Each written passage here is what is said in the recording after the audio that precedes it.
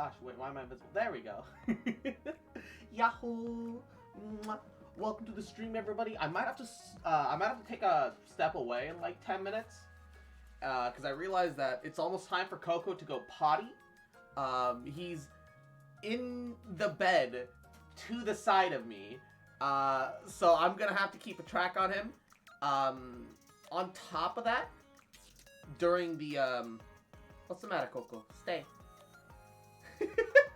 What's the matter, Coco? Stay. During the stream, we're also gonna have just overall, because we're gonna have to do what's the matter, Coco? Come on. You got a potty? You got a potty? Is that what it is, Coco? Coco, smell into the mic. Sniff the mic. Can you guys hear him? I'm gonna... Coco.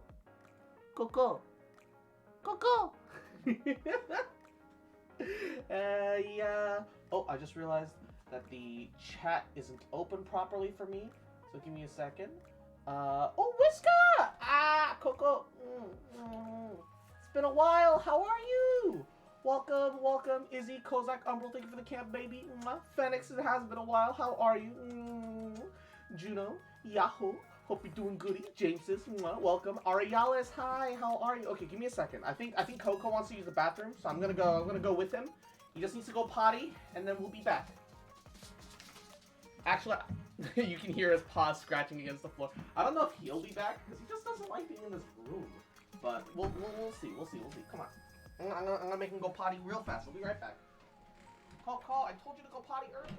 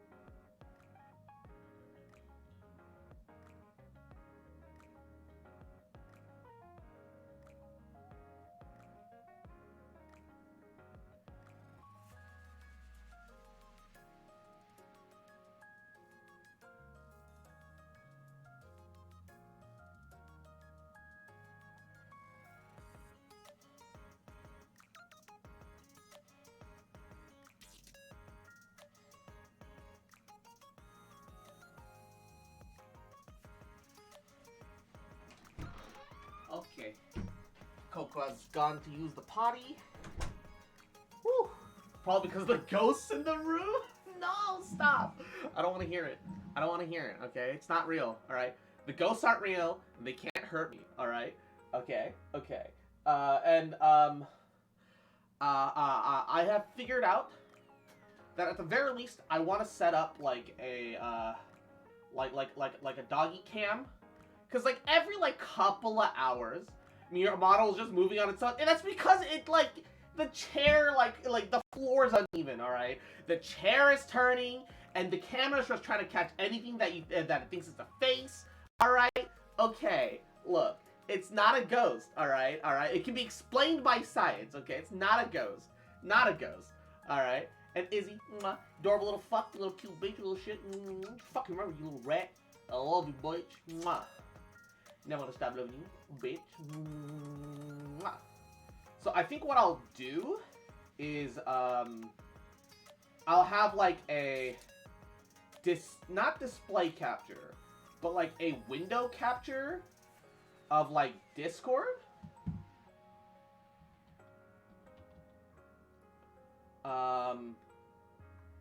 What? Discord? Yeah. And then we'll just figure out how to, because, like, what I can just do is have it be, like, what I can do is we can have it be like a video call, like a video call, and then have it be, whatchamacallit, the Gabagool. We'll have it be a video call. We'll have it be, is that enough? I feel like I should close that more. I'll like connect both of the things. We'll have it do a video call, and then in that video call, I will like, from my phone, right? From my phone, we'll do a video call where I play with Coco for a little bit because I gotta check in on him every couple hours. So it'll be like a good way to like actually do that. So it'll be right, why? We'll just make it work. We'll make it work. Okay. We'll just make it work. All right. All right. It's all there. Boom. And I can just turn the Discord on and off. All right. We got that settled. We'll take care of that. And Equinox, cute bitch, little shit, I miss you, baby. You fucking remember, you little adorable little egg. That I love you, bitch. And they don't stop loving you, bitch. I have finally defeated the hardest minigame in Power Intuition. Oh lord. Alright, let's take care of some Gumption. Let's see. Oh, my lord. We're already Battle Pass 45. My god. Already on 45. Jeebus, we're already on 45. Okay. What do we need to do today? I don't think that I have any specific talents to farm. Power Intuition is a bitch. Don't try to be a fool like me. Oh yeah, I want to complete the full Thieves Den. Oh, completing the full no, honestly, I saw the Thieves Den and I was like, there's so much shit. I'm not doing that. Normally, I am a bit of a completionist, but I saw that and I was like, nah, no thank you. That's a bit much for me. It's gonna be a no from me, Chief. That's a lot. Which is a bit too much. I decided I was good. I wasn't gonna do that. But yeah, we'll do some Genshin, do some Gundam, maybe. Maybe some West Hunt could be cool. I know it's still like fucking Wednesday, I wanna say? It's Wednesday, right? Hell yeah, Gundam and West Hunt? Exactly. We can do a little Gundam, wind down with some West Hunt, or go the other way around. You know? We can figure it out. We can do something. Yeah, it's Wednesday, oh no! Tomorrow's Thursday! The moment I wake up tomorrow, I'm going to have to turn on the squat redeem, and then it's going to be hell. Ah! Oh no! Take your pick. Oh no! Second-rate This is a mistake. Can I take back the stream until New Year's resolution? Can I take that back? Can we like step back a moment and just end stream tonight and like start at like a normal time tomorrow? Can we just run it back? Can we run it back? Don't be a coward, Cross. I am a coward. It's my defining characteristic. The wind rises. It's my defining characteristic. Ah! I don't. Oh no, Aurealis, welcome back. So am I. I took my dog out for pee pee. My pupper has got the pee pee. He got the pee pee poo poo. And then we care about your thighs. Care too much.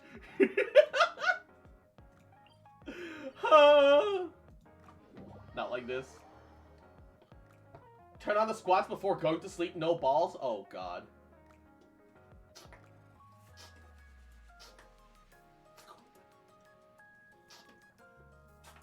Look, if so... Ooh, gosh. If someone pays me, say, $50 so I can get a shit, like, a bucket full of KFC, I will do it. For $50, I'll turn it off before I go to sleep. If anybody wants to stay up and spam it, alright, that's your prerogative, okay? Alright, $50? $50, bet? There are people in chat who have the means. I don't like that statement. I don't like that statement. Looks at savings, Johto. Wait, no, that's supposed to discourage you. Discourage, alright? Discourage you. Okay? It's a dangerous bet to call. I'm in danger. I don't think this is one that you can win, guys. Come on, come on, come on, come on, come on. This is my stream, guys. Let me win it. All right, let me win some. All right, come on, guys. Time to pull together, people. Oh no! I'm in danger. I got $10. Oh my lord. I'm in danger. I'm in danger. Your stream, it's our stream. Truly, truly. I am in danger. I am in danger, my guy. Also, notice redeems. Oh, I'm sorry. Izzy, mwah. Dorm little shit! Cute fucker. Little bitch boy. Little shit boy. Fucking mwah. Diaper monkey. Fucking bitty boy. Just to fucking remember. You little shit. Adorable little fuck. That I fucking love you, bitch. Mwah, mwah, mwah, mwah, mwah. And I ain't never gonna stop loving you. Bitch. Cry louder. Oh, he lived. The wind rises. I didn't think he was gonna live. I just stopped because I was like, oh, yeah, with the animal shred and buff, he's dead. He lived. He lived. Cross making stupidest bets and promises. Hey, all right, hold up, guys, hold up. BRB gonna rob a place. I'm in danger. I shouldn't be in danger in my own stream. This is my safe spot. This is my safe space. My place of comfort. Woo.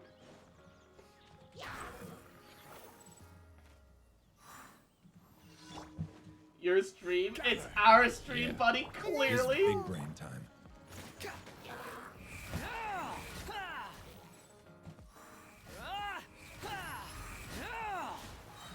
There we go. And then with that, that'll be the last daily. Anyone got 30? Me and Izzy can cover 20? I'm in danger. What made you ever think you were safe in here? The wind rises. Because we're friends? It's cute that the fox thinks he's in charge here. Oi, this is my stream, motherfucker! Oh, also, let me 1 second. I just realized an important thing to do right now is let's test the Discord setup. Give me 1 second. So, I'm just gonna, ooh, that's not what I wanted. We are gonna enter the stream call, and I'm going to test something. Stream chat. So it's in stream chat. The only issue is that, will it pick up my... Okay. So, if I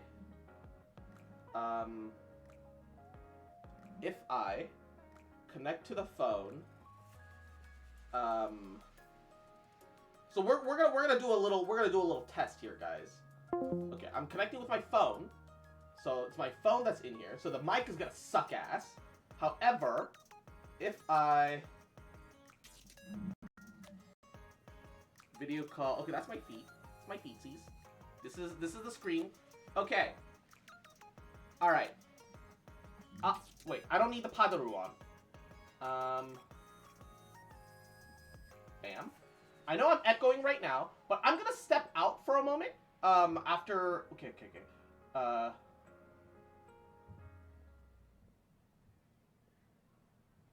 Bring that down. I'm gonna step out for a moment, and you guys are gonna tell me,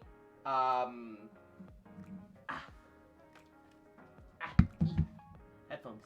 You guys are gonna tell me, I'm gonna make some noise outside, and I'm gonna go pet Coco. I'm gonna go pet Coco. I'll be right back. You guys tell me, if you guys can hear me, or how I sound. All right, I'll just be a minute.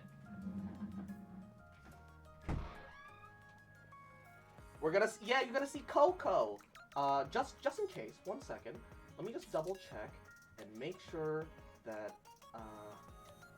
Okay. It's the mic is muted. Let me unmute this stream perspective though. So this is like right outside my place. This is the stream room. I don't know if you guys can hear me. We've got a little door lock here.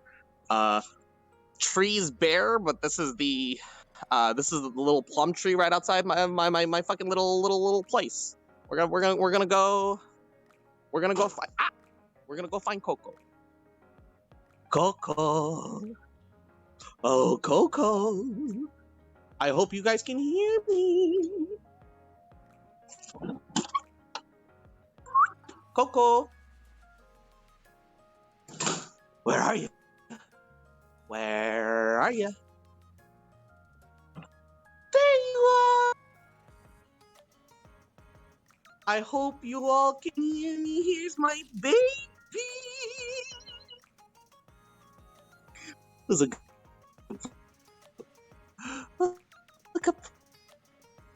at why won't you just chill in the me, buddy?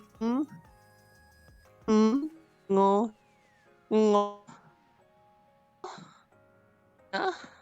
Yeah. Ooh. Yeah. Ooh. He wants to go straight into mommy's lap. Ooh. Who's a good boy? Who's a good boy? Yeah. I can't say. You won't say. All right. That's your fault. Okay. That's your fault. Okay. Huh? You want me to pet you? Yeah.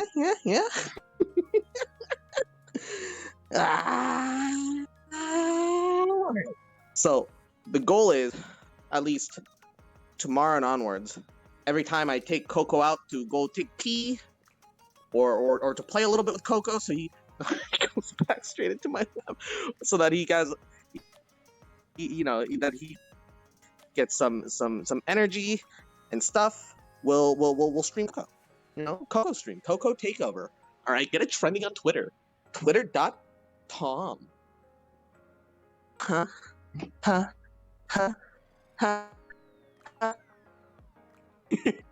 He's like, I don't want to fuck with that no more. All right. You don't want to fuck with that no more. All right. We're going back. We have like a little magnetic screen that never like properly locks in place. So it's supposed to be like, they got magnets here. Magnets, bitch. Science, bitch. Where it's supposed to like close up. It never actually does it properly. Where it's supposed to like close up. And because there's like a little seam that gets mostly closed up, it like prevents any of the big bugs from getting in, and it usually tends to work a little bit. Usually being the key word. All right. God, that is the most unflattering shadow. I got such a dumpy fuck, man. Fuck, why my ass so thick? All right. Okay. So I don't know how much of you guys got to see and hear properly. Whew. Is Cross home alone? Yes. Cross is home alone. Laggy as heck. Cute doggo. Laggy. Gonna be honest, we all knew it was gonna be laggy as fuck. Let's be honest, we all knew it was gonna be laggy as fuck. Where's the Discord section? I turned that off too. There we go. It came out good though? Good. I got to, yeah. We got to see your house 2 frames a second! Oh no. Came out good enough. Well, It is what it is. The Wi-Fi at my house sucks ass. Maybe if I turn off the Wi-Fi and just use the data instead, because I have unlimited, maybe that'll work better. Who knows? More frames than Scarlet and Violet run at? Damn. True. True. So that's what the house on the moon looks like. You know, I do also need to go to GameStop and see if I can get myself a used copy of Scarlet and Violet. Hell, we could even theoretically deal with the super laggy version of me phone streaming via Discord call, and we can get our ass over there. At least your dog can process though, unlike Scarlet and Violet's Pokemon. Zam. On one hand, we really doing Pokemon like that. On the other hand, Pokemon been doing itself like that, right? Cross has been relocated to the shed outside the backyard. Oh, I don't sleep here anymore. I actually sleep inside the house right now, cause it do be winter. Also, it's a bit more convenient right now. But yeah, before I used to anymore. Yeah, because before I used to sleep in this room. And the bed in this room is really comfortable. All right. The bed in this room is really comfortable, okay? I actually like sleeping in this room, but my parents insisted that I sleep in the house. So I'm like, alright, fine, whatever. That room looks tiny as heck. What's wrong with that?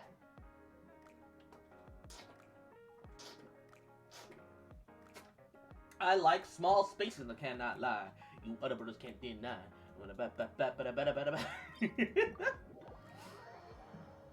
This room is detached from the house? Yes. It is detached. It is like a Harry Potter gaming room. Harry Potter, if like Harry Potter was allowed to be a gamer, alright? I am gamer Harry Potter, okay? I am absolutely gamer Harry Potter, alright? Absolutely, I am the gamer equivalent of Harry Potter, okay? Easy clap. Room very small, yet Fox slept in it. Fox's small confirmed. Zam. Cross doing it to himself? Yes. Stabilize. I will have order. I actually really like the room.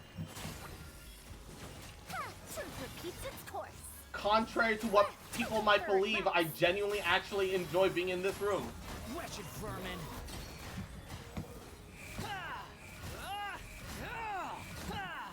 It's I don't know. Smaller spaces suit my personality, alright? I just like it.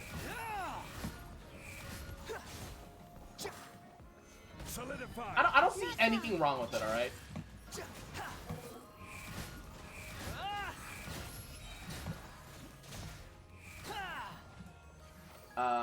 Yeah, I find small spaces comfy, you know? I don't know how or why, but a free-to-play friend of mine has 20k premiums. That just means dude hasn't pulled in, like, forever, alright? That just means that they haven't needed to pull in forever, alright? There's nothing wrong with that. That's good. Proud of them. It's enough for, like... 8k is 50, so that's 50 pulls. So 5 times that is 200. He has 250 pulls. That's impressive. Yes, yeah, 250 pulls as a free to play? Dedication, for real. I mean, I'm at 240. That's very close to that too. Good gravy. Gather. Order guide you. I mean, I try not to pull unless it's for characters that I actually care about. But like, have fun with this gift. I also admit that Cry louder. Behold. the whatchamacallit.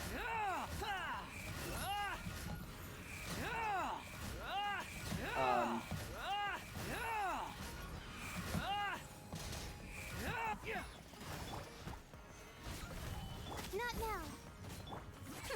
We'll see about that. The wind rises. I don't know what just happened. I also forgot what I'm saying.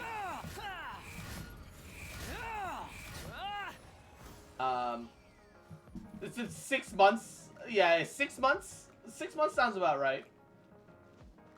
Genshin gives like 50 to 70 pulls per patch in just raw event stuff. Yeah, with like the occasional patch giving like a little bit more. I would say it's closer to 40-50 pretty consistently. It's just that 40-50 can sometimes stretch towards 70 in like the rare occasion. I would say more like 40 to 60, like overall, like realistically. Like, and that's being on the, you know, the 60 side of being the generous upper end for like a normal. I feel like the 70 only happens when like a complete like new region like Sumeru comes out versus whatchamacallit? Versus like actual like not New Year's but the anniversary. Anniversary and a regional patch feels like the only times when like it goes all the way up to 70 for me. At least that's what it feels like.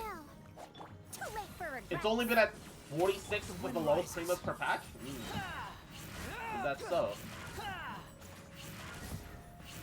Squall and Fury. Somehow feels like, yeah, that sounds about right. That sounds about right. By the time Dea comes out, I'll probably be at 300 pulls. Hey, look. 300 pulls means that, like, if you have guarantee you can get her, and you can probably get the weapon too, alright? That's pretty fucking good, okay? You can probably get Deha and her weapon with 300 pulls.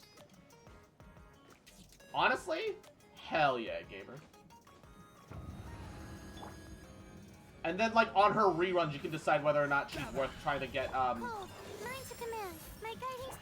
and then on her reruns, you can try and, like, determine whether or not you think it's worth getting consolation, you know?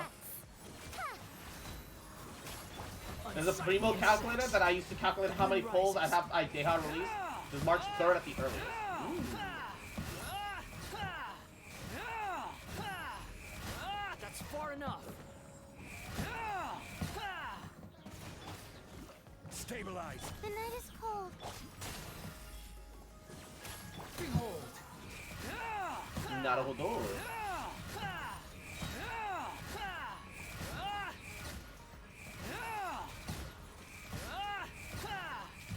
You dare to gaze upon me? Gather. Perish. Dare to mess with me? Squall and Fury.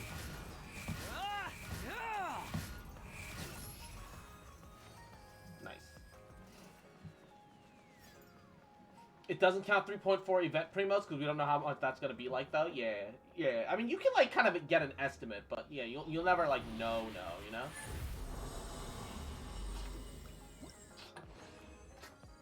I would love the desert map extension. Honestly, the desert map was weirdly way more fun than the jungle map. Like, and as crazy as that sounds, I stand by that. I think they handle the desert better than they handle their jungle. But that's only because the jungle feels too convoluted. You know? It's all the fucking, like, unnecessary ass cave systems in the jungle. Like, you got cave systems in the desert, but those don't outstay their welcome somehow, comparatively. Have fun with this gift. Ha! Too late for regrets. Behold. But I never felt like those outstayed their welcome. But, like, How amusing. Cry louder. oh boy, I love being sniped out of the fucking air. This is order. We'll see about that.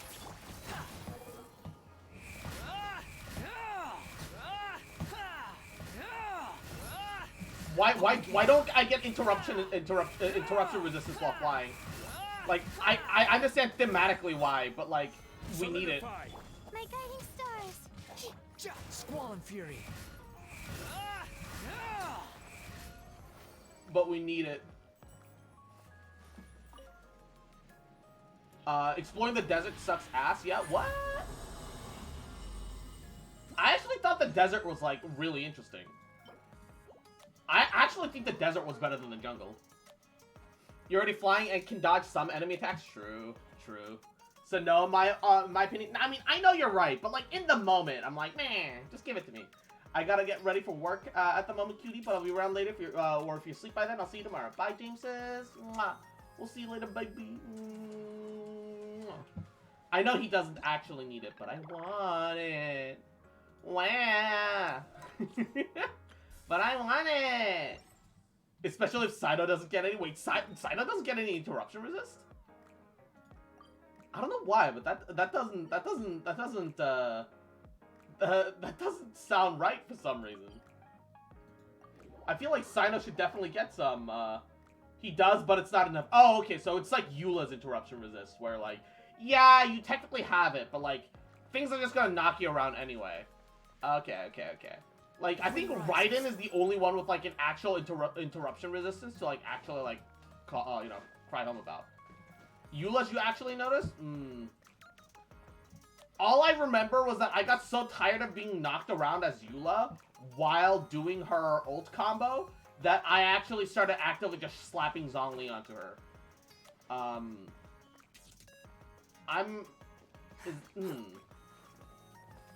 I find it funny that Raiden's rerun banner is right after Scaramucci. No, it makes sense though. It checks out. It checks out. It definitely checks out. I don't think I've ever been knocked around as Eula. I have. Admittedly, it's been a while, but I just remember like getting so fed up that I slapped Zhongli onto the team. That's what I remember because like I don't know. It has to be. We've had every other Archon banner since 3.0. Yes. Yes. You probably have a better Eula than Crosses. I don't think a better Eula or a worse Eula affects your interruption resistance. I think that one's purely based off of just Gabagool. Just off the actual in-game base stat stuff. Sliding couple across the table. Excuse me, Eula being here. The only time I've been smacked around is when I was distracted. I don't know. Maybe I'm just fucking unlucky. Cause like sounds like a skill issue. Absolutely. It might just be a skill issue. Like genuinely. Because that's what it sounded like to me, is that I have skill issue, okay? And got a 690 coins. Nice. I can't fucking escape this curse.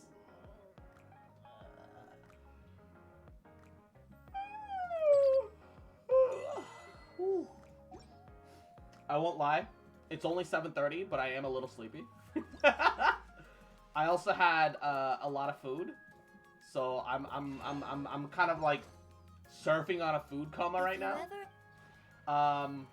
Okay. Kozak and Izzy, and anybody else who has West Hunt. You guys want? Let's play some West Hunt, and then we can move over to some Gundam afterwards. Let's do. If you ever play Persona 5 Royal again, definitely do Tycoon. It's fun. Tycoon.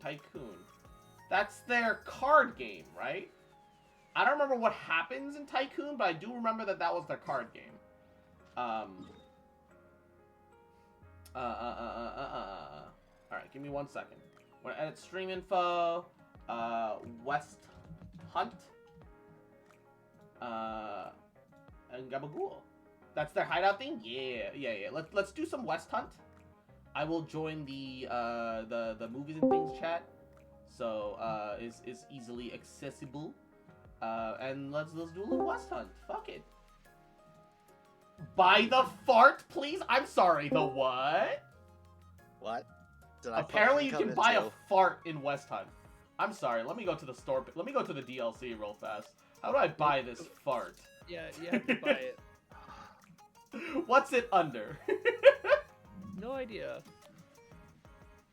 Hey, you should buy it for us all. No, I'm kidding, of course. Summer DLC, exclusive pack 1, Sheriff Skins, Hampton Doberman, feisty winning emote, very threatening title, Halloween DLC, summer pack. I don't think it has Gabagool. I don't hush, don't worry about it. I want it. I want it. I too want it. All right.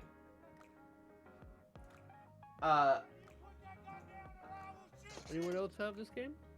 Yeah, if anybody else has West Hunt, tell us. Feel free to join. We can all just fucking play together. Who fucking cares?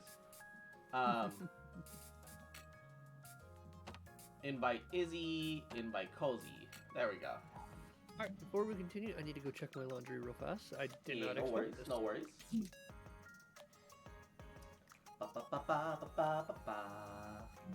I've been hooked onto like that like one kind of dumb idle phone cover shooter game called Nikke, but like genuinely the reasoning for it at this moment is like the music. Like this is their like opening lobby theme. I can't stop fucking listening to this shit. It's just really soothing. I don't know. Like I actually think this mobile game has some of the best like fucking music. Period. It's crazy. I still need to start that game. Yeah. It's not like an amazing game. And definitely don't really spend money on it. Because I wasn't planning on it. I mean, because I'm playing completely free to play. Partially because I literally can't spend money on Google Play Store because they won't let me. Because they got hacked and then they pretty much shifted the blame on me because of fucking bullshit. And so I can't get things cleared up right now. Arknight's music exists though. I haven't played Arknight, so I can't say anything about Arknight's music. Oh yeah, I love Arknight's music. I have heard some of it though, and those are bangers too. Those are bangers too. Widget is 75% off Steam by the I have Widget. If we have enough people that have Widget, we can try to play do like a community like play where like a bunch of us comes together. Like I'm down for it. I'm down for it.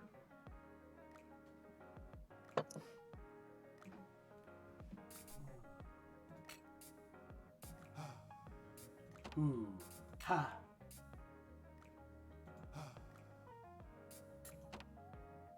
Okay.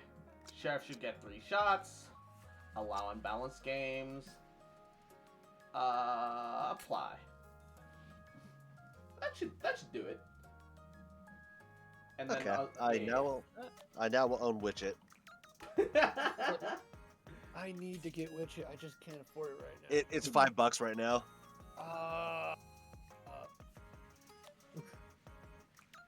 Discord has the music, absolute banger. All right. Let's hear it. Give me 1 second. Why do I have to like alt tab for this? It's weird. Random gaming things. Yup.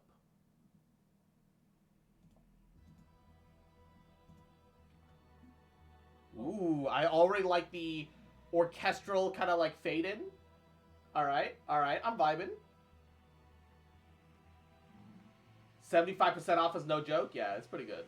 Not sure how far into Persona 5 Royal. I've actually more or less beaten it. I got to the final boss fight, and then I just kind of ended up stopping there because I got the story spoiled to me. So that happened. You should check your Steam, Izzy. Church Damn it, dubstep. Kozak. I love you. Sir Kozak of Wozak. The most say-so of all of us mods, I bow to you. Exactly, I'd say so. Oh my god. If you say so. If you say so, you are say so.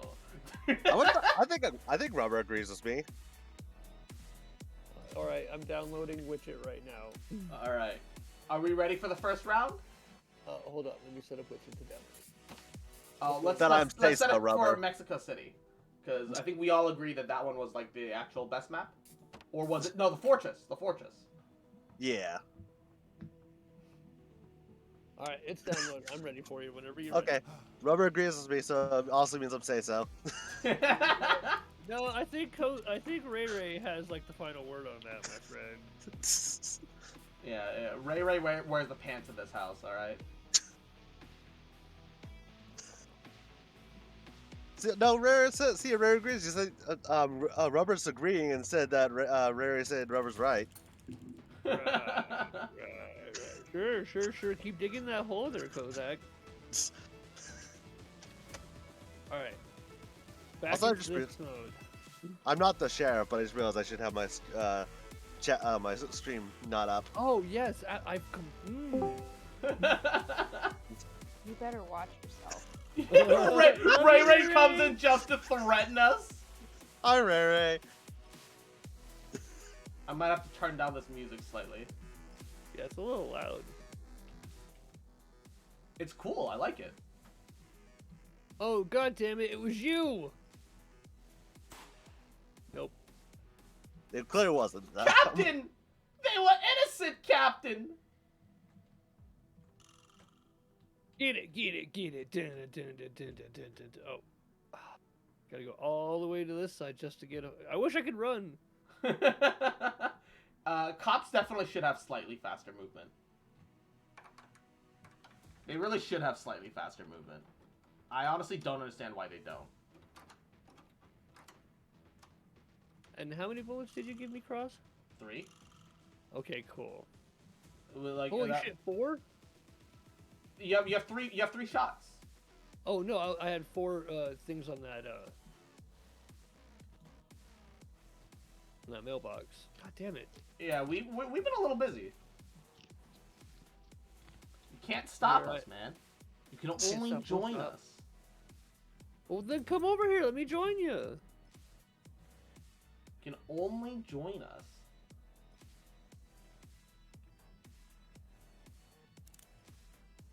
What are you doing? Don't do it, Captain. Don't do it, Captain. Think of the innocents. Damn it. Fuck it. Like, the clues weren't telling me anything. I couldn't fucking figure out which... I didn't even have a hint to, like, which one you guys were. Hold And I'm shift. like- I think shift is your ability. Yes. And mine was transform, so I would have just transformed in public right in front of him, and that's not what I want. War crimes intensifies. All right, who wants to be next cop? Let me do it one more time. Give me one more All chance. right. Which is finished downloading. Same here. Oh, well, does that mean I can stop lagging? Possibly. Yeah, I'm gonna be entirely honest. I'm one of those people that like feels that the what's it called? The shit. Can't remember what I was trying to say. I know it's you, Kozak.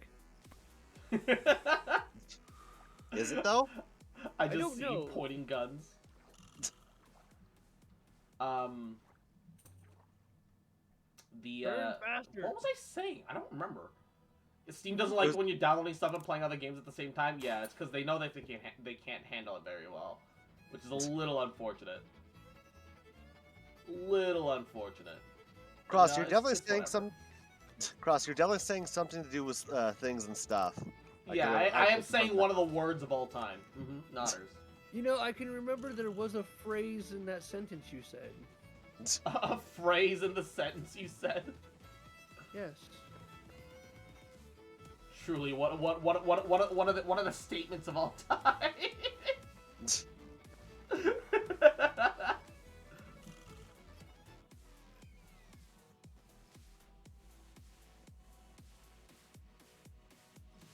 Did you just change in front of me? Maybe I did, maybe I didn't. Oh my god. It like he Oh, turned the around- humanity! All right, come on. He turned around a corner and like as I turned around the corner, there was a puff. Of Oh, smoke that's around why the you side. said hit C for you. You fucking... My character whistled. Oh, that's what that does. That's... Don't like that. I Okay, Izzy. literally whistled right as you shot that. Izzy, I have to say, I had to hold back laughter there. I did transform there. You just shot the wrong person. Damn it! he did see it, but he fucked up and like couldn't track it. Not Damn like you, this. Kozak! Damn you, Kozak of Wozak! You can buy a fart in the shop. You can fart over the entire map. All right, hold up. Emotes. I swear to God, if you do that to me, hold on. I'm going to shoot you in the gut and leave you to bleed out instead of just executing you. It's in taunts, I think.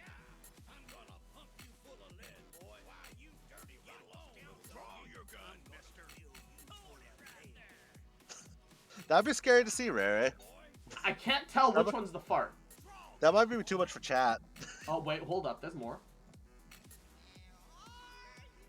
No, none of them sound right. Oh, maybe it's a whistle. Maybe it's a whistle. Maybe the whistle's a fart instead. There we go. Buy fart 99 cents. Yeah, fuck it. Sure, I'll do it. I accidentally left the party. I hit the wrong button there. No worries. No worries. Why is $5 the minimum Steam Wallet fun level? It's fucking dumb. I just want to buy the $1 thing. Yeah, it's annoying. Why is it telling me to install Steam? You don't have enough Steam. SY what? Oh wait, what the fuck? Oh, I hit the wrong. I hit the wrong button. I didn't have it on. I hit the wrong button. Oh no, you guys got to see the wacky last 4 digits of my credit card number. the one that everybody gets to see anyways, and it's like actually the least important part. You guys, oh no. It's not that impressive. I already know Cross's credit card number. Now give us the 3 numbers on the back. All right. Let me get right on that. Let me get right on that. Invite Kozak, invite Izzy. Did it show anything too dangerous or safe? Yeah. Now remember, the wild, wacky numbers on the back is 69. All right. Nice. It would be weird. Also, yeah, I bet your credit card's just all 69s all the way across. Oh, No. now I got extreme. What the fuck, Kozak? No. Wait, hold on. I know your fucking credit card number right now. It's 420. Blaze it. 69. 69. 69. Yeah, exactly. All right, so I'm buying me new sneakers right now. Let's go. Yeah. Like, it really do be like that. Hiya. All right. Just waiting on Kozak to enter the party. I'm in the party. It says Izzy's the one in the party. It says I'm in the party with you, at least. I don't see Izzy, though. It says Izzy for me. Like, if you look... I don't see Kozak. Okay, you know what? I just invited Kozak again. I don't know. I didn't get an invite there. Maybe I'll leave the party then, and then, Yeah, let me just remove everyone. No! Oh. Yeah, let me like full clear out the party. And then now it's... How do I leave the... I don't know, because it still says... Okay, hold up. I'm gonna reboot this game. I'm gonna reboot the game, because clearly that's what we have to do. What else are we gonna do at this point? Wish it anybody? Jump straight to Witch-It. Jump around now, jump around now. Okay. My friends list is empty for some reason. I'm not on yet. I don't know if I fucked something up. If I broke something. I don't know what's happening. I'll shoot you. What's going on? I only have Izzy on my friends list. Steam down? Is it maybe Steam's just being fucky? I do not have anyone on my friends list. Yeah, maybe. I think Steam's being fucky. I mean, Steam looks fine to me, like normal Steam. No, yeah, maybe, but I think it might be being fucky. I guess, like, okay, let me reboot one more time. If you guys don't show up, we'll just do Gundam. Who cares? Sometimes it just really do be like that. And we can come back to this later. Yeah, when it's hopefully we can come back. Yeah. I don't know. Once we quit out, I think it's done forever. Once you quit in the game, you quit in real life. And to add y'all to my friends list so I can play Witch-It with y'all if you're happy? Yeah. Sounds good. You could try restarting Steam too. That sounds like a pain. Okay, yeah. It's not showing up. Let's just change over to Gundam instead. Okay. It is what it is. It is what it is. Oh, wait. Started typing on the wrong keyboard. This is part of my confusing scenario, is that I have two keyboards right now. Because one keyboard is for the actual gaming, the other's for the stream side, so it gets real confusing at times. I have a party to go to today. It's 7 a.m. and I still haven't slept. Oh no, Inda. Hey, You poor thing. Hi, Indom. I feel your pain. I'm still fucking sleepy right now. I've been sleepy all fucking day. I want to go back on keto. I just haven't had the moment that like I can comfortably like start it back up. So I'm just like so constantly low energy. Just get some adrenaline shots. That'll do it. Yeah. Let me just go buy a monster right now. No, just like this. I'll stream it 2 FPS from my phone. No, just get like Walk to the the store. just get the straight up adrenaline shots that they have in Left 4 Dead 2. 2 FPS. Cross goes to the store and buys an energy drink to stream. I'm doing good, Indom. I hope you're doing well. All right, Same give me here. something good out of the It's all white. It's all a piece of garbage. Hiya. Literally got nothing. Yay. I love getting nothing.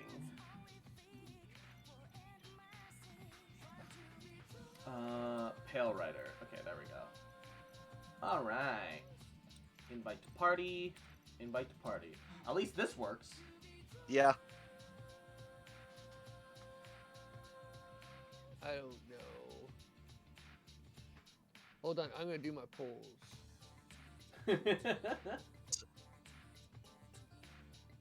I got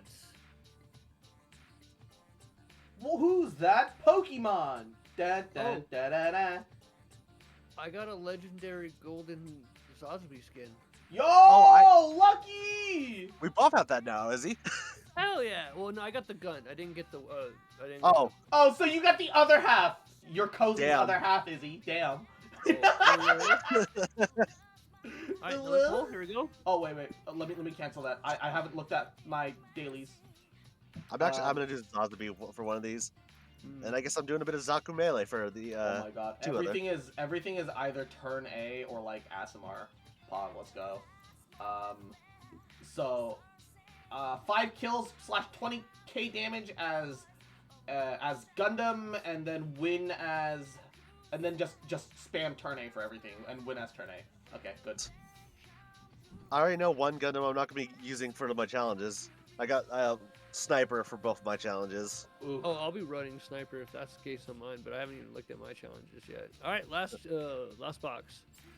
Oh. Oh, This I is don't a even get to find it. domination mission.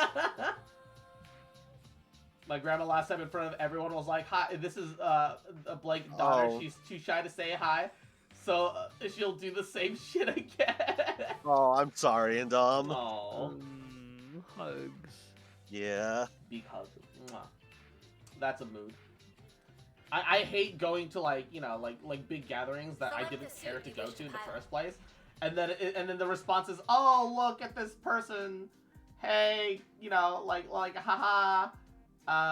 It wouldn't it be great to like be forced to like interact a bunch with them despite the fact you don't fucking know shit about them? Wouldn't you love that?" And I'm like, "No, I really wouldn't." And they're like, "Here you go," and I'm like, "Please, guys, Here I you don't go. even want this."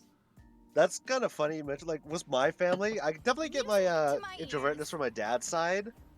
Because there's like a party, Your goal is to like, capture one the of my target waypoints. uncles was Yeah, if throwing. you look at Kozak, Enemy attack imminent. that's the gold skin All that hands you to have the gun battle for. stations. Hostiles incoming. Look But, at that. Ready to intercept everyone? It's almost Yeah. My, time. Oh yeah, Everybody you're saying that? my dad has 2 brothers, and one of them was throwing a party. He's like that one was the most social of them. During that party, literally me, my other uncle, my dad were just kind of in the corner and not trying to be in the middle of anything. The enemy has begun their Alright, assault. we gotta take C point. We gotta take C point. We gotta take C Get out point. there and Yeah, do some yeah, damage. yeah. Hit 'em hard and And like, no, I see what you're saying. Like, that Combat is in a cool progress. skin for Deploy Sasbi, at and I once. kind of wish I had like that and the gun. Gonna But like, it's reload. kind of cool to have both, or the gun at least. Yeah. Alright. Currently, 2 of us are on C. We're fighting a couple. Oh, we're fighting 3 of them on C. These guys are asking for it. Suit's in pretty rough shape. Can anyone help me out? Roger that. Let's swing by and revive him. I hope it goes well for you, Indom. Yeah, same. Objective contested. Gonna reload. There's so fucking many of them. They're asking for it. Yeah, I got a lot of damage on the field, but I'm so low on health. They got me good. Area contested. Sorry, folks. Ah, I finally died. Got me. Let me help you out. That's a hostile flyer. I got one of them. I got one of them down. They're getting picked up. It doesn't matter. User over here. Objective contested. Okay. Okay, time our for teammates revenge. are a Fight little for dumb. control of the target area. I haven't died yet, but I've watched two of enemy those forces idiots die have in the front of me. advantage. Like I said, yeah, teammates a little dumb. Sometimes really do be like that. What's up, Cross? Try and wrap up from behind. How about this? Fight for control We of might the have to target just area. hold the second place down Target because like we're changed not to taking. objective A. Oh, Barbados just came and chased Sorry, me. folks. Ah! They got me.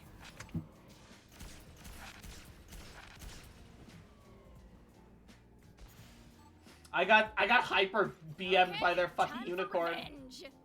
Enemy G maneuver. Watch yourselves.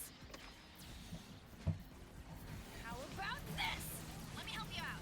Hostile brawler sighted. How's he still alive? Area There we go. contested. An ally's mobile suit has been destroyed. Area contested.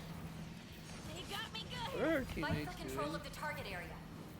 All right, girl. Never forget. I was the best. Nice. We've captured objective A. Watch out! There's a flyer nearby. My All right, I need to do It's an area attack. like Enemy long range attack. 15k more damage Area contested. plus. Damn it. Got a hostile nearby. They got me good. Oh, he's so low. He's so low. Sorry, folks. What the? Oh, he They got barely me. clipped me. Looks like this guy's got a shield. I do the same, Ray Fight Ray. for control of the target area.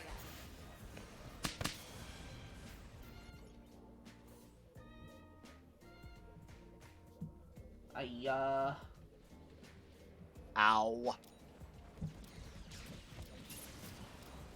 Got him. 3 minutes remaining. Target changed to objective B. Gonna reload. Found them. So they're gonna push up to B point.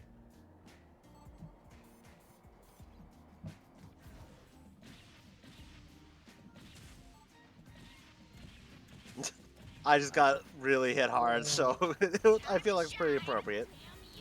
And I'm getting bullied here by Barbados. Oh, I was just saying Oh, out the 'cause gym? in the game, I basically just turned a corner and I just got annihilated by multiple things at once. Captured objective B. Awesome. The area's ours. Area contested. Whoa, nice. I feel like I They have already target broke area. my shield. Shoot, they know where we are. There we go. You okay in there? Area contested. Fuck you, unicorn. Guys, how about this? I'm healing. Okay. Health zone control. Enemy flying unit sighted. Fight for control of the target area. That's 4 units down. Barbados is so He's low. gonna get Mark picked our up. Position. G maneuvers ready. Knocked that flyer right out of the sky. They got me good. Hoping for another round. Damn it. Too bad. Enemy G maneuver. All right, girl. Sorry, folks. Dead.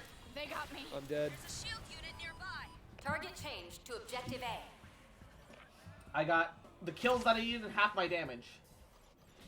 Ah, their fucking unicorn is like Allied actually unit decent. down. He's not like really good or anything, but like his teammates like are actually like covering really well for him. Nasty looking brawler on their side. Yeah, they are. Looks like that bad guy's never Oh forget. fuck! I was the best. And I'm dead. Come, Kozak. Oh, I tried. Yeah, I get it. 1 minute remaining.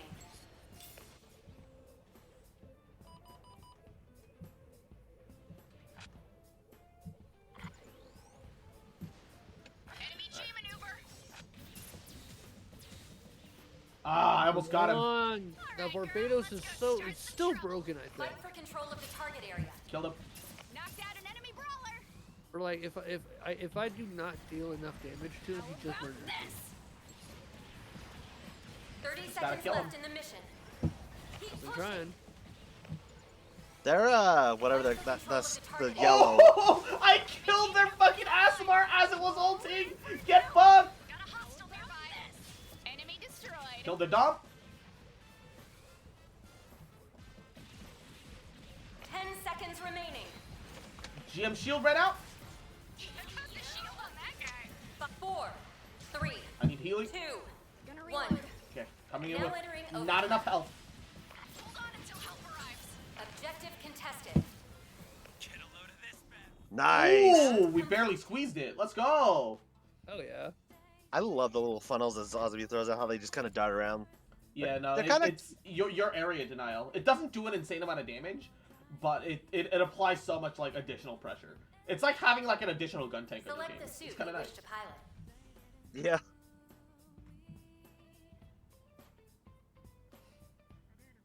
Ba, ba, ba, ba, ba, ba. I need to at least load in as turn A, and then I'm gonna swap over until I get 20k damage, and then swap back to turn A again. No. Once you load into turn A, you gotta stay turn A. It's the rules. Nah. I'm maximizing my All dailies, clear. all right. Select the suit you wish to pilot. Maximum We're nut dropping you pack. back in now. Okay. Let's get out there. Okay, I'm gonna throw the match now because you both said that. Alright, I guess I'm just Didn't gonna know have to this be song a had carry. lyrics. Some of the songs do have lyrics, surprisingly. We gotta go for Let's attack C. this area. Let's attack this area. I'm so bummed they took out all chat.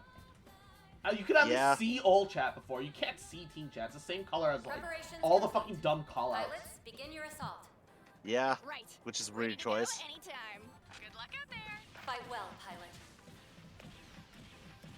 All right. Oh, They're definitely they're on all one. hard rushing C. They're all hard rushing C. Our Barbados is gonna get a little caught out, maybe. I got the shield on that guy.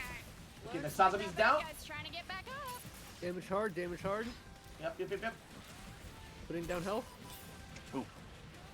Objective contested. Area God, that contested. needs to last just a little bit longer. The health used to Objective contested. heal more too. Anyone out there? They nerfed it because it needed. Objective Oh no, he got the res! Oh, I pushed too hard. God, our melee Zaku is a coward and also isn't effective. Okay, time for Damn it! revenge. I took out their unicorn though. Good shit. We're on our way. He's Yeah. probably gonna get rezzed. No, I Bye-bye. took him out. Oh yeah. You executed The him. enemy Yeah, forces took him off the have map. the advantage. Oh, I heard wow. like someone did the range. Someone did like a range heal, and I just shot him repeatedly with the shotgun until he stopped existing. Kiss this shield goodbye. Objective contested. Got a hostile nearby. Fight for control of the target area. Target change to objective A. Their healer's I- low, their healer's low. Yeah. Took down the unicorn. Pumping in with health. Providing support. Backup's always welcome. Yeah, thank you. All right. Can I bully that Sazabi? Let's see. Yes! No, I hyper hammered him from behind, but no one killed him. I got the Zazabi. I got shotgun or Objective something, contested. like really hard. Target lock. Objective contested. Can't take much more. Area contested. Oh no! Sorry, folks. They got me. Objective contested. Shit. Guys. Oh, I'm dead. Enemy fire incoming. Okay, time for revenge. All right. I won't let that happen again. Gotta make sure they don't take it back. The enemy's attacking from Ah, nice try, Gundam. Watch I yourself. destroyed your fucking ult with my hyper hammer, baby. Can't take much. Sorry. Oh folks. no, They the got me. dom! Oh, he blew himself up! Anyone out there? I need a boost. Oh, sorry, I didn't see you. How do you blew him. Oh, did he like fire a missile point Yeah, blank? Oh. he tried to like finish me, but then he was like right next to me as he was trying to finish me. So Target changed to objective C. Hostile unit down. Oh, good shot, guys. okay, took that unicorn out. I wonder if I can Shoot, Going to they know see? where we help are. him execute. Knock Yeah, that there flyer we go. right out of the sky. Yeah, Yeah, they're I'm probably gonna all see. on C. Yeah. So we're gonna have to like hard push in. I have my ult, so I'll push on my ult. Got a tough and tanky shield user over here. I'm on Area point. contested. I got flanked. Oh! Sorry, folks. Where did that Sazami come from right next to me? Ooh, you got just domed there with the shot. Fight on point, fight on point. Let me help you out. If you fight, be on point. Ooh, they are gonna pay for that. Damn it, I threw that too early. Okay, wait. I'm close to my ult, but Select the suit you wish to pilot. fuck it. I got more than the damage that I needed, so I should switch. Heading out. There's Asmar. You're so happy laughing at each other then dying every 2 minutes? Yep, welcome to FPSs. Fight for control You of get the target super area. excited that you did something cracked and then immediately get your ass cracked instead. Awesome. The area's ours. Objective contested. Come on, I got that pickup too. Oh, it was sick. Enemy flying sighted. Really, Fight for Barbados? control of the target area. He let an Asimar get behind me and shoot me. Then he basically gave up on chasing Asimar and backed into a corner Can't take again. much more. Sorry, How folks. was I alive for that long with Target 11 health? changed to objective B. Right? The good thing is that we denied their capture. Let's So- wait for Cross, Dizzy. Flyer spotted. Yeah. Dude, I've been killing it this They're match. I've gonna just pay been like for that. fucking having no backup because we just keep getting killed. I love watching you die. It's so fucking funny. Respectfully. Damn it, Dom. Zam. Wow. Let's strike this area. Got it. Get the fuck out of here, you shitty turret. Watch yourselves. 1 minute remaining. Okay, their Can't unicorn is take dead. much more. Got the Hold on unicorn. until help arrives. Oh, fire got me. Fight for control of the target area. If you can come get me, I'm alive. Caught these Ah. two mid-revive. Their Dom Battle has get, turned in our got enemy's revived. favor. Hoping for another round, huh? Too bad. The enemy's using an area attack. Better fall back. I tried to blow it up. I couldn't. Hostile sighted. Sorry, folks. Oh no! They got me. 30 seconds left in the mission. Thanks, Iz. Keep Yep, pushing. I got you, baby. They've got a lock on our position. Fight for control of the target area. I got you. No worries, Cozy. Shield user over here. He landed right between you and me, and I'm like, nah. Reload. Hey, yo, you got a nice waist there, bud. Remaining. Got a nice, sexy little waist there, bud. Pretty rough. Alrighty then. Anyone help me Oh, out? I tried. Oh, 3, fuck. 1. Now entering overtime. Area We just need to contested. hold the point for as long as possible. Area contested. Oh no. Nope, they got it. They wiped us. Oh no, I almost have my Round ult. complete. Oh, no, GG on them. They wiped us on that. Yeah. Though. It is what it is. Fucking Earthnoids. Goddamn Earthnoids. We'll get you next time, Earthnoids. Select the suit you wish to pilot. Sounds like we're saying Earth nerds. Earth nerds. You and your fucking algebra books and oxygen. Fuck Imagine you. not being in space, nerd. Imagine not being a billionaire and being able to go to space, nerd. Wow, I'm Bitch, hurting y'all- myself, IRL. All right, after this match, I'm gonna go check up on the puppers Music real to my fast. ears. Also, I appreciate that, Dom. You're doing fine, Hey. pilot. Keep it up. Let's do this. And you Now don't have to I want worry the about it, candy Cross. And they aren't halal. Fuck you. What candy? Which candy? Ba ba ba ba ba ba ba ba ba ba ba ba ba ba ba ba. The nerds candy. Have you never had them? Oh, I The forgot enemy they has existed. begun their Yeah, yeah, yeah. I like those. Okay. Yeah, they're pretty good. Scramble time. Yeah. I remember really enjoying specifically the nerds candy roast. Show us your best work. Oh, that was always good. Oh yeah. That was always like my favorite.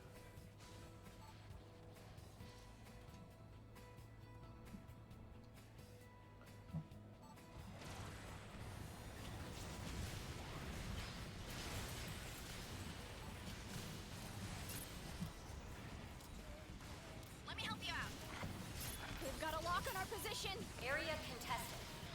Enemy flying unit sighted. Area contested. Awesome. The area's ours. Good shit, Okay, good we shit, got good C shit. point. Yeah, there we go.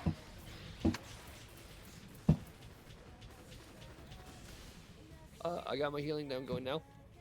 Cool. Here. All right, all right, all right. Here. We already have a huge advantage from having C point. This is good. This is good. This is good.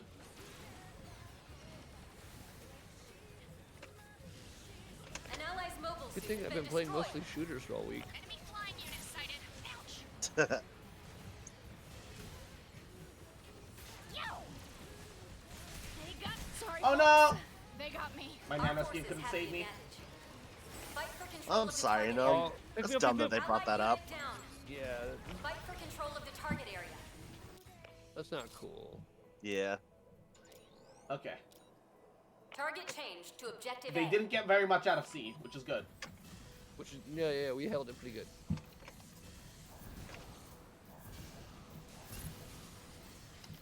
Oh, they have upper cover. Get fucked, Parsi Betos. Enemy They have destroyed. overcover. Careful. An ally's mobile Oh, they have a suit lot has of been overcarrying. destroyed. Enemy target lock. Hostile flyer spotted. That's a hostile flyer. Capturing objective A. Where'd that fucking We've unicorn captured go? Objective A. Little rat. Area contested. Time to settle this. Ouch. Gonna reload. Thumbs down. Objective Oh, contested. Barbados on our side. Right here. Careful of the flank. Yeah, he's by our new Gundam. He got him. Area contested. Yeah, because our new Ah. gun doesn't pay attention. Activated their T maneuver. Watch yourselves. Ouch. Yo. I can't take much more. Never. No! I was. I contested point for like way longer than I had any right to. Fuck you, Barbados. Objective contested. Okay. Time for revenge. Fuck you, Turn A, and your stupid flip. You look like a shitty fucking piece of crap, also. T maneuvers ready. He is kind of a shitty piece of crap. That's the thing. You right? Got a lock on our position. Got a hostile nearby. Awesome. The area's ours. Area contested. Target changed to objective C. All right, girl. Let's go start some trouble. There we go. Thank you, darling. Why'd they nerf fucking Pale Riders so much? They did, but they didn't really. They Well, tweaked I- a lot of his numbers, and most of them were nerfs, but overall, he didn't really get very big changes. Well, like I feel like his damage is substantial enough to actually like fight, which is fine. Yeah. But like, He's always been pretty substantial enough to fight. Awesome. Right, The but, area's like, ours. some of his secondaries he has just doesn't feel like they do enough. Area attack. Objective contested. Like that EMP thing Got he a has lock on our just is position. useless. Knock that That's a slow. That's not a offensive move. It's a zoning Well, one. I understand that, but like it Alright, girl, doesn't let's really go slow him start that some much, and not only that, but like it takes forever Enemy to target refill. lock. 7 kills confirmed. You're unstoppable. The enemy's activated their T maneuver. They've got a lock on our position. Watch yourselves. Can't take much more. Never forget. No! I was. I was doing so well, Joku. Yahoo! How you doing, Objective Pete? contested. Welcome, welcome. Where the fuck is Yeah. our team? I don't know. I got focus fire the second I went on there, so I died immediately. Yeah. Uh, All right. We need to take B point, Target and then we need to changed hold to it. objective B. We still have the lead from the initial C, Cap. Yeah. Damn it, I threw that too early again. T maneuver activated. There we go. Hostile brawler sighted. pick me up. Shoot, they know where we are. Oh, no, I you're can't. fighting, never mind. There's so much fighting going on right now. Yeah. No. Like I said, you're fighting. Shot me in the butt. Right. Once I turned around and I saw that shit, I was I like, need oh. help. 1 minute remaining. Fight for control of the target area. Objective contested. My suit's busted. Help me out. I lowered the Barbados really low. I can't take much. Never. Ah, fuck. I was so focused on the Barbados. Where are our teammates? Oh my Dead, god. I guess. I'm right here, but I'm here by myself. Yeah. Fucking mood. Izzy tried to save me, but then they shot me dead, and then I think Kobe we is control of 30 welcome. seconds How you left in the doing, mission. Kitty? cross Take this slamming his round, we win. mouse into the desk. Put a bow Yes. on this one, 'cause it's all wrapped up. Area contested. No last minute screw They're ups. asking for it. Nice and easy. Sorry, folks. They got me. I Enemy long-range attempted. attack. Dude, their unicorn is like Oh. actually like 10 the seconds unicorn's remaining. only good when he's ulting, Area but like contested. fuck, that's enough. Okay, Right. time for revenge. Trinity is so 4, stupid 3, and overtuned piece of 1. garbage. Now Only entering his ult is overtime. fucking dumb. They just couldn't I mean, get that enough grab of is me. so inconsistent. Like Oh. sometimes they can do. Oh Like no, the- no, like Defeat. when you get the grab itself is really Oh, great. man. But the grab is so inconsistent. Yeah. Yeah. Because you'll see, like, I'll grab and I will dash through people sometimes. And I'm like, Well, bruh, there if I it is. dash through them, doesn't mean that I should grab them. But no, it's like, fuck you. And I'm like, oh, okay, well, thanks. Thanks, game. Also, I've clearly dodged it and I've still gotten grabbed, so that's just anyone that plays it just a bitch that can't actually play like an actually tuned. I think character. the grab is actually not weirdly client side. So sometimes you'll get the grab despite because everything is like actually server side in this game. The problem is sometimes that leads to like the incongruity of like, oh, I clearly dodged that, but the server got the message timing saying, well, this thing happened at this moment at this location. This thing happened at this moment at this location. What should have happened on the server is that they should have grabbed you. What happened on your side is because slight delay is that you dodge, and that's just the inevitability of FPSs. However, fuck, sucks ass. Yeah. Right? Also, By the it's just way- it looks stupid in general. Yeah. The move looks so dumb. No, Oh, the mech right. in general looks dumb. Oh yeah, that too. That too. Fucking imperial mustache looking ass. Can I at least get a blue or a purple? Why is it all white? I don't understand. I got 2 tickets for the battle pass. It was all dog shit.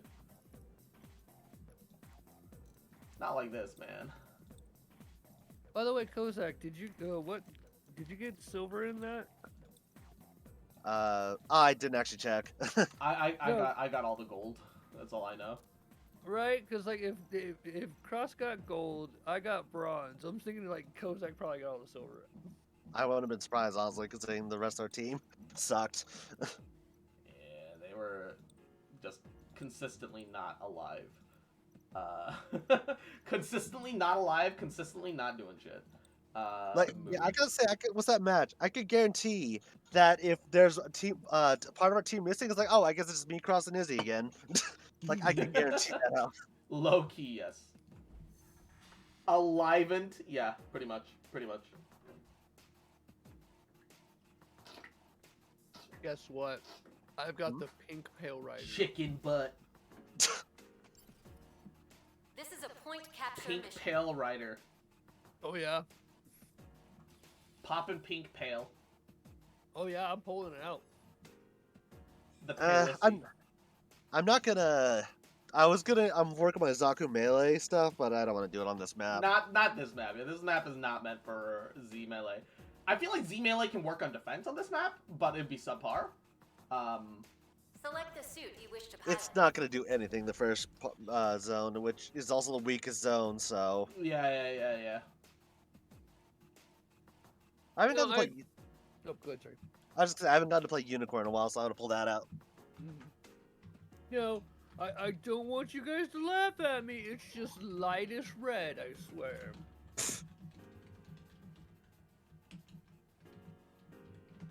All clear. Heading out.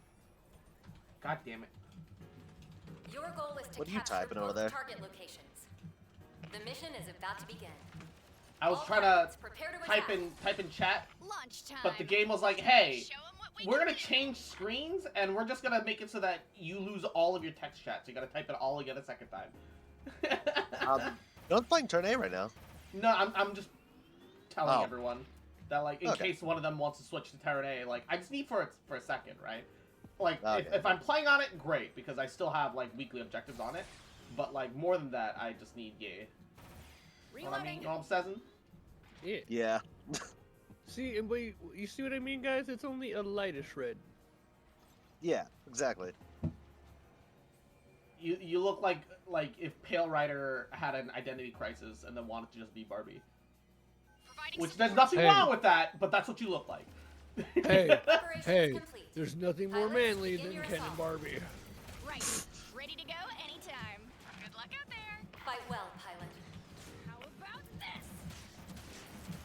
Ooh, sniper really wanted my ass. Sighted. Flyer sighted. Hostile sighted. Ow. Damn you! Enemy unit sighted. Knocked that flyer right out of the sky. Enemy sniper. Okay, sniper down. Enemy destroyed. Yep. Push, Nope, push, right, push. Cycross. Let me help you out.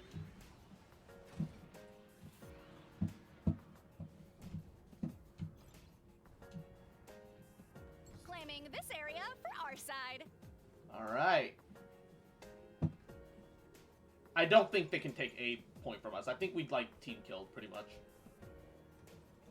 3 minutes remaining. Things are going well. All troops, press the advantage.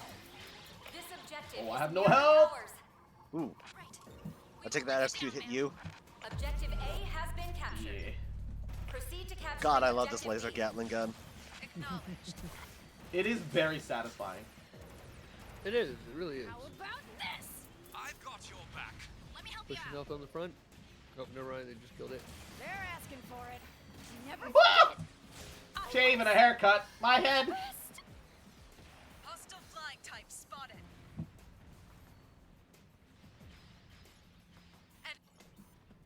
Ooh, they are gonna pay for that. Up, try to get that person. Yep. Same, Oh, is he but- behind you? Got a lock on our Oh, never position. mind. The sniper's being a little bitch and just Oh, camping in I that didn't- corner. Yeah, my bad. Not your fault. There's no way you're gonna get me. Oh no! I almost had the gun tank there. He got a really smart rush in on me there. Enemy flying unit inbound. Tried to make some Oh. plays. Oh, they're all there. I Okay, didn't realize time they were for all there. revenge. I do have my ult though. I'll be pushing back in a second. Have a good night, and You have a good Night night and, Get plenty of sleep, Not baby. good. Enemy recon G maneuver. Looks Like they field. know our position. Providing support. Here comes an area attack. Oh, crap. Wow, we wow, gotta wow, skedaddle. They're That corner is asking for rough. Destroy their minefield. Reloading. Can't. Sorry, folks. Ah. They got me. Oh, that's right. They had sniper vision. I probably shouldn't have played it that dumb. Allied I am unit quietly collect points. Ooh, they're gonna pay for that. Activating G maneuver.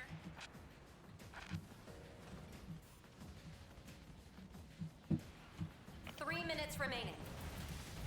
Ow. Time to shine. Ah. Bastard. Shoot, they know where we are. I'm on the point, Claiming this area. for Okay. our which means side. I'm gonna force them back. So get the push in. Yep, pulling in. Ouch. Claiming this area for our Oh, they side. pushed me off the edge. That was actually a Watch pretty smart yourselves. play. I'm not even gonna lie. Never Oh no! I almost had the new. Okay. You guys should have been able to push up a little bit with that though. Yeah, we broke the stalemate at least. Yeah, and I'm coming in. I almost have my ult too. Objective contested. Cause like I'm pushing on your side. Okay. Here it comes. Enemy G maneuver. They've got a lock on our Hey, my position. flamethrower worked Control out. the target Oop, area. I got you. Fight for control of the target area. Woo! Enemy G maneuver. Cozy All wozy. patched up. They shot me in the butt. The gun tank ult. It didn't do Okay, shit, okay, so okay. get fucked, gun tank. You're garbage. Fight for control I of the got you. I mean, dude. yeah, that's why I love him. But yes, agreed. Well, I'm not saying the gun tank's garbage, I'm just saying the player's garbage because Oh. they're filthy Control random. of the target How No, many the gun times- the gun tank Things unit are is going garbage. well. All troops You were right the press first time. advantage. No. How many times have we just picked you up, Objective Kozak? contested. A lot, because they don't like me, I Almost think. completed the mission. Yeah, No, it's been all- awesome. Objective contested. It's like, oh yeah, It works for us, but like, Objective contested. right? Thanks. Damn you. let's go! Oh yeah, that was a fucking beautiful push. Yeah. Kozak, we brought you back to life 4 times. Love And you it- too, and Tom. We love you in dumb big boy. Love you and mwah. That was sure something. Also, moi. Select the suit you wish to pilot.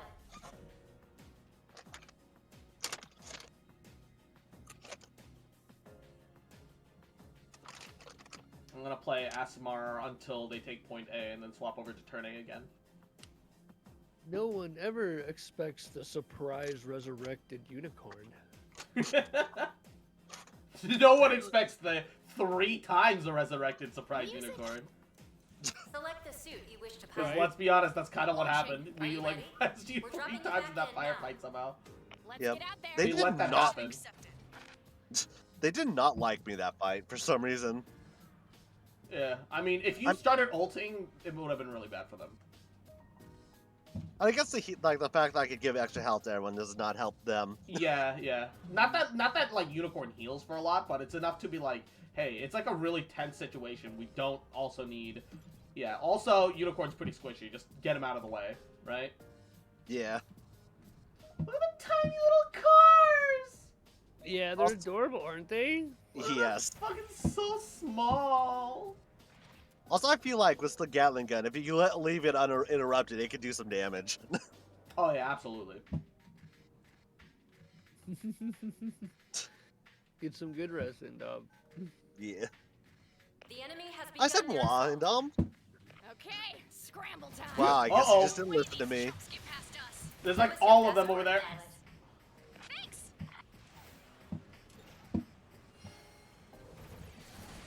Okay. How about this? I've got your They're back. asking for it. Enemy flying Oh, in. I'm dead. Sorry, Oh. folks. They got me. Don't let them Okay. resurrect us, Akumele! Okay, okay, okay. Good. Wait. Ah, good attempt.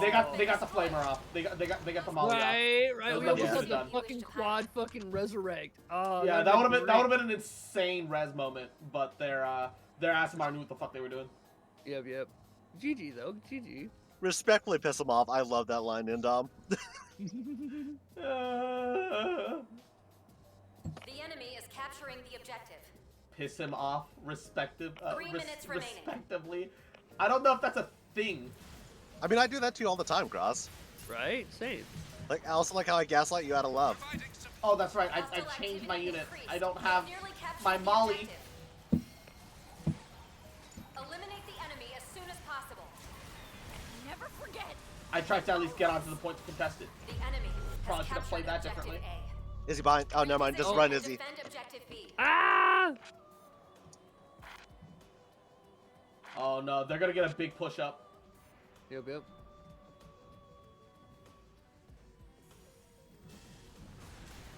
Sorry, folks. Boom! They got me.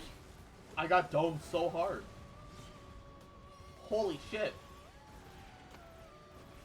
My head just fucking evaporated. Enemy I don't unit has a shield. respectfully piss Cross off ever, I don't think. I don't know if I have We're the gonna pay for ability. that. Zam. I just Oh wanna my jump up. god, can I not get instantly domed? Fuck, dude. The enemy is They're on the capturing point. the objective. Area contested. Objective contested. Okay, time for revenge. We're just gonna hold them off for Area 4 minutes. We contested. can do that. The enemy is capturing the objective. Won't let that happen Shit. again. Stop lying around, lazy bones. Enemy unit sighted.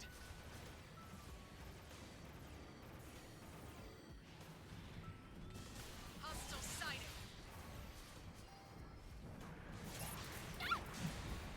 Oh wow. Oh no! An enemy sniper. They got me good. Get fucked, sniper. No one loved you. Damn. You are so unloved that you're just the 3 second minutes Jim. remaining. You're not just Jim, you're Jim Sniper because that's your only distinguishing aspect. Watch yourselves. Oh no! Sorry. Oh, I'm dead. They got There's me. no way. There we There's no way I was getting up there. I was too close to the edge. Area contested. Even if I was being picked up on, Got a hostile they nearby. there was no way I was gonna not get obliterated. That's an enemy. Oh yeah. Okay, time for revenge. Da, da, da, da, da, da. I'm actually assumed it to my closest friend except a select few. I don't know how to be nice. Tanky shield user over here. Zam. Yo! Can't. Sorry, folks. Oh my They lord. got me. Press that Zaku real hard. Oh! Enemy target lock. How am I alive? How did I get picked up? I appreciate it. Ah, I'm dead. I was. I do have my butterfly ult, The enemy is capturing the but objective. they're like all on the point. Oh no. If our team can all push together with me in behind as a distraction. Oh, okay, the Hostile Dom ulted. activity increased. They've nearly captured the objective. Enemy G maneuver. Oh my god, Objective I got contested. nothing out of that. Ah, drop that shield already. What's this Hostile hole? unit down. The hole leads to your death. Do not enter the hole. Oh, I entered the hole on This is the accident. I spot. slid it in and just entered the hole. Also, why is there a bolt? Why does this boat just have a random hole in this dock over here? God knows. I think some of the boat designers in this universe should be fired. Right out of the sky. I mean, yes. Good work. I bet the mech production 1 Gotcha. minute remaining. I bet all the good designers got taken by the mech group companies. Yeah, for real. They have all the actual engineers. Yeah.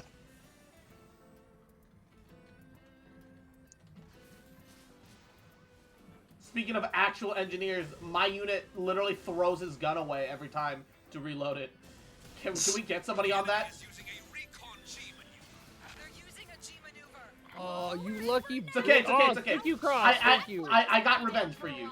Oh, he's gonna pick up. He's gonna. I pick got up. him, I got him, don't worry. We've beat them back. I got sniped. Never And then forget. Kozak got bombed. I was. Yeah. Oh no. The enemy is The body capturing was a the objective. bait, Dom. You saw that he died from the sniper. Why would you do Area that? contested. I didn't die for the sniper. I died for the stupid bomb drone. Okay, time for No, the revenge. Dom. 10 seconds You remaining. died from the bomb. The Dom tried to pick you up, despite the fact that like he could see the sniper One. lines. Now entering overtime. Oh boy, that I'm holding totally the line, fair I'm turn. holding Oh fuck! He got the quadra. Capturing the objective. That totally fair turn A alt. That's not overpowered at all and I stupid. mean, if like the whole team spreads apart, Area he contested. can't get anyone. The enemy is However, capturing yeah, Yeah, I but understand what you he- mean. Yeah, but I mean, he could basically make it so you can't actually get into the area you need to be. So it's Yeah, pretty yeah, yeah, bullshit. yeah. It's just a batshit insane amount of like power zoning. He shouldn't also be fast, is the problem. But he's like also fast in the air. Select the suit you wish to pilot. That's the thing that I think makes him bullshit, is that he's also fast in that state. Yeah. Because they're like maps where legitimately he can't do shit because it's like a closed loop. So flying up actually fucks you over. So like there's actually plenty of maps where he's not actually that as useful, especially since he has the highest All cost clear. ult in the game. Heading out. But at the same time, fuck, You're when doing he gets fine, his ult pilot. off, Keep it man, up. shit. Let's Fuck do off. this. This will be a Seriously. battle for the history books. Cross is flying away like fuck you, peasants. Get good. Get wings. Red Bull. Well, you know, if this was true to lore, I could just fly into space right now. Yeah, honestly, everybody should be able to fly technically. Except for the fucking gun tank. I mean, even the It should gun be- tank has jetpacks. Like, it won't be It able to does be have very maneuverable, but it can hover and like float and descend and But ascend. here's the thing, it doesn't have the ability to get to space. I mean, nothing has the ability to get to space here. Every units like the 78 have the ability for atmospheric entry, but not exit. Pretty much no Gundam unit has atmospheric exit. The enemy has begun their assault. So basically, if it goes bad and there's no way, no ship to get them off, they're kind of fucked. Is what I'm hearing. Yeah, right. Combat in progress. Deploy at once. I think I just lagged out. Oh god, I'm gonna die. I'm gonna die. I'm gonna die. I'm gonna die. I'm gonna die. I'm alive! Down. I tried to save you. No, I saw the thing on. I think I'm lagging out though, because I can't fire my gun and I can't move. I can see shit going around. though. Rarely that will happen. When you load back in, you might have to 1 minute swap remaining. unit and swap back. It I might- killed that sniper. No, fuck off, game. I destroyed that sniper. Why do you let him get revived? Because I can Teammates fire now never- apparently. teammates never finish things off when they should. No, I literally finished him off. I hit him like enough times that he should be dead, but it just The decided not to enemy kill is him. capturing the objective.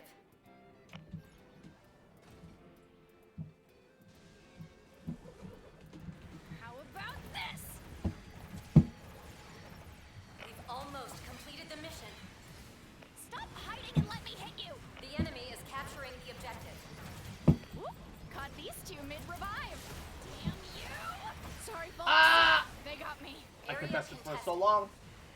Got a flying type. Nice, G Kogi. maneuver. Objective contested. Fuck that stun bullshit. 10 seconds remaining. It's his ult. Busted up. I'm coming, Kozak. Oh no, he's Thank got you. Good. 4, 3, 2, 1. Now entering overtime. Yo, we didn't even let them take point A. Let's go! Complete. Nice. That's what we're fucking talking about, man. If the Gundam is in a colony, it's super easy to abrupt escape to space. Just blow on the side of the colony. True. Jeez. True. Honestly, the scale of weapon damage is so insane in the Gundam universe that, like, literally, if you as a colony exists, it takes, like, a stray shot from, like, a cannon, and then everybody dies. Like, I don't know if it was Gundam I heard it from, but there's like one anime series like with mecha that I heard like basically there's literally a bit where there's a mech with a ballistic weapon and the shells like ejecting from it are like crushing people below it. You're Yeah, doing no, I fine, think I know pilot. which one you're Keep it up. talking about. It's the Let's do fucking this. Gundam counting like on all of sling or some shit like that, where like it fucking chambers in it and just fucking falls out like these fucking skyscraper-sized fucking like rounds, Yeah, that'd be horrifying to be under. right? all right. We can make this work. I believe in us.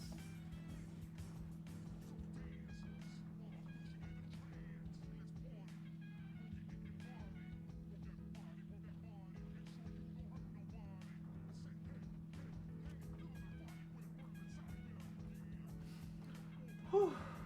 A single bullet round is probably big, if not bigger than a full-size bus.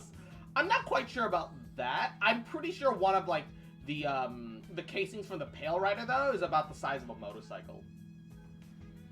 Yeah, Pretty sure like one of its Preparations bullet complete. casings is like motorcycle Pilots, size. begin your assault. yeah. But the one I was Right. talking about, Ready like to I think go it's one of those like anytime. fucking huge ass Gundams that they Quite well, have that they pilot. fucking like. I gotta Enemy rewatch the unit series sighted. again. An ally's mobile suit has been destroyed. My suit is disabled. Requesting revival. Oh. Never forget. I was Gotcha, baby. missed. Lock on warning. Roger that. Let's swing by and revive him. Bad guys behind me. Hostile unit down. Enemy G maneuver. Need a hand, Gotcha, killer? bitch. Yep. No, you You don't. get him up. You get him There's up. a suit with a shield out here. Providing support. That enemy unit has a Ooh! Snipe that sounds at me from a distance and then domed the fucking turn A the following shot. I couldn't kill him because I don't do enough damage for that. But oh, that was satisfying. Good shit. And I'm 3% from an Capturing the ult, objective. so we're guaranteed this point. Requesting revival. Nearby pilots, please respond. Any available unit. Help that ally. Good work. Keep up the pressure. Area I have ult. contested. G maneuvers ready. Time to shine. Put a bow on this one, cause it's all Area contested. Mission complete. Denial! Let's go! chalk one up for the good guys. Awesome. Good job, y'all. Let's go. GG. GG. Hell yeah. All right, before you start up in the next round, I gotta go and shift over my. Yeah, and I'm going to go check up on Coco. So we'll I also have to use the bathrooms. Alright, let's see. Play matches, repair, total kills, repair, almost got the rest of that. Inflict a total of damage, revive a teammate. Alright. Oh, and we got I got one of those event tickets that are gonna How be did I get gold repairs when we had a gun tank? means the gun tank wasn't reviving nearly as much as he should have been. No I got kidding. fucking 9 repairs. Exo limit ticket. Let's get ready to get a single pull and not even like a 3 pull like the regular capsules, and for it to be dog shit. Oh, it's purple. Oh, Oyo. Ooh, look at the, it's a Pale Rider gun, but it's like all painty. oh, that's pretty neat. Nice. That's not bad. I'm actually really happy. At least you got actually something decent out of it this time. Yo, look at that. That's cute. Hell What did yeah. I get? I got a white. Aw. It is what it is. Be right back. Also, Dude, look at my Pale Rider now with the gun. That's good. I ooh, like that's that. really nice. Actually. Yeah. Yeah, fuck yeah. I really like those gun skins. I'm genuinely like those gun skins. I now need this pink skin to go with my pink Pale Rider skin. Oh wait, no. Oh wait, are we talking about Thainari? Is it Thainari's birthday? If so, that doesn't surprise me. All right, give me 1 second. I'm gonna swap calls. Get the camera going. We're gonna show Discord side. If it would show. Hello, come on. There we go. There we go. All right. All right. It's gonna be like two FPS, but we're gonna go check on Coco, and I'm gonna use the bathroom. It's like about time. It's been like almost 2 hours. Hola.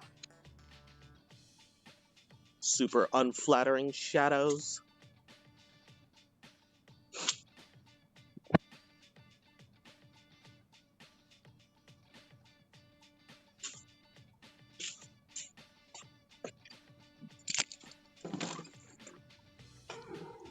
Coco! 어디 있어? Woo, Coco! Hey, Coco! Let's go potty! Let's go potty! Yeah! Yeah! Let's go potty! Oh, it's fucking dark out here. Hold up. Can't use flashlight because light's being used by another app. Oh no. Oh, there we go. I know I'm using the camera, but like, go potty, Coco. Ooh, look at him stretch. Ooh, look at him stretch. Ooh, look at boy. Look at boy. Look at boy. Yeah, yeah. Go potty, Coco.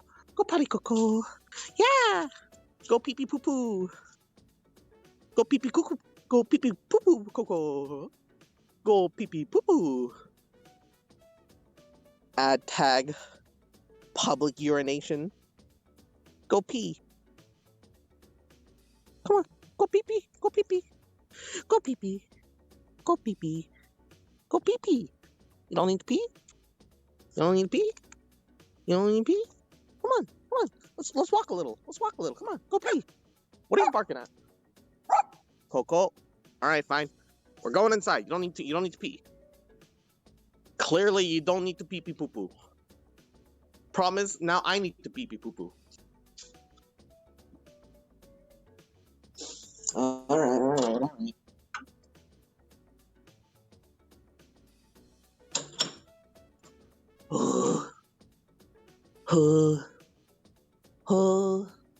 Go lie down. Go lie down. No. Go lie down. Go lie down. Yeah. Yeah. Go lie down. Who's a sweet little boy? Who's a sweet little boy? Who's a little sweetie? Alright. I'm gonna try to see if I can't, like, position the phone without having it fall to just stare at Coco while I'm in the bathroom. Yeah. Okay, there he is. Need, like... That's gonna fall. It's totally gonna fall. Yeah, it's gonna fall no matter what.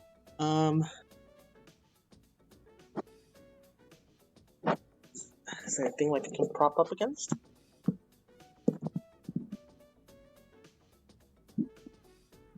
It's gonna fall. It's gonna fall. That'll be good enough. I don't know if you guys can see him. Fuck it. I'm gonna...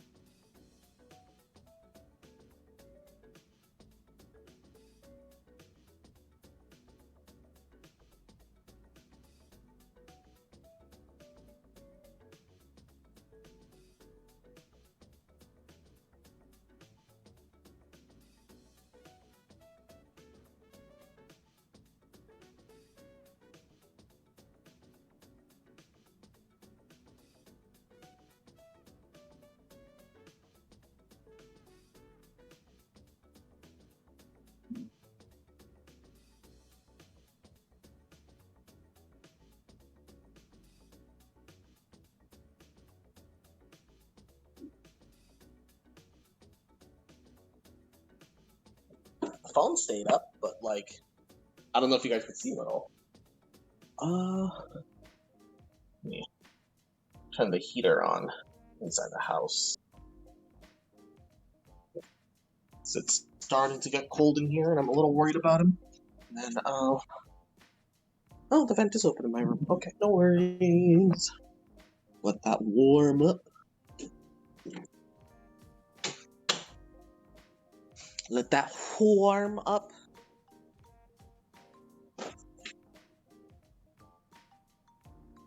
What are you leaving for, huh? What you leaving for, huh? What you leaving for, huh? Huh?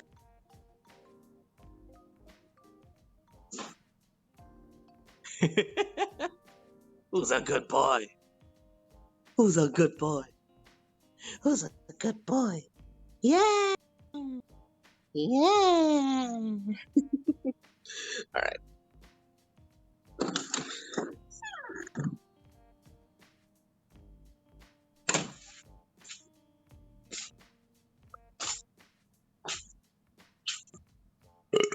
Ooh, that's a burp.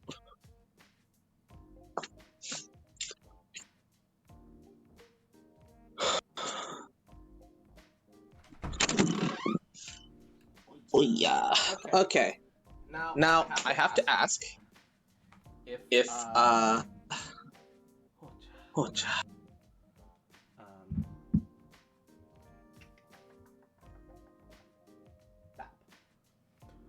Was I any more audible, or was that frame rate any better? Was that any better?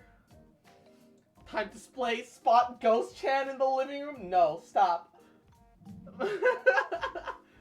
A bit, yeah. Well, so the frame rate was a little bit better. Okay. So using data is a little bit better than the Gabagool. Let me rejoin the voice chat. Babu. Woo, I am big. Hello. We saw the top of Coco's head cross.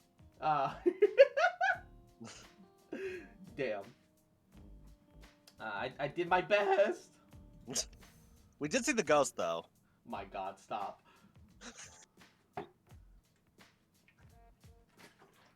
Izzy's not back. Oh, okay. Also, I'm doing Genshin right now.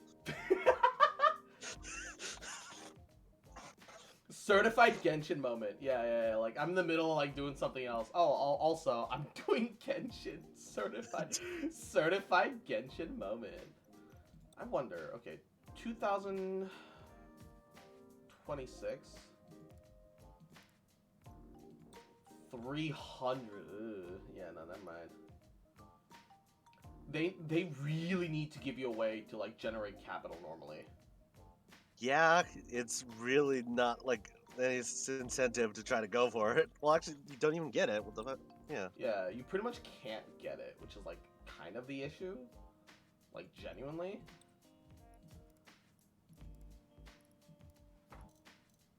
Like, it's a currency that technically exists so that they can technically say, wow, look, guys, free-to-play people can get units. But, like, you all, like, if it wasn't for, like, the fucking point acquisition event giving us, like, 2K, like, you'd literally get maybe 1 unit per season, and that's only if you actually get, like, all the levels. Because you don't get enough points for the unit until you hit 58, level 58. And that's fucking dog shit. Like, genuinely.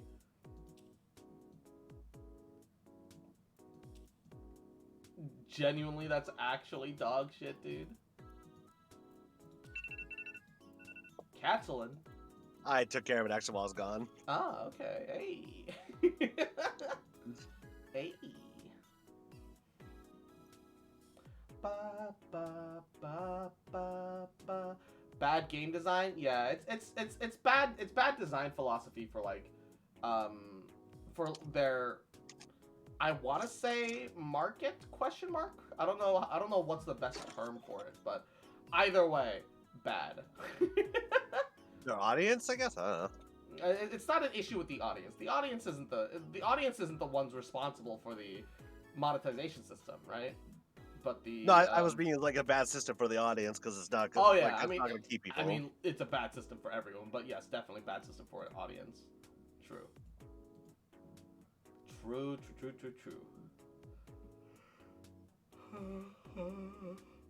Ba ba ba. Ba ba ba ba. Ba ba ba ba ba ba ba ba ba ba.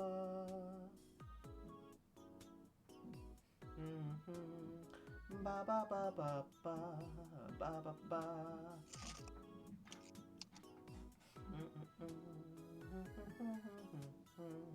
Ba ba ba.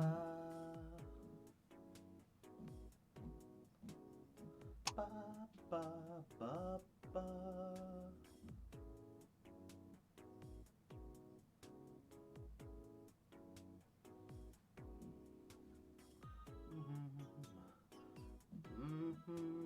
Ba ba ba ba ba ba ba ba ba ba ba ba. Ba ba ba ba ba ba ba ba ba ba ba. Think I might like, cause I'm wearing like a long sleeve like knit sweater top right now. Like, Sorry about that, guys. welcome No back, worries. Piggy. I don't know how to like to describe it, except like, you know how like sometimes you'll have like a long sleeve, but like you'll have like the ones that are like cotton, and then you'll have like the ones that are like, it's definitely like machine knit, but so it is knitted, rather than like just like a length of cloth that was like cut and then like, you know, sewn together. So but like, so I have like one of those knitted long sleeves right now, and it's like it's too warm.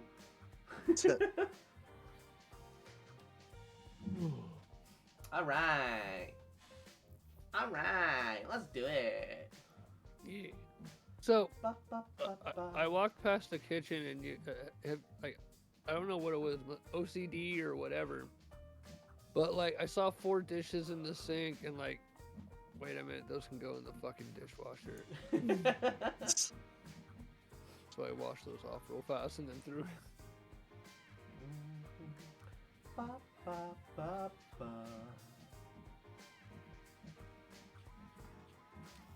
All right, here we go. This is a destruction Ori. mission. Hey, acceptable.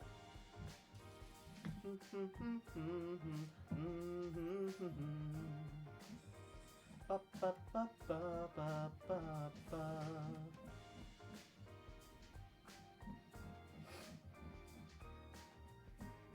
There we go. Just close the entrance right before the match started. Select the suit you wish to pilot. Bam. Oh, I didn't check my challenges again. Damn it. Oh well. Damn Man, it, I Izzy. can't believe Austin gave you a chance to do that. Bruh. The ass him R. The most piratey sounding Gundam unit of all time. Well, if you look at him, he's even got one eye. You can imagine he has an eye patch. Yeah. Music to my ears. Nice. Your mission is to defend the 2 objectives. Warning, enemy attack imminent. All hands to battle stations. Hostiles incoming. Getting in position. Where should we set up? Locked and loaded.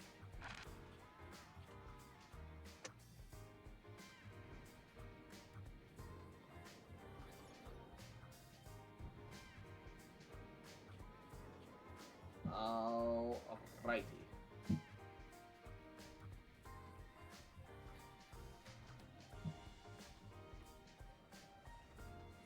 I seriously would not mind if they just took the range swing from the Zaku melee, like that wave, and just made it just axe do more damage. It was direct melee hit. It really feels weird that like I mean, him having some range, I don't think is necessarily a problem. I do feel like it shouldn't have some The enemy range has and begun their also assault. ignore shields. Okay, scramble time. Yeah. Let's show them what we've got. Wow, That was I your got best lit work, up. pilot. They did their job. Gonna reload. They did the sensor dome right at the beginning. Yeah, so they had an idea of like where people were. Oh no! I didn't get my molly off before I died. Unfortunate.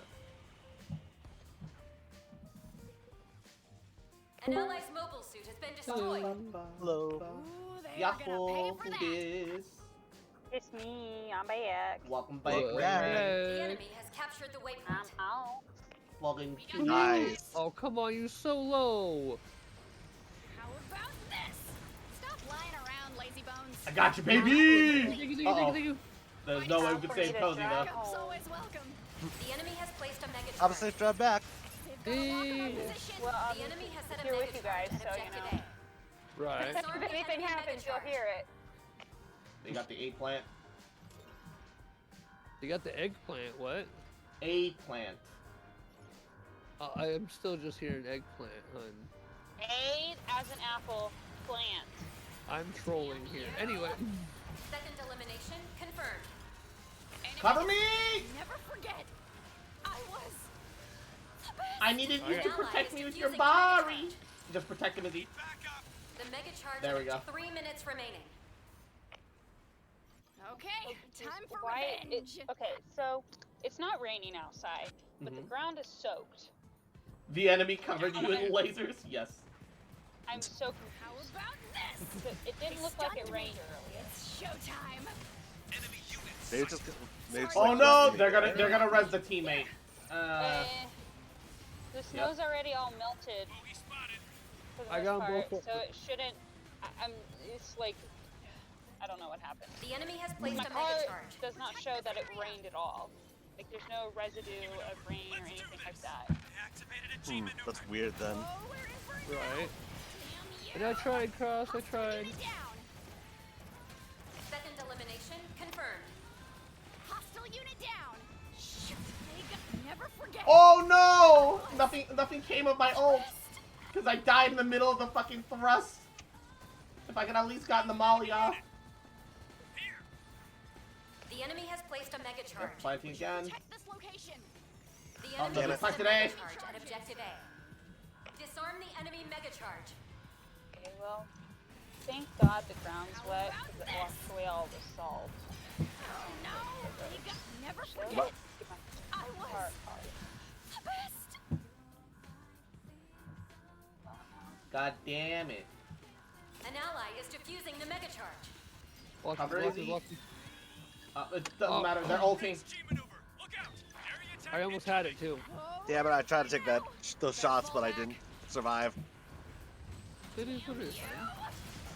hostile unit down. The unicorn is down. I killed him. An ally's mobile I killed him, suit killed him. destroyed.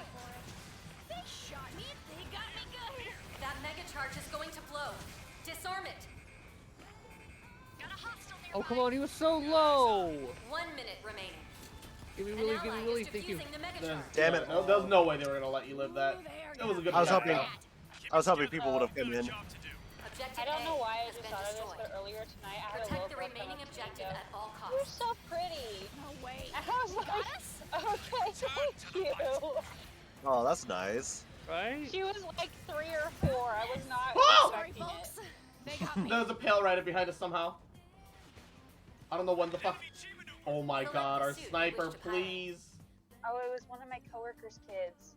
Oh, Yeah. okay. Okay, time Yeah, for one of her. revenge. She had. I don't know why her kids were here with her or something, but she was here and with her kids. And Damn you! Hmm. I think it was probably her youngest just came up to me and said, "You're so pretty," and I was like, "Oh yes, Allied child. unit down. Thank you." Never forget. Oh my lord! I was the best. Just absolutely firing squatted. Don't let them res. Don't let them res. Okay, good. Their The enemy has entire captured enemy the team waypoint. ignored their teammate Ooh, they are gonna pay like for that. pieces of shit. Got him. The enemy has placed a mega charge. Oh, I tried to pick you up. Ah. Use that thing. Up there on A. Maneuvers ready. Yeah, I was there. I was there with The you. enemy Ray. has placed a mega Thank charge. you. They're planting B. The enemy has set a mega charge at objective B. Yep, knew it. Disarm the enemy mega charge. An ally is defusing the mega charge. They stuck. All right, girl. Let's Izzy, it's being disarmed. It's not longer being disarmed. Ah, never mind. Enemy Okay. destroyed. The mega charge at objective B has been disarmed. Our fight is far from finished. Your unicorn's dead. Gotta try and. Objective contested. Bad guys behind me. Fight for control. The enemy has placed a mega charge. Can't take much more. Area contested. Oh no! They got me. Ah, I almost took their fucking spawn point away from them. They barely got it. Fuck. Frumpy! Mwah. Yahoo! Welcome to the stream. How you doing, They are cutie? gonna pay Mwah. for Thank that. you. 1 minute remaining. Oh, right here. Unicorn, throw it low. Your ally is leading the charge. Here. Keep it together. We've got a job to do. It got Enemy Healy. G maneuver. Whoa, we're in for it now. How about Drone bomb, I think. Activating my Unicorn down. enemy unit sighted. Mahiro down. Over here. Enemy G maneuver. Watch yourselves. Enemy unit sighted. We've almost I got you, Cozy. Kill him! The enemy's attacking. Oh, come on. Moin Yeah, him! give it, Cozy. Ah! Can't take much more. Yeah. Never forget. I was. Oh, and the Gundam ult. Get out of that! allies in rare form. The enemy has placed a mega charge. They're getting the eggplant, but that's. Oh! The sniper! I'm sorry for trash talking you. Great shot, my dude. 4, 3, 2, 1. And then he'll go back Round to complete. trash talking in a couple. I mean, you know, if he let me die once, so I got a little salty. All right. And what the hell? Yahoo! How you doing, cutie? Welcome, welcome, welcome to the we don't stop streaming until New Year's Select because the I'm suit you fucking wish to stupid. pilot. Stream. That's a way to put it, Cross. Yeah, that is a way to put it. I mean, is it not the most accurate way to put the situation? No, it's I mean, very apt. Considering he's got squats to do Tomorrow, and, yes. that was a poor decision on your part, Cross. All Oh clear. my That god. was the most pained Your screams essay are I've so ever funny. heard. I'm glad you're Are you ready? enjoying them. We're dropping you back in Yeah, now. they Oh. are pretty great. Let's get out there. Especially that Don't archer. apologize for a bad play and getting a good kill. A broken clock tells the correct time twice. I'm dead. Yo, man, that's literally me every time I get a kill, though. Damn, no. Just like me. For real, for real. That was cold up roll. Right. Also, Fucking accurate. Kozak beating me on the fucking R2D2. Hey. Did you get the melon? Melon. Cool. Yeah, Good. Kozak got the Good. melon. You have done well, Padawan. Damn. Am I wrong though? Didn't think so. No, you're right. Here. Oh, I wasn't saying it was a bad thing. I'm just saying. Maneuvers I not ju- available yet. I Oh, apologize. my gamer subs come in tomorrow. Let's go. Nice. Let's go. Nice. Preparations Yeah. complete. I'll help you with the spots. Pilots, begin your Hold assault. Yeah. Okay, here we go. My HDMI cord. No, it's not Good my luck out there. HDMI cord. It's my DP cord We got bad guys. Oh, Found someone them. pick me up? Enemy unit spotted. from my monitor. Damn Oh, it. it's all good. You're in hunted. Mahiro and Guntank down. Water. Somebody revive me. Getting the Oh, wait. random. You're on your way home now.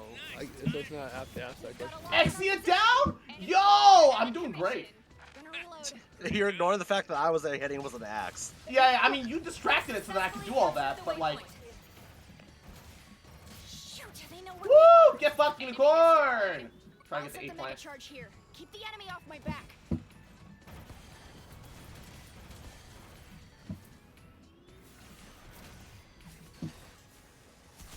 Can't Ah, no! Teammate, pick me up. I'm literally right next to you. boost.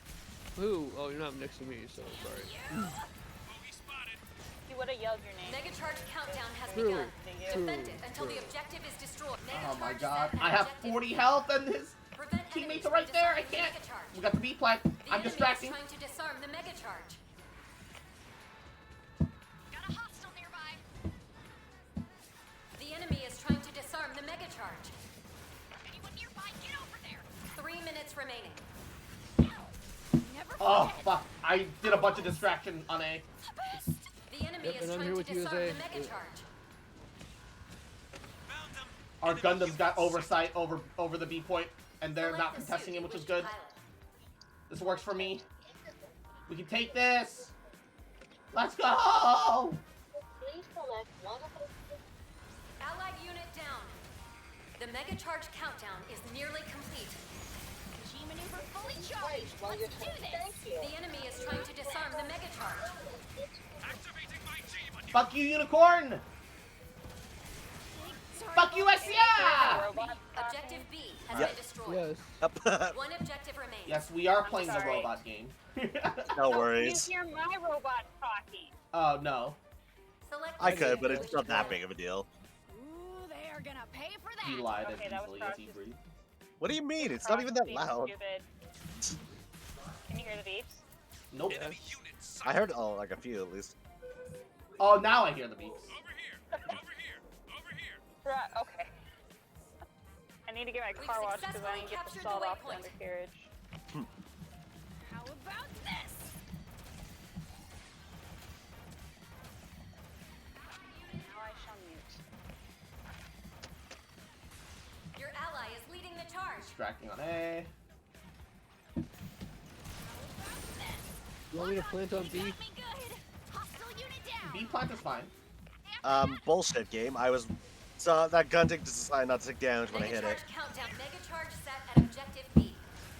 Prevent enemies from disarming the mega charge. Oh, Defend no! the mega charge at all costs. Baby. Enemy long range attack. 3 units eliminated. Nice work. Enemy G maneuver. Time to settle this. Oh, they're pushing Watch on. yourselves. Mission Okay. Yeah! We only needed a certain amount. It's fine. That fucking res was clutch. Hell yeah, gamer!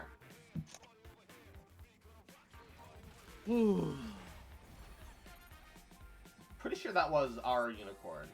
Yeah, that was ours. Yeah. Woohoo! I'm just glad I don't have any additional win conditions. How am I getting the most repairs when we have gun tanks? I Because mean, the gun tank- because gun tanks do require still to get into melee range, so at that point it's like, it's the same as anyone else. It's when snipers and methaluses exist that they should absolutely be the res kings, and if they're not, then they're not doing their job right. Nice assimer, yes. Fat ass. I gotta say, Yeah, I like yeah. this is Naku Melee. Like, at least the way I'm playing it. It's like, there's bits where there's nothing really going on, then all of a sudden there's just bits of just super hyper violence. It just Not depends on everything's how much rage you end up getting. Yeah. Yeah. Every time I see nice Asimar, all I can think of is, hey, nice cock. Nice cock. Nice cockimar. Nice cockamar. No,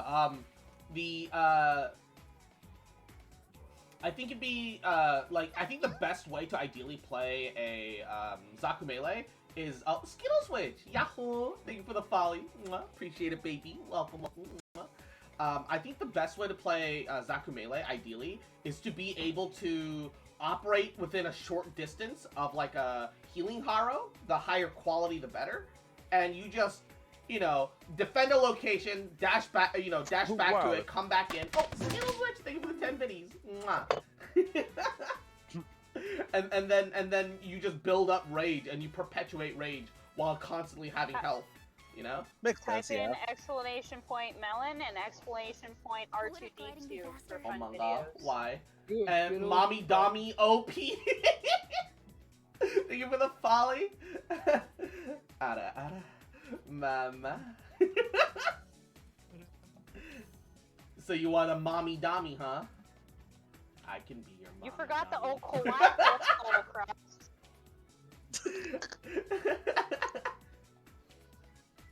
Look, I ain't perfect, alright? I'll forget things. It's alright, whatever. It is what it is.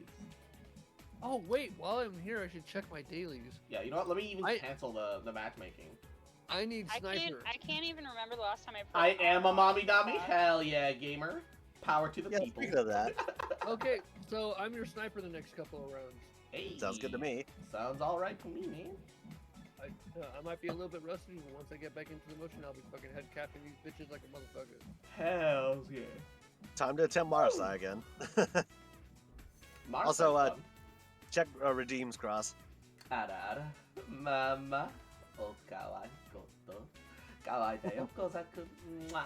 Kawaii da yo. Ara, ara. Kozak, ara. Ara. I'm sorry, Indom. I can't fucking fall asleep. Oh no, Forgot Cross had an RR ding. Yeah, it's been a while. I've been kind of saving my points because I'm trying to hoard them because I really want that 1,000,000 points. So, Kozak RR a win? Let's not. No, put it on there. No thanks. And like, hey, just because I can This do is the a point RR capture doesn't mean mission. anything, No, I think we put an Izzy RR as redeem. Ara. Esoto desmaka.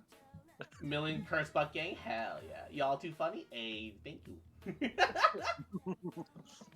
The only thing I can take compliments on is my shitty sense of humor. Select the suit you wish to pilot. Kaboom. More Asimar. Oh, wait, Hell what am I yeah. doing? I need a sniper. It's just like, out of fucking like reflex, I went to freaking tail rack. I love Marasai's pose when you choose him. Right?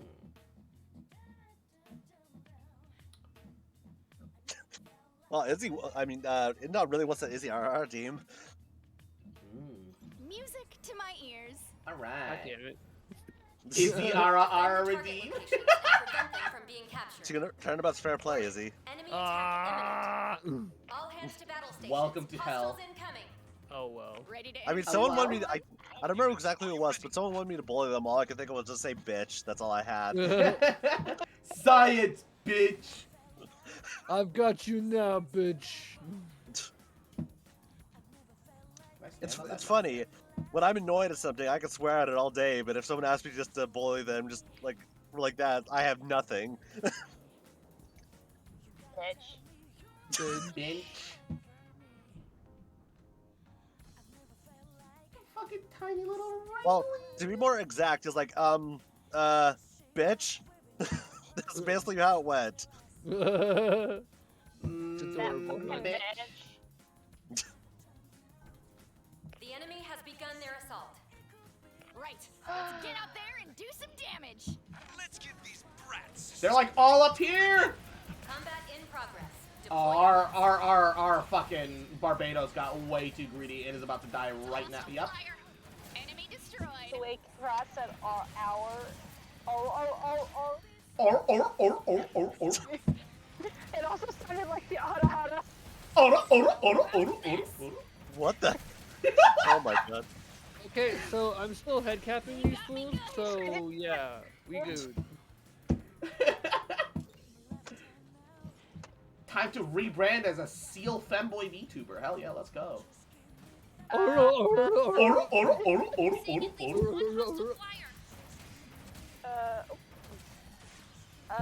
This is why we bully you, Cross.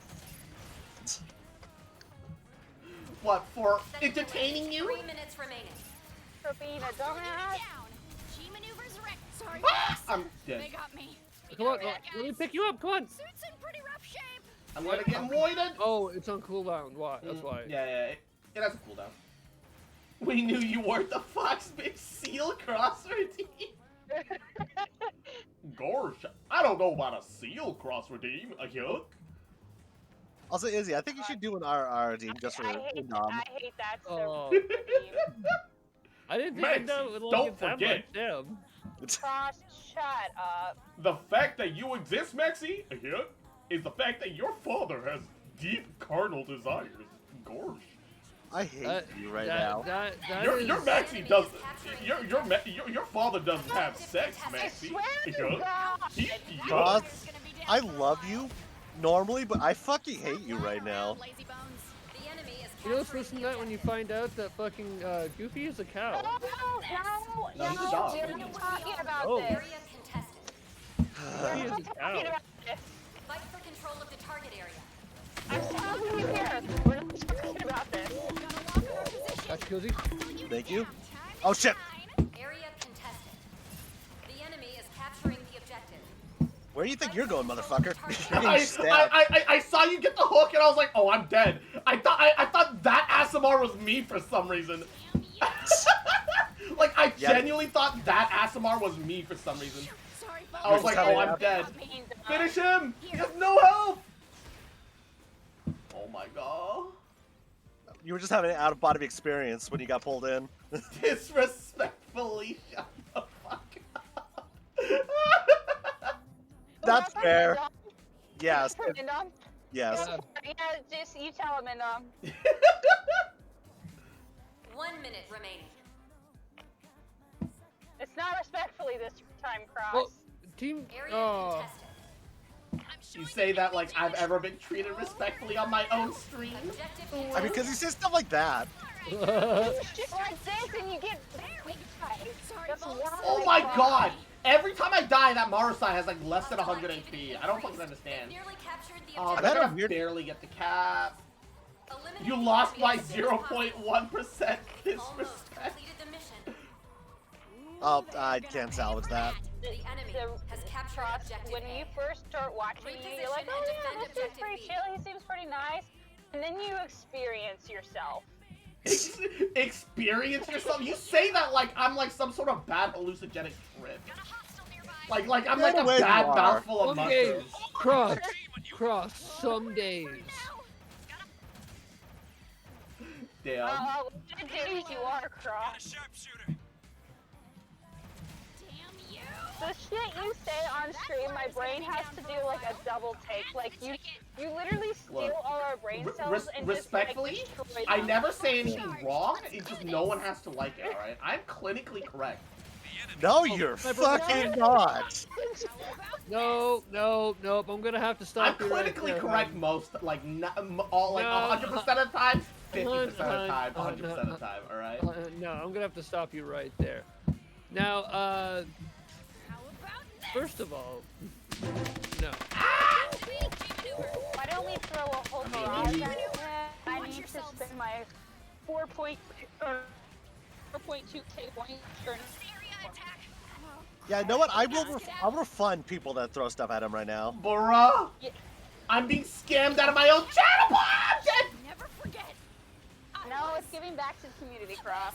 1 minute. It's remaining. your community service. Time to shine. My community service? What am I, a criminal? Yes. Oh, Astamar passed by and he's flanking us. Cross, you're a war criminal after all. Bruh. I mean, technically you are, because you have been evading the tax IRS, so.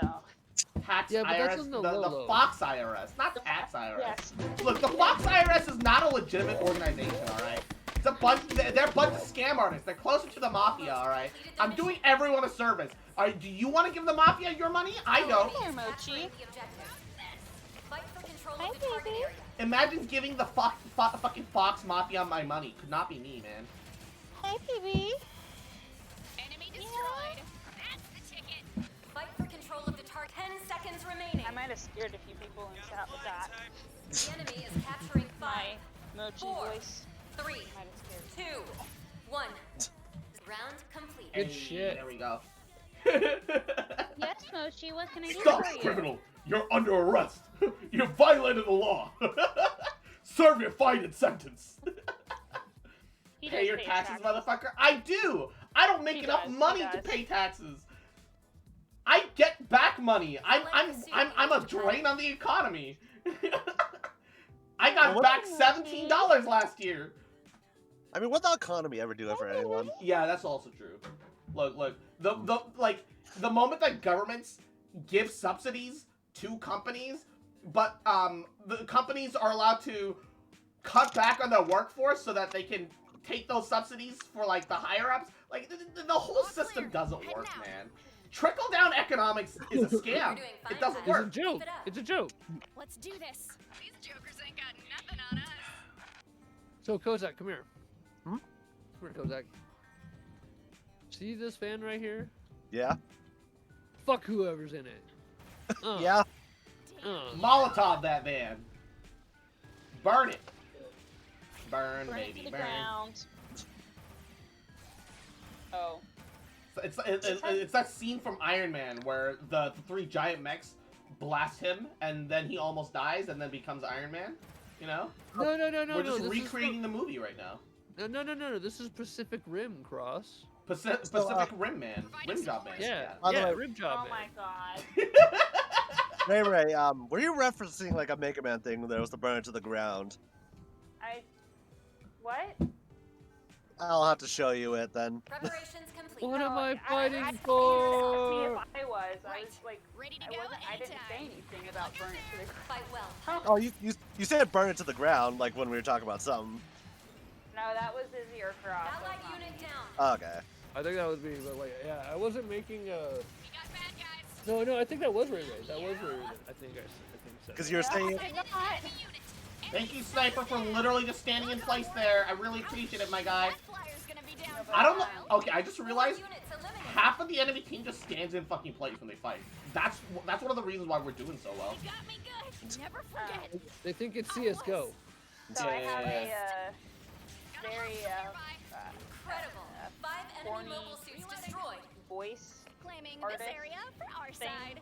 that I follow and have a subscription for. How He about sends a teaser to Need a his hand killer? 3 minutes remaining. upcoming audio. Ooh. It's almost an hour This long. objective is nearly Hour? Damn. It's his longest audio, Objective done A me. has been captured. but Proceed to capture one of the tags on it is slow burn, and I go like, Showtime. but dude, if it's almost an hour long, slow burn is an understatement. Yeah. Slow burn is like literally the least of the descriptors. Like the teaser is 30 minutes long. That's how how Oh, long no! his usual audios Unlucky. are. Hey Ray Ray, can you send that to me? Yeah. It's Ooh, they are gonna pay for that. Mochi. It's mostly for Mochi? No, I know. Oh, No, it's oh, Damn. Mochi, you horny bastard! no. We're talking about that shit on stream. Not being Mochi, talked about you on naughty cat! What is wrong with you? Oh my god! Oh my god! Fight for control of the target area. No! Don't have to tell me twice. I'm Don't on it. talk about that shit on stream, Izzy. Time has come to seize our I'm victory. the mod here. Why am I the one that's? Anyways, it's mostly for women Area because it's Got a hostile nearby. We'll save you, Cozy! We've got Thank a you. represents female Mission parts a complete. lot. Let's go! Bad. Good But shit, I good will shit. say- I will Guys. say- A battle for the I history forgot today was trash recycling. Fuck, I have to do that. God Oh, damn it. by the way, now that you're home, can you check the tracking on that? Oh, yeah. I have to- Hey! I I'm have to find that MVP! receipt. Did you go and look outside at all today? Yes, I did. Oh, okay, just making sure. Izzy, Because can you it's say a- Yas again for my entertainment? Yas. Yas, queen. Yas. Yeah. Oh my. I think it's weird because I sent yours and Tia's at the same time, and Tia got hers already. Yeah, no, I'm in a dead zone where I don't, or this place just does not get fucking mail. Love you too, and you know, this is all of my regular coupons just give me nothing but whites. Fuck me. All right. So also, I'm Best gonna link them. coupon. I'm gonna link that video I was talking about in our group chat. And also, does anyone know what I'm referencing was that burn to the ground in the Mega Man thing?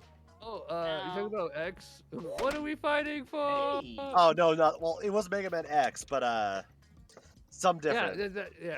I was just making the X reference. Yeah. Okay, Izzy, Yeah. I'm I'm gonna DM you his link because actually, hold on. I gotta scroll all the way to the free audio so that you understand. Magma Man. Hold on. I'm actually just gonna post it as a message in the group chat because Make them confused. What actually crossed just showed to the stream that video I linked. Wait, what video? now I'm gonna DM Izzy so he doesn't show that because that's Flame Heinar, no damage. Axle bullet only. You'll see what I'm talking. Why I'm bringing it up in the burn to the ground. Okay, let's pause the music. Oh god, that's really low res.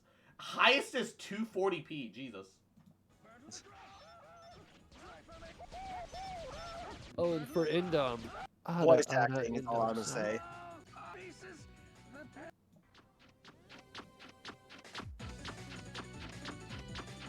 What is this music? Izzy, let me know when you understand what I'm talking about. Oh, it's you So that's what am I- causing what are my you referencing? suffering. I just What is his DM'd voice you. acting? It gets worse. Pain will stop. Oh. Don't worry. Ooh. Yes. Just the cure. Yeah, I'm down. I'm just the cure. A bullet. Okay. Hold on. I'll have to. I'll share his. Okay, here's the thing: is he Twinkie or does he have a deep? That's all I'm doing. It's deep as fuck. Okay, cool. Bird to the ground. Bird to the ground. Bird to the ground. Ah! That's his YouTube channel. This fucking He doesn't go too bad with the sexiness. He does actually have some really nice like You guys almost sounds like sleep oh, aids. Quality of the video is so shit that the stream even started pausing for me. That sounds about right. It's Yeah, a boss like- fight with dialogue. He has like a lot of other Dialogue stuff that might are, be like, actually generous really for nice. what that was. Yeah, he has. Once you get into his like him actually talking, it's nice. Yeah, you like if you go to his like he has some like nice sleep aids too, which is interesting. But I'll also link you his where you get the sus audio. Yeah. It's very Where you solid. get the bird to the ground. Thank you, hun.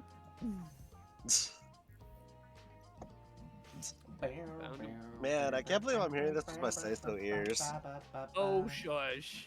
Toji, we haven't Point even capture talked that mission. much about it. Can't and believe you hear it and you say so. Burn it to the ground. Put it to the ground. I will click on that later. Yeah. Oh no, Willie Quick Draw's on the other team now. He only has one free audio on that one. I'm But not the- sharing this with chat, by the way. That, no, No. that'd be a bad idea, honestly. Well, I'm not even gonna post that in the Discord server. Hmm. That's also a bad idea, but Dude, nah, fam. I don't need all of chat knowing or all of the Discord server knowing what I'm into. Izzy's the only one I'm like, cool. Well, the We have problem similar with interests. exactly that's the only reason why you share it with me is because like you and me go like yeah we share that yeah. All clear. Heading out. I don't know what the Your want to goal know is what to the fuck capture you're sending both them, target Ray Ray. The mission is about to begin. All pilots, prepare to attack. Oh, Everything's Oh, A-okay go here, ahead. Command? Oh, I Ready was to go like, is whenever. Cross no longer sharing the Ready to Discord because I launch. don't want him. I don't. oh no, we're on the game. No, I wasn't Yeah. sharing the Discord at all. I took the Oh, link okay. that Kozak sent. Okay. Yeah. Cool. I'm gonna post it in the not safe. Hold on, I'm gonna post it in our not safe group chat. After this match, let's load up West Hunt and try to give it another go, so we can play a couple rounds of that casually before I go to bed. I'm gonna have to download some shitty PNGs of me sleeping. of like, no, okay, you know what? Instead of my model, we'll replace it with the Dej Chi-Chi. The Dej Cross. Okay, Kozak. Preparations What? complete. In the not, it's in Pilots, the begin not your safe assault. chat. Okay. Ready to go anytime. Another chance to show our mettle. Ah, got Oh it. my lord. Yeah. I Okay, so can't they have a really talk, Mahiru. I'm not talking about that on stream, first of all. Yeah. Second of all, can't. Yeah, don't- Should not talk about that on stream. Don't worry, I won't say Mahiru's it. fucking good. I'm not cross. Don't worry. Equinox. Allied mobile suit has been destroyed. Got eyes on.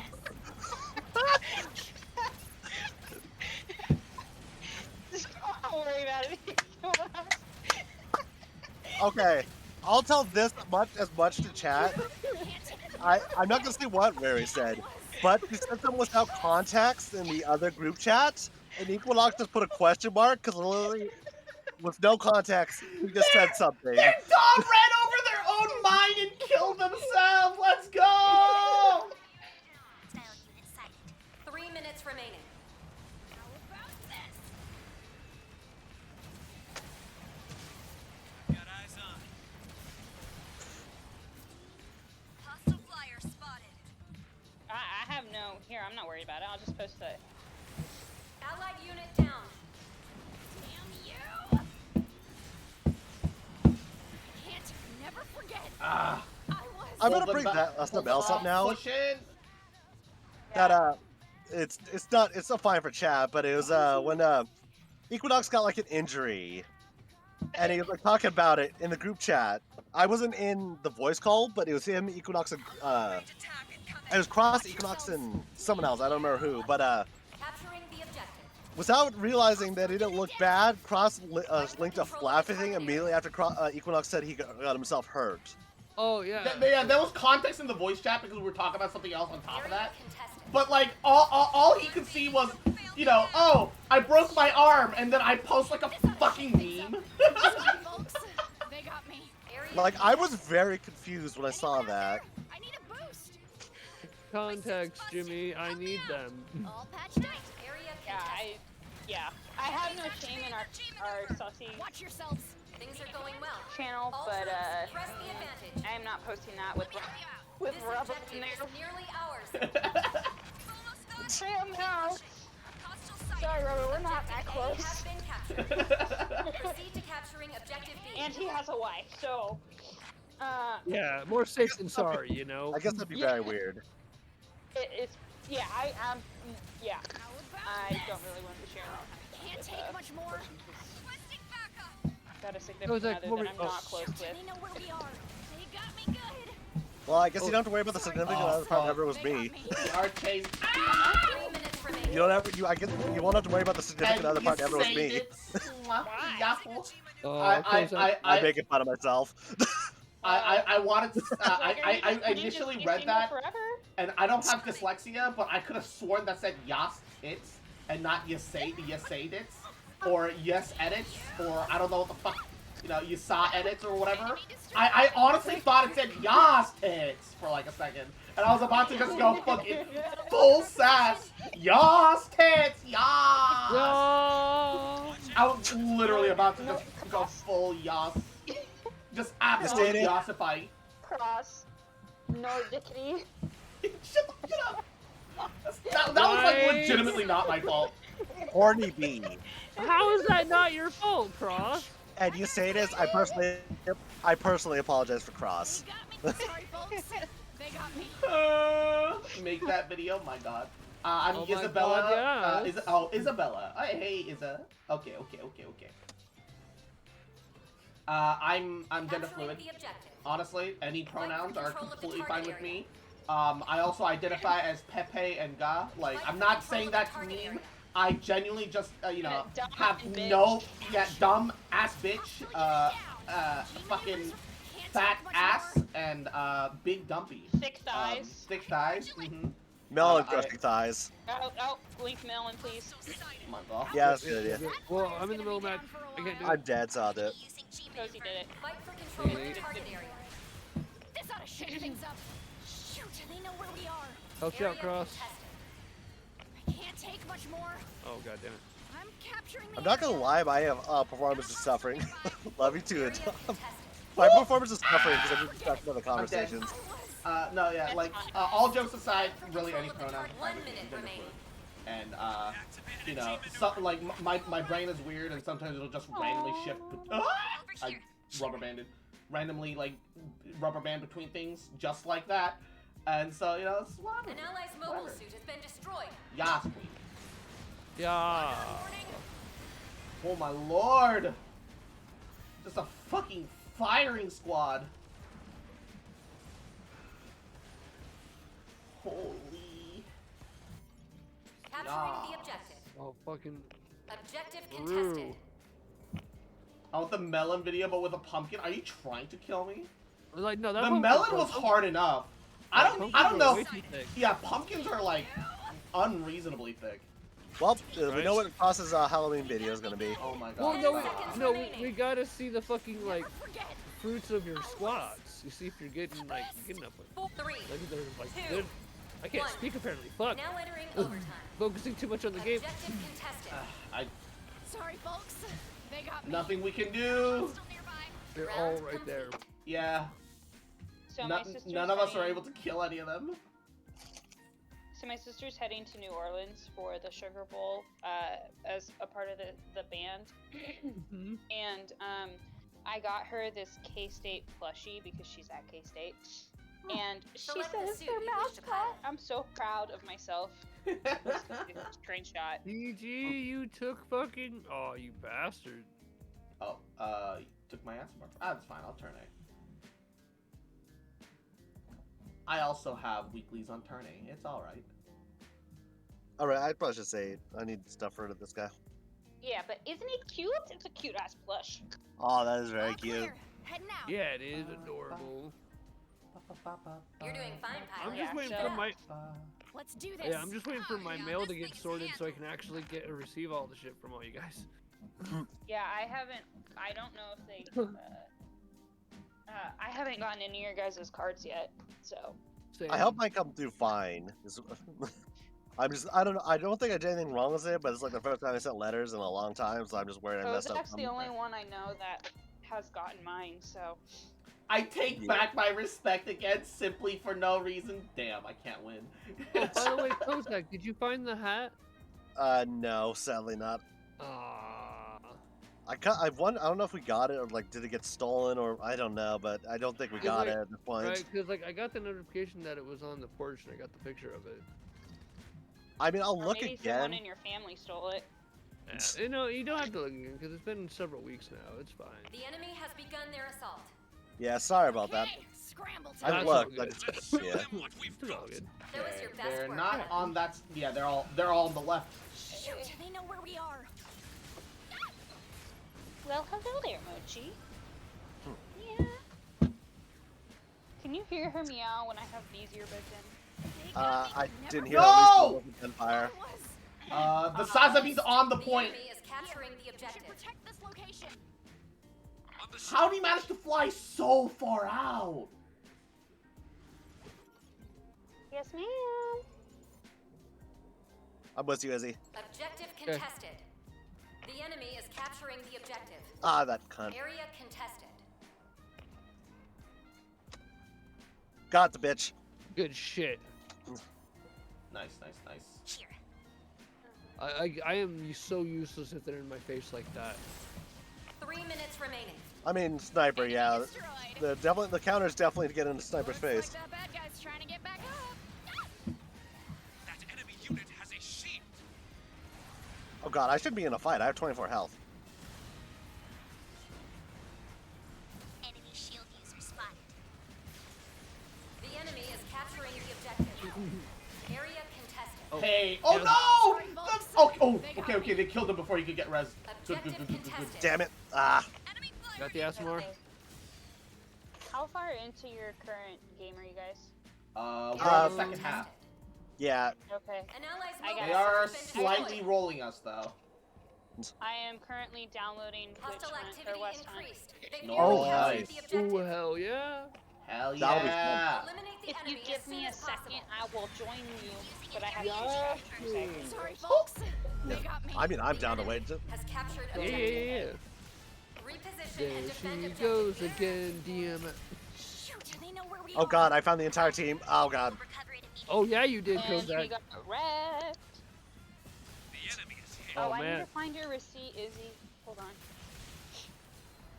Yeah, she owns me, by the way. I don't know how it happened. That's a way to put They've that, got a lock jeez. on our position. Oh my god. Oh yeah! Can't take much more. Team All enemy kill. squad members destroyed. Oh damn it, I just used my ult because Wow, they're still we are alive. really good at this. Good work, squad. Why are you asking? Where did I Why are put these, that? why are these randoms competent when at the worst times? Shot me in the butt. Shoot, When they it know where doesn't- we are. Looks like this guy's got a shield. Enemy unit sighted. They got me Thank you, good. Izzy. Sorry, Yep, yep. folks. Oh no! The temp HP shield saved him. Enemy unit Oh my sighted. god, Mochi. Yeah, I cannot hit my shot in those last two shots. The enemy's activated their G maneuver. Oh, they lost a teammate. Wait, we can win this. 3 minutes remaining. Oh, They no, lost a I've- teammate. We can win this. Allied unit down. Just gotta hold off for like 3 minutes. Oh, that bitch only won because he ran for health like a little coward. Like a bitch. So, what happened to the last one? Pushed out like a bitch.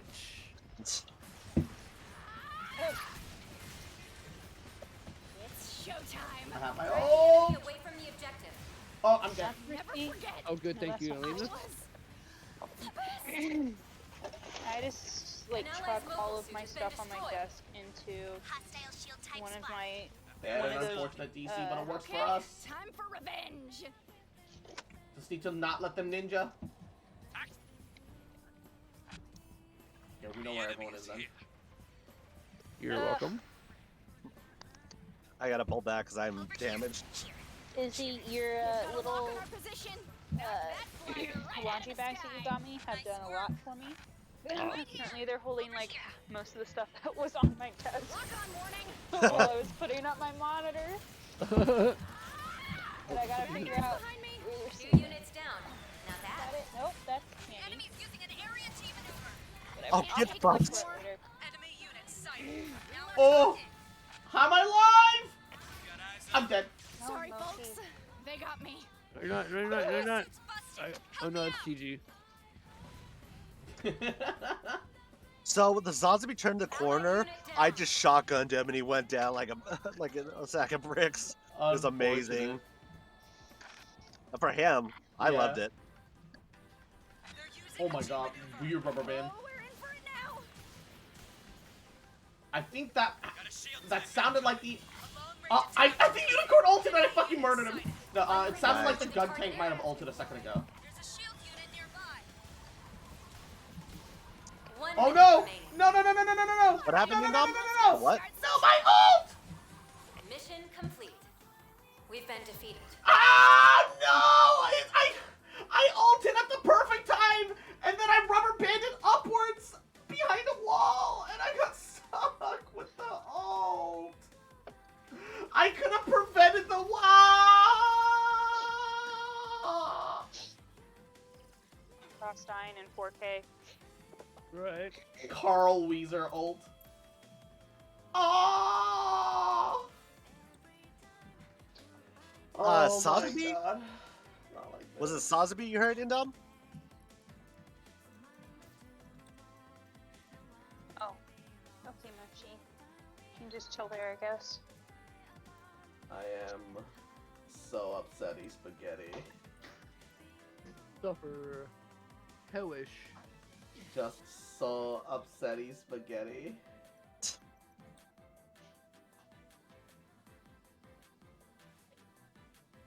I hope it didn't sound like something bad to you, Indom, because that. But I was talking about like I'm playing as a Zazabi, but there's an enemy Zazabi on the other team, and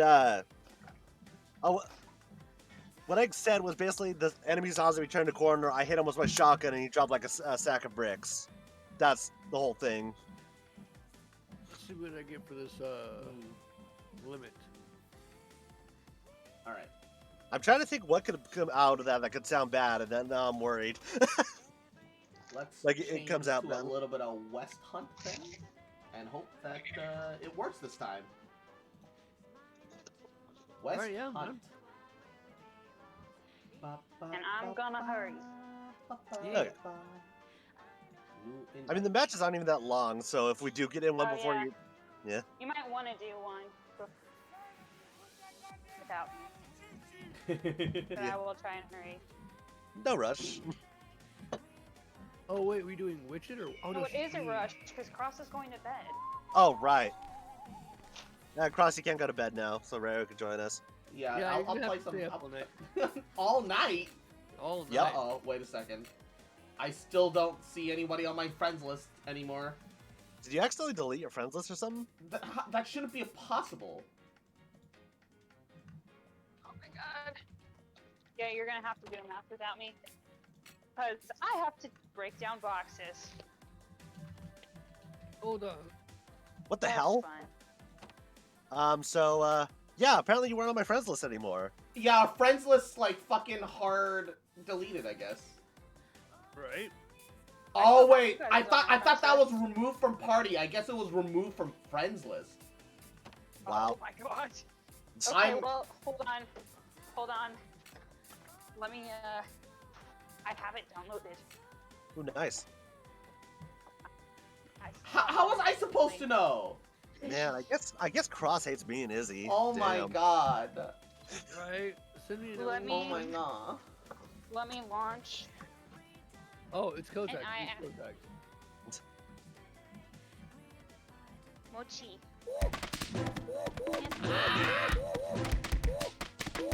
I am being bullied. Not like this. That sounded like something else there, Cross. What? The way you said that. A little bit, yeah. I'm being bullied. What did it sound like, huh? Izzy, you little shit! Motherfucker, fucking rat! Ooh, burp. Is that part of the bully, or? Death I mean, got Dayton. I mean, that was that one time Equinox redeemed a bully, and all he did was just do a loud belch. We don't talk about that. Don't worry about it. Uh-huh. I'm gonna get something sweet. How do I add? Let's see, what's... Izzy, gonna you're have to gonna get our invite name. Kozak to party? I did, but he never. Wait, I'm in the party, though. Okay, well, I'll let you guys figure that shit out, and I will. I gotta go back upstairs and break down boxes. I'll lead the party, then see if you could add me in. Just don't unfriend each other again. Yeah, Cross. Cross. What is that noise? It's adorable. I have a mouthful of brownie. And none for Again, me? it's Wow. adorable. Yes, very adorable. You live within an hour's drive. What, you want me to leave midstream for an hour to... I'll do it. Bet. Cross, did you get my invite? It says I'm in lobby with you right now. I'm only with lobby with Kozak right now. Alright, let me leave lobby. Re-invite me.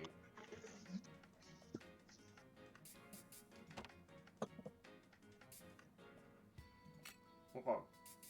There's Cross. Says I'm in with you. Okay, what about you, Kozak? I'm in with you, Izzy. What is going on? It only Just shows try to Cross. start a match and see what happens, I guess.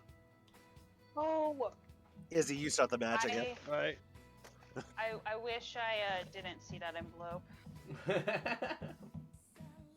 Sorry, it reminded me of my dad being an asshole. Hmm. I didn't There tell it you is. guys because I was like, I don't want to like just dump this on Christmas Day. Like, it's Christmas Day.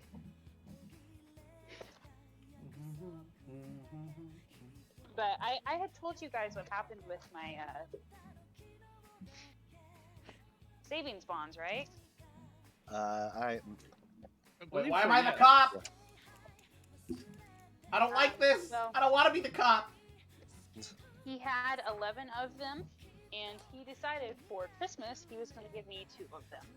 Oh, fantastic. That's fun. So basically, One- Things I'm legally entitled to. what a nice Christmas gift. He gave you what that was all yours. Yeah, and he gave my sister a $200 gift card. And the savings bonds he gave me is $150. And I can't redeem them until, what is it, 2031 and 2037. Fucking asshole, man. No kidding. Yeah, I wasn't gonna dump that guys on you guys on Christmas Day. I was like, oh, okay, yeah, my dad's an asshole, and that's it. But no, it's not Christmas Day. Ugh. So, my mom did get an update on our 529 situation because he like sent in a message saying, hey, we need both parents' permission to like sign off on withdrawing funds for school. And he's not going to respond. Fuck! So So they were poisoning the water, and there was a person that poisoned the water right next to me, and so I was like, fuck it. I only have one shot right now. Yeah. We didn't adjust anything. I I assumed I at least had 2 shots. nice. My mom talked to the company that we have our 529s through. Also, I And don't want to be she cut. said- She said that they, if he doesn't like even respond or like isn't gonna seem like he's gonna wanna like allow us to access the funds for school, the management can make a decision to like send the funds directly to the school. So we actually might have a situation out for that, because originally we weren't going to be able to even access the 529 until he died, which you know, so that's good. I don't have to wait. Hell yeah. Well, if hopefully if the management company makes a decision to agree to do it, which I think they will, Yeah. considering how toxic my dad can be. Yeah, just the way it sounds, I would see I'm pretty easily agreeing. If I leave the game, because it won't show me the screen anymore. Cross the host, so he's the Yeah. one that controls that, because it's... Because you enter the cop side. I also adjusted the map. Gotta love the gift you can't use for 10 years. Nodders. Isn't it fun? Best kind of gift. Yeah. Right. Oh wait, I gotta Sister hide gets this screen real fast because I don't want to see.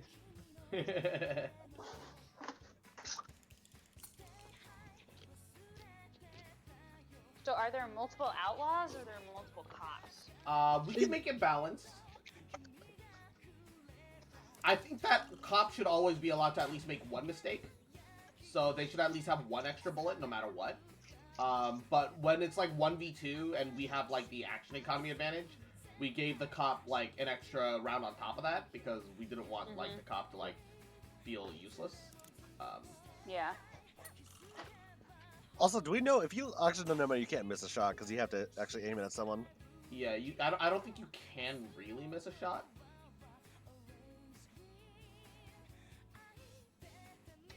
I think the way it works is basically you're accepting that they it's not that you're shooting a shot. It's just you're basically saying this NPC dies. Yeah.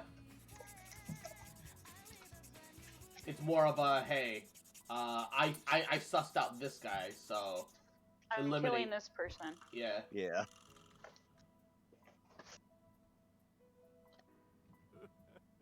Yeah, all of this shit's fitting in there. Okay.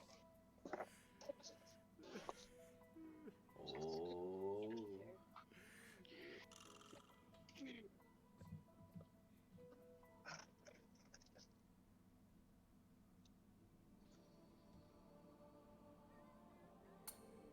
Oh. Definitely have to lower the notoriety level a little bit. Yeah. There we go. A little something.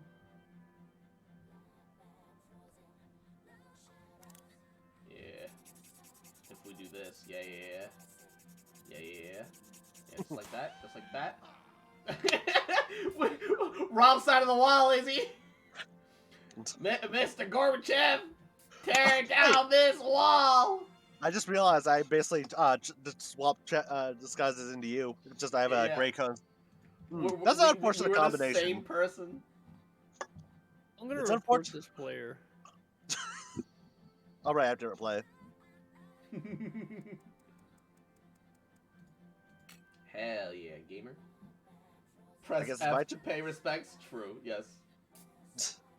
I guess it's my turn, I'm assuming? Yeah. Ray, are you ready, or are you still sussing it out? One more round. Oh, Okay. No worries. So how many shots do I have? You should have 3 shots. Okay. Which is to say, you can make 2 mistakes. Okay. I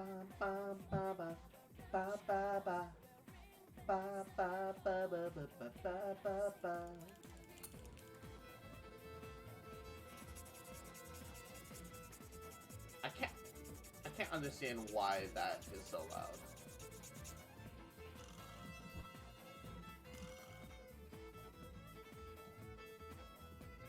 Hey there, pretty mama. You doing alone a place like this, pretty mama? No, I like cannons. Cannons are cool. Look at this one right over here. Yeah, look You at could this almost say cannon. it's canon that we like cannons. Yeah. Hell yeah, baby.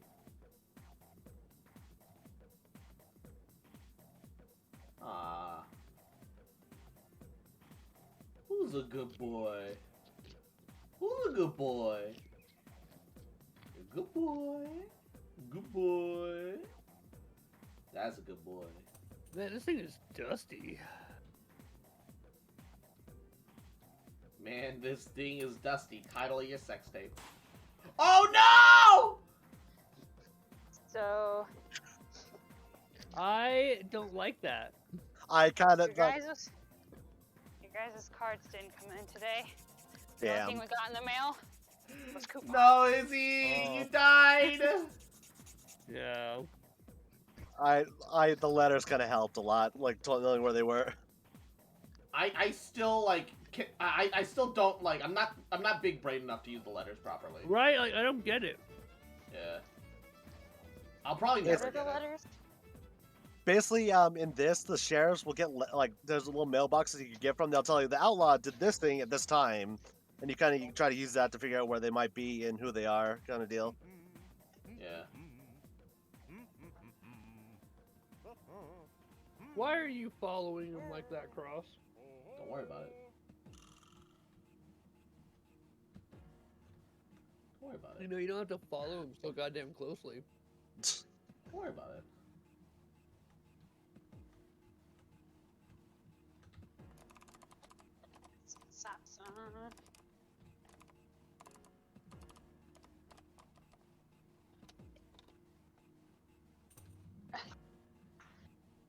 Yes, I'm here, Mochi.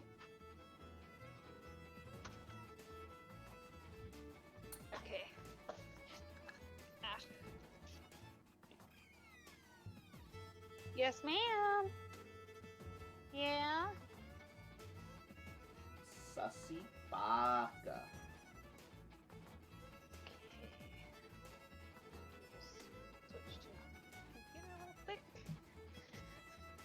The funny thing is, I was holding on to E instead of just hitting it once, so I didn't realize it was just canceling my action again and again and again and again. Oh yeah, I'm weird about it. Sometimes it really do be like that, you know?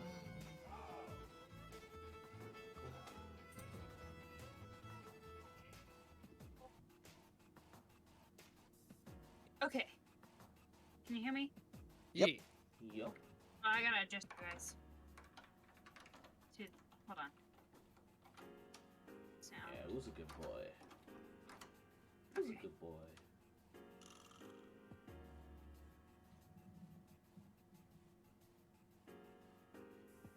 That's right.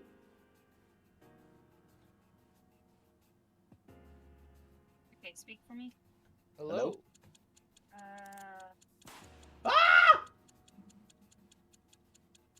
Kozak? Kozak's got, I think he still got 2 shots. Okay. Yep. Because he got me with a fucking nail. Yeah, he got you as the 1 of 3, so he still got 2 shots. Yeah. Your Fucking body is in the bastard. fucking open, dude. Fuck. Coming for you, Cozy. Kozak, what's your username? Just Kozak.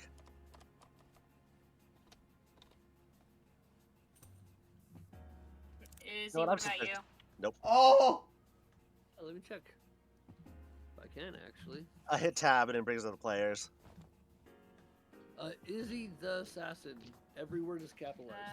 With spaces. Not, yeah, with spaces, but not every word is capitalized. Like, not every word is up. Never mind. Is Cross just KSL Cross? Yeah. Yeah.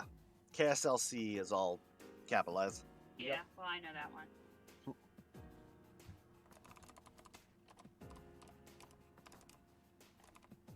I don't know if this is... Izzy... is the capitalized? Yes. ITA is all capitalized. Okay. Same thing. Nice, thank you, hun.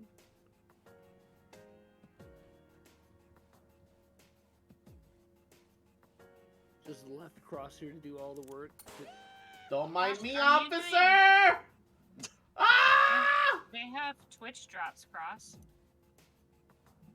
I don't know how to interact with those. Otherwise, maybe I would. I'm just letting you know. Yeah.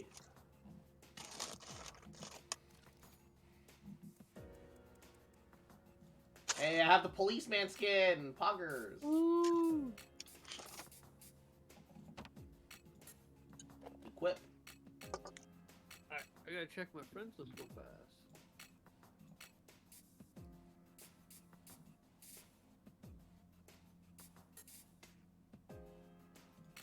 You have to go to request. I think we had to. Can I? Yeah, I think we Oh, all. Yeah. We have to like completely hard leave. No, we didn't actually. We just have to bring up the menu on the side. Oh, that's how you yeah, do it. Okay, yeah. I think I actually left. I might have to get reinvited. Same. Seems really hard for the police to win in this, to be honest. Yeah, that's why you gotta figure out where the kind of comfort level of your group is, and then, you know, adjust accordingly, right? Because it's just like a party game. You adjust for it. Frankly, I think that the clue system is really, like, really hit or miss. It would be one thing if, like, there was only one specific type of activity. But no, there's always two places where you can do that specific activity. Maybe three. So it's like... The only difference is it shows you on the map exactly where I have they to can do the activate. tutorial first. Oh, yeah, that's right. That's right. She do have to do the tutorial. How do I move? Wazda. It might just be freezing you right now.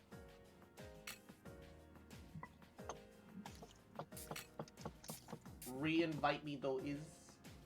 Or Kozak, or whoever's in charge. You're the streamer, shouldn't you be in charge? Manga. I mean, I'm being serious. It's your stream. I left the party while trying to figure out how to, like, accept Ray Ray's invitation. So, I don't know. I think we all left. So, Okay. Invite.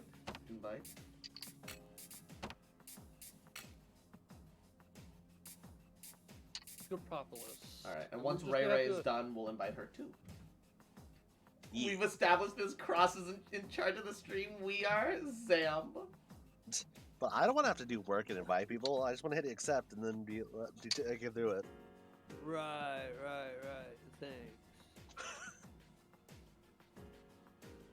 I'm a follower, not a leader. So basically, any crimes we commit are all Cross's fault because he's the leader of this. Right. All things under the banner of Cross go to Cross. We are exempt. Zam. And Izzy. Mwah, you little rat. This game is actually kind of stuff. Fucking disgusting. Yeah, it's in early access and it's clunky partially on purpose. You were saying Cross?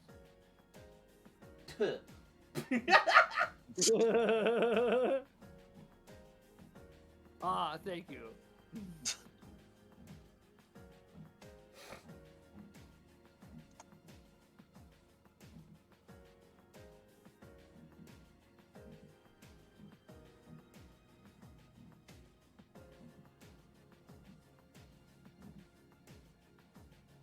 Oh, I have a funny story for you. What is it? So they finally brought us our new dryer today. Oh, nice. Fucking Yeah. took him long enough. Fucking right, Jesus. I'm a leader only until there's fault, blame, responsibility to go around. Yeah, I'm not a leader until there's fault, blame, or responsibility to go around. It's the opposite for me. You guys don't give me shit until I have to take credit for, until I have to take, you know, the brunt of something, and then suddenly, oh, you know, Cross, you're in charge of the stream. You know, you should have handled that better, Cross. It's like Love the you, opposite Cross. for me. Right. Love you, Cross. Wait, feed the horse. Why is it not letting me feed the horse? Hold E on it. It's not even popping up for it. Whatever. I see nothing wrong here, I swear to God. But yeah, so he goes by after he gets done putting in the Oh, dryer. you guys too. Mwah. That's why I'm here. And then he sees my setup, right, in my room. Yeah. And he's just like, oh, so you're a gamer, huh? And I'm like, yeah. Yeah, I play video games. If you think that's funny, you should see the other room that I showed him, the fucking like game room. And I'm like, this wall is dedicated to board games. This wall is dedicated to card games, and this wall is the video games. He goes, "Oh, you really are a gamer." I'm like, "Yeah." You have like almost everything on that wall. I'm like, "Yeah." He just left going, "Holy shit."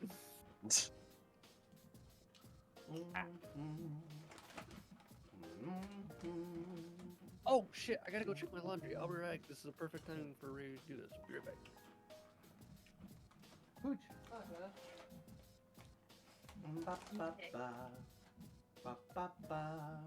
Cool.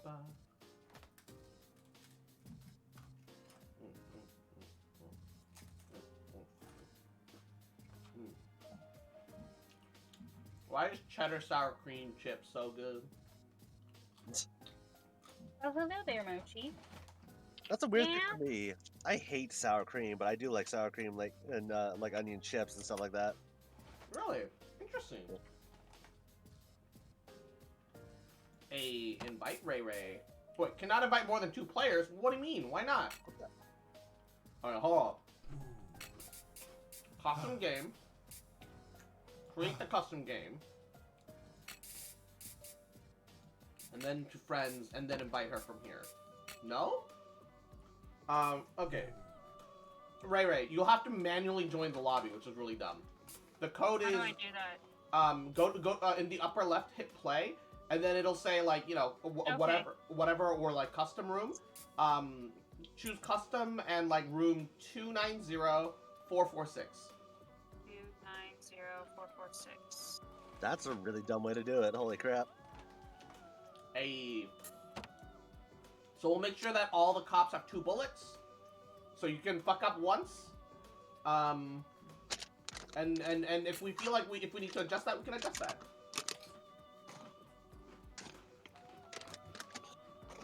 Okay.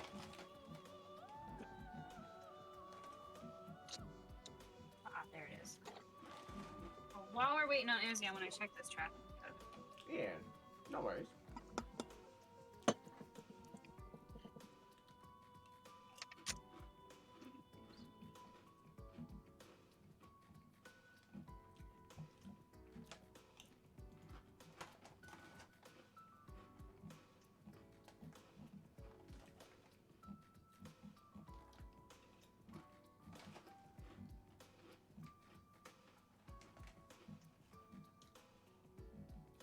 Bruh, what? Hmm?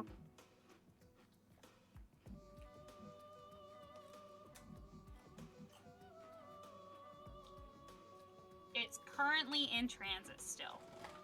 Hmm. Oh, USPS. That would be why it probably got stuck somewhere. What did Izzy say he was doing? Laundry stuff. Oh, okay. I'm gonna DM him peek.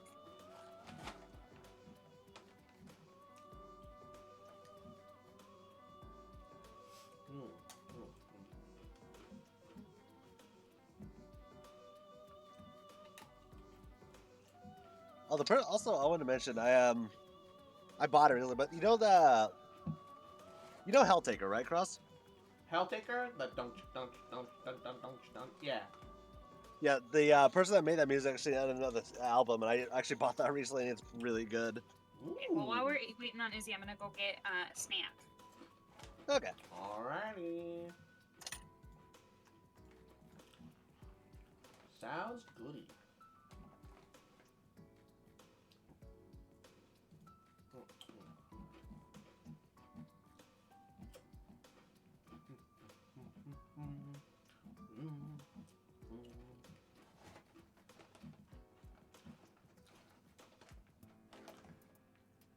Alright, it took so long.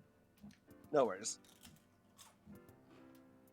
I'll bring everyone to go get a snack real fast, then we'll start. I'm assuming, anyways. It is What? caused the stream after all. What? A snack. Can she bring me one too? She also said she'd send you like a picture of like proof that your thing is still in transit, though. Nice. Okay, cool. Yeah. Which is really weird because I was talking to her the other day about it, where I'm like, all right, you definitely need to contact them and get your money back because like you paid for express shipping.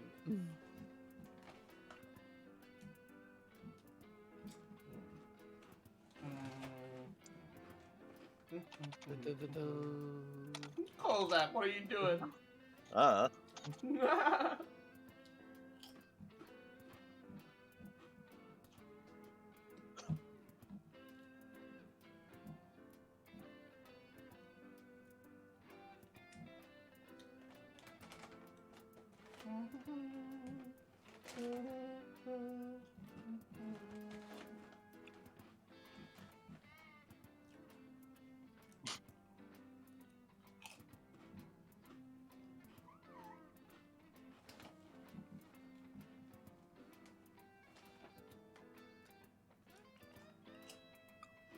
Ooh.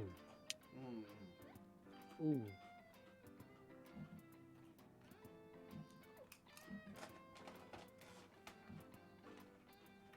Alright, time for the hazing period for Ray Ray. We gotta put her as a sheriff all by herself. Oh no.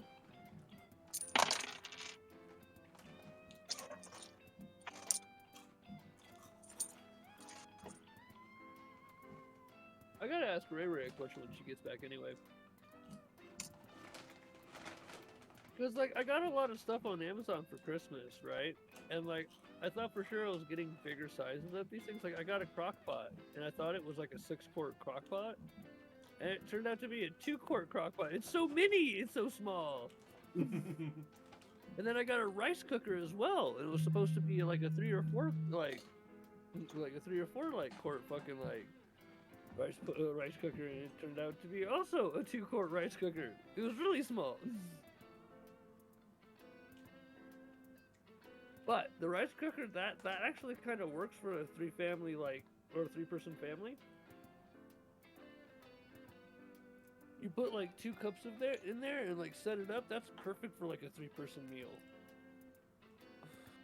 And like we all like rice here, so it's like perfect setup for like. I mean, rice is great. Right? Like it goes with any kind of sauce, any kind of side. It's just like rice. Yeah.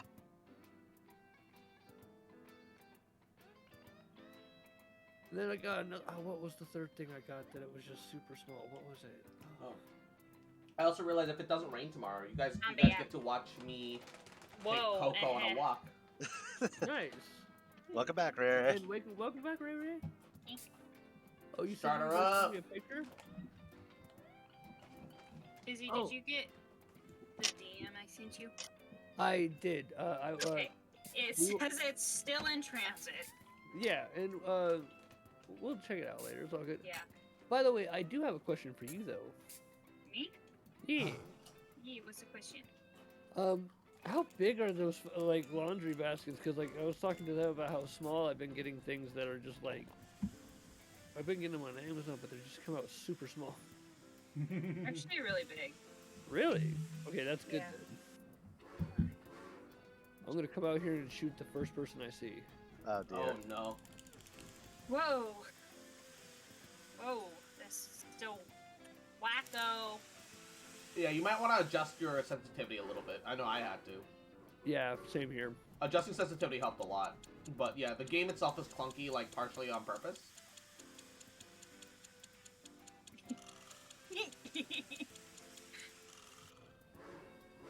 Alright. Good job there, fellow criminal. I saw what you did. Did you though? I saw. Oh no, Izzy! They were innocent. How could you do this, you monster? It said it was someone like right over there, and it was really recent. That was the only person over there.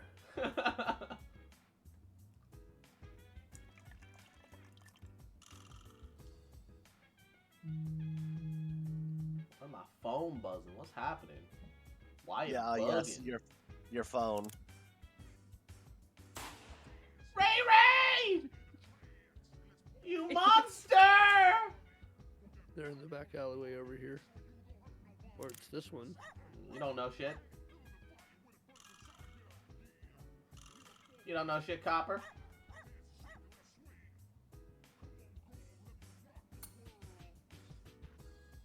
Ba ba ba ba ba. Ba ba ba ba ba ba ba ba. Ba da ba ba da ba ba da ba. Oh, they have in-game chat. Oh, they do? Mm-hmm. Did you hear me? Hello, hello. Woo. Oh, Yeah. Kinda, yeah. Definitely need some notoriety reduction there. There, boy. Right there, boy. You hear your dog barking. Your dog bugging. What the dog doing, man? Sorry, he's on edge right now. I haven't given him any biscuits. Wow. You monster. Damn, monster. He gets a biscuit when he finds me a culprit. Damn. Conditional love. Disgusting. You pressing E on it? Yeah. Where's the ammunition? I don't know where some of the stuff No, right see, here. that's my issue with this game. Is like I never know If what you- shit is. If And you like- tap Hit you space tap to bring up space- the map, it'll show the names of everything. Oh, And also if when you hit the clue, it will show you exactly on the map where it was on that clue and at what time. how do I hit the clue? It will pop up when a clue pops up. It'll be like a red circle with a check mark in it. Yeah, Yeah. okay. Let's see. Let's see. Now I'm hungry. I've been snacking. Like I'm not like hungry. Like I shouldn't be eating, but I have been snacking on some chips. You know. What am I doing? Right behind you. Okay. Oh! Nope, I'm out. Izzy's out of the game. Ripu. Oh, right behind you, there's a clue. I know. Ba, ba, ba, ba, ba, ba, ba, ba. Ah.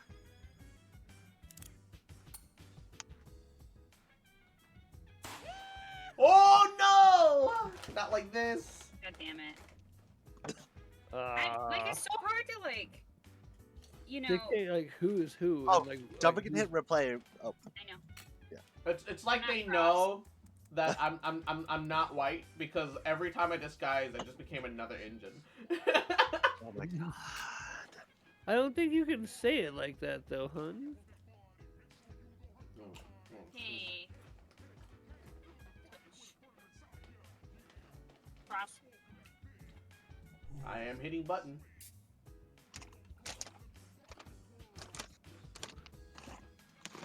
You have the magical ray ray using Kozak are all cost 5 shots each, touching down the lone fox. Oh no! I mean, it would be interesting. Yeah. I don't like this.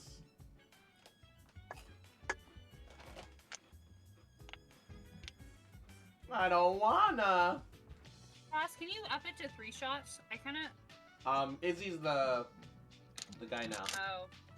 Oh, Izzy. sorry, I'm munching. I'm still crying. I think we're all munching at this point. I have popcorn. I have almond, smokehouse almonds, goldfish crackers, and Reese's honestly right next to me right now. Nice. I've got popcorn. Alright, custom.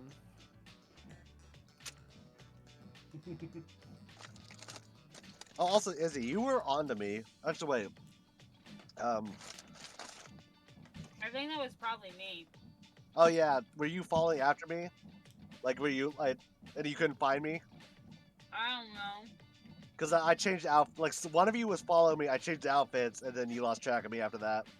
That was me. Yeah, because I was It chasing might out. have looked like I was following you. Oh, and Velvet! Mwah, yahoo! Hi, Velvet! How you doing, cutie? Mwah.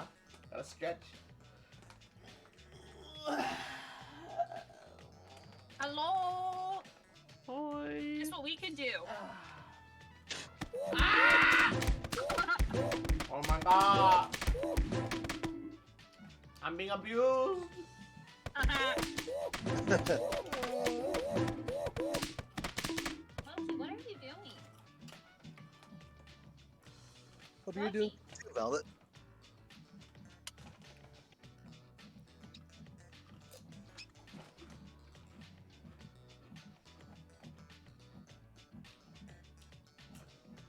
Dong well. Yes. I didn't even see that before. Rochi. What?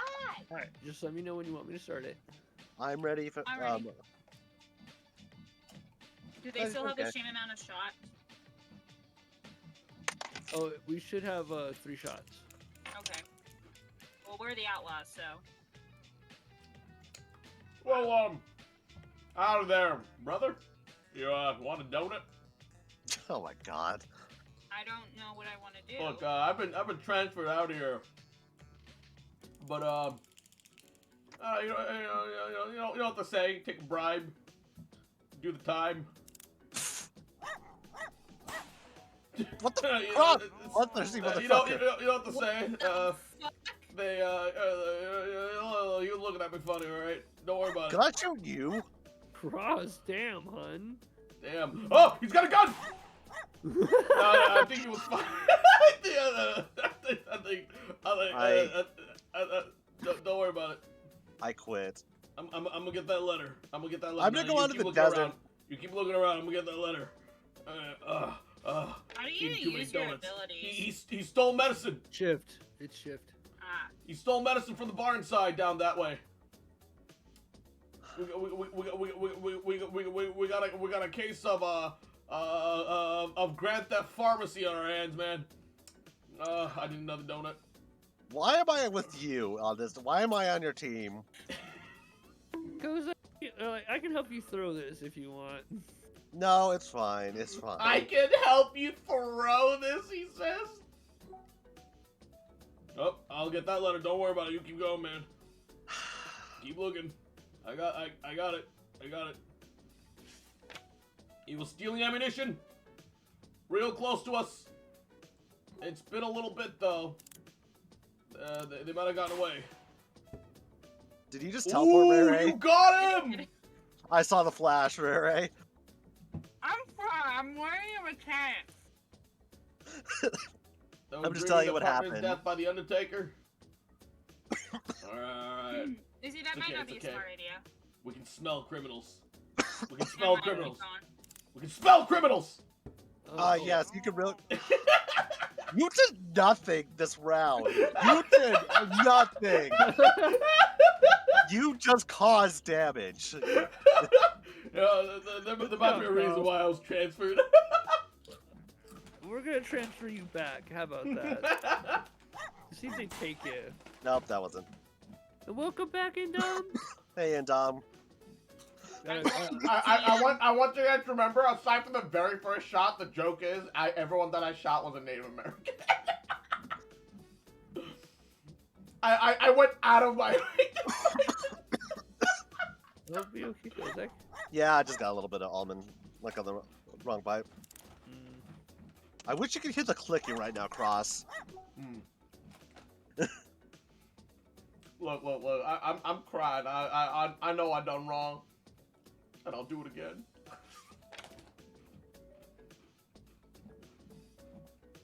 So, do you really want me to win this, Cross? Just asking. I'm being serious. You're a monster. I'm just having a good time, man.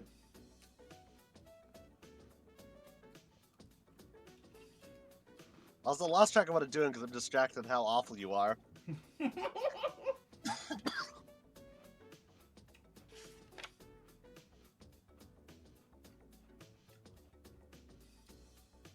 I think he just went into the I'm bar. gonna stop being an outlaw again. I think they just went to the bar to the right of you. Not. There are two of them. Either that one to the left of you or the guy going up the stairs. Ah. Oh, No! They I were, was they were, they were nowhere near literally, there. they were literally like, it was by the last location, and they were like grouped up and walking so suspiciously close to each other. I was like, it had to be one of them, right? One of them's like using the other one as cover. I was like, it had to be one of them. Anyone else want cross to their team? Yeah, I'll take him. I'm just kidding. Okay, It's fine. Cozy. Oh wait, I guess Ready? it's crossing night right now. Yeah, you're good. Right, Oh, you it's can me. hit start Okay. whatever. Oh, and Why would you trust the person who killed all the innocent people? I was Yeah, hoping he was trying to redeem himself. I Also, was in trying to. Yeah, and You're this is terrible at Westland. Yeah, you are. No, I'm awful at games like this.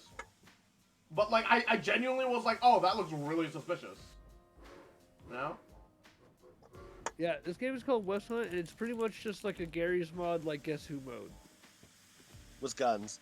Yeah, well, Guess Who had guns? I know. I'm making fun of that IGN. I don't want, with, like I Skyrim was don't want guns. cross on my team Oh, unless yeah. I get money. Zamb. God, IGN so stupid. 7 out of 10, too much water. Pokemon. I mean, there's also like, do you remember that? It's like Skyrim with guns one. No. Should I? That's what they called Far Cry 3.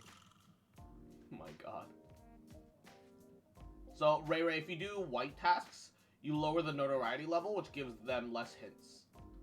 The yellow ones are the ones that we actually need to do. Yeah. Love you, too and dog. Nope. Oh my god.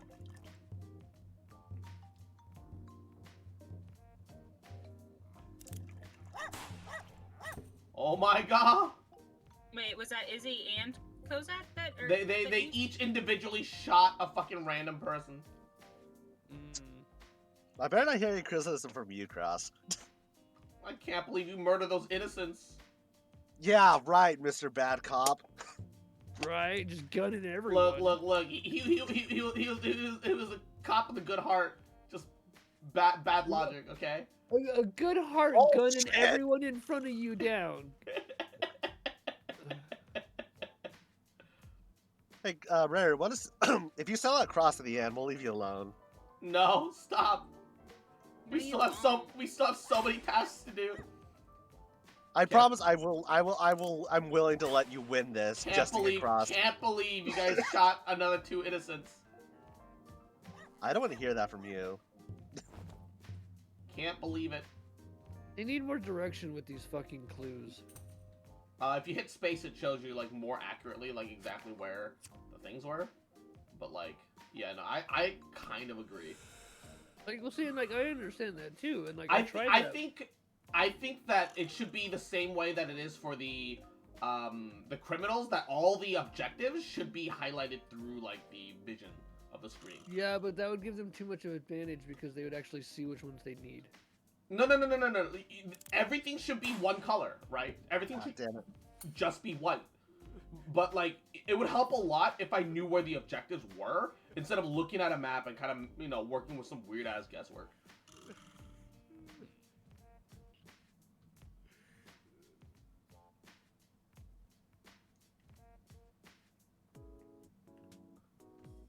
Our notoriety is a little too high right now. Yeah, we gotta lower that shit. We only need 4 more things. We're good. All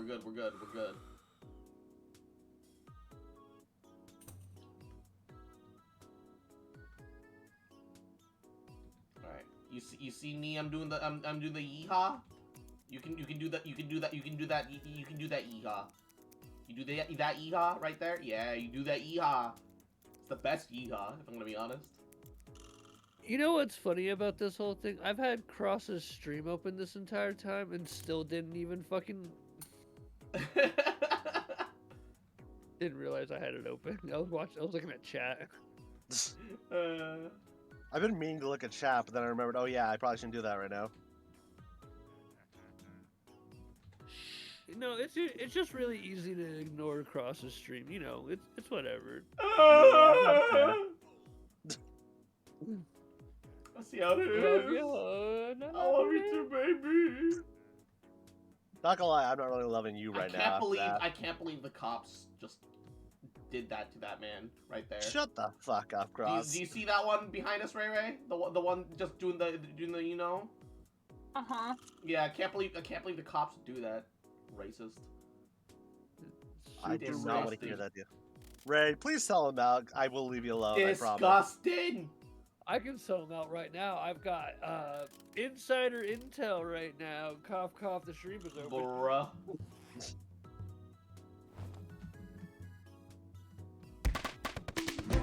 Oh, I see what you're doing. Oh my god. Oh, Oh! person there. The funny thing is she literally just teleported to the final spot and you shot the wrong person. I saw the flash. I didn't see who moved in. Oh no. Right? It's so weird. This game. That was hilarious. Right. I got across this round, I guess. Oh no, I got Rere. I'll be evil. Yep, you gotta gun us down. Don't gun too many civilians down while you're doing it, though, hun. She's not crossed. Don't worry. No, I'm evil right now. Yeah, I was talking to Cross. Oh. So I transferred through a town not too long ago, just like this one. One donut. God, you're making me hungry. Now I got some peaches. It's a nice place you got here. A little dusty. A little sussy, but yeah, this is a nice place. Oh, Crime hangs around every corner, I see. I didn't know Kronk was here. Well, one thing that you need to know about the squeakers. Squeakers squeaking suspicious. Fuck. You'd be a horrible police officer. Anyway.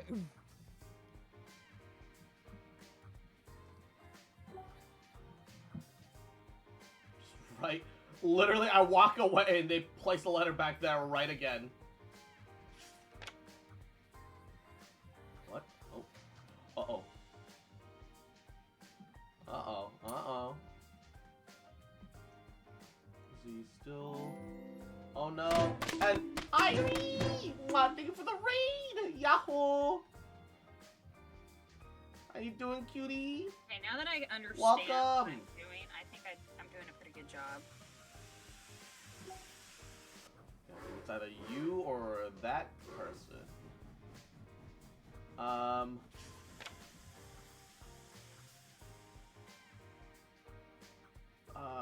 Which water? Okay, well, oh, that's so far away. Take a gamble, 50-50! He's your teammate right now. No? Yeah, I'm regretting that so much. If I would stop running at this wall. Right in front of each other. Hey, hey you, buddy. Hey you. Yeah, you, turn around, buddy. Give you a donut. Gliding be faster. Hey you. Stop running away from me. Stop running away from me, hey you. Sorry, Izzy. Hey you. I decided I'm gonna get a promotion, guys. For a cross, so you know. I'm gonna get a Is this the promotion. worst Hey decision you. you can ever do, or it's And like Irie, I missed you too, baby. I'm glad to see that you're doing well. Justin, thank you for the folly. I appreciate it, baby. You just sounds sit like. Why is this a mission? Ooh, letters. Ooh, they're on this end. Little sus to this guy, but I'm gonna leave him alone for now. The guy with the hat and glasses. Fucking Harry Potter looking ass. Hey, watch out, I might cast some spells on you. I'm gonna cast a spell on you, and now you're gone, Now you're gone, mine. so gone. Alright, do something else, motherfucker.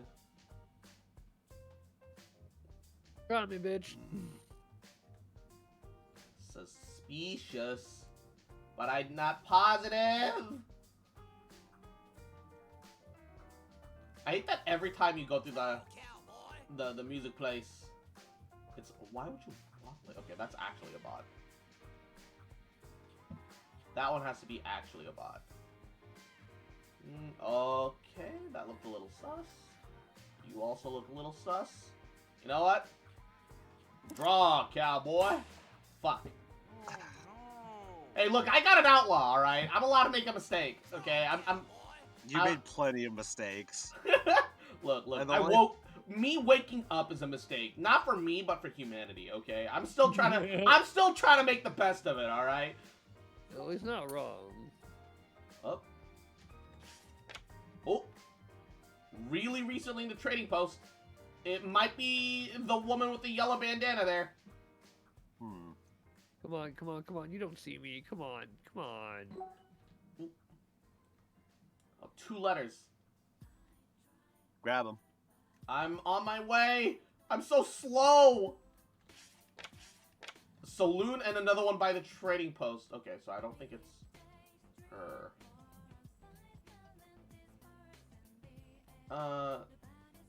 Shit, who could it be? Are you able to switch between people? No. Yeah, you're still here this whole time? Hey, you. Are they still both Yeah, you. alive? Hey, Yeah. you. Oh my god. Are you...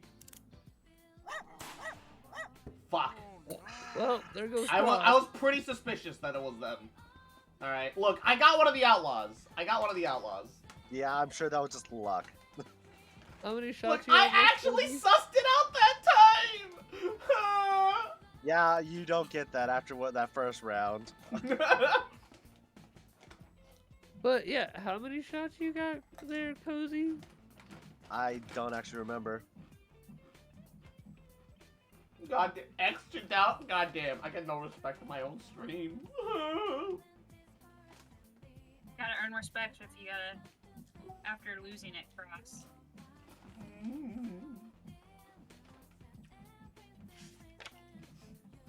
Da, da, da, da, da, da, da. Man, this fucking luggage over here on this train is stupid. God damn it! Let's go! I knew he was on to me. I was trying to throw it up. Hey, looks like my transfer's permanent. No, we're getting you the fuck out. No, I'm just gonna shoot you, actually. He was gunned down in the line of duty. I don't know what to tell you. I'm sorry, boss. He was gunned down by me because he's so incompetent. My god. And I already beat you to it, Cozy. Mwahahaha. Okay, Cozy. Let's see if we can kill Cross. Sounds good to me. My god. I literally have every disadvantage because there's nothing stopping you from looking at stream and knowing exactly where I am. I'm gonna be honorable about it unless you really annoy me. Unless you really annoy me, sus.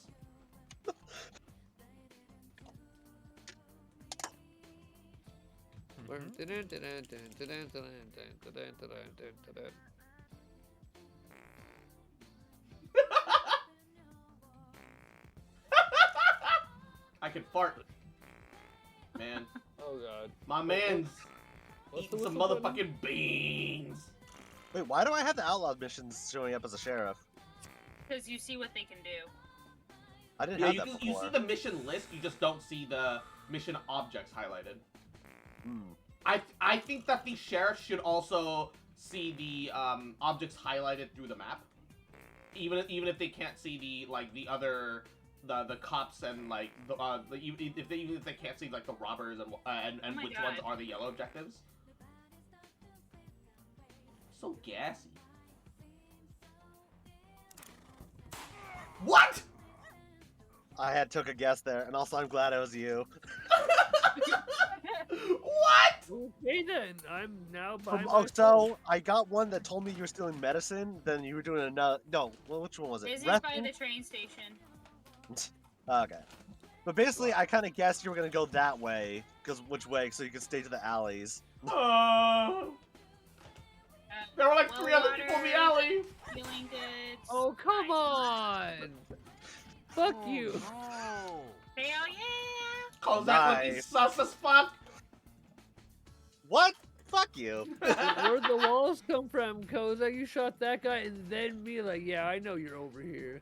because Rary grabbed the message that said that someone stopped tampering with the message board, and you're the only two ones over there. Pops would hand that round. True.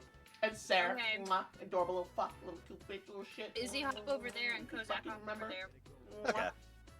That I love you, bitch. Mwah, mwah, mwah. Little We'll keep cute fucker. circling. Mwah. And So then do stop loving you. two rounds Yeah. of Wait, hold up. Am I Izzy? supposed to switch over as well, or No, whoa? Izzy. Izzy's supposed to switch. I guess we can do 2 and 2. So like do 2 rounds of sheriff, 2 rounds of It'd be outlaw. fun to watch Cross cry. I swear to God. I kind of It's wish you. pretty fun. I wish you could have it like randomize it for you. Right. Yeah, that wouldn't be bad. That'd be all right. That'd be nice. Now it's my turn to start oppressing the people. Come here. All right, donut man. All right. I see the supply shop. Do you have any milk Now. for my donuts? You. Oh no! What have you done? Ah, Melvin, why? And What I do? Everything. Ooh! Hey, we have 2 shots.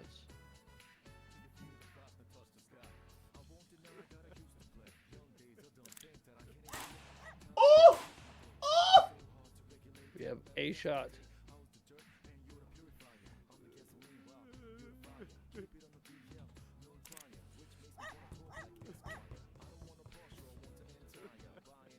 Kozak, we make a good team.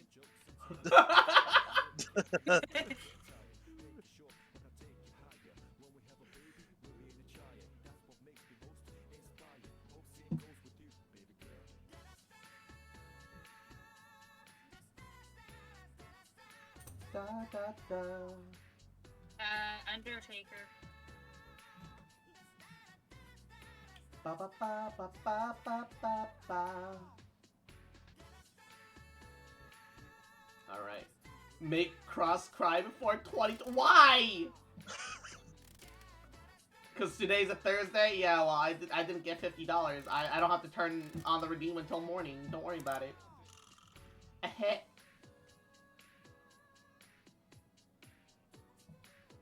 Izzy, I'm gonna list these off for you.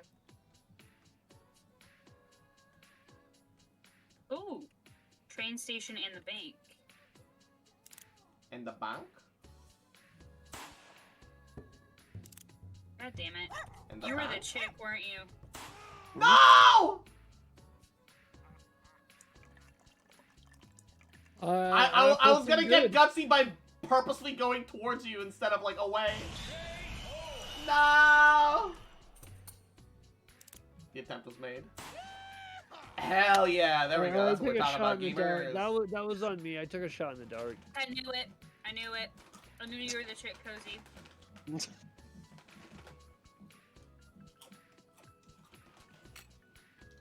I just learned to Photoshop a pumpkin on top of the melon in the melon video. Goddamn. Okay.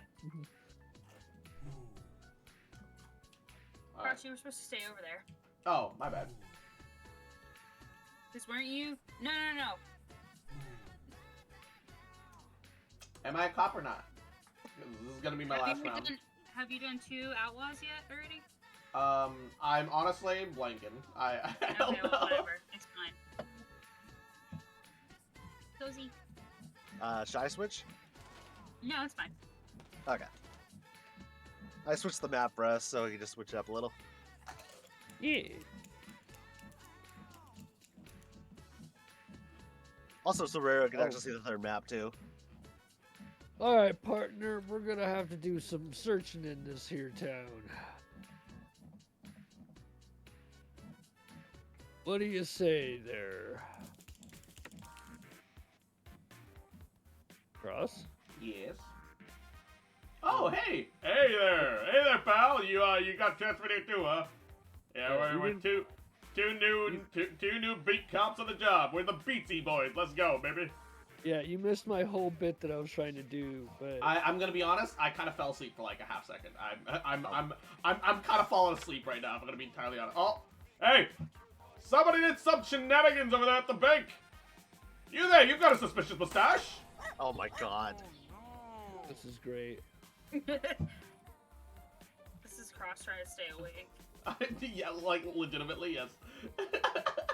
So murder makes you feel more alive, is what I'm hearing. Hey, look, you're putting words in my mouth that I didn't ask for. All right. I mean, you're all accusing me. Hey, Gotcha, baby. you've got a suspicious mustache there, sir. What the fuck was that, Izzy? Why would the NPC stop when I make that meme? I actually believe So Ray, it said you got poisoned in the well, and then I'm like, where are they? Then you came around this corner right when I saw that. I'm like, took a gamble. you. Now, partner, what are we gonna do here? Oh, I only got one shot left in me. You know what they say? You shoot a man in real life, you die in the video game. Also, I think this guy's got a very suspicious little lapel. I got 2 shots, I believe. And you know what, partner? I think I'm gonna take one, cause like he is acting a little. Oh wait, Yeah. no, No, shoot him. Shoot him. If you don't, I will. No, they're doing stuff. It's not him, partner. Yeah, I will. All right. Really, like he did weird circles. Like I was...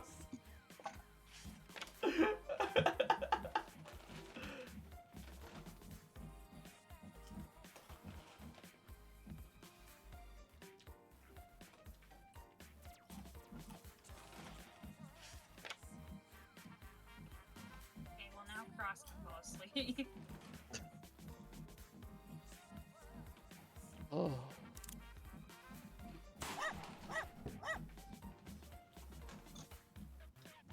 That person stopped and looked at Ray Ray's body for a second. I'm like, Oh no!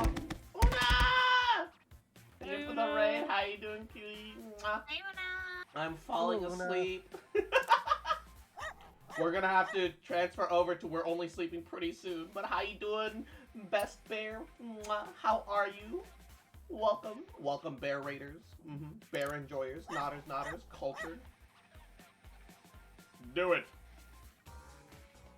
Do it. You won't.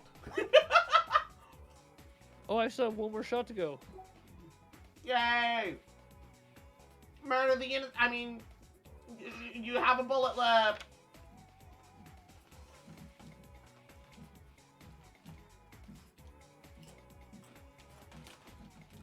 Yay!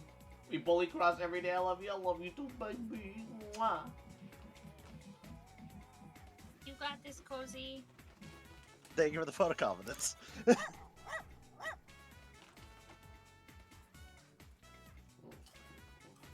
Oh no! I was watching you two like from the corner. You! I fucking pointed at you twice! I Oh, no. fucking knew! That wasn't me. I was literally, but I was doing the objectives and watching you two just goofing off, just from a distance. Yeah, I know. Like once you got the pop up of the things, like, oh, it's this one. Like he can't be. We literally just got a notification that he didn't. Like. I was actually gonna go over and spin around Cross, well, because since he couldn't do anything, but you never actually left being near him, so. All right. Oh yeah. Do it, Cozy. I believe in your say-so-ness.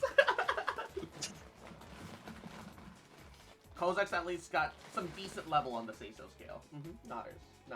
A little, yeah. Little yeah. If you ask little me, yeah. though, I'm the most say-so mod here. No. Bullshit. What? I'm pretty say-so. Definitely That's wouldn't even say more that you're bullshit Henriest, but you know, bullshit. That's even more bullshit than Okay. Kozak. Who's the one posting the most? I'm in the so audience? tired that I almost typed YouTube.cop because of all the cop jokes that we've been making instead of YouTube.com.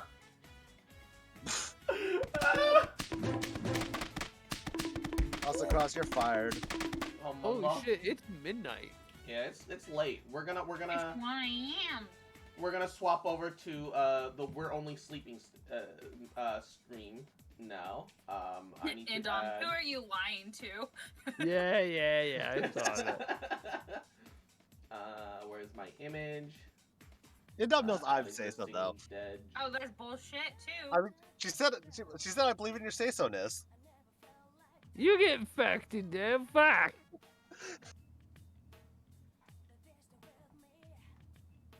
Yeah. Might be a little bit too big. Once again, thanks Juno for making this wonderful piece of art right here. Yeah. Love you, Indom. Love you, Alright, dog.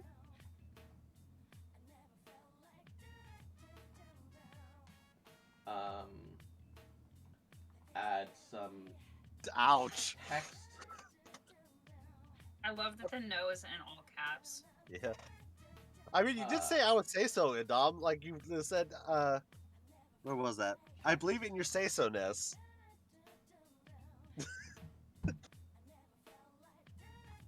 Good night, Umbro. Night, Umbro. You not say so, mods. Come on, we're pretty say so. Oh, that's bullshit. Izzy, we just had a conversation about when you Fortunately. can use horny shit.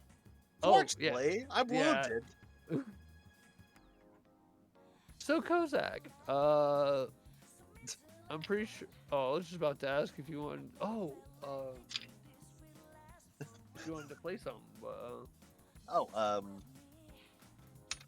Listen to Ray Ray for once.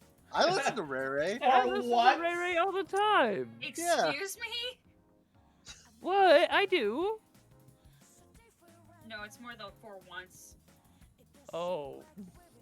Well, no, I didn't say for once. I said I listened to you. It was aimed at Indom, not you, Cozy. Oh, okay.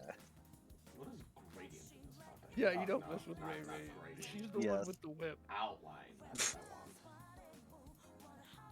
By the way, who gave you that whip, and what? How can we beat them today? Oh wait, it was me. God damn it! You painted that target on your back. Ah! Yeah, then it has there's not so left many Kansas tabs City open. apparently. Yeah, I thought that was weird. Right. They think it's illegal.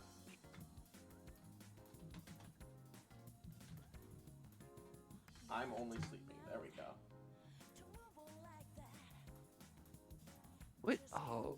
And Yeah, then December has the 31st. Yeah. we need like a really long kind of video that we can just leave playing in the background. You guys, What about one of those Oblivion or Morrowind videos? Yeah, I mean, if you I'm always gonna fall back on that shit. Right, they're good videos. There's a dumb video I wanted to show you for Christmas, but you didn't stream. If you're, it's only like 10 minutes, but if you wanted to show it, maybe not right now, but like, yeah. Okay. Oh, they have a Skyrim analysis, part 1 and 2. Oh hell yeah! Pop it on. That's 11 hours and 11 I mean, minutes. the only 11 issue is that I won't be here to see it. Right. But Skyrim is one of the okay, most so you want to know the influential joke games of behind the 11th hour, 11th You see minute, this and not 11 just with its seconds? gargantuan sales figures, landing That's Bethesda pretty a sale funny that they price would of act that. Microsoft twice that of Star Wars, but in the explosion When it of was open world released, games it was afterwards, released and the on rise the in 11th, the popularity 11th, of and the 11th. perk-based progression Yeah, systems, yeah, I remember that. the least It was expensive like a pieces. big We'll be picking little pieces thing of about its Skyrim's marketing. DNA out of Yeah, games and for like so he another made it decade. the video I 11 started this hours, 11 project minutes, the 11 month of seconds. That's Dovahkiin's fucking 10th cool. I love birthday. that. I wonder if Yeah. his parents were really Okay, happy about do you their guys lifetime free want- copies well, of I know all those Cross is going to Bethesda sleep. If games you that guys have wanna come do, out like, a since, couple you more know, rounds? Elder Scrolls games like Fallout 4, Fallout Shelter, West. Fallout 76, and soon, I'd be down. Starfield. Yeah. Skyrim is a difficult game to talk about. Deceptively difficult. I It might seems switch over easy to some, because but it's let me do popular like and finish up it's some of this, and I'll dumbed join you. down Yeah. Abby's complaint. Yeah. There's Yep, I'm gonna no go check the way launcher real game fast is and get actually another a snack, Gordian and then I'll be knot ready. that reverts common sense into All right, clown I will logic. leave. Imagine my the surprise Discord when G-Man connected Lives and in case Angry you guys Joe made the ever best want to Skyrim say anything videos, to because chat it for turns whatever out this reason. game is not the easy target it appears to be. So I will leave Now my this goal here. here isn't to just put It's down time for Skyrim me for its to iniquities. leave It the actually room. has some Call it a night. strengths and Night, intelligent I will take design over behind the it. chat, Nice. Some of Waha. most of Skyrim's Nihan. problems Yeah, are feel free to consequence talk. You of can do whatever you want. deliberate design. Things being Sleep. held back to achieve a particular vision, rather than restrictive factors like time And or now lack of I resources, sit here which, while being great for Bethesda and the people who doing make up the nothing because company, I have no is plans not so anyway. great I'm gonna for go the people take care of who the were laundry. fans before it was cool. Right back. The place to begin our analysis is with the introduction. Hitting new game, we are shown an image of a dragon upon a stone wall, a model which was actually translated into the real world and sold in the collector's edition. I was actually at a midnight release for Skyrim, and people booed a guy because he was the only person to buy the PC collector's edition, so they just had him come up and get it and then leave, ahead of everyone else. We live in a pay-to-win world. Included on this screen is a small verse prophesizing the events of the game, which seems to be a replacement for the voiceover narrations of old, before we see the iconic fade into the world. To be honest, the Skyrim fade-in meme is not actually one from the Elder Scrolls community, despite being about Skyrim. It's simply the first moments of an iconic and well-known game. The meme could have easily been about Half-Life 1's very similar intro, had it been nearly as popular with non-traditional gamers.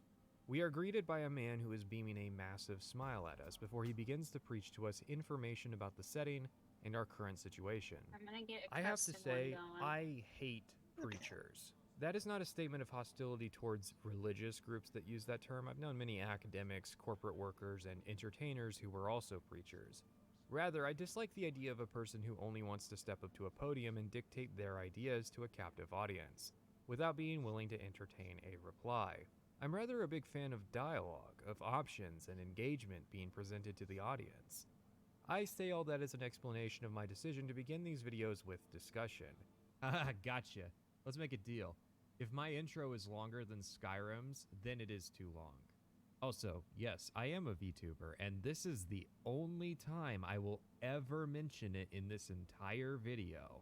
Rather than simply jumping straight into the sermon as is common, normally I wouldn't even take time to explain the explanation. It seems intuitive that if you click on a video that is 8, 12, or 20 hours long, that you would not be bothered by 4 to 6 minutes of meta discussion. Unfortunately, I was wrong about this, hence this very brief section. My introductions are sometimes described as strawmanning or whining. I didn't understand that perspective until I saw pretty much every major Skyrim That's video the ever code. made, which as a general rule are typically made by Thank you. preachers. There seems to be a belief Oh, that this is she's not doing a valid good. part of the video, She's doing that the good, video Indom. doesn't begin until this discussion is over. She is While I'm currently going to be laying on my talking bed above me. 100% about Skyrim within a couple minutes, She's sleeping. the truth is, you're already watching the video. Well, she probably is not sleeping I because have I'm been in the talking Elder and being Scrolls loud, community for more than half of my life. I've had a couple conversations about the games over the years. I've heard pretty much every argument ever made, and it is Oh, rare no, that what'd he someone do? offers a truly fresh perspective, I simply due to the put lack the of code new in, and content. he responded with My original also a intention with the 6-digit introduction code. was simply to inform people about many I arguments love I had Equinox. heard before in these I discussions. do too. If I strawman an argument about while we're fast waiting, travel, that what is are you doing because right I have now, heard Cozy? it before. Just Instead of playing. having Like, to I hear it started a again, game I before you simply asked, so I'm just respond wrapping to that it. real quick. That way, if you Yeah, genuinely I believe am in that going argument, you to have the switch opportunity into to hear my my PJs response because I to haven't been it. able to change. It's a straw man, Okay. but the thing about straw Okay. men is Back. that they do still waiting on serve a Cozy. purpose. They stop birds from eating crops. Not only that, but as the What primary did person Equinox- why- responsible for what's with reading the those comments, I numbers? can say that my 'Cause, philosophy Rare has gave me the code. largely been successful. The code Plus, for I the pointed out that Fallout 3 whatchamacallit? required a patch to run in the Oblivion video's introduction, and a month later, Bethesda randomly decided to fix that issue. Would that have ever happened without the introduction? Well, probably, So but I'm still going to take credit. Anyway, To give an it's like, example, it in the makes sense Morrowind if you're video, playing I presented fast. the argument that fast No, travel I is posted a convenient code and he by responded explaining with in a a code. story how tension in a fight could be created when physical travel time is a factor in decision making.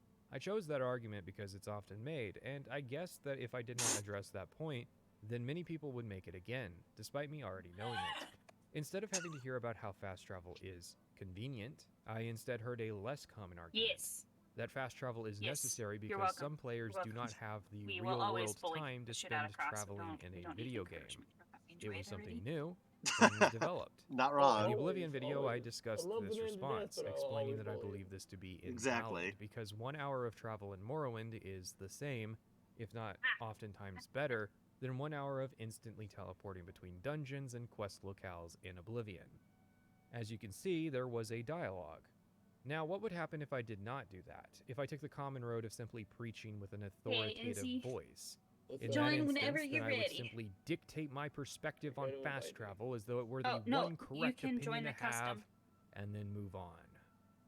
There are some who advocate this, saying that I would appear stronger and I more gave you the confident code in the in my group chat. arguments if I never entertained opposition. Again, I disagree. Well, partially. It is true that many would be both entertained and convinced simply with a deep voice and an air of charisma. Insert profile pictures of relevant YouTubers here. However, I don't look at my audience as people to be tricked into liking my work with techniques of propaganda. If you want videos It says that you're simply offline. preach opinions as the only true perspective there to he have, goes. then Okay. dozens of videos that are both And then pro just gotta and wait for against Cozy. Skyrim already exist Yeah, I'm just to quitting out of validate this your right now. existing opinions. When you realize that over 80% of those videos have nothing to Oh, say, whatever. I'll still be here, keeping my gate open Don't for you know? After because midnight, so I the goblins love have come you. out. We have to And prepare. there you go. 700 words that I should not have needed to say. Thankfully, I can make up for it, since I don't really have anything new to say about long videos. It seems that my peers and I have largely won that debate. Long videos are here to stay as long as people continue to have the patience to make them, which, anyways, The just as a heads up, intro if thing this is always your first long like video, startles me on when this. you I'm need not a gonna break, lie. you can comment a timestamp, which is generally more reliable than trying to have YouTube remember your place for you, which can often be off by more than 20 minutes. Obviously, I get metrics for this, but I don't think that's going to matter much if you watch enough of the video to need a bookmark. Alright. I also do not make these videos to be reliant on past works or having played the game. If you've seen my earlier videos or played Skyrim, you will be better off, but they are written to be self-contained. This is also going to be a fairly audio-focused experience. You can put me on the second monitor while you go play Morrowind. Normally with Gordian I'm gonna knots, give the you 4 solution is shots, to cut Cozy. straight through Okay. them. But we need the rope for Because, like, later, I was sitting so there we have thinking, to like, untangle it. after this, we can Let's start start with playing all the some Wicked. versions of Skyrim that I played. We have Well, the yeah, that'd be a nice Legendary one, too. Do Edition, you have that, which is Rare? the release version of the I game think and so. all the DLC. Okay. We have the Special Edition, which was a 64-bit It's a practice re-release. on Owners of Cross. the Legendary Edition were given for free back in 2016. And then bully him, We like, have why aren't you Skyrim good VR, at this which already? was just a VR Sounds good to port me. dumped out in 2018. Man, I love how we're And plotting we have against the him on his own Anniversary stream, and Edition, which his was a own chat downgrade kid for will the hear it. Special Edition Oh released yeah, on and I the bet year you they're probably anniversary. gonna be down on it for it So too. unless you count Yeah. each individual console release as being separate, There's a beautiful irony which to I it. have never seen done for Right. any game other than Skyrim, we have 4 releases of Skyrim in 10 years. The only one I patched and modded was Skyrim VR because it is quite literally broken. It barely functions on the Valve Index, which was We could released totally less than plot 2 against years him right now, later. honestly, because Bethesda what's he gonna do? abandoned He's Skyrim asleep. VR as it was a sample Right. cash grab on the VR trend. Now- Technically, if you want, you can count the Anniversary Edition When he creations wakes up, as the modded cannonball will which fire is supposed to precisely be the at point of it, 7:04 but Skyrim fans or get really 7:04 pedantic about a.m. how it's now official content because Bethesda placed a stamp of approval on it and sold it for money. But this time I did not use the unofficial patch, crash prevention mods, or anything else like that. Part of that is that the unofficial Because Oblivion you know patch he lives is his life in a Grand fairly Theft Auto sensical with server. its changes, but years of no new games to fix for free has caused the unofficial Skyrim patch to stray into the territory Wow. of making Damn. gameplay changes. I was So kind of on the chose not to trail. use it. There was a time where I wanted to record the entire video in vanilla Skyrim VR, but having now played it, I can say you Damn, do not want Cozy. to watch Man, that. it's a good thing you didn't Instead, love I it, settled man. for the next best Yeah, thing. it's a good thing you Lengthy didn't shoot the playthroughs person right in next each to him. version of the game. I played half the game on the launch version, half the game on the special edition with no Creation Club content, and an entire already out of there, playthrough though, on the Cozy. Anniversary Sorry. Edition.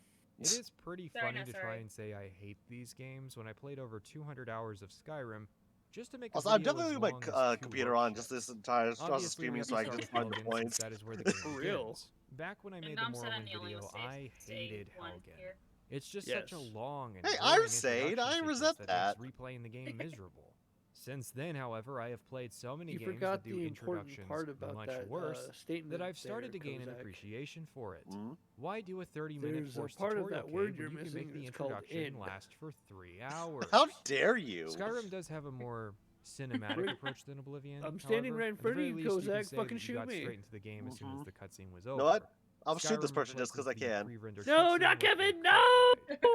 play. This Fuck is to create Kevin. a potentially unhealthy first-person perspective for the entire game. Except there are moments that force you into third person, so why Did you bother find with 20 avoiding bucks the on him? cutscene? Because he kind of owed It's me only that 5 from last minutes, week. but those 5 minutes drag on a repeat playthrough because there aren't details in this sequence to notice once No, you've completed the Crossus story. has gone to sleep. Morrowind made We're us a just released chilling prisoner. and Oblivion playing gave us a games life and sentence, talking in the and background. Skyrim has And finally plotting decided against to him. open with an Yes, and execution. plotting against him, I but mean, we're always it's got plotting nothing against on him. Fallout New Yep, Vegas. I'm just chilling New out, Vegas hanging out with starts this a 5-minute mariachi band cutscene over that here. establishes the entire conflict of the game visually You're while doing a also pretty good having job the playing, balls you to know? put around through the player Oh yeah, you character's know, head at the I've got to end. lay the fuck These low, days, that's so I'm fairly just normal, but laying I the do find fuck it weird low. that for a few years, games were obsessed with pretending like they are going to kill the player character, while simultaneously becoming easier than ever. Skyrim's character creation is also much more streamlined, due to changes in the mechanics. You Excuse create me, your sorry. character model, Unless you and kiss that's these. it. There's never a class creation screen. The game only alludes to the differences I between muted races, myself. and I those had like 3 differences C's right there. are Holy crap. mostly inconsequential. The only occasion where it Ooh. matters is if you're trying to do a very specific build, such as playing Khajiit for hand-to-hand or Orc for werewolves. Bye, Speaking of, Kozak. a big point of improvement was in the character models. Bethesda really took the criticism of the Oblivion character faces to Juno's heart. joking because It there's is an easier to make Umbral, a decent another looking Umbral character in this Skyrim chat. than it was to make an Yeah. ugly character in Oblivion. No, we Not have every 2 character Umbrals. is a knockout, Yeah. and there are The far other too Umbrals already few gone to bed, hair though. options, since hair is honestly what you're going to be seeing when you play in third person. Most of the actual story We're of the just introduction is better suited to really discussing late-night later. One degenerates. thing I find disappointing Yep. is that the Yeah, game well, does I not have trust the you day to off walk to the tomorrow. execution block. Same. It showcases what happens But if I you try do to run have away. a funeral to go to. Ooh, Oh, sorry to hear what that. kind though? I am trying to step. Anyone else feel like Better not. running? I think But I it have to doesn't be actually let the ready. player try to run away. You're go permitted by to 9? cheat in Oh, this scenario I and turned just on my script the monitor. player's death if they That get needs too to turn far off. away. I'm just gonna Even unplug after that. we are finally given movement controls, it is a while still until our hands are Unplug. unbound and we are able to begin interacting with the environment. The game Come on, don't you do slow-burns it! its mechanics. Haha! Here I've is struck melee, again. here is I've taken stealth, out the here are bandits. potions, here is Yeah, thievery, he's- here is he's magic, sleep- here is He archery. be sleeping. Oblivion Jeez, was I'm gonna pretty report similar, you but for took note walls. of what Fuck you you. did and recommended a class based on how you played. It only Since costs 2 Skyrim is innocent going for a lives. system where you Oh, play exactly how you oh. want, it introduces Are the we- player to are we many gonna things switch off sides the bat. now? So Yeah, the I'm real switching question sides. is, what is not here? Because that would be something that hadn't received as much attention. For instance, pickpocketing. Oh. Crafting also isn't in the tutorial, but Juno that's was probably legit just because confused. it would really Yeah. slow things down. But most I thought it was magic a joke, but tools apparently it aren't wasn't. in the tutorial either. When we leave, we are deposited into the open world. It should be known that Skyrim is an open world game first and foremost, and that the priority is on allowing the player to do what they want pretty much whenever they want to. Most people likely don't approach Skyrim the same way I would, doing all the factions in bursts, but rather interspersing it with side adventures. Skyrim has less variety than Cyrodiil, but each biome does feel like a distinct part of the world. You don't have to look closely. Oh, to and gauge what also, part of bro, Skyrim I he's am currently doing in. a, However, you need map knowledge to glance at a basically, he's gonna screenshot keep of streaming till the Oblivion New and guess where Year's, that is. so Indeed, if any you one wanted to show up was again, you basically successful any because hour it until New was the Year's, world he'll be event. here. They'd moved away from the generated height map and speed tree and gone back to fully handcrafting everything, spending years coming up I with a can system for smell creating you. a world like this that Okay, would even gassy function Mexican. on a 7th generation console. I can It was smell in you. playing Skyrim VR Wow, that that I sounds truly really began weird. to I realize if appreciate the anyone doesn't scale know of who I'm what talking Skyrim about. accomplished Right, with like its no, and world. trust me, dude, I've Even fallen watching through the that footage same back trap a does not lot convey because the like feeling I had it, realizing the I have a couple sheer of friends of mine elevation at work differences that in do the game. whole like because they You move watch your CNN. hand to look up in the And like first I was person just of like, the oh, game. But I in can VR, you smell have you. to And, like physically we'll just look look around up. like, wait a minute. Playing that's... this, I realized that many areas I had perceived as being flat actually if you don't had understand the drastic actual elevation context, it just differences. sounds creepy. However, while I Yeah. can handily say that this aspect of Skyrim VR impressed Oh, that me, reminds me of a story no I other heard part from did. another person I The world is watched on amazing, YouTube. but what the world is They're filled talking with about at a is job not. they worked at. Even subtracting all That the someone hours else of that worked with overexposure to the them game's content, I was made never a really impressed damn by it. anything the game was showing me. But The they more were interesting a basically going to biome reference is, apart from a the less movie. content there I'm not seems going to to say be the to line there. because it's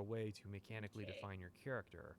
Morrowind used birth signs because it was easier Alright. than recreating the full system, but Morrowind did not take full advantage of the Oh. opportunity provided. I have The the Atronax patience of sign a is the god. best example of think I this. actually It just provides a left. benefit but also a detriment Oops. that massively changes the way you have to play the game. Oblivion should have added more signs like the Atronac, but Where- instead where- Skyrim went the I opposite am going direction. to change. There is nothing more cynical than your introduction to the signs being the 3 archetypes of gameplay. Warrior, So mage, Zach, will you switch thief. to the other side? This is the paradigm that quick? Todd Howard forced Sure. the game to be Okay. about. And Um, Even Afterlife Juno, has we're these playing a bit of symbols in the West skybox. Hunt off stream. Did you like being a I'm monk going to or change the paladin task to or like priest 6 or because battle that like mage or makes spellblade? things so much Well, longer. too bad. I'm gonna change Some it to 8 hybrid because classes are still having it set possible, at but some 12 aren't is just because their core insane. mechanics have been gutted.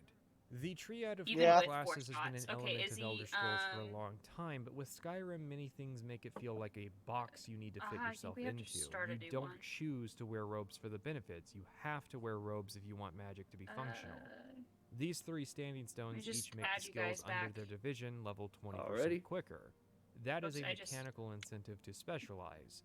Say you are playing a character that uses destruction magic but wears heavy armor. Is Should you he take the and warrior or Kizzy? the mage? In theory, it provides a mechanical choice between whether you prioritize offense or defense, but in reality, Okay. it just encourages a change in playstyle. If you pick the warrior, you might as well switch to one-handed. It'll level faster. If you pick the mage, you might as well switch to alteration. It'll level And you faster, get and 4 robes will shots. increase your offensive potential. The actual choice you're I'm making gonna comes waste the later, which first is 4 whether you people want I skills see. to level 20% faster, or if you want another standing stone that might provide you a utility benefit.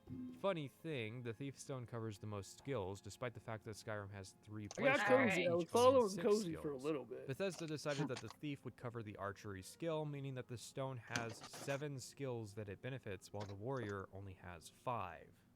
Skyrim's developers talk a lot about the vision of the game being that the player can, at any time, pick up any skill they want to start using and it'll just work. That laissez-faire attitude is a nice sentiment, but in reality does not work that well. Mechanically, Skyrim pushes the player to specialize. Anyone who has Much ever better. tried to pick up another combat playstyle mid-character can attest to that being the case. High-level Draugr exists to mechanically reinforce that you should not have tried switching to magic at level 20. We continue down the road to Riverwood. Gerder's family first settled here as woodcutters a few generations ago. Gerder's family first settled here as woodcutters Ah, a few generations ago.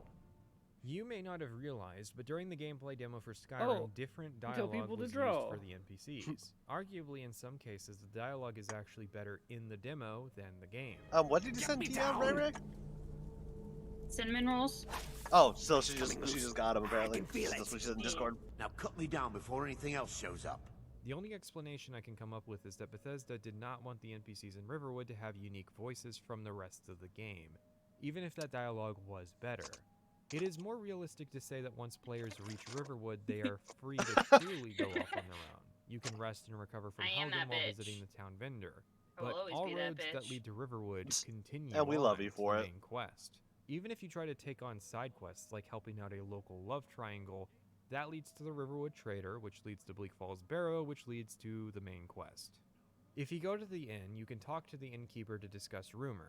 One will point you at the Civil War quest line, specifically one addressed will point Yevon you to the and Riverwood said, Trader, "You better take one will care point of you at the Tia." College of Winterhold, and one will said, point you "Or I towards will Dark find you." Brotherhood. Of course, now that we've recovered, we can do whatever we want to, but it is important to point out how Bethesda is trying to make sure players go off to do the strongest content first, Saw instead you- of come back. allowing the I player saw the you, freedom to go motherfucker. get lost in the world. I In know Oblivion, you are. could She said run you'll off as soon never as you escape the find sewer in pretty much any direction. The game begins in the center of the map. In Morrowind, the main quest outright told you to go do side quests and to get experience. What the fuck is Yet he? Skyrim is apparently yeah. the one that affords the player the most freedom. Right.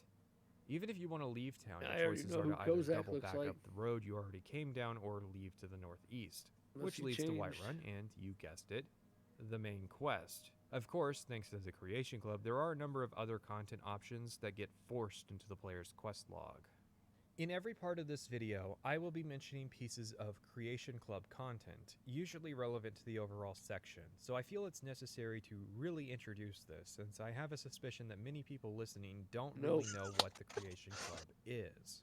In Alrighty 2017, Bethesda launched I was behind the Creation door, by Club the way, for Izzy, Skyrim, that you're right which was next an to. in-game store that Damn sold you! add-ons developed by contracted mod authors. During the You production of the Oblivion okay? video, Hold I decided on. I was That going guy to on the feature left. this content I in was my aiming future at Skyrim him video, earlier and on, even going, include "Wait a references minute, to a this few guy's pieces doing some relevant to shit." Oblivion. My goal was to have a unique Skyrim Ooh, I video got the by emote including now. this official content that few people up to that Oh, point damn had it, I left the even group. mentioned Can you invite me beyond again? its existence. Ah. I bought some Creation Club credits, the currency you need to purchase to actually buy the content, a common tactic used to obfuscate the true price of the DLC. I spent $80 on this bit, only for Bethesda 2 a few months later announced the Anniversary Edition. It would cost There we $20 on PC, unlocking all 74 And pieces then of Creation Izzy, Club I gotta content. invite you. So, in total, I spent $100 because Stop the price of leaving the the group, upgrade did not goddammit. account for all of the creations that I already owned.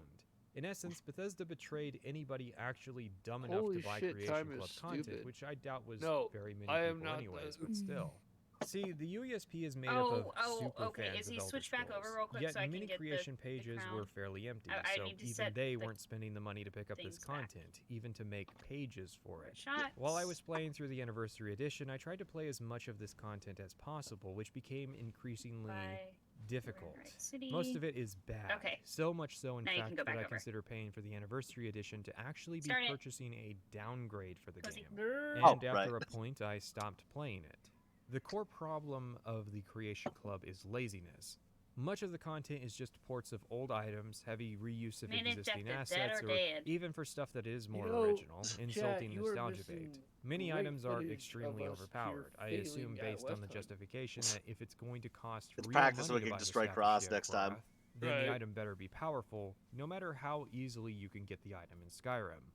However, the real issue is that the content is poorly integrated into the world. It has the grace of your Oblivion, Fallout 3, and New Vegas era of DLC, where content is thrust onto the player at the start of the game. That was a product of short-sighted thinking, where the developers I think you're figured getting a players little buying too close there, DLC would pal. I already think you be need an to step away. appropriate way into the game, not realizing that the majority of people to ever play that content will be doing so on new characters in the future. Bethesda actually realized this with the Skyrim DLC, yet the Creation Club brings a return to that bad design. I cannot stress this enough. Do not purchase the Anniversary Edition of Skyrim. This is just Bethesda trying to recoup their losses on the Creation Club, which itself was a second attempt at doing paid mods. Now let's discuss Bethesda's next cash grab.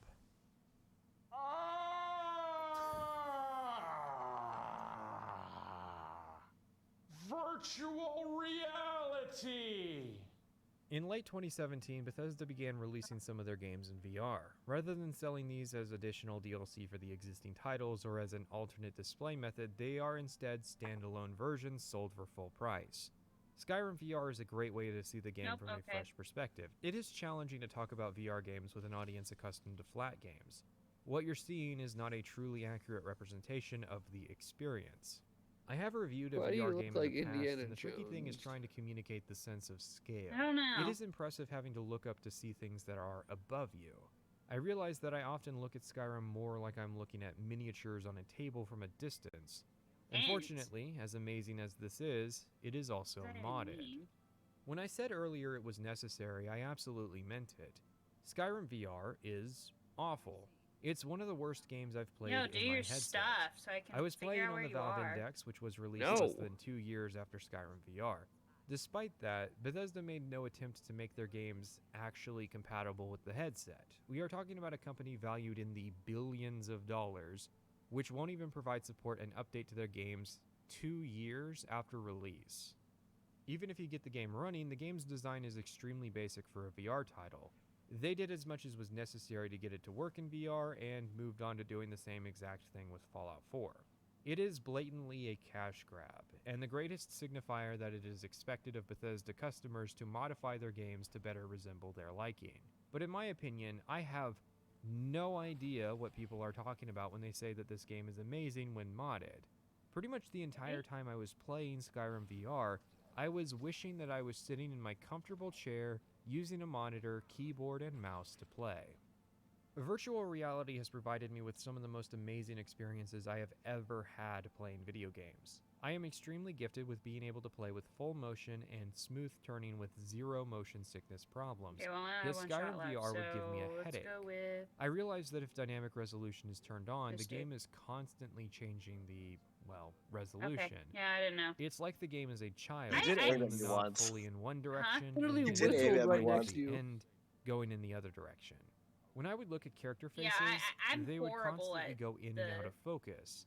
Dynamic resolution is a trick used to I'm maintain a horrible steady at it. frame rate by lowering the image resolution whenever something big is No, 'cause happening. that cutie Skyrim switch. apparently Oh, is yeah. just in a constant state of something big happening. Also, I feel so like it's it's just hard to constantly being changing the sheriff. resolution when you This have just Yeah, to it zoom is. out. Yeah. Another thing is that the LOD distance is turned let way me down again to buy switch frame. it to This made the world start look nearest terrible, and the fade mailbox. distances were also turned down And drastically. how about we Have you seen start the funny with gestures that people do while playing? That's actually a mod. Interacting with NPCs by grabbing them? That's a mod. Does this werewolf mode look cool? That's a mod too.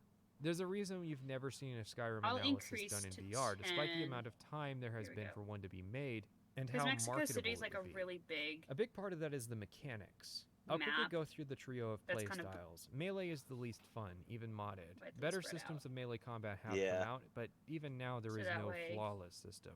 The core of the problem is that in real And then life, if the, you hit someone with a sword, there will be a mailbox collision. That doesn't appears happen in close, VR. closest to Damage you. is also applied flatly, which makes sense when playing with a controller or mouse. But in VR, Oh, damage yeah, should that's be a nice determined feature. by I didn't swing even know that was a thing. intensity. If it's not, there's nothing to stop players I from wish just it was just casually like whenever swinging from you the like wrist. hit a mailbox. You hit know for how it every takes a lot of mailbox. swings to kill stuff in Skyrim? Yeah. that'd be Now nice imagine too. having to actually physically swing your arm every time you want to do that. Simply put, this problem is such a challenge to overcome that I honestly question why they tried. Fallout 4 VR works better as a basis because gunplay in VR is much more functional. If any West End Onto devs ranged are combat. listening. Archery games in VR are not a favorite of mine, so I wasn't too big on using bows. Magic was So glad probably Ray the Ray best didn't see that. I playstyle in just made a VR. f- Sadly, a for faux reasons I'll be pas talking right about in in Part front of 4, her. Magic in Skyrim is not good.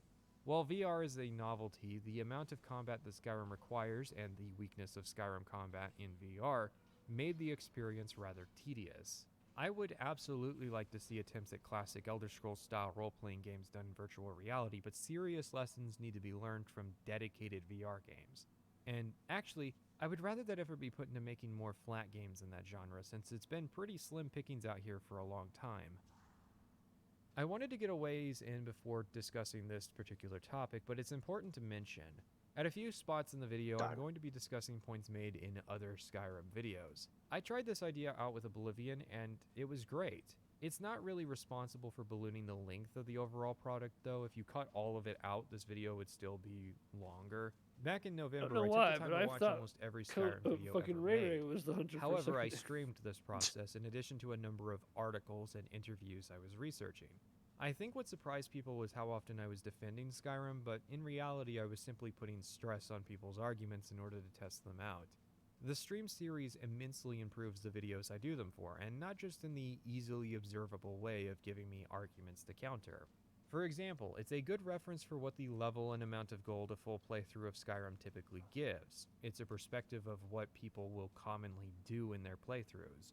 Rather than guessing what these values would be, now I have Maybe I more should up this data back up to points. 12 for Mexico There are City, a because thousand other invisible Mexico ways City's that just doing so this has difficult. made the videos better, mostly because I was able to wholesale plagiarize entire Yeah, I sections can agree from with other that. creators. I have not actually Jesus. written anything original in this video. It has all been copied. Alright, and now to check the comments section. Jokes aside, I mention this because I don't want people to get caught off guard when I talk about other videos and creators, but yes, I consider each step in my Elder Scrolls series I think to be for Mexico a massive City we step should start up, it back and in part up that is with because I like have studied the failures of other videos and trying to craft my like own. because I there's can an say at option to least start with with high certainty that I am level providing of a very notoriety or different whatever. experience with this project. I certainly should agree do that most that. Skyrim videos don't really offer anything that guys like Maybe, yeah. DW Terminator and can at least Mr. find Caption some people didn't 'cause, like, already sometimes say it's back just in so hard 2013 just to even and see people in 2014. this game. This is also the point that I should mention Private Session's own gargantuan Skyrim project. For those who don't know, we know each other. He appeared in a number of my Yes. streams, often as a chatter, but sometimes I as a totally co-host. don't look like We've done a Marty couple episodes McFly. of a podcast together, and he's in both this and the Oblivion video. What we're How many offering shots is do you have two left, very different Kozak? experiences, I which is don't know. interesting given how much in common we do know. He got to see a lot I of the same fucked up, research Ray I Ray, saw, I'm yet our sorry. videos turned out very differently. That's why I firmly believe there is no such thing as topic oversaturation, because despite being similar in many ways, we were still different enough to provide unique experiences. His video is very good, and I say that outside of nepotism. I would also rate Kretosis and G-Man Lives videos highly. In the middle pack, I would say that Mr. Caption and, oddly enough, Acer Thorn are both videos I could recommend if you can stand Acer's bad audio production value. YouTube has undoubtedly played an important role in the rise of popularity of Bethesda, but I would also say the biggest criticisms against Bethesda have also that become was, mainstream by that same method. I However, saw one of you I've been running, in but I this lost mode for a track of long you. time. Yeah, it was I've me. wanted to do a Skyrim video since 2015, longer than I've wanted to do a Morrowind video. Ooh, I've even that tried was to so do it. I'm close. gonna I don't mean change ill the towards other settings on creators, that one but though. it is curious I that when held accidentally to the left. same Hold on. exact standard that I typically hold game developers Let me in my add you guys videos, that back viewers again. suddenly got offended. Almost as though there is a double standard, that we're allowed to make criticisms against games but not against videos. In fact, I it's hit the worse wrong because X button. as a video and audio editor, I could actually make even more informed criticism against a video than I could a game. I am not one of those people who think you need to have a Okay, college 12 education and 5 missions. years experience in the industry Nearest just to share a and high minor opinion about a notoriety, game whatever. on Twitter. Everybody brings something new Oh, to the genre, I and think I'm a I just fan of left this on style accident. of content. But we are a few years past bloated in this space. Undoubtedly, Oh, my yeah, you Skyrim did. video will be dismissed for bringing Here. nothing new to the I'm in table, here. you're still okay. simply by the topic, title, and thumbnail gonna up the without a shots to single max. second of runtime being played to All right. evaluate if that is an accurate opinion. So you have 10 This shots speaks for to a Mexico problem City. that there just aren't enough video Uh, analysts taking pride in their work. There have to be But if several we're doing boring 10 shots, I'm Skyrim gonna try it analysis without the videos high, for starting people with to that be high of the automatic notoriety, opinion that whatever. another one must be continuing that pattern. Okay. So this one, Mexico City is the one we're experimenting with right now. Kind of getting what level Okay. of how we want to set up the settings for that. Combat seems like a good place to really start trying to crack this egg of a game open. This is the debut of my Legendary Edition character, Shoring Hardheart, a Nord whose name nods to the leader of the Morrowind Fighters Guild. This playthrough was the one where I played the original version of Skyrim, so if things look a little Izzy, just because you have 10 shots desaturated, does not that's mean you because should just Shoring start has shooting seasonal affective willy-nilly. disorder. If the player follows It the was natural worth a flow shot. and insistence of Skyrim, Literally. you will eventually head out Uh. towards Whiterun, where you will encounter this event.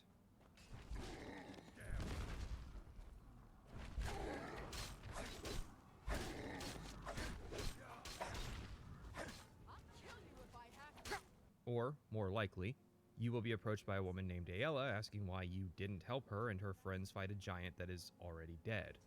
Well, that's taken care of. No thanks to you. I usually have to sprint here if I want to land a hit on the giant, as leisurely taking the path and really absorbing the sights of Whiterun means the fight will be over before I arrive. Whether or not you contribute, Aella will still suggest the player becomes a companion, which is obviously weird to get the offer just after Aella scolds you for not helping, as though the implication is Oh that my Aella God. invites everyone she meets to join the faction. Because I More than literally didn't likely, do of anything. course, is that That's Bethesda the does funniest not part. want to ostracize the player from a potential faction That's because of great. something that is out of their control, which is the fact that the giant fight has a Gotcha, good chance Cody. of loading early and ending before our arrival. This is funny because chances are good the player's on their way to Whiterun from Riverwood. That was an as interesting part of the combination main there, Ray, quest, with and your already character and what Bethesda's you were stacking doing. on side quests to Yeah. distract you. If you take the companions up on their offer, you'll enter their Hall of Yorvasker and find a couple people having a fist fight.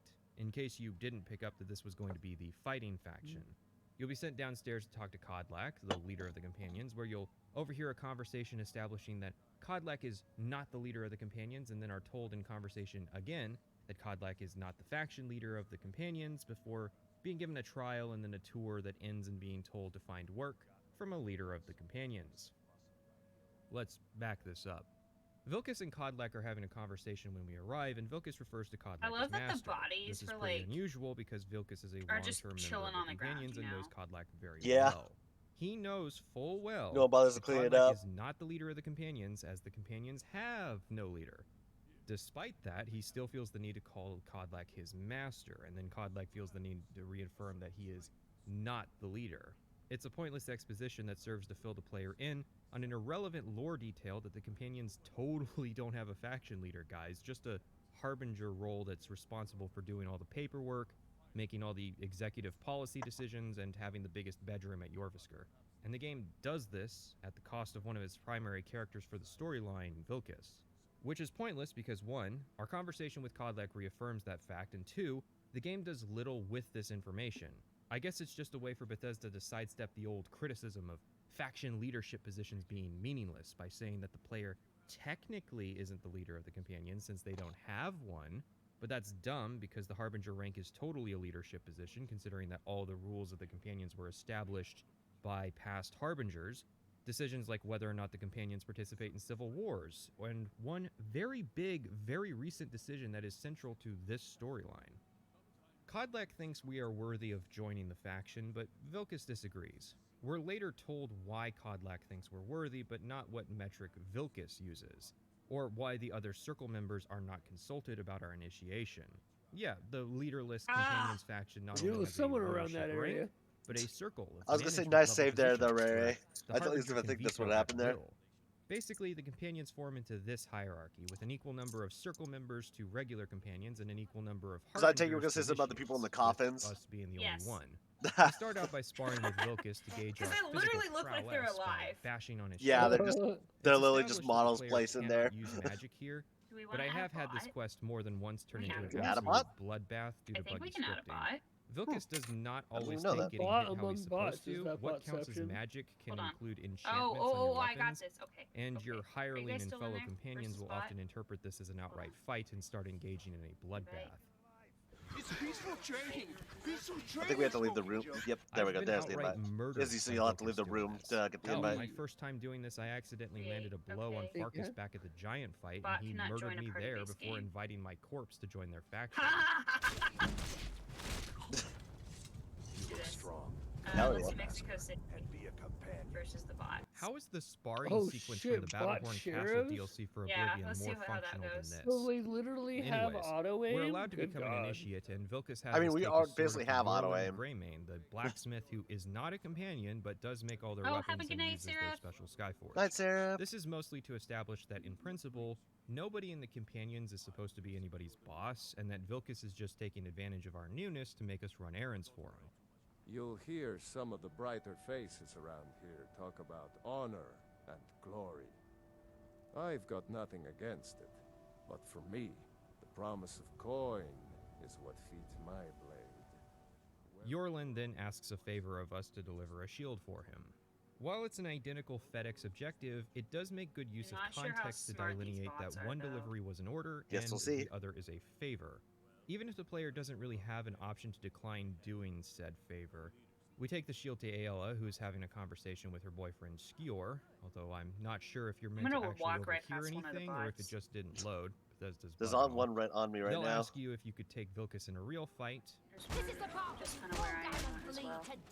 Huh? So I spawned on a shit ton of fucking objectives, so I'm just doing them as fast as I can. You guys can hit No. up like. Not yet. Then they Yeah. ask Farkas to Yeah, show I'm us hitting to the the- common room where Is- we can meet most of the other lower level members before being sent I'm gonna back do to this ask the one now. companion leaders for No, work. do it up. I'm not. At this point, we have to talk discouraging about from doing them, just Radiant like, quests. just Your first time doing the companions, you on might a be lot. deceived into thinking the next quest you get, usually from Farkas since he's right here, is a Oh, pre-scripted deal. good and lord. only on repeat That was playthroughs will you loud. notice that the Also, quest I didn't has even see changed a each time. marker. This is a Radiant quest, Did it and get Joseph one of 'em? Anderson Oh, hit it the nail on did. the head with them. I did My not see a guess is that marker. some people at Bethesda are really proud of how these Radiant quests can sometimes appear like regular Okay. ones that many players might not even notice that they're doing lower artificially notoriety. generated content. When in reality, I think this is viewing it backwards. It's that the actual scripted quests are so dull and samey that it's that they appear like Radiant ones. You be careful not with the other that way bot around. over there. I cannot I'm understate how doing accurate Are you Sure, able to this sentiment switch is. between There is a non-zero number of times that I have seen POV handcrafted of quests what we're described doing? as being radiant, Zach? because Uh, only on repeat playthroughs can you really notice. I'm the following you. difference. I'm just pressing And buttons. even Let me then, see if it's there's actually sometimes buttons difficult. to A good do that. example is the quest Moss Mother Cavern, where the player will be Uh. sent out to look for a lost hunter named Valdir. I've seen this quest described as radiant, when in reality it's just so generic that it's super easy to make the mistake of Shit. assuming that it is. Also, I don't we'll think I have a talk about choice Daggerfall later in the video if you in know why you who know. I'm following. Probably because Bruce I'm the Nesmith, host. Skyrim's lead designer, May- gave a talk 2 months after the launch of the game. Why is that and so long before any of loud? the DLC or re-releases ever occurred. During this talk, it was established that the Radiant story system was I love that intended the to be a bodies are way just of on the ground. dynamically generating content tailored to the player character I do find based that on your absolutely relationships and interactions with the world. Todd Howard had tasked the design team with coming up with this system during pre-production. This, for instance, is how the game causes the different NPC reactions to the player dropping items. Dude, you took my Whether NPCs chair. will fight over it, return it to the player, or you're confronted by a guard. I assume this was inspired by how responsibility and working oblivion would here. cause different NPCs to approach acquiring food in different ways, Bro, with what? irresponsible NPCs often getting killed for stealing.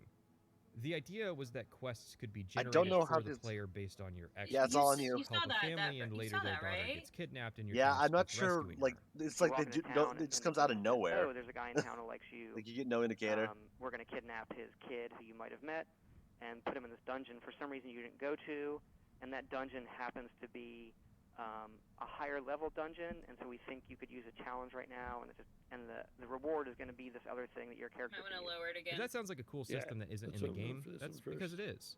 The closest I can say that I mean, you're on this the last. occurred Oh wait, was no, as never mind. There's two more. follows. I did Danica Pure Springs Yeah. quest to restore the Gildergreen tree. You got it, Then later, Susie. when I got a Radiant quest from the companions, it was to rescue a kidnapped Danica from the Forsworn. This appears, however, to have been a complete coincidence. Only non-essential NPCs can be kidnapped, and Danica was simply added to the list of potential kidnapping victims after doing her quest, which removed her essential status. The location is also completely random and had little to do with my playthrough or my character. However, to further obfuscate casual analysis of Radiant quests are a handful of them in the Companion's questline, which only have 10 potential locations, 2 of which happened I would during just- both of my playthroughs on the faction. In each playthrough, I was tasked with visiting Orithime and Broken Helm Hollow twice. Least one of their back-to-back, sheriffs is out, though. both times. Yeah. They were in different orders, but their genericness made it difficult to remember which character did which locations Just in have what the meal. order.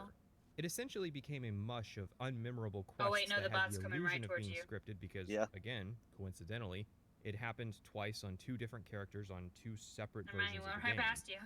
Each faction has Yeah. a different implementation of Radiant quests. The They're Companions unpredictable, uses them is as spacers what we've between learned, its I think. primary quests, which, as you can see, is a very short quest line without this filler content. The Thieves Guild has optional Radiant quests that are only mandatory if you want to rebuild the guild. The College of Winterhold Okay, you wanna has try Radiant that quests, try with usually bots just again? 'Cause that was retrieving kinda literature weird. from dungeons. was Yeah. The Dark Brotherhood ends in Or a would you permanent have quest change fittingly it to, titled The Dark Brotherhood Forever, offering infinite After this, assassinations witch of it. generic, unnamed Yee. NPCs, Well, but otherwise think does after not this one, utilize I'll the go Radiant to system in bed. its primary storyline. Oh, Much of the game Yeah. uses Radiant story in some I'm probably way. gonna do the same, Bounties honestly, are Radiant, for 'cause I do have to instance. work If a tomorrow, quest annoyingly. puts you to a cave without any and, specific you directions, know, then they're also even though I likely don't want radiantly to, I probably chosen. should. It is The Helm worth of talking Winterhold more. quest can occur in a Oh, dungeon yeah, called true. Ingvild, which has the notable quality of having not I been mean, I'm still gonna opened leave the since computer on days because of I'm gonna get those Ysgramor, points, but I'm gonna be thousands of years asleep. prior. And the Radiant quest can Might actually set even up my break the laptop scripting 'cause of it the has the dungeon, bits causing that the gets, Helm of Ingol picks up to Are you not going for the spawn smoker? properly, meaning that the player cannot Yeah. take the shortcut Okay. out of the dungeon. You got it. Another great Oh, I example got is the Hired Thug event. Anytime you steal something or Jesus, come murder someone on! with relatives, there You is shot a me through a chance wall. of an NPC hiring Whoa, thugs to teach you a it- lesson. This can be a particularly hacks. harrowing encounter Yeah, I in was the about early to say, game, like, but it how has some are we amusing gonna complain implications. about the AI Regardless of having how actual clandestine wall you are, hacks? hired thugs can be sent. On the flip side, no matter how frequently I would blatantly steal from NPCs, they would not hire thugs to go after me. Another thing is that sometimes thugs will be hired by somebody who is dead.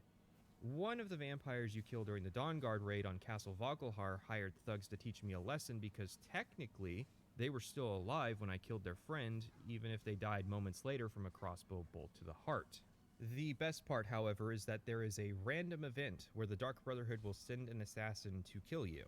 This is not a Radiant event, rather it is a random event. That we call Radiant, really for random. Random events were introduced in Fallout 3. You enter an area and the game rolls a dice to determine what happens. Do it once and maybe you encounter a dog fighting a Cozy, pack we of get to grieve your wolves. death. Do it again and maybe you encounter a skirmish or a rogue Atronak or some guy who runs up to you and gives you an item and tells you not to snitch on him. To put this in D&D Follow terms, this is compadre. comparable to random event tables some dungeon masters use, Why where do the I hired have a thugs are a man response voice? to an action in the world. These are truly random. For the longest time, I thought the Dark Brotherhood assassination attempts were actually radiantly generated, as in they were a response to something I had done, and I found it frustrating that you aren't really given any clues as to who hired the assassin to kill you like you are with the thugs. But in reality, Nobody hired the Dark Brotherhood. It is a random event. This is a big part of the reason why Skyrim is a deceptively difficult game to review, because casual analysis can make it difficult to determine what is scripted, what is radiant, and what is random. To bring it back to the companions, Shorin was given a contract to go teach Alham a lesson. Yes, this is identical to the Hired Thug event, and I have to Nice, wonder I'm why gonna steal Skyrim some didn't clothes. incorporate that element into the faction. Maybe instead of generic Hired Thugs, companions are sent to teach the player a lesson, Okay. which could also serve as a way to invite the player Good to the faction luck. after you defeat them and they Oh, surrender. man, these And bots then are when you join the scary. companions, you can Yeah. replace the companion thugs with the generic Hired Thugs.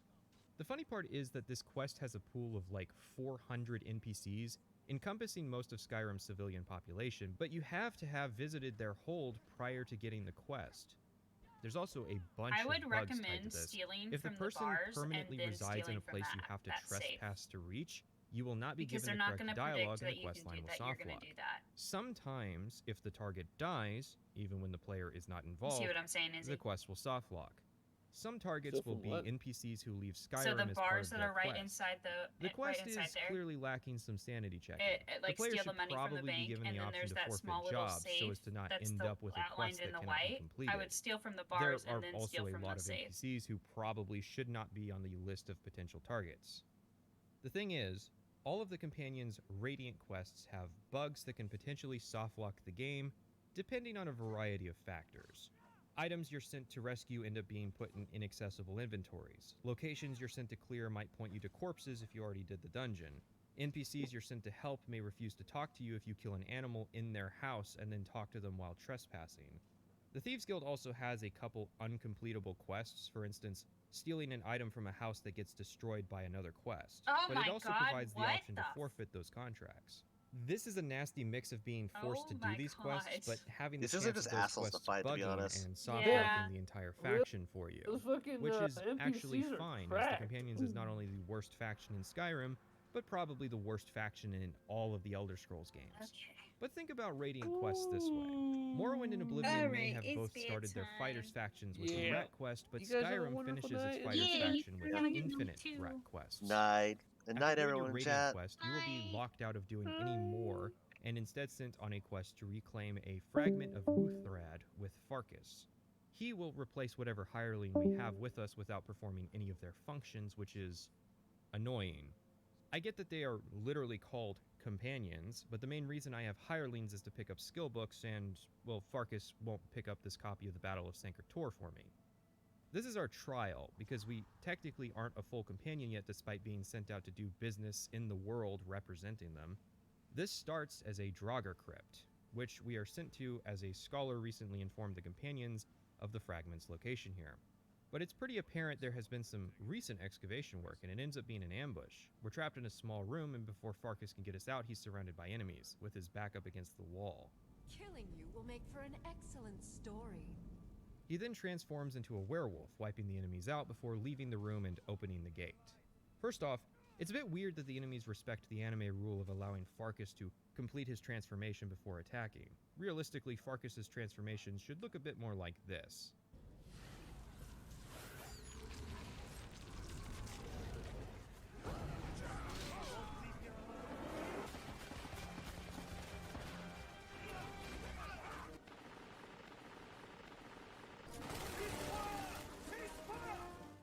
Hate to spoil things, but these guys are the Silver Hand, who are an order of professional werewolf hunters. They seeded the rumor of the fragment of Wuthrad being here in order to lure companions here to ambush us. So they know full well that Farkas is a werewolf, and that if he successfully transforms, he will become harder to kill. Not only that, but there are dozens of these guys here, yet for some reason they didn't all come pouring out the second the gate opened, lining the back wall with archers just to mow Farkas down, Boromir style. Second, while it's a nice detail that the Silver Hand uses expensive silver weapons, you know what might be a more prudent financial decision? Armor. Most of these guys, even at high levels, are wearing armor fashioned from fur scraps. They're as well equipped as bandits, despite being an order of people who hunt werewolves. Werewolf claws are good at rending flesh, not so good against armor. It seems like silver swords should have been issued to the officers, and then the money saved from buying everyone's silver weaponry could be spent giving more people armor. Because it's not even like silver weapons are necessary to kill werewolves in Elder Scrolls. They'll die to steel, they just die to silver a little bit faster. It's just a funny detail. I couldn't stop thinking about how absurd it was that every single member of the Silver Hand has a signature silver weapon, but a minority actually possess any kind of armor that would protect them from slashing damage.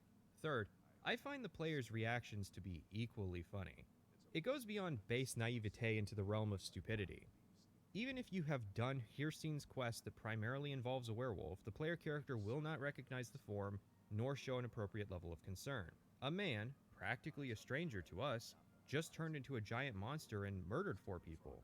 Farkas isn't even winded by the encounter. These guys did not stand a chance, and we just respond with, "What was that?" And then meekly follow it up with, "You're gonna turn me into a werewolf?" Fourth, why is there actually a fragment of Wuthred here? I know Wuthred is important to the companions, but it's not like they would actually know if it was here or not. We were baited here by a scholar, but they could have just as easily pointed us at an already cleared out Draugr crypt, one much easier to stage ambushes in. If the Silver Hand knew the fragment was here, why didn't they claim it first? I would imagine that to be a pretty big bargaining chip to possess. And if the companions already knew it was here, why didn't they try to excavate the site to claim it sooner? Wait, you aren't going to answer any of these questions, are you? The rest of the dungeon is a mix of Draugr enemies and Silver Hand, and ends with a fun little gauntlet where you fight wave after wave of Draugr. Honestly, a lot of these Draugr dungeons would be more fun if they ended with fighting a bunch of Draugr instead of fighting a single beefcake Draugr.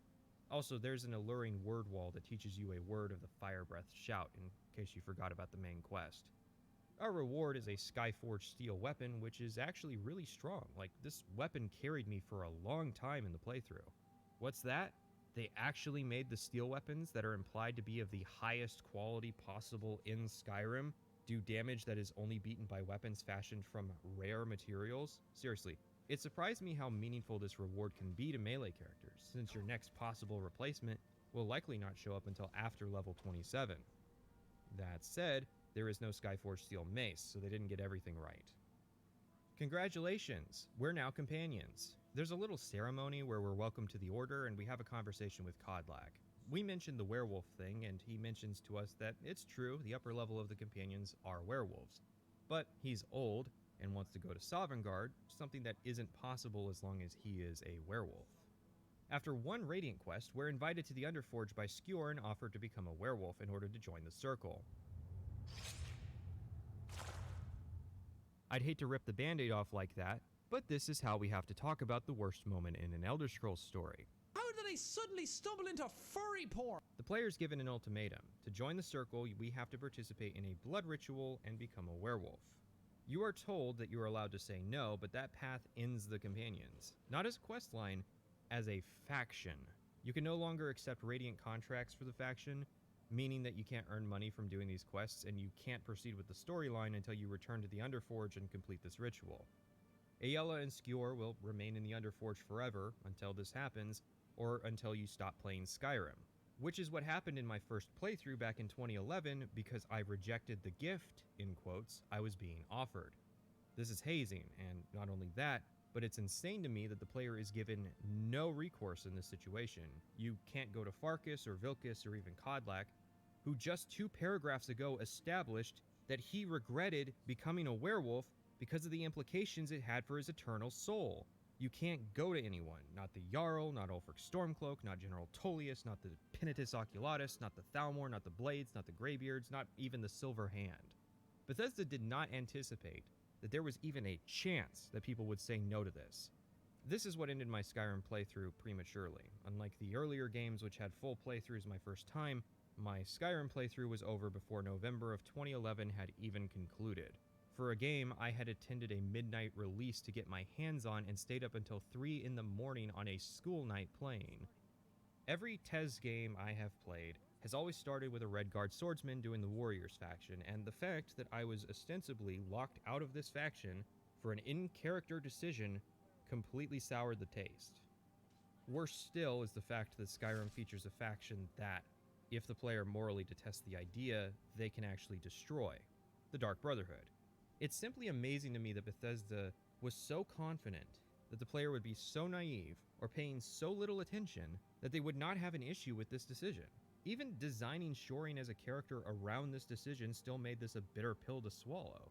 Only someone who was desperately jockeying for power in any way possible, like Shoring Hardheart from Morrowind, could be stupid enough to be told that they will be excluded from an eternity in Sovngarde of feasting and rough gay sex, and then within 15 minutes be forced into making that decision. The absolute worst part. No one calls this out. As far as I've seen, and I've seen most popular Skyrim videos, not many people seem to have an issue with this, which means that not only did Bethesda anticipate that everybody playing their game would either be a moron or not paying attention, but that they were absolutely right. So, like the cuck we are, we return to the Underforge after being unable to tell anyone in Skyrim that the companions are werewolves. I wonder what Aela and Skjor were doing while we were gone so long. We participate in the ritual and are subject to a forced transformation. You can go on a rampage or you can just hang out at the Skyforge for a really long time before you end up waking up in the woods. Skjor went ahead of us, so we and Aela chased after him into a fort occupied by the Silver Hand. Since this is the obvious time we're meant to use our new werewolf powers, let's talk about werewolves. I'd hate to do this so soon, but we have to compare the werewolves of Skyrim to their closest Elder Scrolls counterpart, Morrowind's expansion Blood Moon. People hate Morrowind comparisons because it's narratively and mechanically the objectively superior game.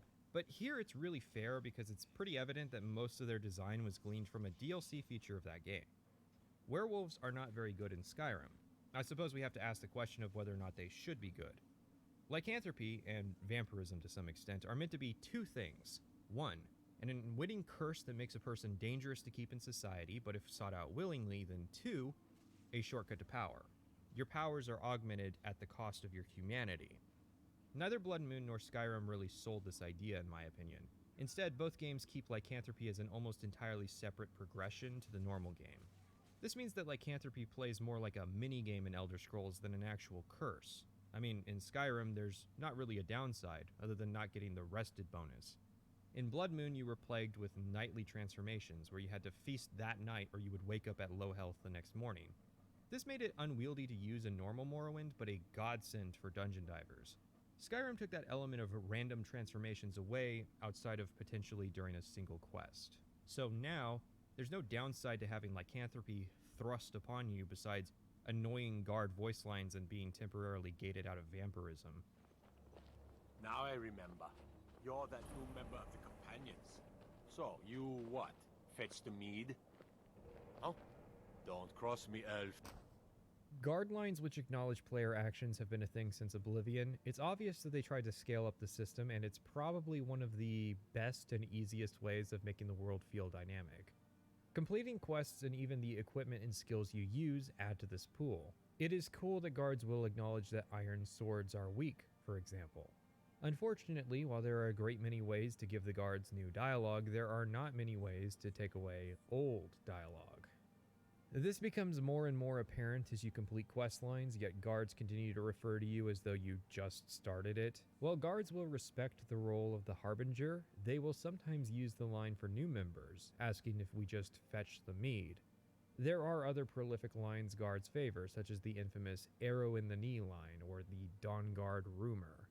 Heard they're reforming the Dawn? Vampire hunters or something. in the old Near Riften. Might consider Point it up myself. This one in particular plays a lot because of how this system works. These generic greetings are all assigned a priority value, with most of them being assigned the number 31. Because so many options share this number, there's an equal chance of getting all of them. This particular Dawnguard rumor has a value of 62, meaning that the guards will consistently prefer to use it over other existing dialogue until you complete the first quest of the expansion. This is practically identical to the Solstheim rumor in Morrowind overriding general region-specific rumors. It is a very short-sighted way of advertising the expansion content to the player that probably should have been toned down in the game's final update. After the first time, you're never again forced to use it, which I'm personally thankful for, but I don't consider it a good thing. If you're going to work this hard for a werewolf story, then maybe you should just do it. Blood Moon's werewolf story was designed around the mechanics and actually worked really well, all things considered. At least until the endgame gauntlet that was meant to challenge in-game player builds, which pure werewolves were not powerful enough for. However, If I, as a player, am thankful that this isn't the case in Skyrim, then what is the actual werewolf system like mechanically? It's not ideal. You're locked to third person, unlike Morrowind, but you're also twice as big as before, meaning that it can be difficult to see what you're doing. Your health no longer regenerates naturally, nor do you have access to potions. Your implementation of healing is consuming hearts from corpses. This can be later upgraded, but we're not talking about upgrades just yet since they were DLC content. This caveat of only being able to heal from the dead is a big concession, as it means you can't really push the difficulty in Skyrim while playing as a werewolf. A character who's comfortable playing at Master or even Legendary difficulty will find themselves having to turn the difficulty down just to make werewolf not viable but possible. This is obviously the opposite of the intention shown in the Farkas scene where lycanthropy was used to gain an edge in combat. It also means the player is heavily limited on the types of dungeons you can run. Any dungeon that doesn't involve beating hearts will mean no healing. Speaking of dungeons, Skyrim inherits another annoying quirk from Morrowind, the inability to loot as a werewolf. Since the core of the dungeons in these games is looting stuff along the way, and the designers assumed that you could do that, running dungeons in Skyrim as a werewolf means running dungeons twice, or not at all depending on if dungeon progression is tied to items. The first time for all the combat and the second time to pick everything up. Which is weird because apparently werewolves have increased carrying capacity. Is the intention that I stuff my inventory full and turn into a werewolf and run home? But most of the base game homes are inside the cities. Your main mode of combat as a werewolf is to just slash attack, and you can ragdoll people with power attacks. Also, you can howl to scare people. So if you're provided some small measure of crowd control in exchange for losing a lot of the game's mechanical complexity. What little there is anyways. I guess you could do Ayala's quest to unlock extra functions for the Howl, like detect life, summon pack members, and have a higher level fear effect, but that's all marginally useful and falls off in the mid-game. Werewolves were severely undercooked, and it took the vampire-themed expansion Dawnguard to add in some necessary changes to the system. This is, outside of a single voice line, the only acknowledgement of lycanthropy in that expansion. Yes, I can smell it on you. The power of my blood will purge that filth and to make you whole again. The first was to add a scaled level of armor rating to the player. I cannot imagine a level 40 werewolf player being asked to fight stuff without any additional damage resistance. It's insane enough how weak you are as it is now. The other main addition is the werewolf perk tree, which was hinted at in the Bethesda Game Jam, so again, it wasn't really a focus of the DLC as much as a band-aid fix that was thrown in. You gain werewolf XP from eating hearts, which you then spend on perks. You can increase your damage, health, healing rates, increase the number of types of things you can eat to heal, and add extra effects to the werewolf howl like summoning better allies, making the fear effect apply to more enemies, or add more functions and range to the detect life effect. It's better, but it's still not that good, hence why it's a band-aid solution. There's also a handful of rings used to augment the player, which is a new idea to Skyrim. In the base game, there's the Ring of Hearsing, which existed in the Blood Moon. In Blood Moon, the ring would turn you into a werewolf at will, while in Skyrim, the ring allows you to transform multiple times per day. This means that Skyrim requires you to already be a werewolf to actually get the benefit of the ring. I think the only issue is that the player cannot turn off the werewolf mode, something that could have been added similar to how you can turn off the Vampire Lord mode. It seems, in the base game, Beast Mode was meant to be a sort of ultimate ability to get out of jams, whereas the Ring of Hearsing makes lycanthropy more of a consistent playstyle. Which is weird because Hearsing's quest will not acknowledge you being a werewolf, like, at all. The other 4 rings were added in the Dragonborn expansion, which is fitting seeing as that expansion is a revisit of the setting of Blood Moon. These rings are fairly expensive, so they are definitely meant to be acquired later in the game, like level 20 or so, when the Dawnguard perks start to lose their luster. In order of value, the Ring of Bloodlust, which causes you to do 50% more damage, at the cost of taking 50% more damage. This definitely opens up a different kind of playstyle, which hinges on you utilizing your mobility and crowd control to kill before you get killed. A maxed out werewolf with this ring will do some serious damage, so much so that you can chain kill cams, which is mildly useful since it means that you can use the invulnerability of the kill cam to plan your next attack. As blocky as the kill cams in Skyrim are, werewolves are where the kill cams actually have a mechanical implication just because of the nature of the playstyle. The Ring of the Moon increases werewolf howl duration by 25%, which is nice and all, but isn't really useful. The Ring of Instinct causes a 40% time dilation effect when you transform, which again has questionable usefulness.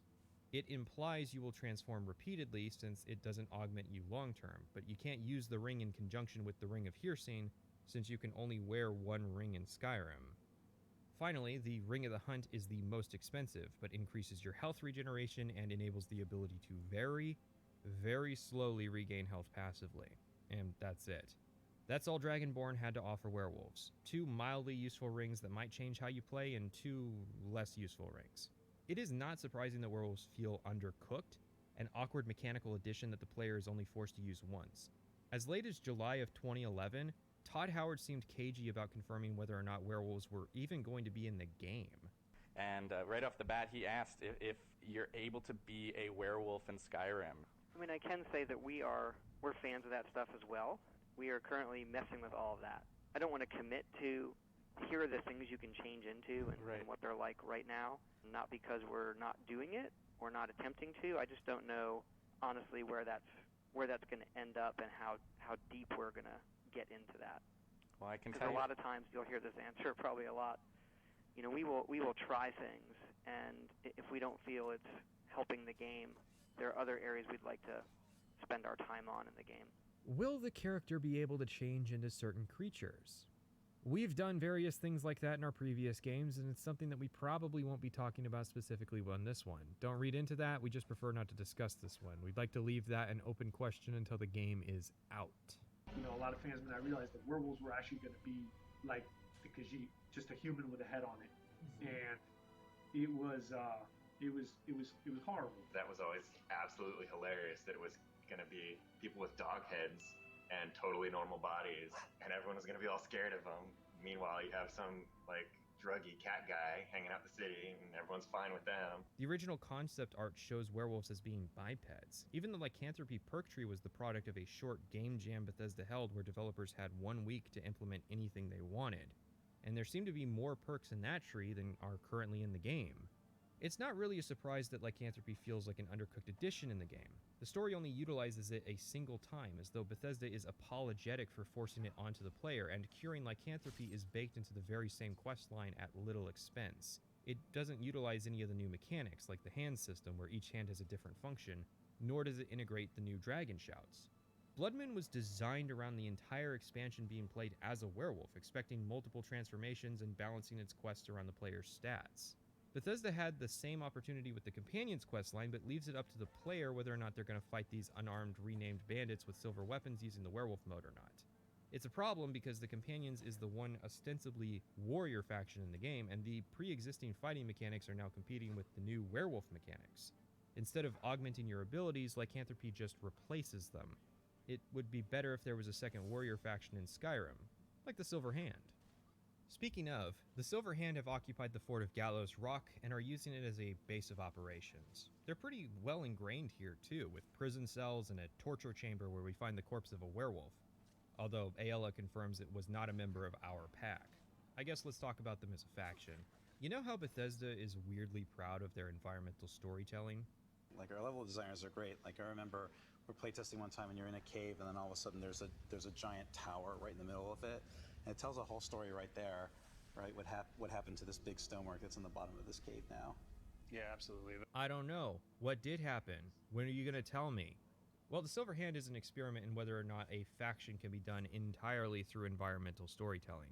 I shit you not. The bulk of lines in the Companions about the Silver Hand are environmental observations made while doing their dungeons. There are 0 observations made about them as an order. How did they get founded? What do they believe in? What's their ethical limit? Who is their leader? Where are they getting money to buy their equipment? How do they know the Companions are werewolves? How long has this faction conflict been going on?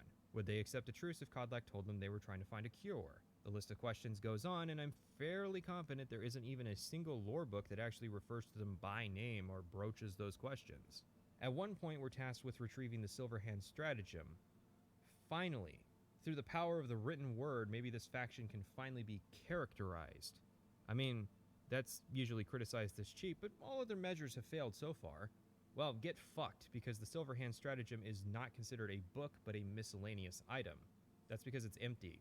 There's nothing inside it. It's literally a journal that exists as a plot device to explain how we end up fighting the Silver Hand headquarters. There is literally a single named member of this faction, Krev the Skinner, and he is radiantly generated, meaning his race and gender are randomized. The Silver Hand are literally just bandits, with extra silver weapons, ingots, cure disease potions, and literature about werewolves. If you try to soul trap their corpses, it'll even refer to them as bandits. Most people see them as a bandit gang with a passion for fighting werewolves, but that doesn't make sense. Why would bandits invest themselves that hard into fighting such a minor threat? Why would bandits invest themselves that hard into fighting werewolves who seem to have a fairly competent control of their condition and who could rally a cause to fight against you? Why did the Silver Hand hate dogs so much they literally do dog fights and even eat them? You know that the most militant factions don't form out of mild displeasure, right? The Vigil of Stendarr formed out of hatred for Daedra and Daedric cults because of the Oblivion Crisis. The Dawn Guard formed out of hatred for vampires. Oh, Oblivion even made fun of this with the Order of the Virtuous Blood, a meme vampire hunter faction staffed entirely by weakened warriors who were being taken advantage of by a vampire.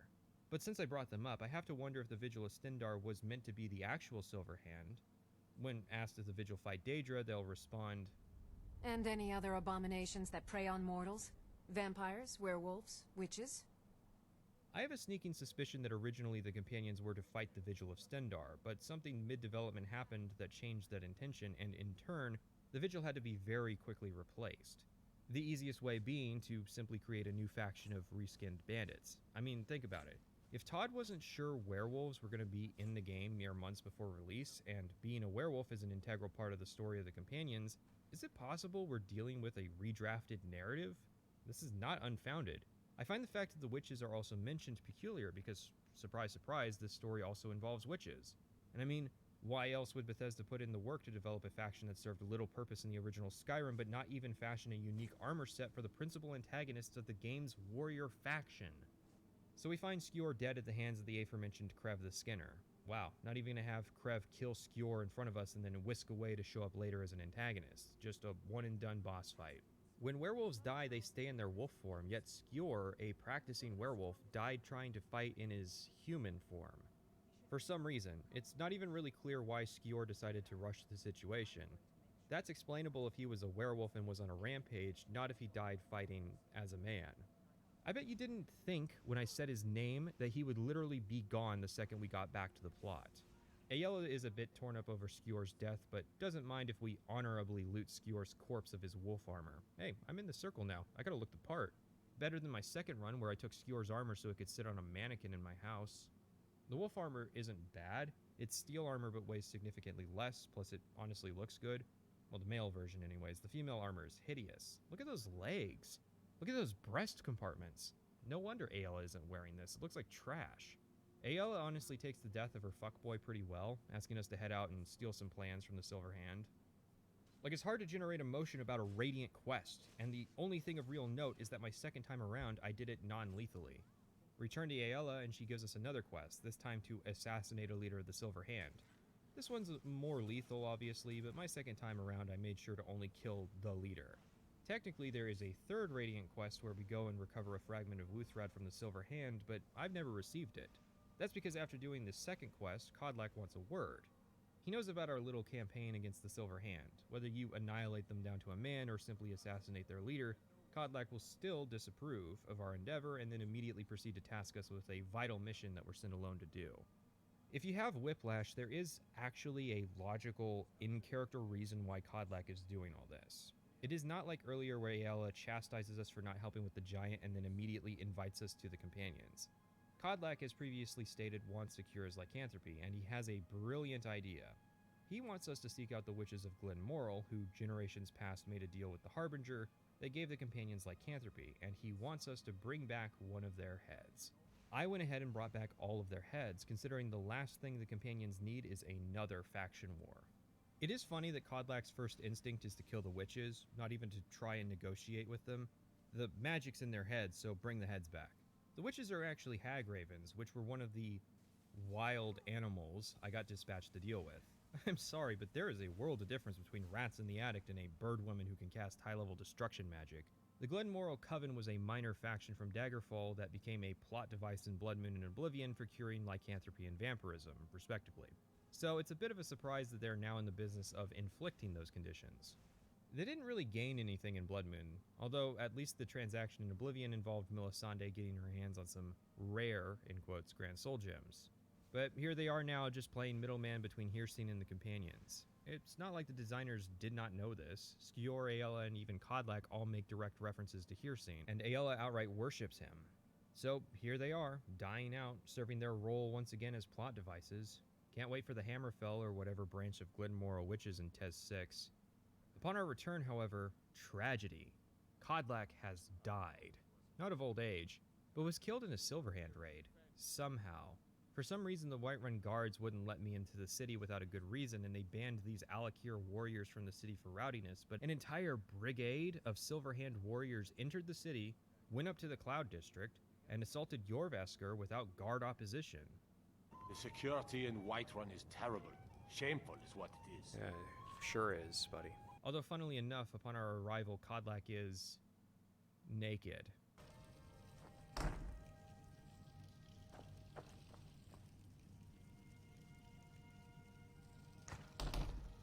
I don't understand this. It's not to stop us from looting Kodlak's armor, considering I'm literally wearing Skior's old set, which is the same thing. It just seems like an oversight that Bethesda teleported a dead Kodlak here and deleted all of his items, including his apparel. Except the designer had to intentionally add the script to stop you from interacting with his corpse, so somebody had to look at naked Kodlak dead on the floor and say, yeah, that's how it's supposed to be. My best guess is that later, when we cremate Kodlak in the Skyforge, he's supposed to be naked, and for whatever reason, this script is just firing too early. In the chaos of being all murdered, the Silverhand made off with our fragments of Wuthrad. Oh no, all our hard work. I'm not even sure what for. Again, lore black hole that the Silverhand is, we don't know what their motivations are surrounding Wuthrad beyond maybe setting up more ambushes to draw us out. Vilkas figures it's time to get some revenge, so while we're annihilating the Silverhand, let's talk about Skyrim's melee combat. And they will know terror before the end. Skyrim's melee combat is an evolution of Oblivion's combat, refining Oblivion's rougher edges into a system that is widely cited as one of the worst melee combat systems in existence. Now, in fairness, this probably has a lot more to do with Skyrim being extremely popular, making it a point of comparison rather than some misguided nostalgia for Oblivion's melee combat. Like, straight up, Skyrim has better combat than Oblivion. Oblivion just had more issues with spongy enemies. Hitting an enemy in Oblivion felt like slapping someone with a pool noodle. Compare that to Fallout 4. Look at that, I just exploded a guy's head with a tire iron. Despite functioning almost identically, all that changed was the feedback, and Fallout 4 is better, even if Fallout 4's strength is in its guns, not its melee. Skyrim's most often cited problem is simple. The combat is just spamming the right trigger. Well, there's more to it than that, but it is true that at various points all Skyrim demands is a functional left mouse button, like the turkey punching minigame from Doom 3, but extrapolated into a full product. Melee is divided into three types: hand-to-hand, one-handed, and two-handed, with the reskins of the latter two. Of those, there are swords, axes, and maces. Each of them has different functions, but in all reality, I can imagine you could stealthily add a mod to someone's Skyrim install, which switches all the models around, and they wouldn't notice that the sword they're using has the stats of a mace. Hand-to-hand is the easiest to dismiss. This is Maik the Woke, who specializes in hand-to-hand combat. There is no skill. Instead, your only option is to pick Khajiit, stack gear that fortifies unarmed damage, and pick the heavy armor perk. It's surprisingly robust, but not something I would want to do for an entire playthrough. It's weird too, because they added kill animations for hand-to-hand in a patch. This is the first Elder Scrolls game where you can literally suplex people into the dirt, and there's still no hand-to-hand tree. Not even as post-launch content, despite Bethesda showing off that they can add new perk trees with only a week of development time.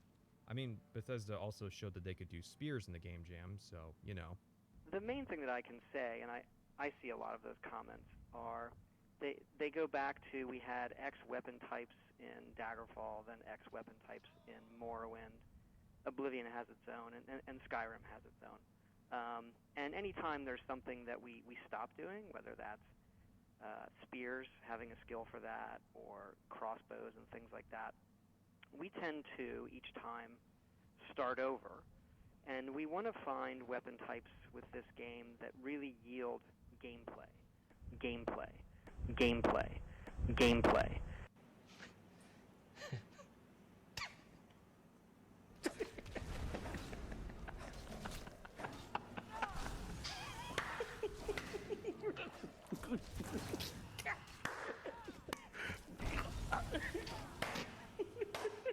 Next is two-handed weapons. I still do not like them. Hell, I haven't liked them since Morrowind. Skyrim came with a change to its stance system. In Morrowind, you had a melee stance and a magic stance. Oblivion changed it to where you're always in melee stance, but added a cast magic button that you can do at any time. Skyrim changed it again, inspired by Bioshock, to where each hand can have an item in it, unless you're an archer or use two-handed weapons, in which case your hands are full. So now you can dual wield, have a staff in the offhand, have magic in the offhand, have a shield, and use magic in the right hand. While it's a system, I have to lament that you cannot dual wield shields, which is a shame because shields are extremely underrated as far as Skyrim reviews go. People do not realize just how strong the new shield bash mechanic is. In fact, it's the primary reason I discriminate against the two-handed wielders. They can do some damage, but they lack fine control over the flow of combat. Not only that, but they provide a surprising amount of utility to combat, depending on the shield. On the lame end is the Shield of Ysgramor, which provides 20% magic resistance. That's an Oblivion-style shield. Boring. Spellbreaker creates a ward capable of diminishing incoming magic. Targe of the Brooded can do bleed damage upon bashing. The Ethereal Shield can turn enemies into ghosts, basically putting them in spiritual timeout for 15 seconds. Ariel's Shield can store kinetic energy from incoming attacks and create a shockwave that ragdolls opponents. Even in the DLC, there aren't really that many melee weapons that create that kind of utility. Plus, one-handed weapons can easily switch to magic, which is yet another benefit. It's a shame because two-handers in Morrowind were in a good place. It's hard to really identify what needs to be done because I like the new dual-hand system a lot more than I do the concept of two-handed weapons in Morrowind. I guess you would just have to greatly amplify their damage or implement a system like how Dark Souls does two-handed weapons where you can switch on the fly how many hands you use, but it changes the moveset to be less effective. With that in mind, let's answer the question.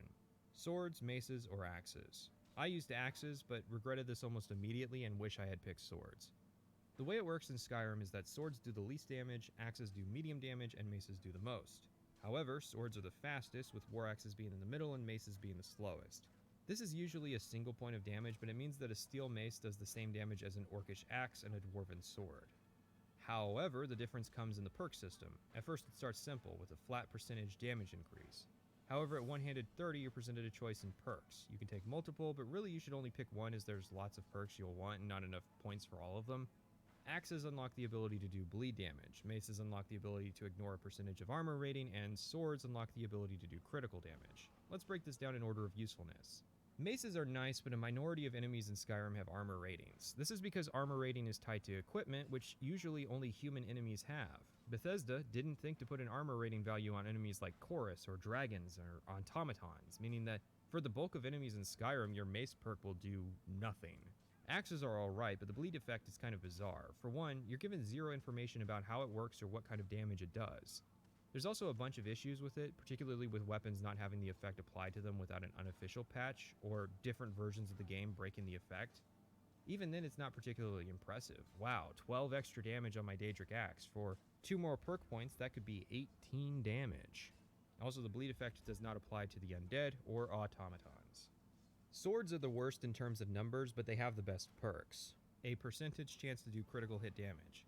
It's not standout, and it's only based on weapon damage without perks or upgrades, but there's also no restrictions on who it applies to. You know what really kills this system? Balance. For some reason, some designer at Bethesda thinks they're creating an MMO and so worked very hard making sure nobody could say there was a best weapon type, but the end result is that effect where you could swap weapon models without anybody noticing the difference between weapons. Here's a difference. If you do enough damage with a mace, just have their head explode, or their bones shatter, or their limb go limp. It's not actually that outlandish considering Fallout 3 and New Vegas literally had limb-based damage mechanics in the same engine prior to this. But the most you get is a perk that increases decapitation chances. Go all in on that. Axes cut limbs off. Swords can impale people. Please, do literally anything. I am tired of every weapon in Elder Scrolls feeling like flavored paddles.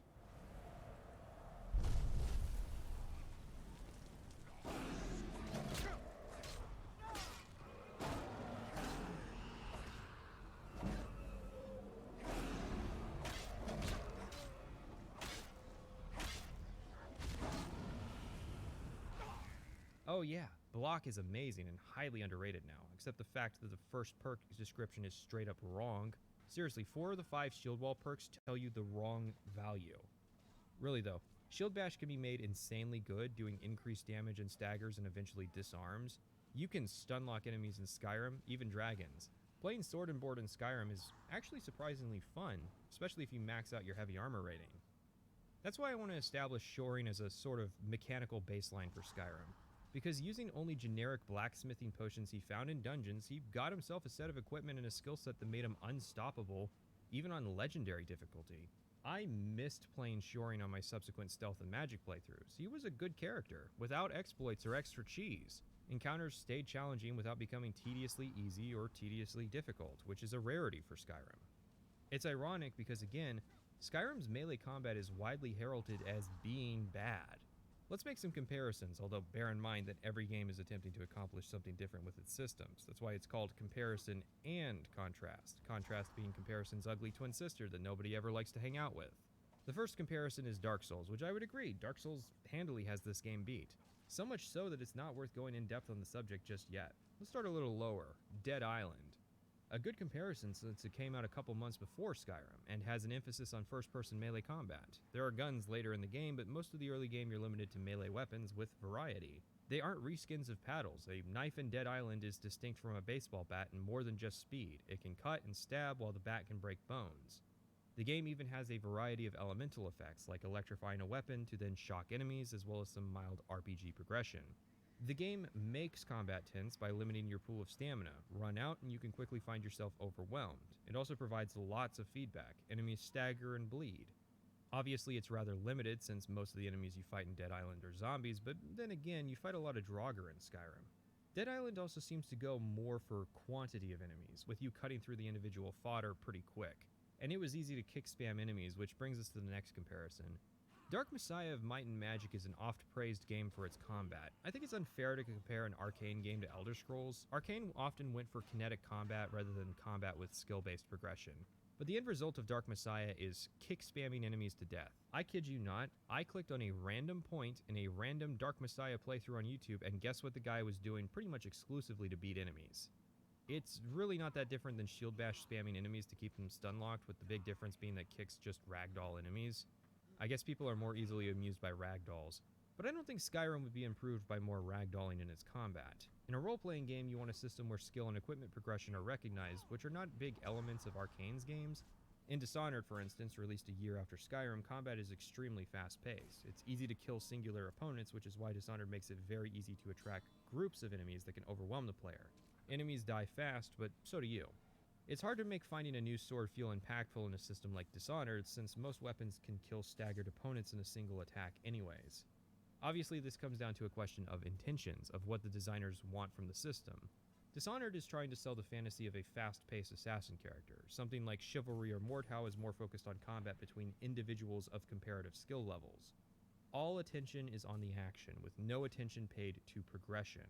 So, we have to ask the question, is it possible to make a game with satisfying first-person melee combat but also has RPG progression systems? Because the more I look at it, the more I find these ideas may be at odds with each other. But I wouldn't be so hasty. Something like Mountain Blade can provide the experience of becoming better at fighting both in character and as a player, while also providing action combat that can end quickly for both parties. You can also command armies, and there are many dynamic systems outside of combat. Honestly, Mountain Blade does classic Elder Scrolls better than Skyrim at this point. Kingdom Come Deliverance has also made more than a couple cameos in the comments section of my Elder Scrolls video on the topic of combat, and for good reason. While it's unrealistic to expect Bethesda to have delivered a combat and progression system like this for Skyrim, it would not be unfair to expect them to start taking notes from this for Elder Scrolls 6. There is also the topic of hit chance-based combat. You can argue in my comments all day about whether or not it belongs in games, which is really weird to say. It's like, some people like that, so why would you say it outright doesn't belong in action games? I want dice rolls in a game where I'm in the head of my character, not looking down at them from heaven like Pathfinder. What was I talking about? Right, hit chance combat. Consensus seems to be that if you added some feedback like a dodge animation or a glancing blow sound effect, that the system wouldn't be too bad. After all, it conveys player progression from a novice to a master in combat while also providing a fast-paced combat system where there's an imbalance in levels. Like, yeah, fighting Ordinators takes a while. They are high-level religious warriors. Okay, fine, on topic. Oblivion seems to be an awful middle ground of the two systems. A combat system that devolves into paddle-spamming combat while two numbers grind against each other. This is definitely the rock bottom of melee combat systems. So to get us moving on, because I don't think there's a definitive right answer in this case, I'll tell you what I would do if I was made lead designer on Elder Scrolls 6 and was tasked with making the melee combat good. I would add more enemy variety and more move variety. I wouldn't pull too much from Dark Souls since it's purely a third-person experience. I would lean more towards a Mount and Blade style of having cardinal directions for attacks. That way the system can work in both first and third person. I would also tie stagger chances into weapon skill differentials rather than perks. So instead of shield bash stunning enemies to death, you have to actually be better, in terms of skill numbers, than the enemy. This means you'll gradually begin trouncing the low-level enemies, but still have challenging encounters with the bosses. Using cardinal attack directions, you can apply extra damage resistance to successful parries and blocks. I'm still a fan of my kinematic animation from the Oblivion video idea. Basically, when you swing, the game calculates your odds of a successful hit landing, then generates an animation that reflects those results. The end result, of course, being that when you miss, you don't see the models intersect on screen. We have to use new technology to trick plebs into not complaining that they are playing a role-playing game after all. Of course, once I'm backseat deving, I'm going to go crazy with adding skills and attributes back into the game. I like the idea of the perk system though, especially if the high-level perks change how the skill works. For instance, at some point archers should be able to pin weak enemies against the walls with how powerful their shots are, or if you hit a limb, imagine an arrow ripping a bandit's arm off and pinning it to a wall. Having perks that are percentage damage increases aren't actually a bad thing if the percentages are things other than just more damage. For instance, you could have multiple tiers of a perk that increase the percentage chance a shield bash will stagger. Of course, we have to ask, if we're increasing the number of skills, does that mean an increase in the number of perks as well? The way I see it, the 1 point per level rule can be kept for attribute perks. For skills, I might give multiple points per level, depending on how this level system gets reworked. Either that or have skills give you perk points when you hit tiers. For instance, you get 1 point for hitting level 25 in a skill. Perks are the hardest thing to backseat dev though, I will admit. You can only really rework them in the context of Skyrim, because once you've committed to changing something mechanically like attributes, you're already operating in the realm of starting from scratch. A lot of people dismiss Skyrim's perk system due to mostly being just percentage changes to the combat formula. In reality, Skyrim has a more gamified version of Oblivion perks, which itself was just trying to make skills more interesting over Morrowind. For instance, the dual flurry perk makes dual wielding attacks faster. If you want to be reductive, sure, that just means more DPS. However, Elder Scrolls Combat was never really a system defined by DPS values until Skyrim. So with that in mind, what is a perk that actually meaningfully changes the way a skill works supposed to look like? Critical damage makes it so you can do a power attack while sprinting to do double critical damage. Paralyzing Strike unlocks the ability to do backwards power attacks that have a 25% chance of paralyzing your opponent. Moreover, for all the fist waving I've seen about how uninteresting Skyrim perks are, nobody really seems interested in suggesting how you would change the system to make it more interesting. So let's see how Ordinator, a popular Skyrim perk mod, approached the one-handed tree. More damage, but your critical strike damage goes up per individual level. Well, the skill already makes you do 0.5% more damage per level anyways, for a bonus 50% damage at level 100. But most of what's in this tree just increases the damage you do, usually with some basic abstraction, but at the end of the day, investing in one-handed perks with Ordinator makes you do more damage, because that's what perks are supposed to do. That's what makes the complaint so strange. The perk system isn't what makes Skyrim's combat boring, it's the fact that the combat is just spamming the left mouse button as numbers grind against each other. This would be akin to saying that what makes Elden Ring combat engaging are weapon upgrades. No, it's the unique movesets, weapons, and enemies that make combat engaging. Weapon upgrades are just simple numerical increases designed to help meter the progression out. So, in summary, to make the combat of Elder Scrolls more engaging, there needs to be more utility in combat.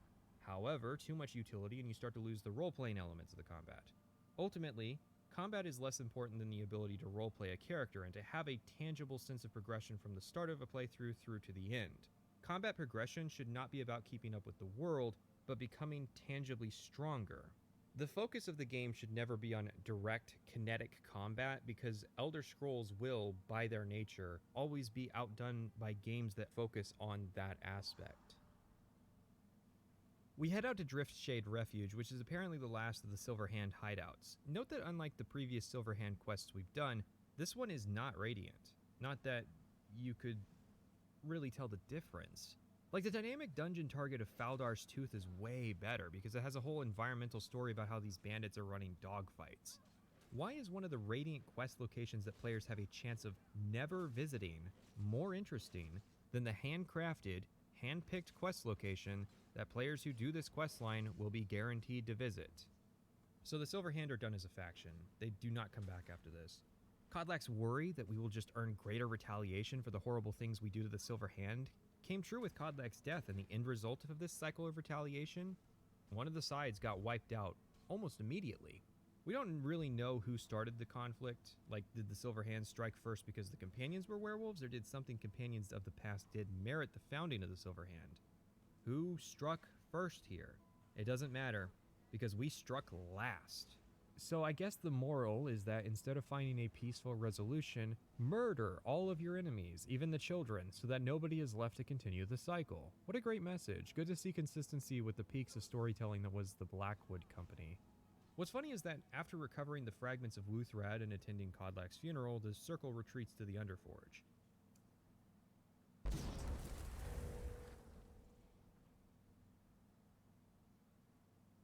Yorland asks us to get the fragment that Kodlak kept in his room, and we have the option of reading his journal. More on that in a minute. Yorland then reveals that he has instantly reforged Wuthrad, using presumably the fiery power provided by Kodlak's spirit or something. The timing's all wrong. Unless the implication is that the player read Kodlak's journal after returning the final fragment, giving Yorland time to do this? I mean, bodies don't cremate instantly, and forging takes time. I like the premise, but there should have been a quest here while Yorland works. Kodlak's journal reveals quite a bit. It reveals that he had been having dreams about Sovngarde for some time. Some nights I dream about the mists of Sovngarde. And he even says that the dreams were so strong that it motivated him to actually start keeping a journal in the first place, which, yeah, I guess I hadn't thought about how weird it was that all these Nords like writing about their thoughts and feelings in convenient, easy-to-modify text formats. Nords seem the stoic type to only share their feelings verbally at night around a campfire while it's raining. How weird that a textual format holds some advantages in interactive storytelling. Kodlak's main concern was that the Harbingers who took the Beast Blood would be dragged to Hircine's hunting grounds. At first the Harbingers welcomed it, but when it came time for Kodlak, he felt he had a choice, and then he saw us and we drew weapons together to oppose Hircine. Kodlak brought this dream to the circle, leaving our part out. Skjor and Aela were torn about it while Vilkas felt betrayed and Farkas was indecisive. This formed a rift in the companions as Kodlak and Farkas tried to oh my god. This formed a rift in the companions as Kodlak and Farkas decided to try and stop using their werewolf forms, while Vilkas continued to do so sparingly and Skjor and Aela continued their frequent usage. Then we arrived and Kodlak actually recognized us from his dream. That is why he supported our membership and why he tasked us with retrieving the witches' heads. Shoring shows valor, though, even in this most underhanded time. We have not had cause to speak much, and that is something I deeply regret. Dude, you cold-shouldered me during my hazing. If you hate the Beast Blood so much, why did you do nothing to prevent my affliction? Your dream never guaranteed our success, only our mutual fight. Kodlak expresses curiosity about what choice we'll make with the Beast Blood and comments on us learning of it early, but makes no attempt to actually provide an alternative to avoid its usage. Like, imagine for a moment actually getting to pick. While the valorous path seems obvious, if lycanthropy is a good system, then maybe players will be tempted to use the Beast Blood. It would be a neat bit of diegetic storytelling, how truly alluring being a werewolf can be to warriors, and how it can corrupt them. As it stands, at best, players are apathetic towards it, if not outright rushing the questline just to be rid of it. Anyways, Kodlak intended to counsel us for years, but then had his untimely but expected death. The old man had one wish before he died, and he didn't get it. It's as simple as that. Being Moonborn is not so much of a curse as you might think, Vilkas. That's fine for you, but he wanted to be clean. He wanted to meet Ysgramor and know the glories of Sovngarde, but all that was taken from him. Then Yorland, who is not a companion, I will remind you, brings in Wuthrad, the Axe of Ysgramor, founder of the Companions. With it, we can open Ysgramor's tomb and, through the purifying flames, redeem Kodlak's eternal soul as well as any of the living companions, including ourselves. This, however, requires us to go through a gauntlet of spirits that represents Ysgramor's companions. Vilkas stays in the lobby, citing grief. Farkas will eventually turn back, citing fear of the frostbite spiders. I can't go any further. What was that?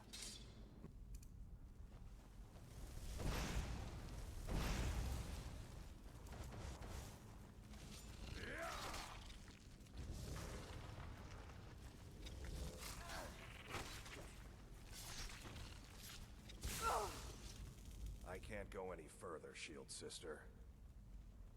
Ever since Dustman's cairn, the big crawly ones have been too much for me. Only Aella will make it to the flames of the Harbinger, for some reason. I feel a bit odd about the decisions related to the characters in this story. Skjor, Aella, Farkas, Vilkas, and Kodlak are obviously meant to be a main roster of characters driving the narrative. The problem is that the game gives these characters so little screen time that it's hard to really say they're fleshed out.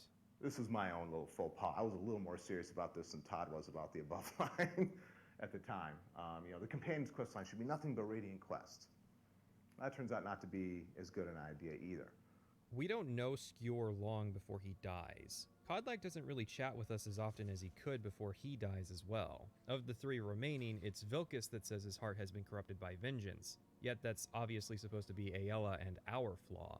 Aella doesn't quit or have a moment of failure. Her only foible is that she fully embraces lycanthropy, something that isn't a failure as much as it is just a difference. Farkas says that he's been scared of spiders since Dustman's cairn. Note that he doesn't say anything about this at the time it happens. In fact, it's so insignificant I actually forgot there were even spiders at Dustman's cairn. Farkas is the dumb one with a good heart.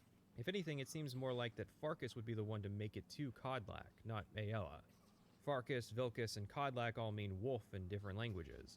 Skjor means fragile, while Aella means angel. Wow, and they made her freshly single, just in case you needed another reason. I love the kind of woman that will actually just kill me. An outsider, eh? I really hope some hot chick paints my brains all over some fucking hallway. Ah, a man of action. I'm talking full-on watermelon in the thighs level carnage. Good luck. I want you to fuck me up. Overall, the titular companions upon which this questline was supposed to be built are fairly weak as far as characters go. Part of that is that we really just don't get enough opportunities to hang out with these characters. Also, as quest companions, they're almost completely worthless in combat. For some reason, whenever companions go out on jobs, they always go with their shield brothers and sisters. But when we go out to do jobs, nobody ever tries to come with us, nor will they have anything to say. See, if you wanted to be smart with the story, you would introduce the main roster of characters early, but it would be up to the player which companions to go out on which missions with. Each companion has unique dialogue if they accompany you, and this final quest would be a sort of test of your choices. Depending on who you picked, they might make it different lengths of the dungeon. One way to go would be to have your favorite companion make it to the end. The other way would be the inverse. The more blood you put on their hands, the more guilt they feel. Of course, you have to wonder why all the companions can't just make it to the end with you. Mass Effect 2 had been out for almost 2 years before Skyrim. In that game, everyone you recruit has loyalty missions in which you learn more about their character, while also preparing them for a suicide mission. Perhaps up to this point, you could give each companion their own quest to resolve some personal issue that they have, and that determines who makes it to the end alongside you. Because remember, we're supposed to be an order of warriors, bound together through thick and thin. Skjor died when he tried to go alone, yet everything this quest tells us conflicts with that idea. We do a lot of things alone. One of the most important things we ever did was a secret mission on our lonesome. We don't help our friends resolve their issues so that they can fight on. We should objectively fail this gauntlet because of our weakness. But the test ends up being one of our literal strength rather than just our loyalty to each other. Okay, so funny thing, the ghosts are just normal NPCs with a spectral effect, nothing crazy. So on my second character, passed around level 50, low-level enemies actually started to run away in fear from her. A surprisingly cool detail since, yeah, anybody smart enough would not cross her. This includes ghosts. I shit you not, Delta Fear has such a terrifying presence that the spirits of Ysgramor's companions, the men and women who sailed from Atmora and committed a retaliatory genocide against the Snow Elves, so devastating that it doomed their species to near extinction and led to their evolution into the goblin-like Falmer. I mean, they were always Falmer, but you know what I mean. Did you know that Ysgramor rode atop a Storm Atronak fashioned into the shape of a bear that you can buy in Elder Scrolls Online if you bought the Storm Atronak crate for $7.99? Yeah, this kind of thing is why ESO is not canon. Delta Fear is so terrifying that these members of the 500 legendary companions are actually scared of her, which is especially ironic because she's a dark elf. Her race literally did not exist in their era. Anyways, apparently all the spirits of the Harbingers are huddled up in Ysgramor's tomb, but we only see Kodlak because he's the only one we knew. Unintentionally, they actually reinforced this since hirelings will not help you fight Kodlak's wolf spirits since they would not be able to see Kodlak. Bethesda's bug maybe, but it's cool. Vilcus and Farkas can, later on, ask to be cured of lycanthropy, although they don't seem interested in doing it while we're already here. Ayala, however, will not want to be cured, which is actually all in character since Ayala has extra Radiant quests to retrieve the Totems of Hearseen, improving our werewolf powers. Also, it's really funny that Kodlak up and names us leader of the companions after curing him, again without consulting the circle. Hey, remember how the companions don't have a leader? But for today, return to Yorvest, triumph in your victory, and lead the companions to further glory. Did I hear right? Did he say you were to lead the companions? Ayala's indignation is funny. For Shiorin, it makes sense because the companions are supposed to be leaderless. I guess not everyone at Bethesda was on the same page about this concept. I think it's possible to portray this like the faction is a democracy where each member of the circle represents a sub-faction, so Ayala represents the archers and hunters of the faction, and then the Harbinger, the wisest companion, will just preside over the council. Instead, the companions are more like how socialists on Twitter. For Delta Fear, it's even funnier to imagine the companions just accepting her as leader because they're scared of her. I'm sure the story of how the Ghost of Ysgramor's companions begged her for mercy got passed around Jorvaskr. Our other rewards are Wuthrad and the Shield of Ysgramor, which are nice wall ornaments. Wuthrad is a meme weapon with an enchantment that does extra damage to elves. As logical as that is, this weapon only makes sense if it's Morrowind, where 2/3 of the population are actually elves. The Shield of Ysgramor is also pretty uninspired, although I have to wonder, is Ysgramor implied to have been so strong that he could wield Wuthrad and his shield at the same time? Because Wuthrad is a two-handed weapon. And yeah, that's the companions. I guess the only thing of note is that Farkas and Vilcus are curious about dragons and will go out with you to fight one, radiantly chosen, of course. The companions are the worst faction in any of the 3D Elder Scrolls games. It's comically short, with filler Radiant quests, confusing characters, nonsensical and inconsistent world building, and the worst part is this. When I finished the companions, I thought it was cool that the werewolf question is left up to the player. The question of whether or not to continue using the beast blood is up for you to decide. As Harbinger, you get to make that decision. Except you don't, because Kodlak states outright that you will oppose it and help lead the heroine to the hunting grounds, where all the spirits of the companions are redeemed and returned to Sovngarde. You can support continuing that practice, but you will eventually purify the companions. All you have to do is say that Kodlak's dream ends with seeing us draw a weapon, which he interprets as a sign of alliance, but Hearseen later implies as a sign of opposition. Then the actual outcome is decided by the player, not the writer. Plus, you aren't really given anything to do as the leader except more Radiant work. I mean, even the Oblivion Fighters Guild let you decide if the guild was going to focus on recruiting or working jobs, and that would deposit loot in your office depending on what you picked. I know it's a meme to bring up how the player can lead every faction in these games, because it's up to you whether or not you actually want to do that with your character, but I don't think it would be out of the realm of possibility to include quests after taking over as leader. Like maybe you help with a new companion's initiation, creating a parallel with your own. Because again, the companions have 5 circle members, 4 now that Skjor and Kodlak are dead, 5 normal members, 2 servants, and a blacksmith who claims to only be interested in working the forge. In the days of Ysgramor, he had 500 companions, and that's the real issue. The companions are meant to be the way that Skyrim deals with the legend of Ysgramor. Ysgramor is one of the most important humans in Elder Scrolls history, being the man who led the Nords' conquest of Skyrim, and eventually humanity's presence on the continent. There is a 56-volume compendium of songs detailing legends of Ysgramor, although only 8 seem to still exist. Ysgramor has been mentioned in lore since Daggerfall and hyped up since Morrowind, and in turn, all he gets is this lame companions faction and a cameo in the main quest. Like, wouldn't it have been cool if Ysgramor's ghost was so famous that it showed up to help exorcise the wolf spirits from the companions? It's not unreasonable, considering we're gonna meet Ysgramor in Sovngarde later on anyways. With the companions done, there's one more thing I want to discuss in their section, and that is the new smithing system. In Morrowind and Oblivion, Armorer was a skill dedicated to the art of repairing your equipment. It was a bit undercooked in Morrowind since NPC smiths could cheaply repair equipment for you, and high-level gear had so much durability that you could forget about the mechanic until it suddenly surprised you. Oblivion responded by making equipment break far too often, but also added new mechanics like being able to repair equipment up to 125% durability, making its stats better than the baseline. It was an annoying system because gear broke far too quickly and weapon damage was intrinsically tied to the durability of the weapon. Skyrim takes that latter system, but the former, well, let's just say Skyrim has no durability system. So really it's more accurate to say that Armorer was cut and then smithing was added. The idea behind smithing is to give the player the ability to convert resources found in the world or purchased at smiths into the same generic equipment that you might find. If it seems like you would rather find stuff, that's because that's smarter, but smithing also adds the ability to improve all equipment in the game. Okay, there are a lot of asterisks, mostly due to bad implementation. Basically, equipment has a series of tags that dictate what exactly it is. For instance, whether it's one-handed or two-handed, whether it's a sword, etc. Sometimes, however, the designers would forget to add tags that dictate what material upgrades a weapon. Most generic items don't have this issue, but it does crop up with artifacts. Even to this day, some items remain unpatched. Let's start with crafting new items. Generic items have been divided into a series of tiers of items which already existed. The system just formalizes it. For instance, iron, steel, dwarven, orcish, etc. A number of materials have been added which can then be refined and used for crafting. Iron, corundum for steel, dwarven metals, or calcum. Access to these resources is controlled by either finding it in the world or buying it at smiths once you reach a high enough level.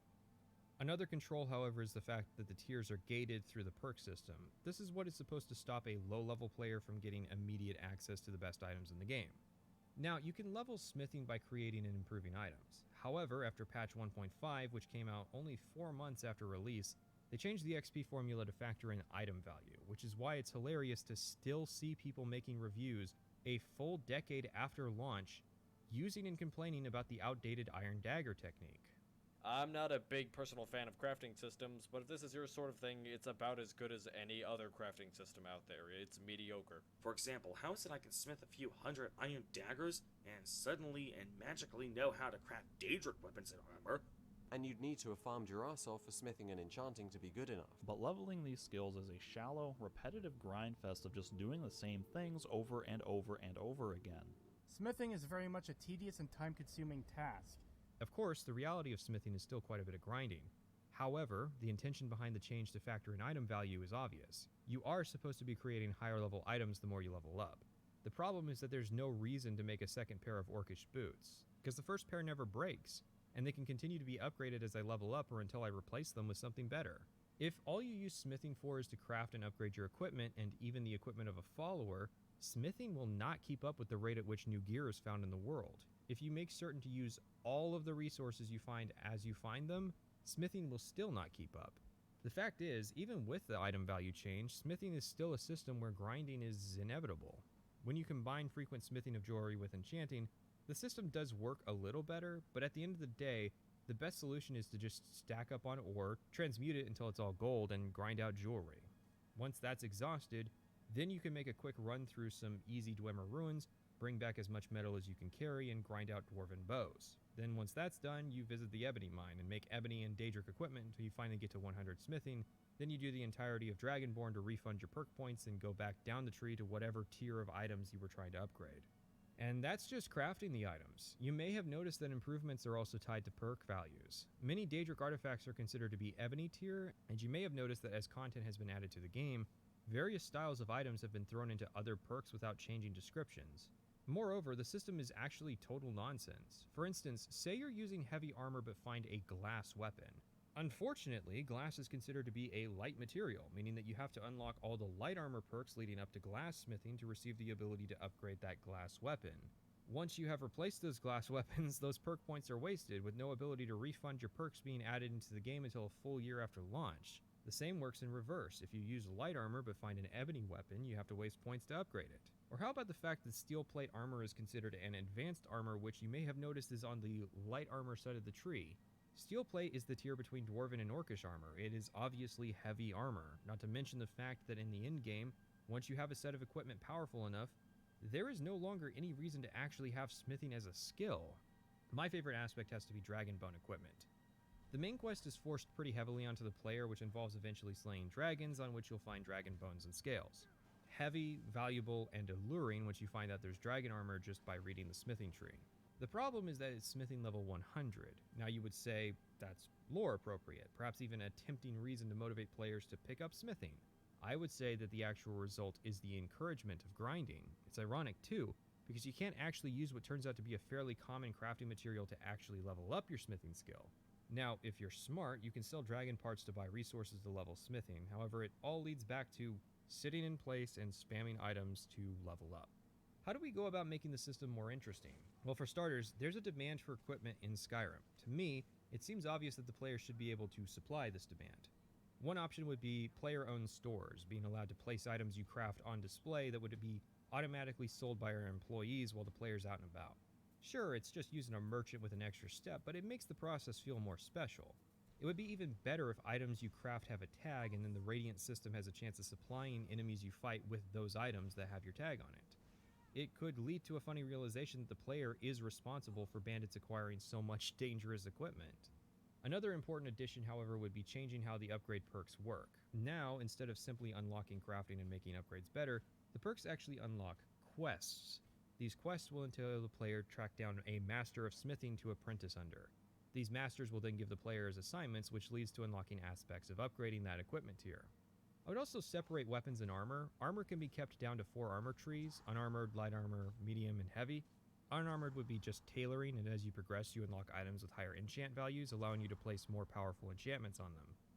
The other 3 would be divided into the usual tiers. I would then add a perk tree for weapons to the side so that heavy armor wielders can unlock the ability to upgrade glass weapons. My last idea is to have crafting skill perks be independent of combat skill perks. The main reason being that you don't want crafting skills reducing combat effectiveness. It's already an issue in Skyrim that crafting skills are heavily competing for the limited resource that is perk points. Once you separate these perks, adding many more to the system isn't as terrible an idea. If you add all those perks to the current version of Skyrim, it wouldn't work because there would simply be too many things to buy. The real workhorse of smithing, though, is upgrading your equipment. You can use the equipment material at a grindstone or workbench to temper your gear, improving its damage or armor rating. This makes the armor system somewhat interesting because it means that simply finding a piece of a higher tier set is not the only component to an equipment upgrade, but also your ability to upgrade that next tier. Arguably, the higher difficulties of the game are built around using this mechanic to boost your damage and defense into the stratosphere.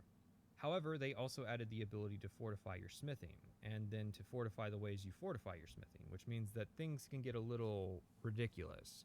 But I'll have to detail that later. Like I said, just with fortify smithing potions I found in the world, I was able to craft a fairly respectable set of equipment. Personally, I find the smithing mechanics actually to be welcome additions. They need more work, like most things in this game, but I personally love the idea of being able to craft and improve my gear. It's like a warrior truly in tune with his own equipment. Imagine a Skyrim without this system. I doubt it would be better, if only because crafting as it stands gives the player more control over their progression. Is a bad system worse than none at all? In my opinion, only if it gets in the way.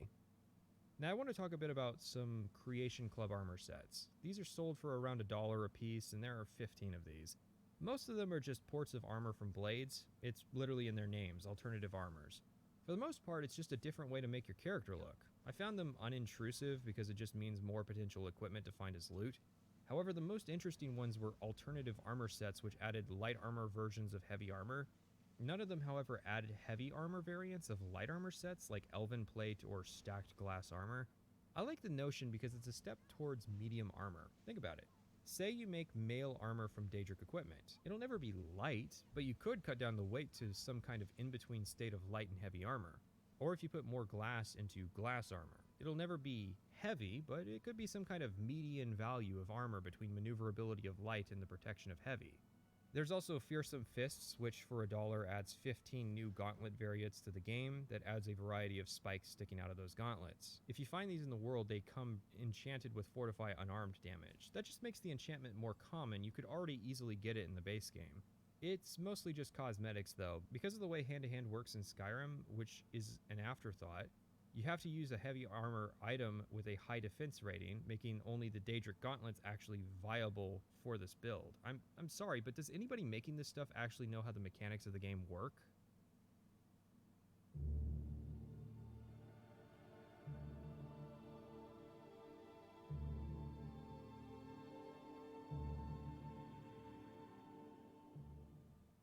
It is established that Riften is the city of the Thieves Guild, a fact that was established in the lore back in Daggerfall when the city was called Riftone with an O, and also this was a book where a Dunmar princess got railed by a Khajiit in order to be sponsored to join the guild. Things have certainly changed. Now we get railed by the game instead of a furry. Riften is probably the best example in Skyrim of Bethesda's new city design philosophy, which I call the Bethesda roller coaster.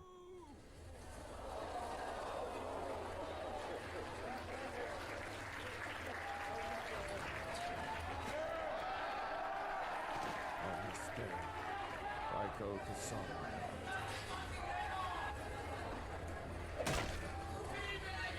Go ahead, strap yourself in and make sure you keep your hands and feet inside the cart at all times. Riften starts upon your arrival. Just before you enter the city, you're stopped by a guard who tries to extort you, but it isn't max level corruption. The guard is worried someone will overhear us when we call him out. So I guess it's not a big deal. We find out who the guard may be worried about in short order as we head inside the gates to find a conversation between a woman named Mule the Lioness and her simp. Mule loudly states that she has had conflict with the Thieves Guild. The simp responds that the Thieves Guild are supported by Maven Blackbriar and that she could send her to jail. Quite the scene going on here, to be certain. Then we pass a man named Maul, who warns us not to mess with the Blackbriars, lest we have to deal with the Thieves Guild. Should you be interested, you can ask Maul for more information, telling you to meet someone named Brynjolf in the marketplace. We continue forward and across the bridge, which is being hogged up by a woman named Sapphire extorting a man for money. To cross this bridge, you have to walk right in the middle of them. Finally, we reach the Riften marketplace where our ride ends, and we are approached by a stranger named Brynjolf with a unique voice actor, so you know he's important. The world calls for wet work, and we answer. No greater good. No just cause. Actually, Robin Atkin Downes is one of those voice actors that's practically in everything. Hell, he was literally Vivek in Elder Scrolls Online. I had no clue. The situation that troubles me has taken a toll on my archcanon. Unlike most game voice actors, he can actually sound different between performances. It's all about sizing up your mark, lad. The way they walk, what they're wearing. It's a dead giveaway. Oh, but that's where you're wrong, lad. Wealth is my business. Maybe you'd like a taste. That said, while I appreciate Skyrim for going to the extra effort of acquiring more voice talent, I feel it's a bit misplaced. It means that it's very easy to tell which of these market stall NPCs are going to be giving side quests and which of them is going to represent a faction. I feel like they would be better served doing the Oblivion thing, but with a larger pool of talent. Instead of getting an expensive voice actor to play single-role key characters, get a bunch of voice actors to be general roles, but provide each actor a key character to represent in one of the primary stories. This is similar to how each Oblivion voice actor usually also got to play a distinct Daedric prince. This is, of course, unless the intention is to make me almost immediately identify quest NPCs simply by voice. If that were true, though, then the same logic should carry for the translations as well.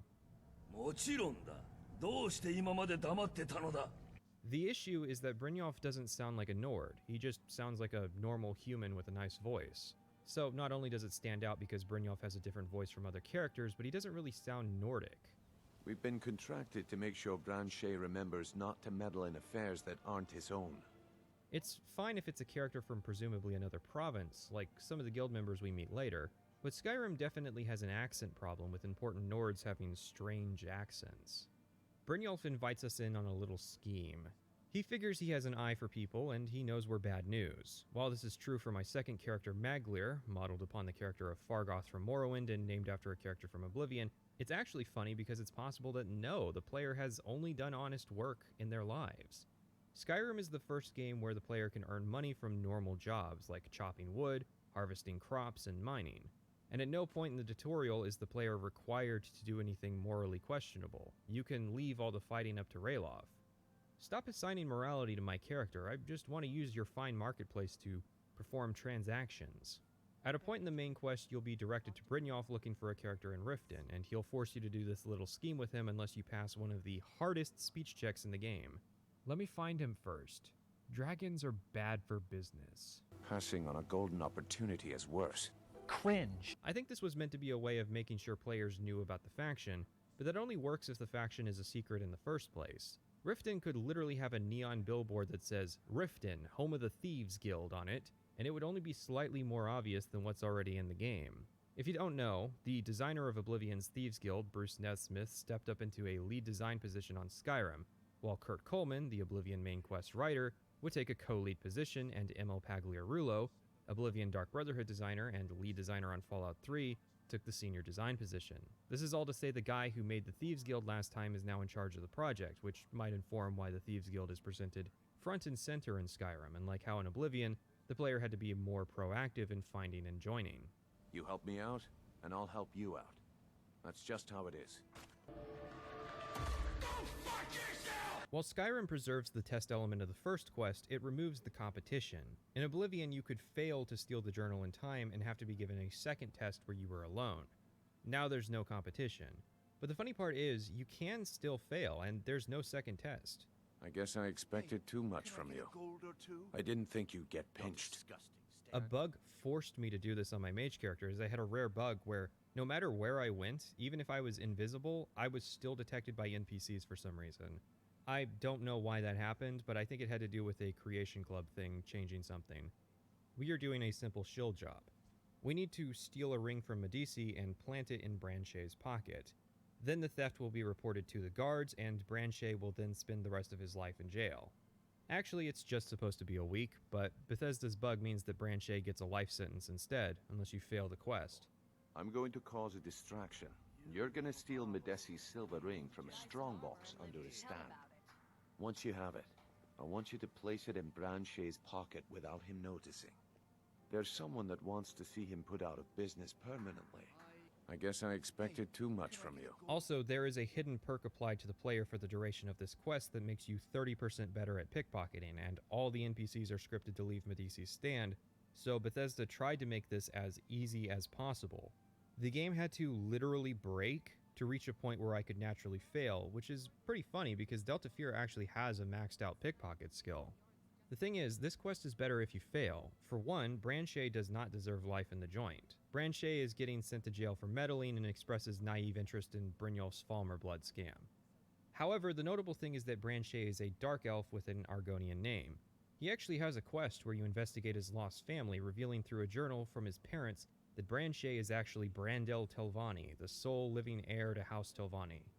That's not really how Great House Telvanni works, as possibly evidenced by a spelling mistake referring to his father as Limdren Tinvanni. But all the same, the idea of Branche being a lost heir to a Telvanni councilman whose parents died after fleeing Morrowind from an Argonian invasion, to later be raised by Argonians and to settle down in the same city another errant Dunmer noble had lived in before her return to Tamrielic politics is, I don't know, kind of interesting, but the quest is boring and doesn't really go anywhere, and most of Branche's characters and dialogues the player probably won't see because after your first encounter with him, he'll spend the rest of his days clad in irons in Riften's prison. Anyways, my second character, Delta Fear, failed this quest, meaning that Branche not only remains free, but a potential ally in the future. No, never mind. Brynjolf will interpret either outcome as a positive and invite you to the guild. If you succeed, then you are the person who can turn the guild's luck around. If you fail, then that's just a sign that thieves everywhere are currently cursed with bad luck, so you should join up with the guild for safety. Take note, people, this is how cult leaders recruit new members. No matter how you try to dissuade them, they'll spin it into being yet another reason to join them. Part of our initiation is getting to the Ragged Flagon, a tavern down in the city sewers where the guild hangs out. The Ratway is apparently full of failed guild members, so I guess they don't think much about the implication of the player failing this mission? Like, what does it take to get demoted down here? Anyways, you can sneak past everyone, but this isn't the last time you'll have to use this route, so better clear out some of the local wildlife. You'll overhear a conversation about how the Thieves Guild is in bad times, and you can confront Brynjolf about the state of the flagon. If you were expecting a palace, then maybe you're not cut out for this line of work. Our methods involve secrecy and discretion. My guy, you know that everyone in Riften knows you're here and what you guys do, right? You aren't the Oblivion Thieves Guild living in secret amongst the poor from the guard. You're the Morrowind Thieves Guild, paying off the right people and manipulating the right government officials to not interfere with your operation. Do you really think a secret door in a mead barrel is going to fool the RPD if they decide to stamp you out of existence? But Brynjolf figures we're worth a second chance and sends us to run a protection racket with the Riften merchants. There are 3 merchants and each one has a way you can manipulate them into paying. Or you could brawl them, but brawling is terrible and social engineering is better. And when you get to the third person, they've heard about what you've been doing and surrender the money. The racket depends on us not killing the marks, but, well, after failing the market scheme on my second run, I decided to fail this one too. I can feel... Look, everything was all just a misunderstanding. The third one still surrendered the cash, and Brynjolf? Well, he's pissed. He's responsible for all of this! Think of all the men! He didn't lose a damn thing! This is the enemy! And he's here on his knees! Us? You're right, he is not one of us. Are you daft? I told you not to kill any of them. How much clearer do you need me to be? How about the gold? Did you remember to bring it? Or was that too difficult an instruction as well?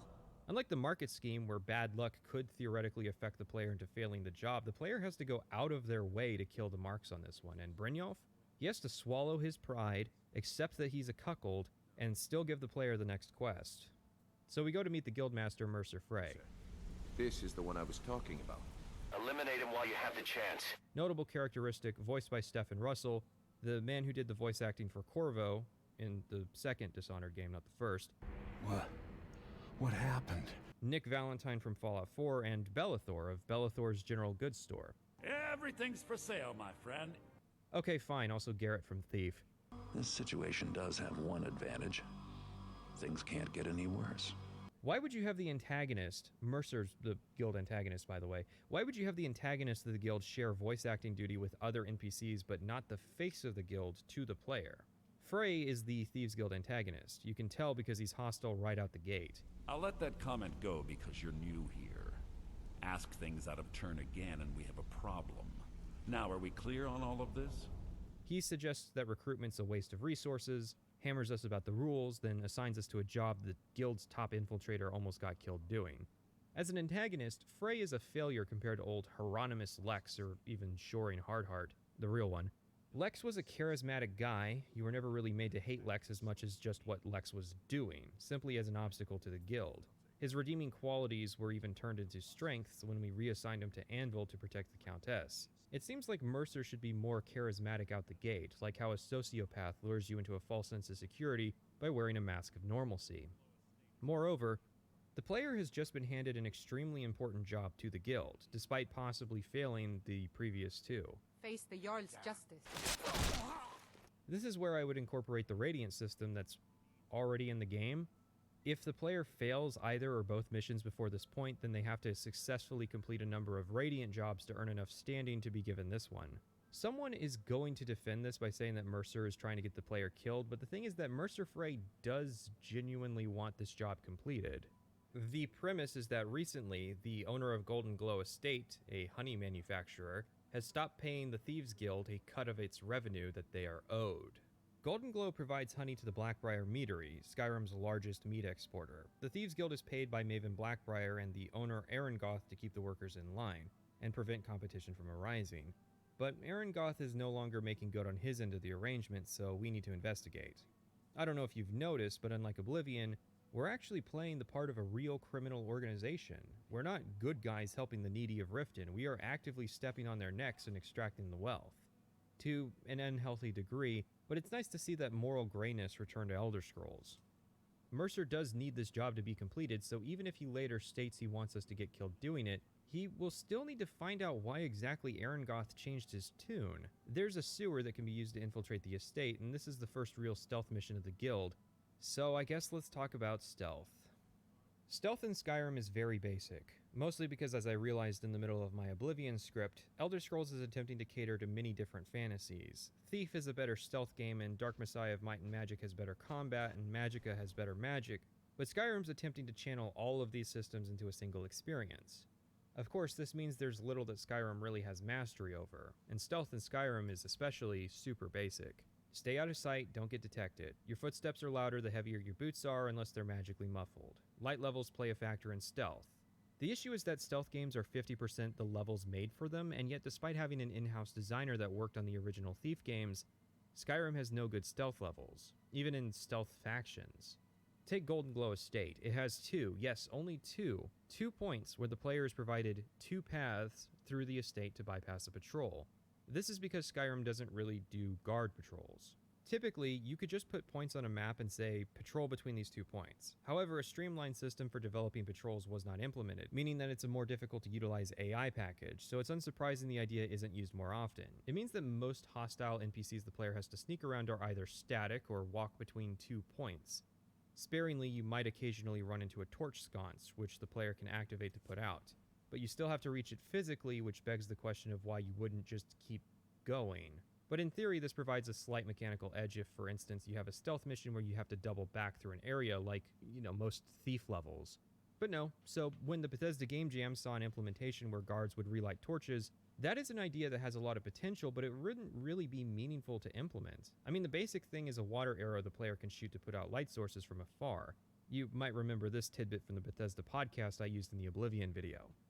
The other thing I try to do is that in coming off of Thief, which is a game all about stealth and sneaking, so it was like, how could I get some of that into Oblivion? You know, some of that, how to try to capture a little bit of the charm of the Thief games. It occurred to me, I'm like, shortly after the game is released, the mod community is gonna do what they will. And sure enough, there's like a complete like Thief plugin with all of Garrett's tools from Thief. You know what I mean? Like water arrows and moss arrows and the blackjack and all this stuff. So I sort of knew that was gonna. I was like, this is gonna happen anyway. That is Fallout 3 lead designer and Skyrim senior designer Emil Pagliarulo recording a podcast about stuff he wished he had implemented into Oblivion but left up to the modding community a full 7 months before Skyrim's release, and years after Oblivion. This is the sort of thing that is the reason for Bethesda being so tight-lipped about their design in the modern day, doing less interviews and such. Because Pagliarulo is admitting that they had years to think about ways they could have improved the stealth experience, but never decided to do so. Simple stuff that are staples of stealth games like alarm states, knockouts, distraction tools, body detections, guard patrols, complex level layouts. The best Skyrim offers is a dragon shout that projects your voice, distracting NPCs and allowing you to slip by. That's it. That's far and away the biggest change to Skyrim's stealth system from Oblivion, which is the mechanical equivalent of being able to throw a rock. Instead, the primary implementation of stealth is not enemy avoidance, but elimination. Attacks from stealth have damage multipliers, with perks to increase those damage multipliers. This is the incarnation of the dreaded Stealth Archer.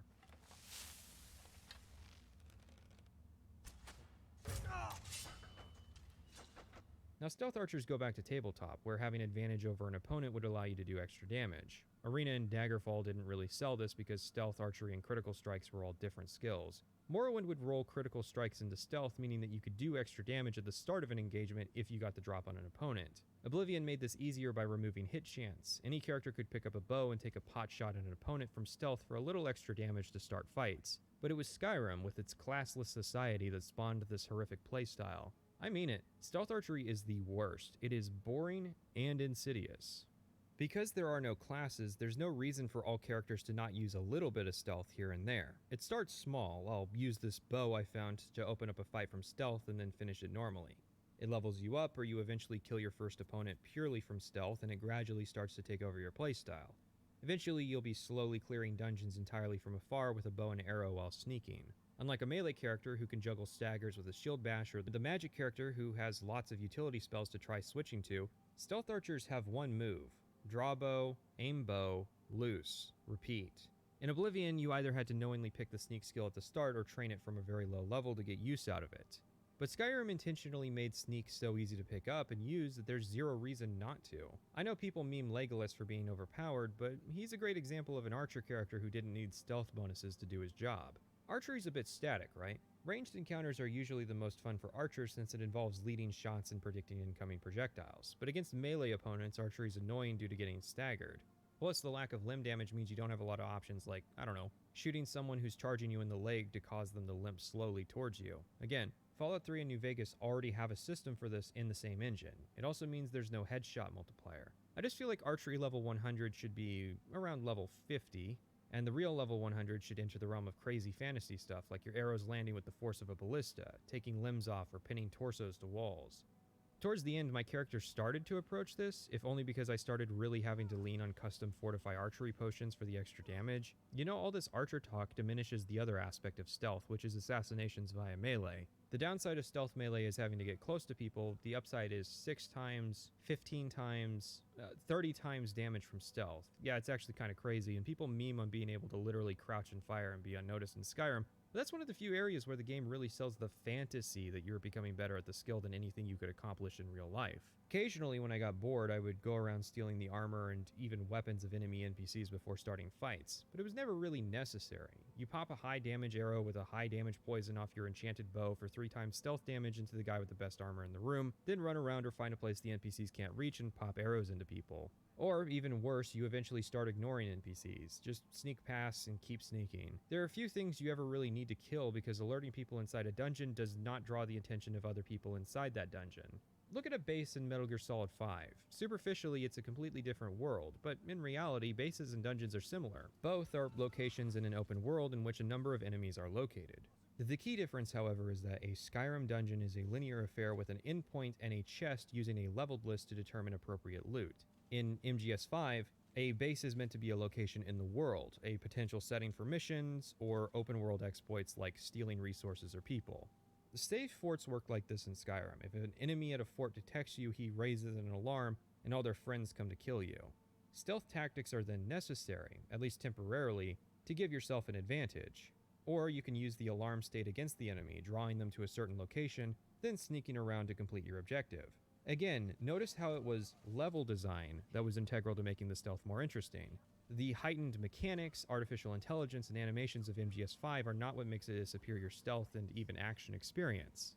What's funny is that it's not impossible for Skyrim to create a competitive experience. They already have a system for making NPCs dynamically react to bodies. It's just that those reactions take place in the cities, not with generic bandits. How many times have you seen a bandit stare at their friend's corpse without a care in the world, or far too easily decide that it was safe to stop searching and that it must have just been the wind? It seems the misguided effort to focus on the town NPCs gave Bethesda tunnel vision, and they didn't realize that the bulk of NPCs the players actually interact with are enemies. You want to know something funny that kind of broke me? You can kill everyone at Golden Glow, no problem. Killing all these guards, even Erengoth, no issues. But burn more than 3 beehives. Everyone in Skyrim should be talking about the massacre at Golden Glow Estate my second character did. There's botching the robbery, and then there's hunting down and murdering every single mercenary like animals. I am actually upset though, because I've thought forever, hey, this is the Thieves Guild and killing people's bad for business, better to try and avoid these guards, but why bother? See, Garrett didn't murk all the guards for 3 reasons. He wasn't a phenomenal sword fighter, it creates bodies, and it raises the alarm. I mean, think about good stealth games. Most of them try to limit the player from just mowing their way through a level. Can't leave a trace that you were there, or killing people creates extra expenses, or a morality system for killing too many people. I think a good way would be to add in additional bonuses for not getting detected during the job. Ghost Golden Glow and the player gets a bow that puts out torches, or I don't know, anything really. The Game Jam proved there are creative people at Bethesda being intentionally held back.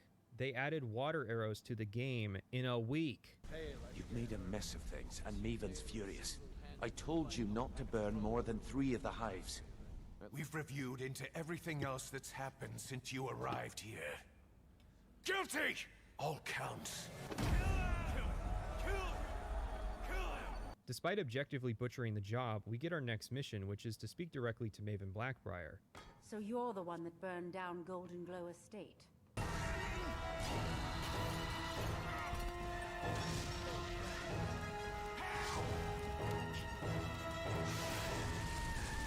Do you have any idea what that little stunt you pulled is going to cost me? I'm amazed you even bothered to show your face here. The only reason we're having this conversation is due to Brynjolf's assurance you won't botch another assignment. He claims you possess some sort of uncanny aptitude for your line of work. Justice. Quite frankly, I find that hard to believe.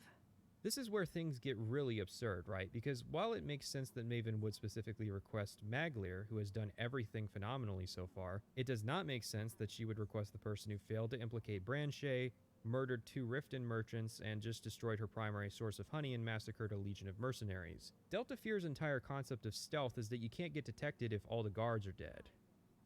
Maven wants us to take down a competitor in Whiterun at Honningbrew Meadery by getting the owner arrested. Somehow, she figures he'll get a life sentence and that the property will be immediately passed to the owner's assistant, who has made a deal with Maven. The sad part is that both of these elements come true. The assistant gives us poison to deal with the pests he planted in the meadery basement, and the owner accepts hiring us to deal with it. Then we poison the still, yet somehow this poison's already in a barrel and ready to be tasted by the captain of the guard within seconds. You cannot fail this mission. Killing the owner doesn't work because he's essential. Leaving the guy raising a rat army in the basement alive doesn't work as well. From here on, failure is not an option because they didn't make it one. which would be hilarious. If the player could only fail but the game kept having to give you quests anyways, this is almost like when an early access game has 2 hours and 1 minute of good content, and then it stops trying as soon as the refund period's over. Anyways, we track down a promissory note and bring it back to Mercer. Both the note and the deed from Golden Glow have the same symbol, indicating that the same person is behind both Golden Glow's purchase and Honeybrew's founding, indicating that whoever is behind this is attempting to drive a wedge between the guild and their only remaining contact, Maven Blackbriar. A clue, however, has been left in the form of a name, Gadgel Lay, an alias for Golemai in Solitude. Like the previous 2 jobs, Golemai used to be a guild contact but went silent. His role was to steal or identify valuables from the East Empire company that he works for.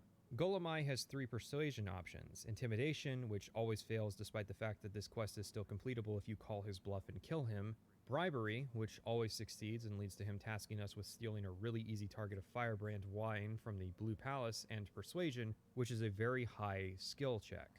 You see, unlike the percentage chance system of Fallout 3 or the transparent skill check system of Fallout New Vegas, Skyrim has skill checks, but no way to gauge success chance. Well, that's fine, but it doesn't make it apparent just how busted these persuasion checks really are.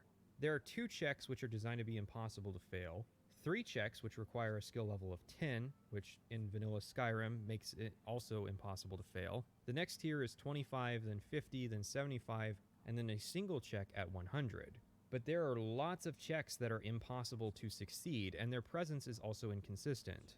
There are perks to lower the thresholds, but that requires you already have leveled speech to 50 and spend 3 valuable perk points for what is again an inconsistent mechanic. Also, if you've already raised your speech to 50, then you can already pass more than half of the game's checks. You can lower the thresholds with potions, but that requires you to be aware that a check is about to happen. Also, a lot of the checks are really lame, like getting extra gold, but usually all speech checks do is let you bypass a quest objective.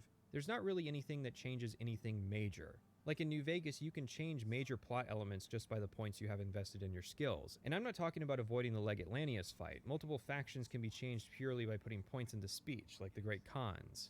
Like, Skyrim's content is so boring that Bethesda considers skipping it to be the primary reward for characters invested in speech, which I only achieved on my 3rd character, who only did the quest lines after maxing out her speech skills. I guess this is meant to be an adequate replacement for disposition, which, while still in the game, basically only affects whether the voice lines an NPC uses are friendly or hostile. It's not like Morrowind or Oblivion quests changed drastically from speech checks either, but this comes off like Bethesda's trying to provide the illusion that they can do what other RPGs are doing with player choice, but it's exactly that, an illusion. Trickery works by obfuscating the facts, which is why Skyrim provides so few details about how its speech system works. It would be backwards if the player never had any conversation options, so Bethesda tricks the player into thinking that there are options. It does not tell you the percentage chance a speech check can succeed, because by design not every speech check can succeed, or even accomplish anything if it does. There are many which don't have a success state, so if it told you the chance of success, it would literally just say 0%. When the chips are down, the best the designers can do is offer to skip some minor objective. Fine, you've got 75 points in speech. I guess you don't have to steal the Firebrand wine. You still have to follow the rest of the quest progression. There is no possible way to convince Golemai to just give us the information we want right now. The thing is, no matter what happens, we still have to tail Golemai through the warehouse and into his hideout. If you fail the speech check and have to steal the wine, then Golemai will never leave the Winking Skeever to go to his hideout. If you steal the wine, Golemai tells you that he doesn't know who the symbol represents and leaves to go to his hideout. If you succeed the speech check, then Golemai tells you he doesn't know who the symbol represents and leaves to go to his hideout. Lots of conversation options are like this. You're presented a choice, but every choice either leads to the same endpoint or ends the conversation, starting the flowchart over. Now there's a reason for this. Skyrim was developed right before the era of digital releases, meaning that they're still beholden to the file size limitations of the physical medium. Every branch in dialogue that creates new responses steals from somewhere else. Creating the depth of Fallout removes the breadth of Elder Scrolls. The issue is that this is somewhat disingenuous. There's no reason that Golemai, if properly convinced, can't use the same dialogue to tell us now what he'll tell us in 10 minutes when we find him in his hideout. The only reason would be to force the player to sneak through the warehouse and the hideout. Except stealth is optional. There's no punishment for murdering all the East Empire Company wardens or the bandits, and Golemai, even if he detects the player, will just keep going. Moreover, while this mission is interesting compared to the standard Skyrim fare, it's nowhere near as impressive as it should be by stealth game standards. You're given an interesting route to the warehouse, but hardly any need for them. Hell, the quest is able to be completed even if Golemai dies, as he will instead write up a confession to his brother with all the critical information. A woman named Carlia, who killed the previous guildmaster, put him up to this, and said that she would be going to where the end began. The only downside of Golemai dying is that he can't serve as the fence in solitude, but there also isn't much upside to killing him either, because it's not like you can kill him early and get the note. Every path leads to us learning the information after the stealth mission sequence anyways, so you might as well just keep him alive. Mercer recognizes the name and knows the location she was referring to, which immediately should be throwing some red flags. This means that Carlia had intentionally left this breadcrumb trail obvious in order to lure Mercer into a trap, and yet Mercer decides that 2 people is sufficient for this. Why wouldn't we bring all these useless footpads that do nothing but hang out at the guild hall with us unless the intention is to betray us, which is what happens. The next red flag is that when we arrive, Mercer tells us that he found Carlia's horse and killed it. I know you're trying to prevent her escape, Mercer, but did you try slapping it on the ass first? Take the saddle off, or I don't know, steal it and ride it back to Windhelm to sell? Carlia clearly isn't going anywhere considering how she set this trap up and has presumably been waiting for a fresh minute for us to get here. Like, what was Carlia's plan if Arengoth or Sabjorn decided to burn their evidence or keep it better hidden? Or if Golemai decided not to squeal? Or if Mercer forgot that Gajumlay was an alias? Or Golemai used a new alias that Mercer didn't recognize? There are a lot of factors here that could result in Carlia waiting here for a very long time. Or what if the Thieves Guild figured it out immediately and showed up the day Carlia was out arranging her next big clue? I mean, she picked an area that Mercer knows is sentimental to her. What if Mercer routinely visits Snowvale Sanctum, or hired somebody to stake the place out and kill anybody who gets near it? That's actually within his character, since he employs bandits to guard his house that he doesn't even live in. Mercer is waiting for us, which for Maglir took a long time because the quest after this has a leveled reward. In fact, Maglir did an entire quest line in the time between Mercer leaving the guild hall and Maglir arriving at Snowvale Sanctum. So maybe Mercer is slightly justified in taking a poke at both of my characters. Leveled rewards have been scaled back with Skyrim. There are 15 scaled items in Skyrim total. There are even 2 primary quest lines you can complete that have no scaled rewards. However, this came at a cost. Less scaled items, but a much wider bracket of level scaling. In base Skyrim, the scaling goes up to level 46, while in Dragonborn, the scaling goes up to level 60. For reference, basing this off of Skyrim reviews, it seems that a normal person doing a full playthrough gets to around level 40 before stopping, which is about where both Siorin and Maglir stopped. Oblivion and Fallout 3 in some respects, to like a 1 to 25, 1 to 30. This one is balanced like 1 to 50. This makes sense as the first 20 levels go by very quickly, with the game slowing down drastically in the mid-20s. Scaling, of course, works by changing the numbers on an item depending on the level you receive it. So for instance, the Nightingale Blade does 1 point of damage and 5 points of absorb health and stamina for each stage of the bracket that it goes up. So getting the blade at level 1, you'll get a sword that does 10 damage and 5 points of absorb health, while getting the blade at level 46, the sword will do 14 points of damage and 25 points of absorb health. Note that single point increments of damage are more drastic when factoring in skill levels, perk points, and item tempering. So at level 1, the sword equals a Dwarven sword, while at level 46, the sword equals a Daedric sword. That of course means that level 1 versions of the sword will be replaced by higher level weapons later in the game. This has that same Oblivion problem of encouraging people to do the faction related to their playstyle last, but it's inconsistent because not every faction uses scaled items, or uses scaled items consistently. For instance, the only scaled item tied to the College of Winterhold caps out at level 25 instead of level 46. The Companions have no scaled items, while the Thieves Guild has 4 different items tied to it. There's also random side quests and even dungeons with scaled items, but no consistency. There are 2 options in my eyes. The first is to get rid of scaled items and replace items with static weapons that have unique abilities. The second is to keep scaled items but implement a way to increase their bracket position. Like maybe if you get a scaled item at level 1, then at level 20 you can sacrifice a grand soul to increase its bracket position.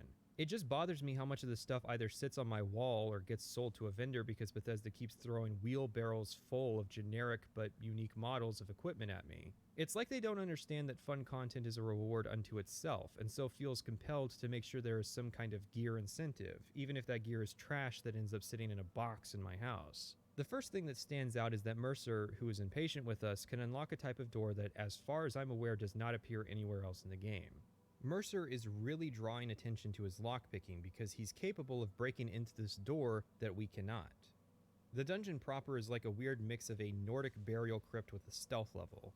We end up finding a word wall for disarm, which, really? Disarm? Didn't think to do something like throw voice or detect aura for this dungeon that is part of the stealth faction, both of which are shouts built for stealth. But disarm, which is almost functionally useless, by the way. I've never gotten disarm to work on an opponent that I actually wanted to, disarm. We get to a claw door, which, no, we're not addressing those yet. Big thing is that they need a claw to open, but once again, Mercer is apparently so good at lockpicking that he can open it while drawing big attention to it. This is why this dungeon confuses me, because you cannot enter this dungeon at all without the quest, but then they have this claw door, which seems like an adequate way of keeping players out of the part of the dungeon that has all the quest scripting, since the player can't find the claw.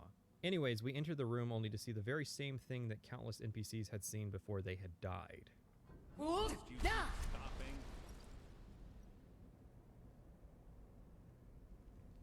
We've been ambushed, and worse, we've been ambushed by a stealth archer. Mercer and Carlia have a conversation where it's revealed that Mercer Frey was the one to kill Gallus, the former guildmaster, and then Carlia starts drinking a potion. At this point, Mercer should be killing her, considering his only goal here was to tie up this loose end. But no, he lets her drink it, and she goes invisible. Mercer then ties our loose end up and leaves. We wake up outside, and Carlia declares herself our savior. Okay, let's stop.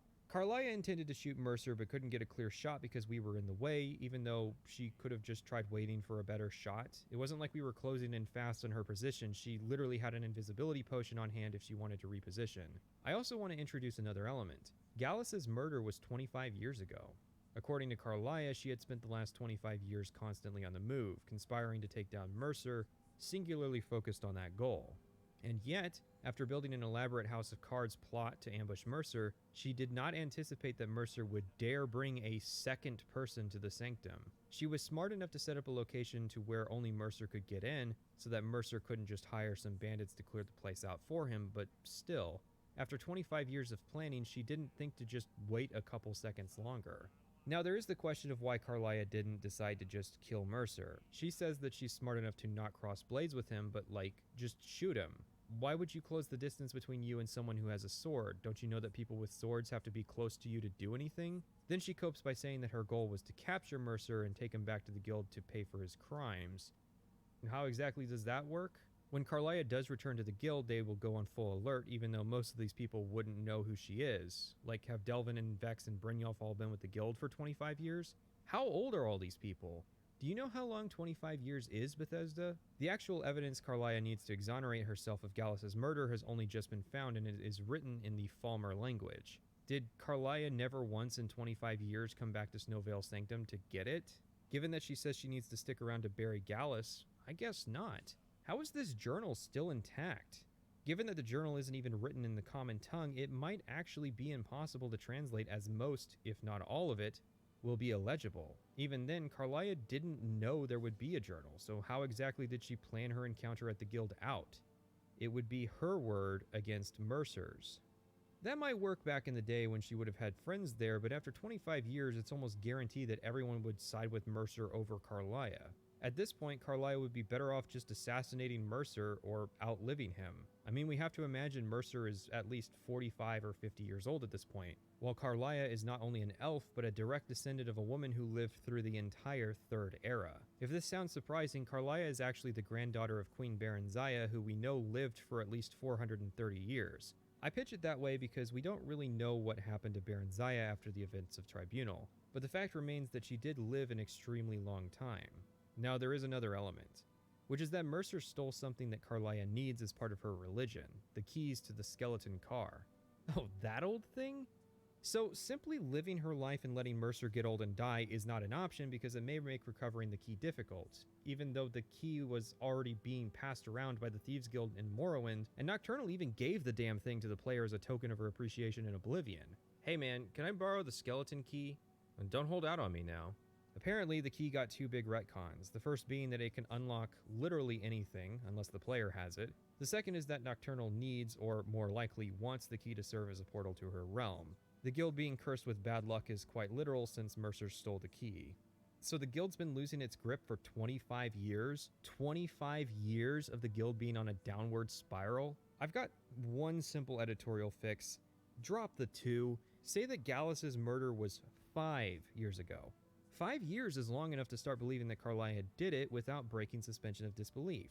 You seriously expect me to believe that Carlia slept in a different place every night for 25 years? That's 9,125 times Carlia has had to find a new place to rest her head. 5 years is also a good amount of time to say the Thieves Guild's been losing influence. Given that life in Skyrim is supposed to be short, unless apparently you're a member of the Thieves Guild, then it may well be possible the average adult in Skyrim doesn't even know about their existence. Not because they're masters of clandestine operations, but simply because they are now culturally irrelevant. 5 years is long enough for the guild to be gone from an area to make their return actually notable.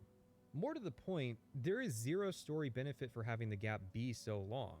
Anyways, Carlia claims that she saved our life because her arrows slowed our heart down, preventing us from bleeding out. I'm almost insulted. Like, seriously, you can tell the writers were writing the story cock first. They wanted a betrayal scene with no consideration for how it would make sense. Am I to believe that someone like Mercer Frey can't figure out how to cut an artery, or doesn't know where our vital organs are? A slowed heart doesn't matter if we get stabbed through the neck. I sympathize with how unenviable a task it is to engineer a situation where the player is taken down without making it feel forced or cheap. I would look at something like Half-Life or Dishonored to see how hard it really is to pull this stuff off. Showing a character who can survive Dragon's Breath and bounces back from mortal wounds like it's nothing suddenly getting taken down really easily creates cognitive dissonance. I'm supposed to now accept that this can just happen to my character, even if I have 100% poison resistance. Here's my rewrite. We enter the room, only to have the puzzle door shut behind us. Carlia and Mercer have their conversation, but Carlia is hidden somewhere in the room, invisibly. Carlia puts Mercer on the back pedal, and Mercer has a mask-off moment. Maybe he realizes our sudden streak of popularity might make the guild more willing to take our word than his. Or maybe he realizes someone who routinely messes up as many jobs as we do is not going to be missed. Realizing that he can't leave us alive, Mercer betrays us, when suddenly we are shot and fall to the ground. Instead of the animation made for this, it would just look like a normal paralyzation effect from the game. Mercer makes a quick insult at Carlia's bad aim, but decides it's not worth it to stick around. So instead of going on a monologue gloating about how we engineered our own downfall, Mercer just takes a quick stab and has to rush out. Then we wake up with Carlia, and this time she tells us how she saved our lives. It makes more sense. Instead of not having a clear shot, now there's no mistaking it. Carlia shot us because we were about to die. Instead of getting impatient or changing her mind. Oh, my poison slowed your heart. Yeah, well, I wouldn't have gotten stabbed if I wasn't paralyzed on the floor. She figures that Mercer will think we're dead. You remove the issue of Carlia deciding not to at least shoot Mercer in the leg by limiting the amount of time he's in the room, and you don't strip the player of agency in a way that isn't at least consistent with how paralysis works in the game proper. It's sort of like how Half-Life 2 has the player get knocked out the same way it would work in the actual game. It works way better than turning off the lights and taking the controls away. So Carlia brings up that Gallus's journal is written in Falmer, so it'll be difficult to use as evidence. And we mention that, like, hey, why don't we try getting it translated? And Carlia is like, oh yeah. The implication is that maybe Carlia has been eroding Thieves Guild relations down for years and only recently started putting her signature on it so she would be found, but really it feels like it took Carlia 25 years to have the idea to alienate the Blackbriars, because she doesn't seem very intelligent. She's definitely not the sort of woman that scholars would like. By the way, Gallus wasn't just a thief but a scholar as well, which is actually pretty cool. How is Gallus posthumously a more interesting character archetype than any of the living characters? Anyways, at the mention of a translation, Carlia mentions Inthier, a contact Gallus had at the College of Winterhold. I then subsequently went down to Riften to visit the Thieves Guild. Delvin, Mallory, Vex, not even Brynjolf will give us any insight or acknowledgement about anything that just happened. Why are you here? Did Skullface send you? Sorry, lass. I've got important things to do. We'll speak another time. Bullshit, Brynjolf. You literally do what everyone else here does. Hang out all day in the cistern while I work. Bethesda is so sure that the player's just going to follow the quest marker and trust the purple-eyed lady they had zero contingency for if the player actually tries to find Mercer or tell anyone what happened. What if Mercer returned, claimed we were a traitor, and the frontman of the Ragged Flagon, while feeling bad about it or maybe not trusting Mercer, allows us to leave alive? Instead, Delvin's like, wow, nice model ship. Where did you find it? And did you find anything interesting and plot relevant when you did? And my character has to respond, oh, you know, places, not much. You too. Inthier, who typically lives at the college, happens to be spending the night out in the Tavern of Winterhold, because that is what mages of Winterhold do. They hang out among the plebs of the ruins of the city that hates them. Carlia. Then she's finally found it. Wait, what do you mean found it? It was on his body. Where he died 25 years ago? I mean, I mock it, but the alternative is having the player enter the college, which is impossible to do without joining, apparently. Inthier doesn't know how to translate Falmer, but he does know how Gallus figured the language out, which was to steal the information from the court wizard over in Markarth. Calcelmo isn't too interested in sharing the information, as he's currently working on his definitive guide to translating the Falmer language. Wait, how long have you been working on this thing? Gallus somehow stole this information from you 25 years ago, if not longer, and you still haven't finished it? Just in case you guys thought it took me a long time to write a script. So this dialogue has 6 conversation options, although generally 5. Even though I hooked him up with a dark-skinned tomboy waifu, he'll only give us a key to his museum and not the information we want. The path of last resort is to do a task for Calcelmo, killing a spider who lives in the ruins he's studying so that research can continue. Or you could steal the key or pick the lock. It's the speech options I have an issue with. Intimidation and bribery always fail, which kind of highlight my issues with them. There's a perk that makes intimidations twice as likely to be successful, but I swear a minority of them ever even have success states. This makes no sense because sure, Calcelmo could call the guards, but will they get here before his body hits the floor? Intimidation should be harder than persuasion in this circumstance, but not impossible, especially considering we are talking about a woman who has a terrifying enough presence to scare the ancient dead companions. Likewise, Calcelmo declines bribery because apparently scholars are uninterested in personal wealth. Fucking what?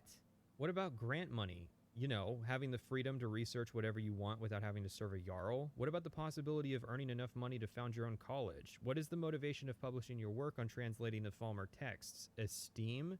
What is this, Star Trek? Is there really no quantity of money that could be offered to Calcelmo to sway him? I have 100,000 gold. Not even that merits a day pass at the museum? Calcelmo can be swayed with a persuasion check, but it's a hard speech check, meaning speech level 75. Or you could just pick the adept lock. Literally any character can do that. The only downside is the guards in the museum will be hostile, but you know, who cares? Past a certain point, the city guards are replaced with hostile personal guards with no bounty for killing them until the end when you encounter the wizard's guard. Why bother? Why not just make it so they're all city guards? Markarth's meant to be about as corrupt as Riften, so it would make sense that there would be more guards protecting a bunch of relics than the city itself. It would actually fit with the broader story of Markarth. There is this spider control rod, but all it does is move the spider and give it targets. At first I thought these valves could be manipulated by the spider, but no, it's just for fighting enemies, and only in this one area. Basically, there were 2 ideas for this level, but Bethesda should have probably picked one and focused on making it good. Either ramp up the trap elements of the area, making them necessary to slip through the lab, or lean on using the spider bot to remotely activate switches or something. Like, the guards are used to working around it and don't ask questions when they see it, so the bot could be used to activate valves remotely while we sneak through an air duct or something. Or lean on the trap element, activate traps remotely, and the guards go, shit, it happened again, better not ask questions before the fucking safety inspector comes by and finds us for not installing a WGC-compliant wheelchair ramp in our dungeon. We find the translation guide, but it turns out to be a big rock. Oh, that's why this story needed a 25-year time gap, so that our local wizard and avant-garde artist could carve out his translation guide instead of printing it in a book. Is the implication that Calcelmo is a fraud who's using the Elder Scrolls equivalent of the Rosetta Stone? Or has the man been climbing this giant tower to carve out his guide? The journal implies that he's been deriving his notes from the tablet, but then why would it take him 25 years if it wasn't actually his original work? Who knows? The only clever part of this is that the game expects us to figure out that we need to grab a roll of paper and some charcoal and create a rubbing of the stone.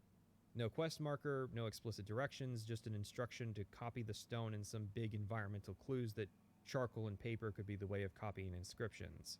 This is the sort of thing you wouldn't expect Bethesda to do anymore because players might get confused, but I had a hard time finding examples of people on the internet actually having issues. Although, I do suppose that raises the question of the role that online wikis and easy video streaming have on quest design. If you ever get confused in a quest, you're one Google search away from finding the UESP, even if it's never at the top despite being the superior website. So then, we have to wonder, are lots of people having trouble with the quest but not saying anything because it's easy to find directions on the internet as to how to complete it? Or are we speculating about a group of people that doesn't actually exist because the average person can figure it out and only a small fraction of people get confused but are allowed enough to worry the developers. Bethesda is very worried about the player getting confused, so almost every little thing in Skyrim has a quest marker and written directions as to what to do. There's not much of a sense of discovery or catharsis when everything in the game is so obvious. I found the game slightly more enjoyable when I disabled the floating quest markers, because the floating markers were often one step ahead of me and preemptively telling me what to do before I would even know that I needed to do something. Anyways, we escape the tower and return to Inthier with Carlia here. Inthier does an amazing on-the-spot translation, and the journal says that Gala suspected that Mercer was stealing from the guild vault and did something to the Twilight Sepulchre, or Nocturnal Shrine. I might have spoiled what exactly it was that Mercer did, but the game is trying to create a sense of mystery. Sure, I wouldn't have been able to guess exactly what the game was leading to because new parameters for the skeleton key were invented, so with our evidence in hand, we head out to the Thieves Guild. I want to touch on Inthier for a second because it's very obvious that he was a mistake on the part of Bethesda. Inthier's role was likely meant to have been played by a character named Nelacar, the actual elf wizard living in the basement of the Frozen Hearth. Nelacar was asked to leave the college due to some experiments, and it's probable that Inthier's role of supplying the college with illicit goods was actually meant to be done by him, since he lives off the campus. However, the biggest piece of evidence is this. Like the Altmer? Yes, I would say their culture quite possibly rivaled our own. Now, for some reason, a lot of people have trouble telling Bosmer and Altmer apart, but Inthier is a wood elf, not a high elf like Nelacar. I think the mistake stems from the fact that Nelacar plays an important role in Azura's quest, and a lack of communication resulted in Nelacar having been played by two different voice actors. These fissures and cracks aren't encouraging. Malin obviously was growing more desperate once he left the college. The Nords went to war with the Falmer in the First Era. Killed them by the thousands to drive them from their snowy homeland. Nelacar is voiced by Neil Dixon, the male Altmer voice actor, but Inthier is voiced by Stephen Russell. Yes, they actually used Mercer Frey's voice actor to record these parts, so the character ended up having to be split. Now, it's speculation on my part, but I think I've got a pretty good case here. It's not even the first time that a Thieves Guild elf character was the wrong race. Arengoth is a Bosmer name, and Vex will refer to him as a Wood Elf Swit. Yeah, I did. That Wood Elf Swit. But this is what he actually looks like. Welcome to the Thieves Guild.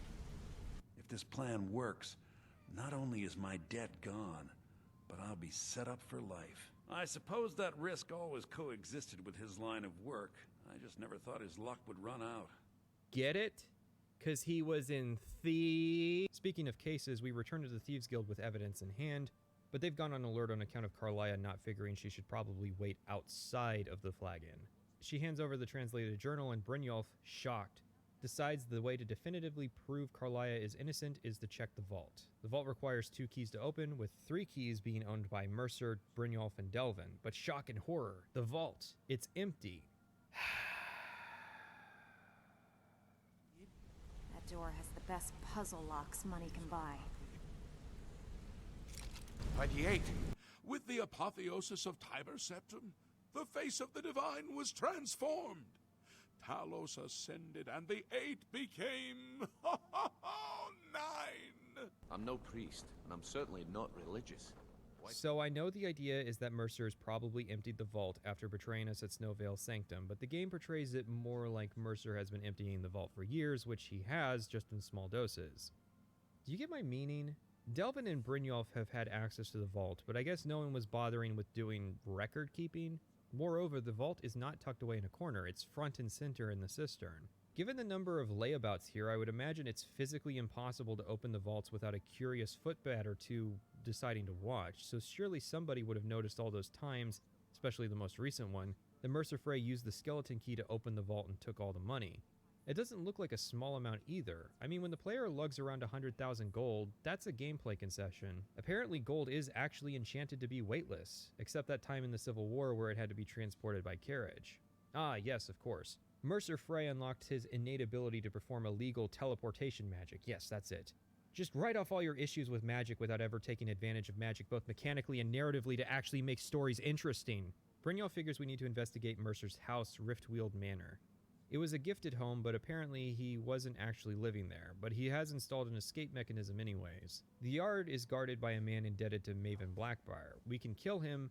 We can also do a short quest to pay off his debt. Vivald's in debt because he lost an expensive pin that he was supposed to deliver to Maven.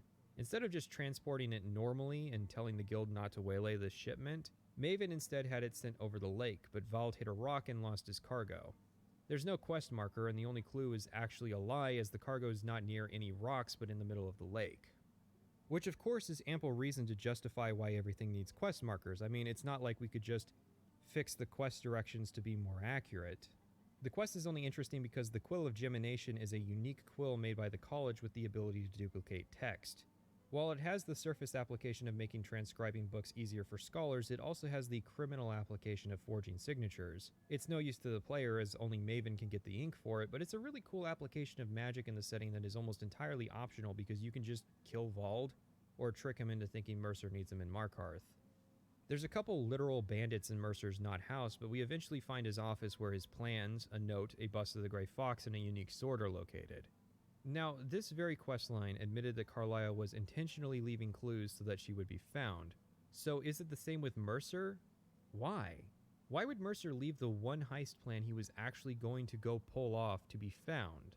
It's not like you even need confirmation that Mercer's going after the Eyes of the Falmer. You could just say that the Eyes of the Falmer are the biggest heist that Gallus had planned, and probably what Mercer would go do now that his cover is blown. The note reaffirms that Mercer somehow broke into an impenetrable fortress to steal an item that should have been impossible, because the skeleton key still hasn't been revealed yet. The bust is apparently there because Mercer had a fascination with the Grey Fox, even though he has nothing to say if you wear the actual Grey Cowl of Nocturnal in front of him. Thanks, Creation Club, you ruined another thing. Oh yeah, and Chillrend. So in Oblivion, Chillrend was a recolored glass short sword, but with some model alterations making the blade longer. In Skyrim, it's also recolored, but it's just a normal glass sword model now that's blue. It's just blue. And of course it looks awful because glass swords in Skyrim are just giant paddles. Look at how sleek and sexy the Oblivion glass weapons were. Of course, they were based on the Morrowind glass weapons, one of which was actually added by the Creation Club, so you can compare and contrast in-game how bad the Skyrim glass swords are. Chillrend is actually one of the best swords in the game. It's a scaled item, but its best incarnation is superior to anything you can find in the world. It does 15 damage, more than Daedric and as much as Dragonbone weapons, 30 points of frost damage, which is meh in Skyrim considering frost resistance.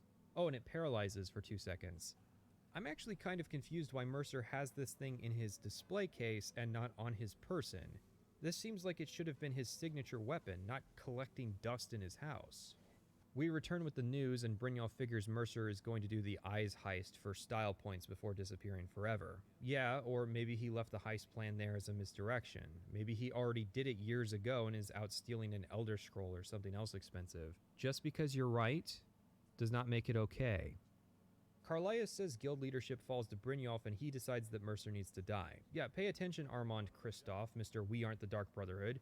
No, since we're not the Dark Brotherhood, we're not going to kill him. Okay.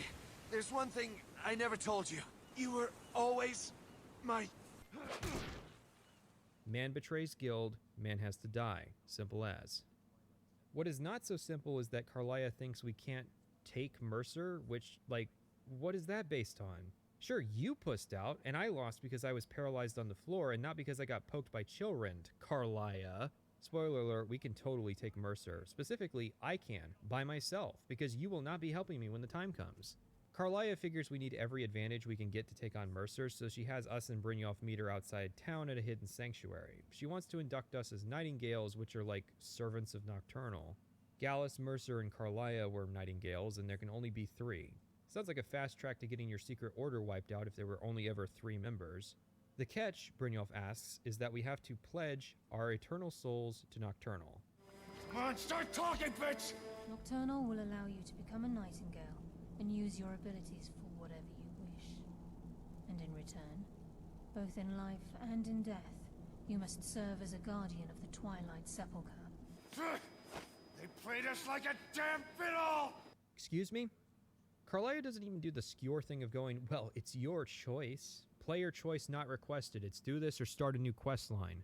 The best part is that we get nothing out of it. That advantage we needed to get from Nocturnal to beat Mercer, she doesn't give it to us. All we get out of it is this Nightingale armor, which, while good, we got before the whole pledging our soul thing.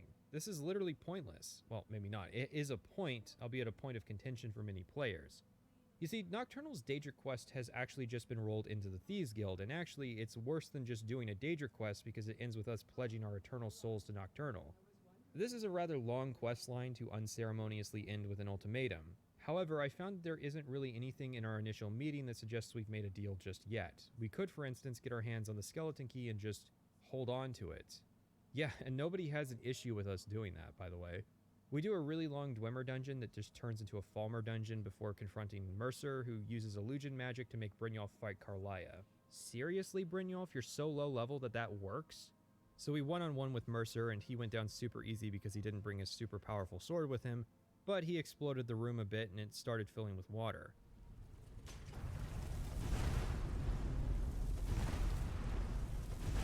Right before we drown, however, a way opens up and we escape. I'm breathing water right now! I'm a fucking fish! Ugh. Technically, this could be considered good luck granted to us by Nocturnal, but 1, we still haven't returned the skeleton key, and 2, only Maglir was at risk of dying. Deltafear can breathe underwater and make things explode with her brain. There's no way she'd actually get trapped in here. Plus, that's stupid, because it would basically guarantee that Nocturnal isn't getting the key back. I mean, I assume that like all artifacts, he could just recall it, but he seems big into making mortals do that kind of thing for him. Carlia gives us her bow, which is level scaled and does frost damage. Like, you guys know this is Skyrim, right? Half the population and wildlife resists frost damage. She then entrusts the task of returning the skeleton key to the Twilight Sepulchre to us. Which is dumb, because Deltafear just kept it. Oh wow, I guess all that catastrophic stuff that was supposed to happen if I did exactly this won't come to pass. It's almost like Carlia is either a serial liar, extremely misinformed, or really, really stupid. Probably all three, honestly. She's lying about stuff she doesn't understand because she was too stupid to comprehend what Gallus was trying to tell her. Like, this isn't even the first time Nocturnal has had something stolen from her. Remember the Eye of Nocturnal, which she said she super needed to see into the mortal realm? Or the Grey Cowl of Nocturnal, which was so important that she would curse its wearer with permanent anonymity as a punishment, and it took an Elder Scroll to undo that curse? Hey, since I was wearing the Grey Cowl while taking my vows and had my fingers crossed behind my back, that means the Grey Fox signed the contract, not me. Sorry, them's the rules. Blame Todd Howard for making it possible years after the fact. In the interim, let's talk about the Thieves Guild Radiant work. I've been doing it between missions. The way it works is that there's 2 quest givers. Each will give you a single task at a time. There are 7 mission types in total, but you'll figure out that numbers and burglaries are the best. The missions will then set a random target in a random city. Now, these aren't necessary to progress in the guild, but you do have to do at least 20 of them to become the guild leader. However, there are stipulations. You can't just grind 20 and be done. In order to rebuild the guild, you have to do 5 jobs in each city that isn't Riften. However, the cities are assigned randomly, so you have to constantly accept and forfeit jobs until you get the one you want, or use a cheeky quick save right before the quest starts, but after the dialogue to keep refreshing the quest until you get one you want. That's still annoying, but I actually like how these Radiant quests are leading to something and not just things I'm supposed to do if I want more useless currency. After 5 missions in a city, we get a special job offer from an influential member of that area. These are extremely hit and miss. Like, the Whiterun job is literally just a numbers contract, which is comically easy because it's not trespassing to be in the Jarl of Whiterun's bedroom. Markarth's job is to just run a marginally interesting dungeon. Windhelm's job is another dungeon, but is woven into the broader serial killer plot of the city. Solitude's job is the most complex, with us having to buy or steal some drugs and plant them on a ship so the captain gets arrested. Each job you complete adds another merchant to the Ratway. Windhelm and Markarth's jobs add fences to those cities, in addition to Golemai and Machias from the questline, and each job allows you to bribe the guards to remove your bounty at half price. This gives the Thieves Guild the biggest license to say it's probably the best faction in the game despite its abysmal story. Without factoring in equipment, the Thieves Guild is the most significant upgrade to our status in Skyrim. Perhaps more attention should have been focused into the special jobs, like each special mission would itself be a designed stealth mission similar to the main questline. So for instance, maybe the Markarth job requires that we complete the dungeon without being detected, and replace the silver mold with a fake one. I mean, we could spitball ideas all day. The point is that this part of the faction is what needed more focus, the story of how we rebuilt the Thieves Guild, and you could have the Nightingale stuff be a side plot that develops out of it. Basically Nocturnal's quest, but as an optional 3-parter. Since we have it, let's talk about the skeleton key. It's mildly useful. You can't spam auto attempts with it to skip the minigame like in Oblivion. It doesn't even passively boost our lockpicking to make locks easier, similar to the Morrowind version. That said, since it doesn't break, it does make it easy to figure out the sweet spot of the minigame. I hardly need to introduce the minigame since it's been a Bethesda staple since Fallout 3. You position a pick and rotate the lock until you find the right spot to unlock the door. The issue is that lockpicking is now a universal skill. Daggerfall gave each archetype options to open locks. Thieves could lockpick, mages could use mysticism magic to open locks, and warriors could bash them open with their raw strength. This is a good balance of the system, with thieves having a quiet option but mages needing to use magicka and warriors damaging their weapons in the process and alerting everyone around them. Morrowind would, however, drop the ability to break locks as a warrior. I doubt it was a balance issue as much as it was a skill issue, in that it's hard to identify what skill should level up when you do it. It was the strength check before, but Morrowind would need some kind of lock-breaking skill for warriors, and people tend to forget that Morrowind was actually built from the ground up in a new engine, and lock-breaking was probably too low priority to make the final cut.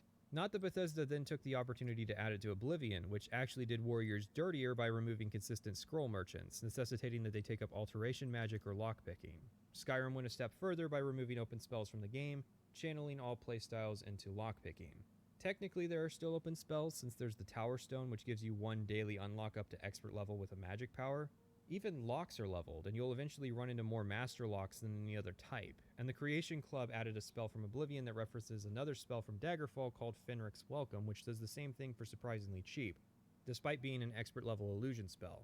Man, I won't know what to think if Elder Scrolls 6 re-adds open spells, and we'll have to wonder if the Creation Club actually did something positive for the series by reintroducing the idea. Anyways, the funny thing about lockpicking is that, despite being a universal skill, none of my characters maxed it out or bought a single perk for it.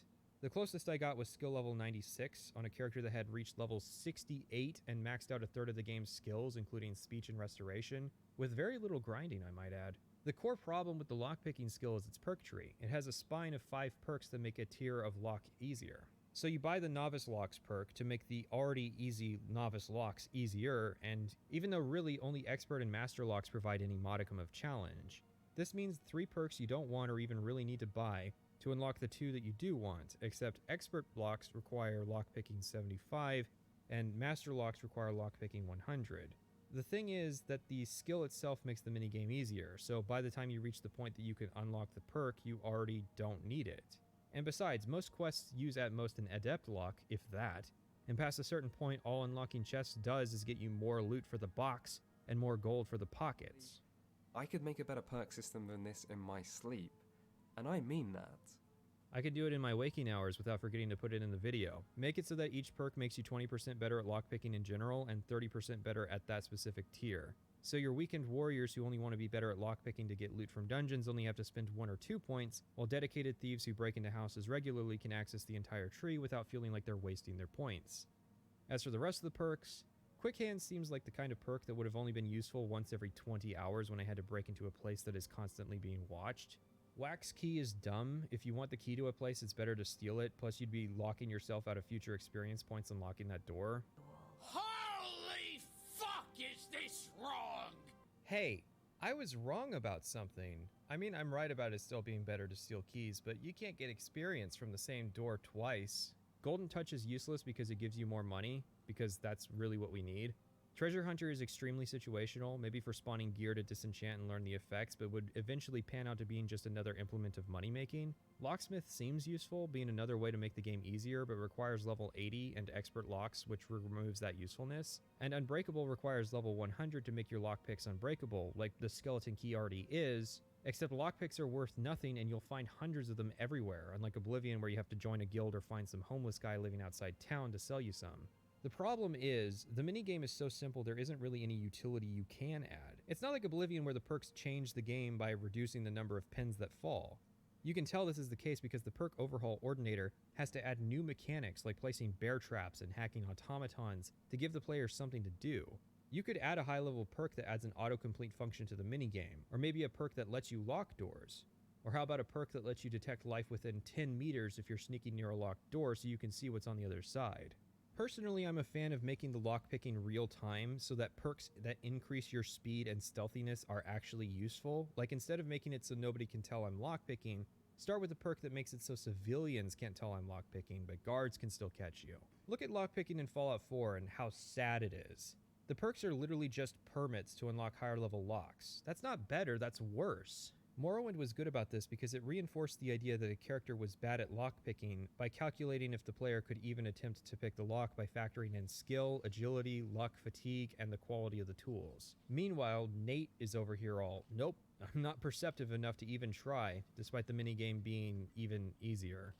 So anyways, Magler goes to the Twilight Sepulchre to return the skeleton key. I've always been confused why the Twilight Sepulchre and Nightingale Hall are two separate places. Also, Nocturnal isn't one for worship and reverence. There are no priests and no sermons, no services, and no alms. to make matters worse, I think the other priests are beginning to suspect we aren't who we say we are. If they discover we're posing as priests of Nocturnal, I'm sure they're not going to simply ask us to leave nicely. Nocturnal isn't one for worship and reverence. There are no priests and no sermons, no services, and no alms. The reason for there being two locations is that Gallus is hanging out in the lobby, so I guess Carlia never paid this place a visit in 25 years, really living up to her vow to protect it. Gallus is the last spirit guarding the place, and we have to get past a bunch of corrupted spirits that are also, guarding the place. It is a very amusing notion that the afterlife of the Thieves Guild character is to forever wander the halls of a Skyrim dungeon. Then you have to go through a room where the light hurts you, and then turn some lights off so the lady who likes darkness is in darkness. Then some traps or a locked door, and you find a hole that you get stuck in before waiting a minute for the cutscene to trigger and you fall through the floor.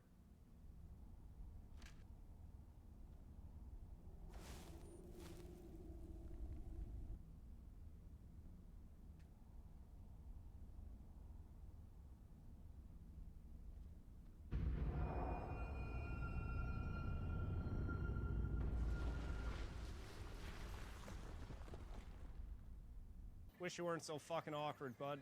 Stick your key in the hole to unlock a portal that Nocturnal comes through. If I say all this matter-of-factly, it's because this is all terribly uninteresting as far as final levels go. I mean, say what you will about the Oblivion Thieves Guild, it ended in a heist. Actually, it ended in a bizarre conversation, but it had a heist.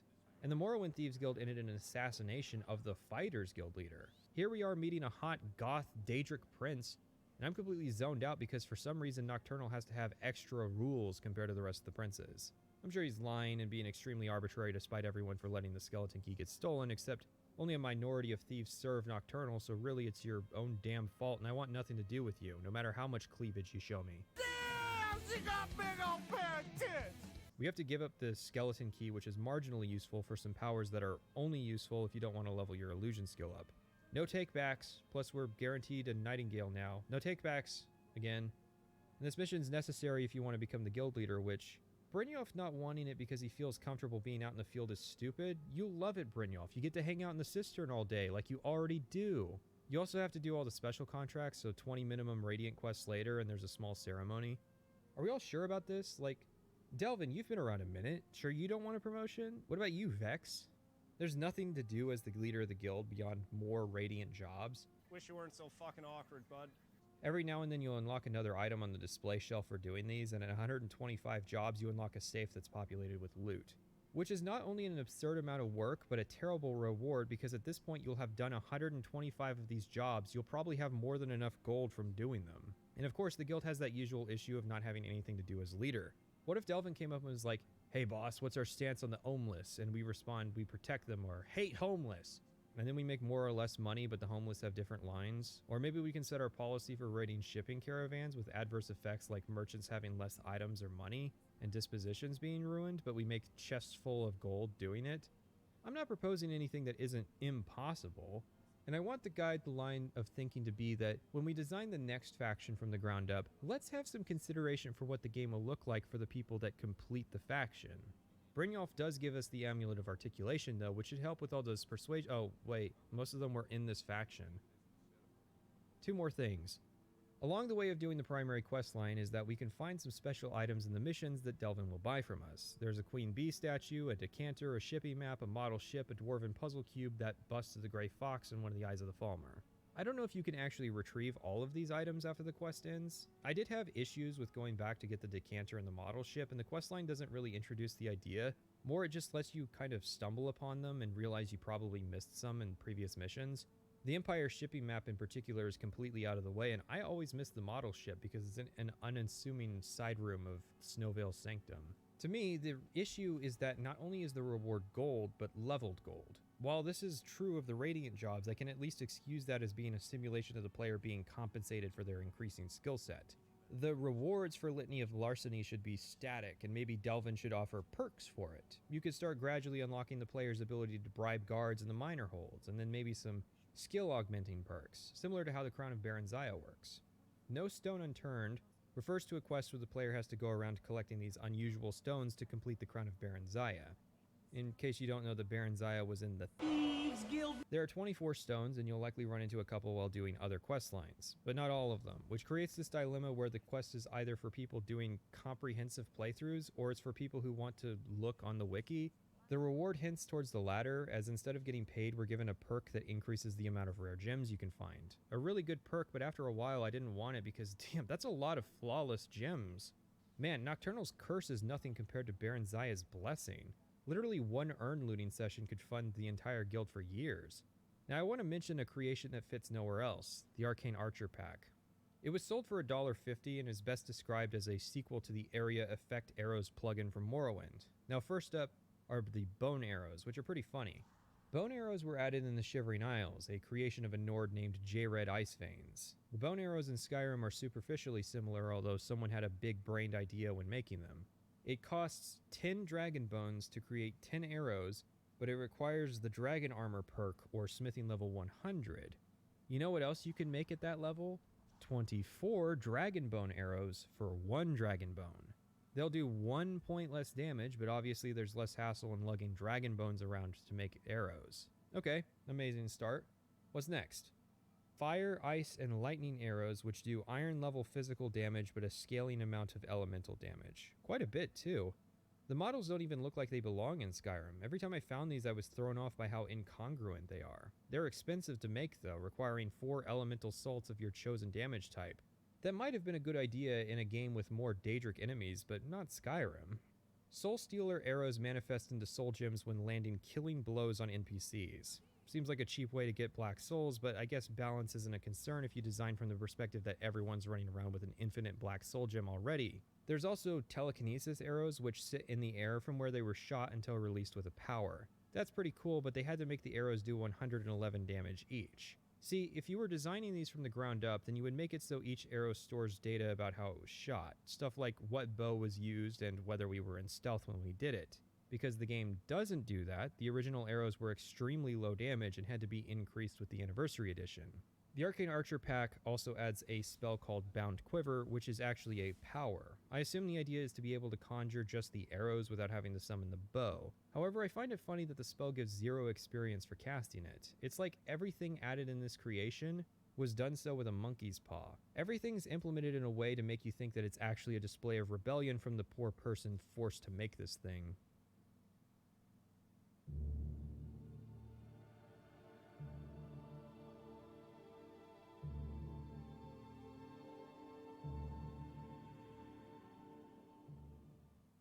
The College of Winterhold likely starts for most people with being recommended by spell merchants to head up to Winterhold to visit the college. Unlike Riften and Whiterun, Winterhold is now a minor settlement, meaning that the city doesn't have walls, and also no carriage service to help you leave Winterhold on survival mode.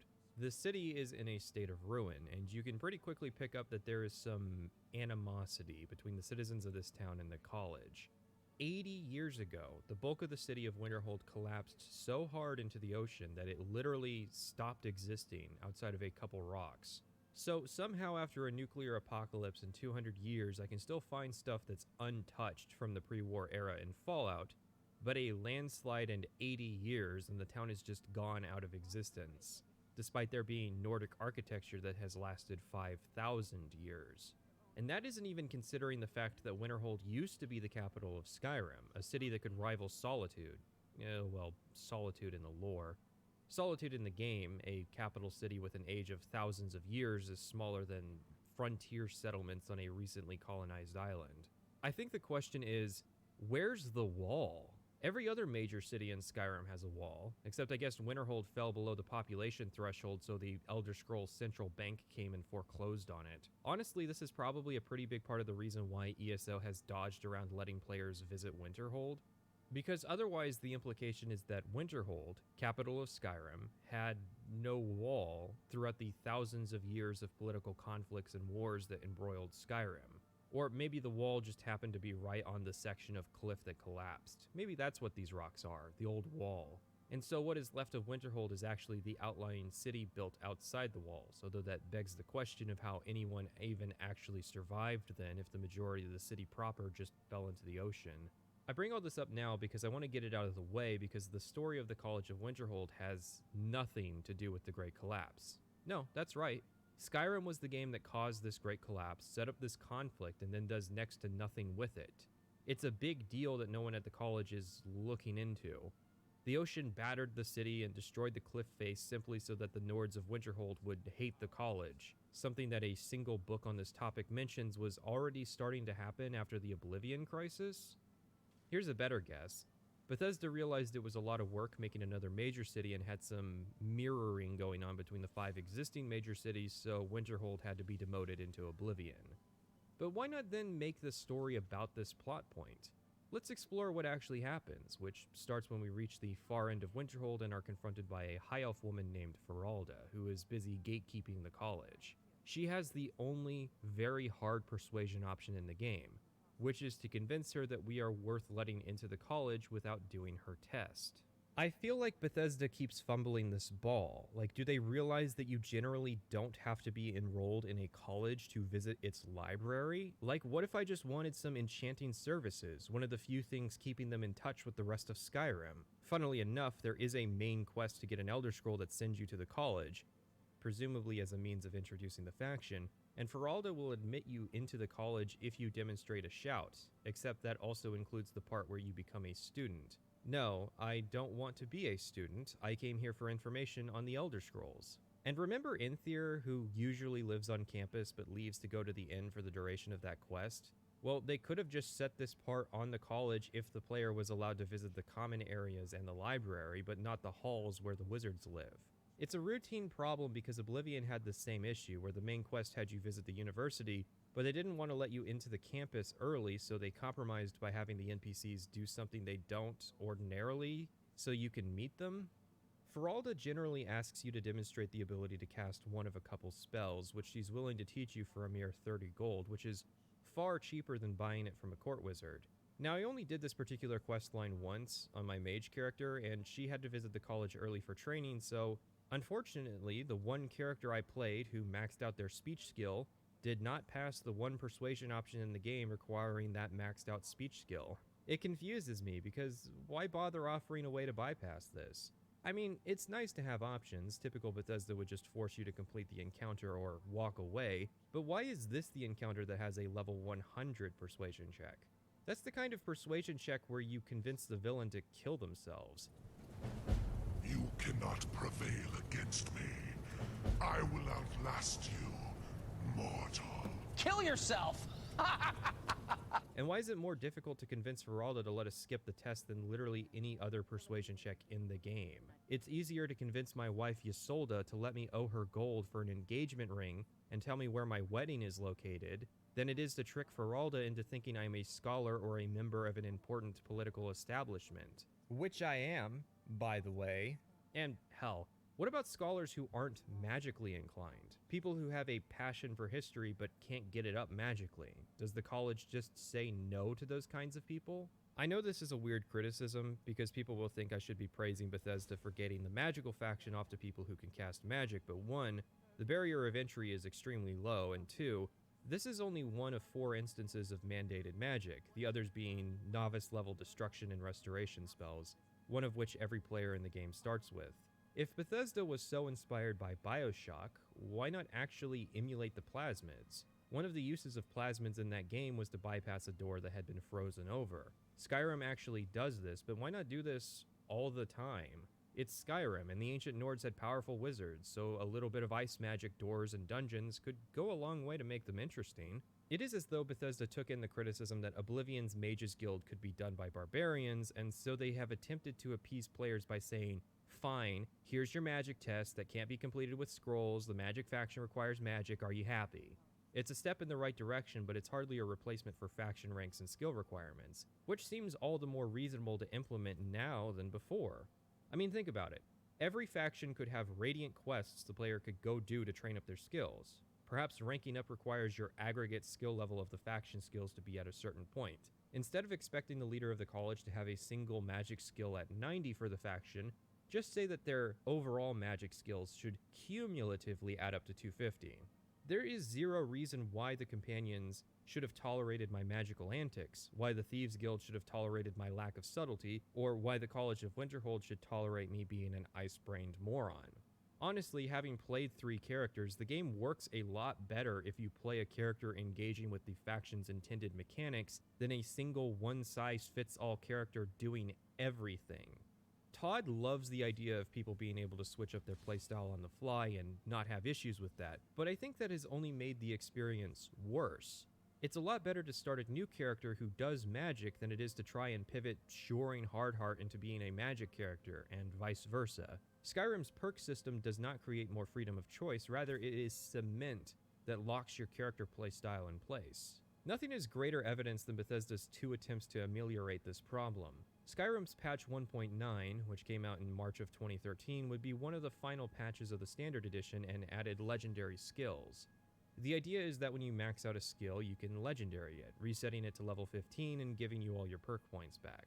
However, this is a horrible solution to the problem of not being able to refund your perk points. Say Destruction is your only offensive skill, and you want to reset it so you can augment your lightning damage instead of fire. Not only do you lose the perks making your magic better, but you also lose the ability to buy the perks that you actually wanted. Now, in theory, legendary skills allow you to level up forever, something people seem to have an issue with. Why did Bethesda feel the need to add this system?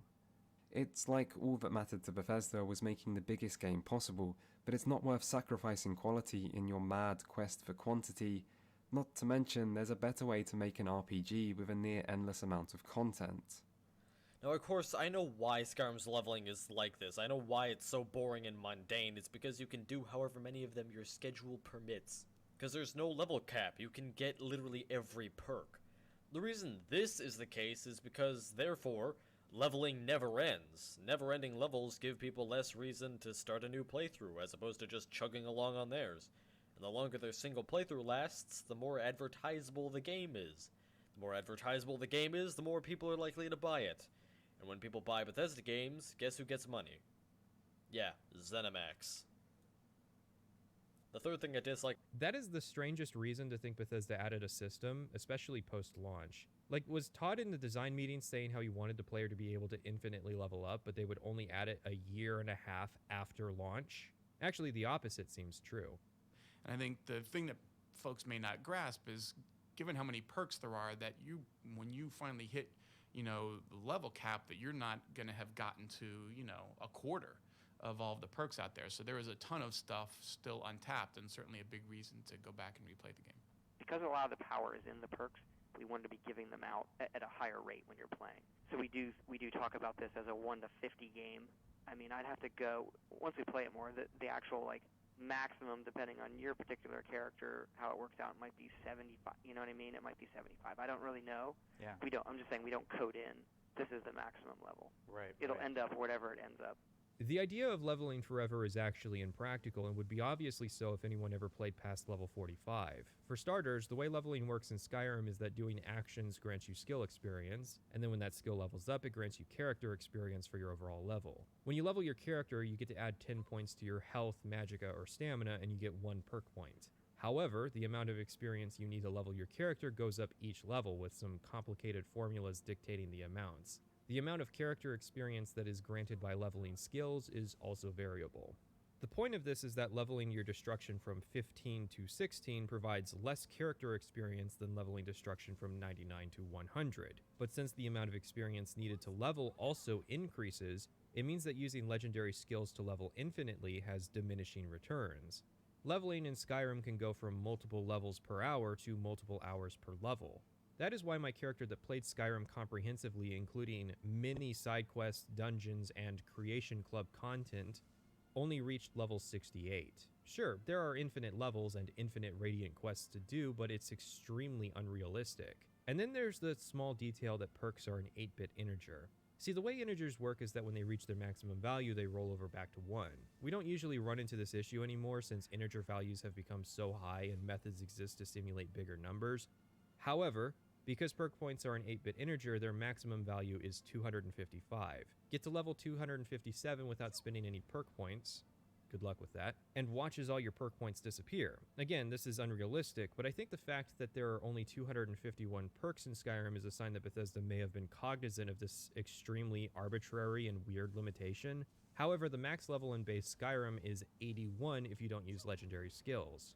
So this means that any one character in Bethesda's original design can only get 1/3 of the possible perks. In an interview, Todd Howard guessed the max level would be somewhere around level 75, which is remarkably close to where it ended up being.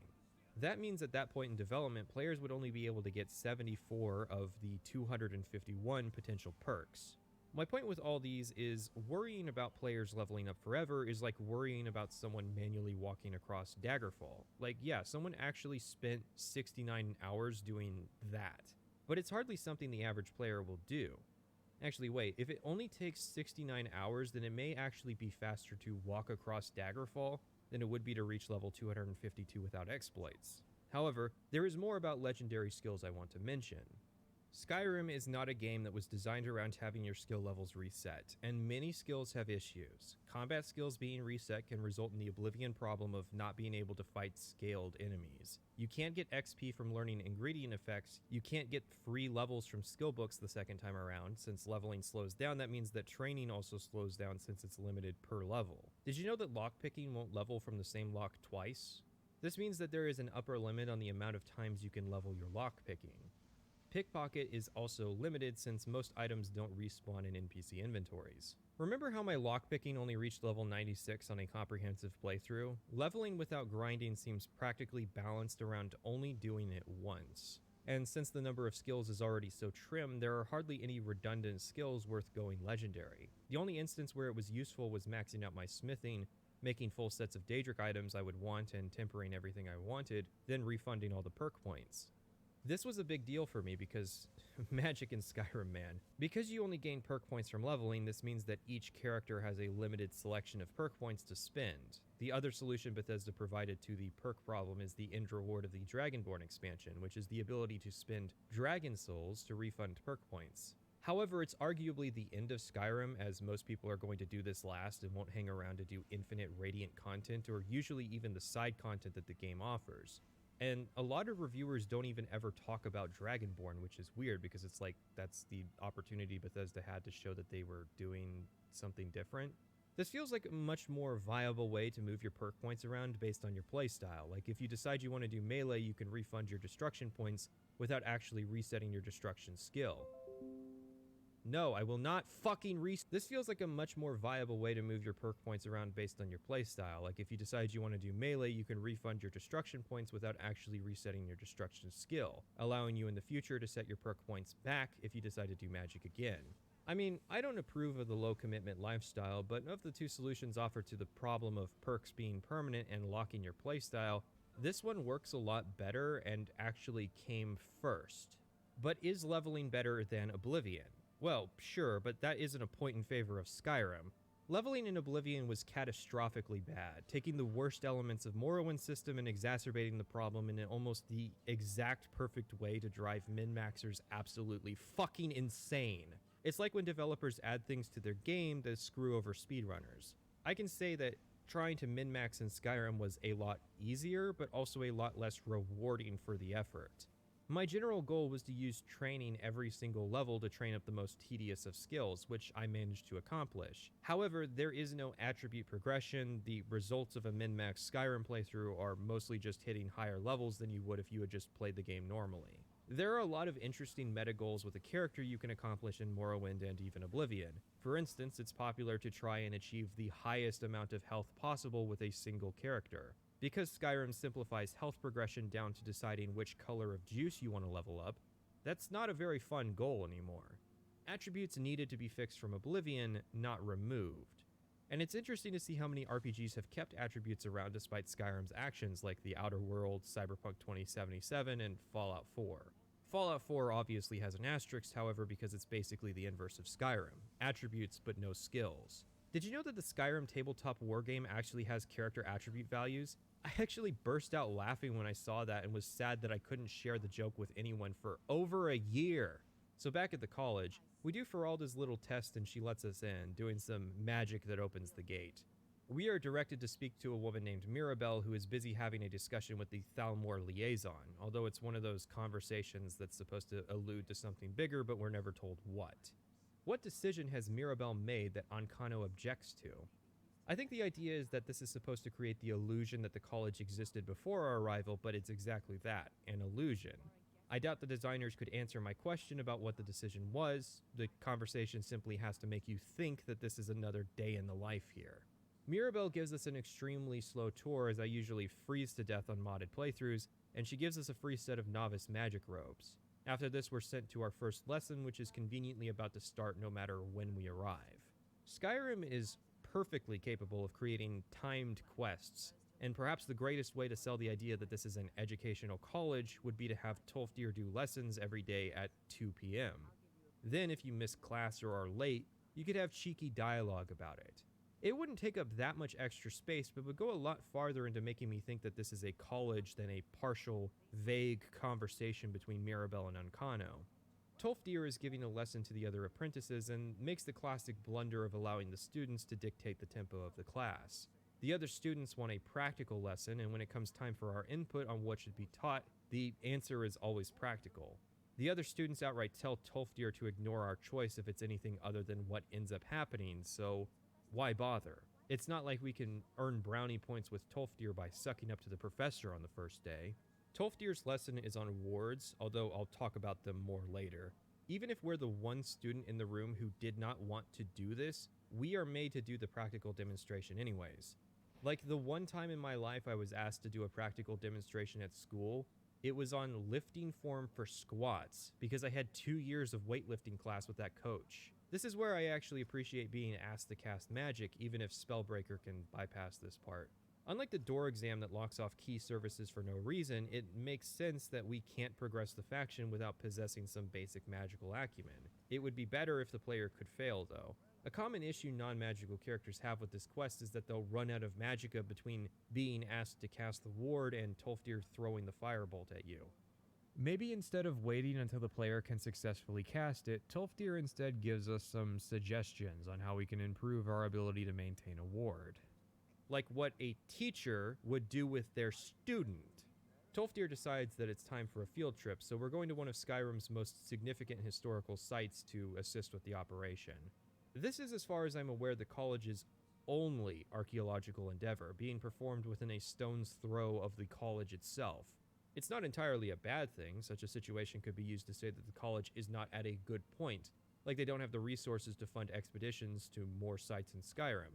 But nobody ever brings it up. It's instead treated like this is just business as usual.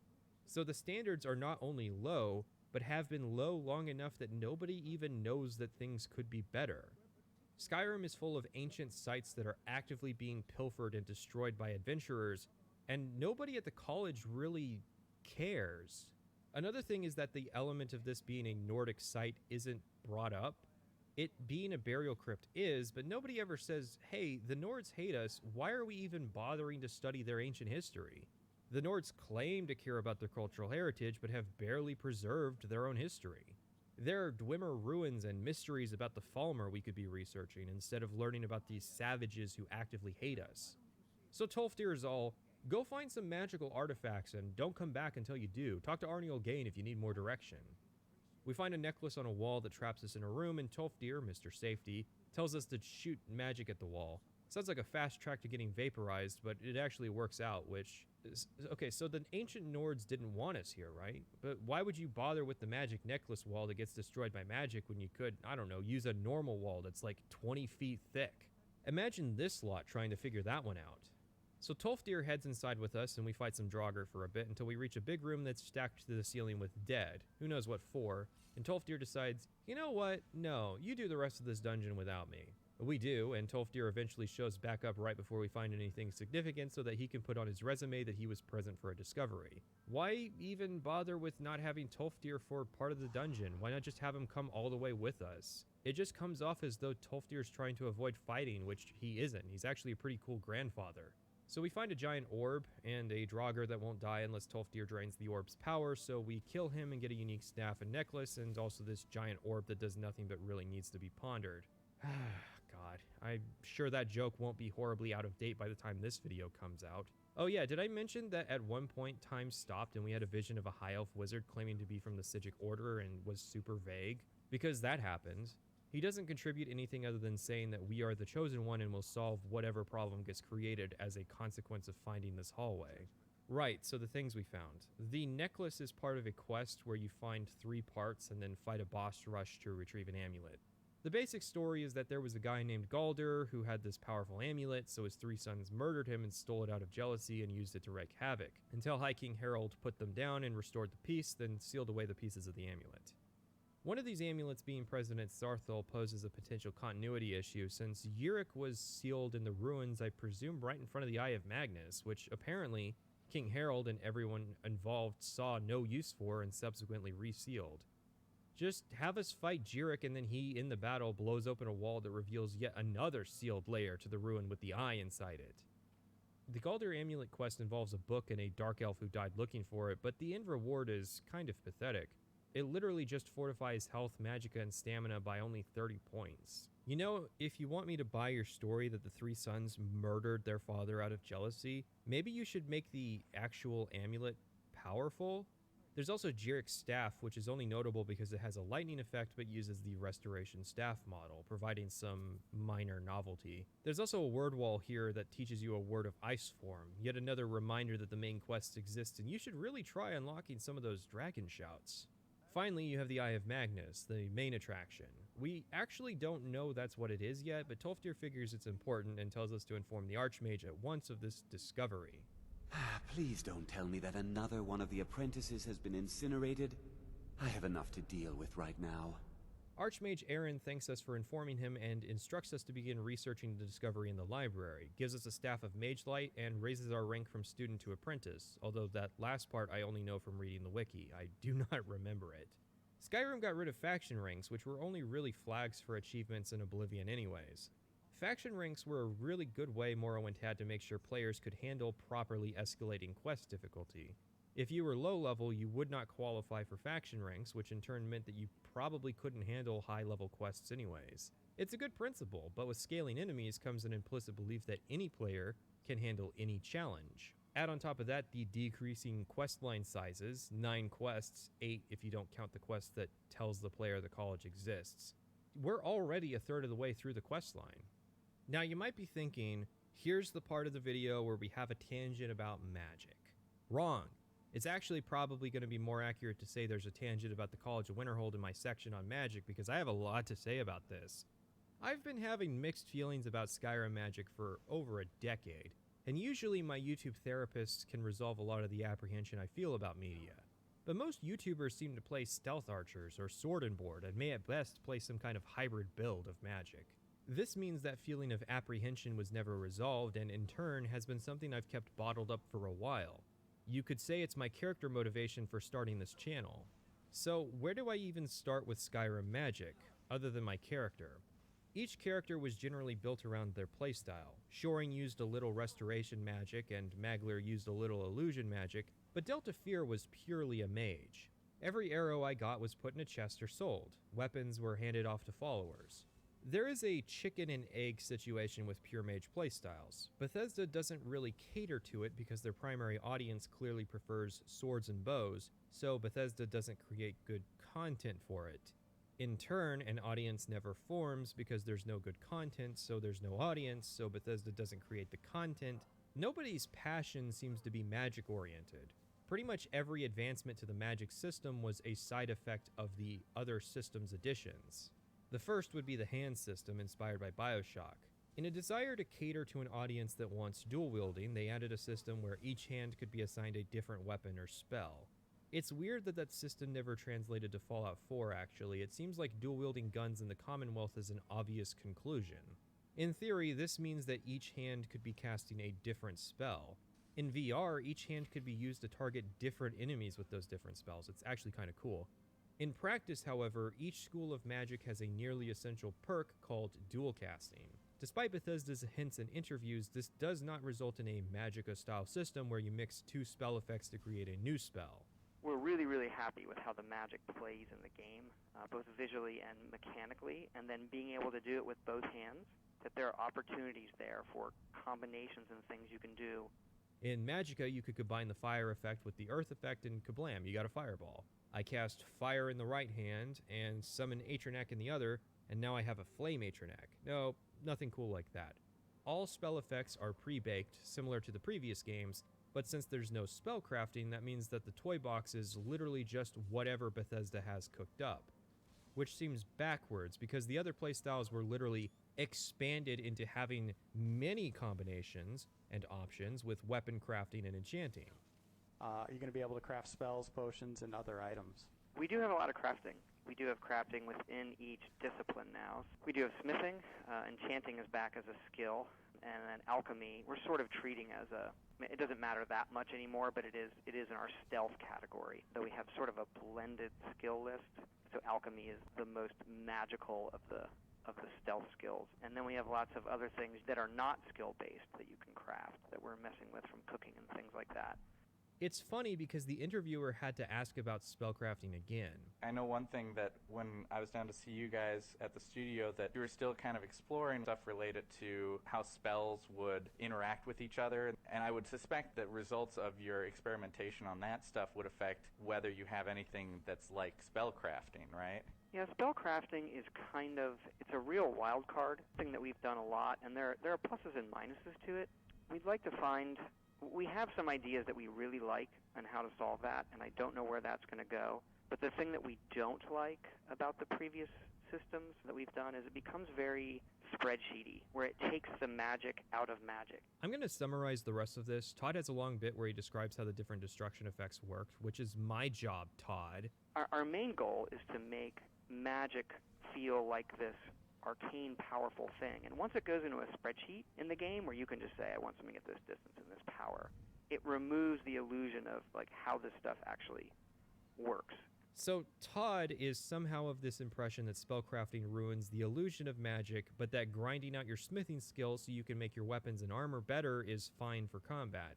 We're really, really happy with how the magic plays in the game, both visually and mechanically, and then being able to do it with both hands, that there are opportunities there for combinations and things you can do without getting into the spreadsheet aspect of it, which I do know some people like, but it does take away from the impact of the spells that you're finding and mechanically how they work, if that makes sense. Right, because the other playstyles don't figure out mechanically how they work, and Magic playstyles won't figure out the mechanics of how their gameplay works over the course of several dozen hours of using the exact same spell over and over and over and over and over and over and over and over. I get it. Spellcrafting is hard. I tried to implement spellcrafting in my own games, and no doubt ran up against the same problems Bethesda did. It's not like there's a built-in spellcrafting system to the engine you use to make the game, and spellcrafting has always just been a fancy UI of that exact system with minor limitations. The removal of spellcrafting is baffling. Nobody is going to believe this idea that because you see the numbers behind spells that the system is bereft of impact. Especially when the numbers behind weapons and armor is the core idea of how progression in these games work. So let's start with the primary way pure mages interact with the world and kill things, the Destruction School. It's clear they gave this school the most work as it's the most different from its Oblivion counterpart, other than mysticism, also known as just a label, right? Before there were 3 types of spells: touch spells, target spells, and self spells. Now there are stream spells, target spells, area of effect spells, cloak spells, and runes. Really, stream spells replaced touch spells, and the area of effect spells were already in the game using the range parameter. Cloak spells were in Morrowind, albeit they would apply when struck rather than passively, and runes are new, so credit where it's due. In turn, however, effects have been lowered down to just fire, frost, and lightning. This means we've lost magic damage from Oblivion and are still missing poison damage from Morrowind. This has a Todd Rule of 3 handprint on it. There's no doubt the idea is that fire spells are for warriors, Frost spells are for thieves, and lightning spells are for mages. The trick is that while the elemental damage still works the same as bashing two numbers together and finding the difference, there's now an additional effect. Fire damage does additional burning damage, frost damage does additional damage to stamina and slows movement, and lightning damage does additional damage to magicka. This is in addition to the usual consideration of elemental resistances, however, meaning that frost damage has to bear the burden of Nordic frost resistance, while in Dragonborn there is both frost and fire resistance. You know, Nords used to resist lightning too because they lived up in the mountains? What constitutes the difference in these spells? Just a label, usually. In Oblivion, there was a really bad system of basically giving players permits for spell magnitude, so you'd create as powerful a spell as you could cast and then have to use it for 25 levels until you unlocked the next permit. Skyrim took that idea and made it worse. See, instead of fireballs being a style of spell, it is now a fixed spell. Progression then works around the idea of replacing your current daily driver spell with a new one. The novice tier spells are stream effects, and every player starts with the flame spell, which works like a flamethrower. Personally, I actually find stream spells to be more interesting than the touch spells that they replaced, and that's the extent of my praise. Pretty quickly you'll notice that the first level perk for destruction makes your novice spells more efficient, which seems good at the beginning. Then you notice the next perk for destruction makes your apprentice spells more efficient. Apprentice spells are the target spells like Firebolt, Frostbolt, and Lightning Bolt. Again, this seems fine, but you better familiarize yourself with these particular spells because you're going to be using them for a long time. Then you start looking around. Okay, at destruction level 20 I can dual cast. It says it supercharges my spells into a more powerful version, and that's it. No details on how that works, so I guess I have to explain it for Bethesda. You can use both hands with a spell, and you get 2.2 times the effect, but the trade-off is 2.8 times the usual magicka cost. So 10% more damage, but 40% more magicka used. Seems kind of bad. Is that why they kept us in the dark on the numbers? Then at Destruction 30, I get the Augmented perks. Wait, I have to choose an element? I mean, I can pick multiples, but perk points are slim pickings for mages. I didn't have the luxury of boosting a second elemental effect until way into the endgame. This is a critical failure. You've locked mages into committing to an element, so all those extra effects you just offered are pointless to them because they'll do less damage than sticking with their daily driver. I picked Flames for the extra health damage, which meant I had to use Firebolt, and a lot of it. Whatever stamina or magicka damage or slowdown the others dealt was pointless compared to the 25 and later 50% extra fire damage because that's it, kids. That's your extra damage and perks.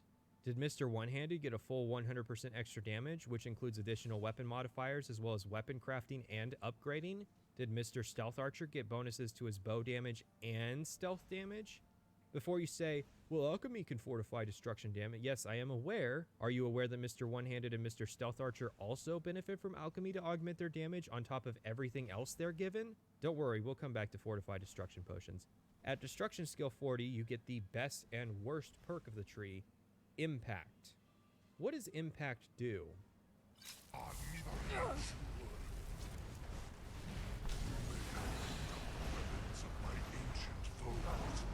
But you are not there.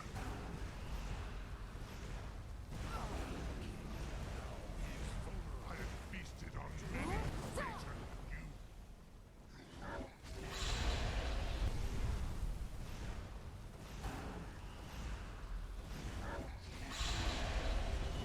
Please move, Dovahkiin.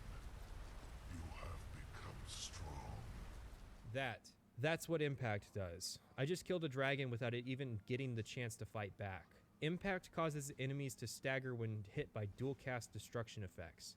Frost damage slowing enemies, just stun lock them to death with fireballs. Lightning damage lowering enemies' magicka to reduce their spell effectiveness? No, just stun lock them to death with firebolts. Giants giving you trouble? Please, not anymore. Not even fucking Shoring could stun lock a dragon to death with shield bashes. So why is this then the worst perk in the destruction tree?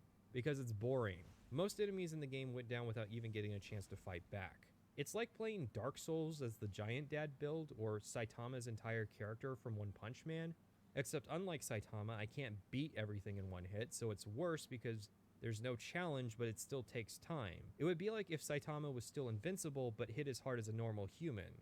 So I guess Zombie Man. The best encounters in the game were when I was outnumbered and it became physically impossible to stagger lock enemies to death. Suddenly, I was having to do things like make decisions. Personally, I would change staggers to depend on the amount of damage done compared to the overall amount of health, with impact decreasing that threshold. The basic idea is that if you do, say, a fifth of the enemy's health in damage, they should stagger, but if you only chip a little bit off, then they shouldn't. See, Bethesda made a critical mistake with the magic in Skyrim. They thought the main obstacle they had to overcome was boredom, so they made the effects flashier. They jangled the keys thinking that a good magic system has cool particle effects, and they tried to hide the numbers thinking that presentation alone is sufficient. They didn't realize the main obstacle of magic is not boredom, but apathy. Apathy is what makes me say, you know what, I'm not going to equip a ward spell. Ward spells are objectively cool. It's a magical shield that has a charge timer, meaning you can't just whip it out when you're under attack. You have to actually preempt the enemy. It is a spell for a game designed around tactical magic encounters. But generally, I have such a sense of apathy playing magic in Skyrim that most spellcasters could not stir me to use it. Kind of like how I have all these drugs in Fallout 4 and I never use them because I never seem to find the tough enemies to use them for. The only time a situation roused me into using a ward spell was when fighting dragons, and that quickly went away once I realized I could kill a dragon through staggers before he even got a word in edgewise. Skyrim has all kinds of new tactical options for magic and then goes about discouraging their usage. Why bother with all these elemental effects that have additional properties when you could stagger lock an enemy to death with high damage firebolts? Skyrim has 3 options for switching magic with increasing tiers of difficulty of use. That's not to say Skyrim's UI is difficult to use, but in a minute-to-minute situation where I'm weighing up whether or not I want to open and use it to select spells, that is what I call the apathy threshold. Hotkeys have the lowest apathy threshold. You have 10 hotkey slots, but in combat really only 5 that can be reached without taking your hand off either the movement or aim controls. Firebolt on 1, Soul Trap on 2, Summon on 3, Heal on 4, and Potion on 5. After that, you have the medium apathy threshold of the Favorites menu. This is a new addition to Skyrim, where I press Q and a list of selected favorites pop up. However, the system is inherently flawed for mages as it shows me a little business card-sized slot of information to select from. The more spells and items you favor, the longer this list gets. And since there's no custom spells, this means I can't sort the list myself, so I often have to scroll around for the spell that I'm looking for. I like the attempt, but it seems that Bethesda did not and decided to combine favorites with hotkeys into this weird system in Fallout 4. Please, just bring the favorites menu back, but make it customizable, like in Morrowind.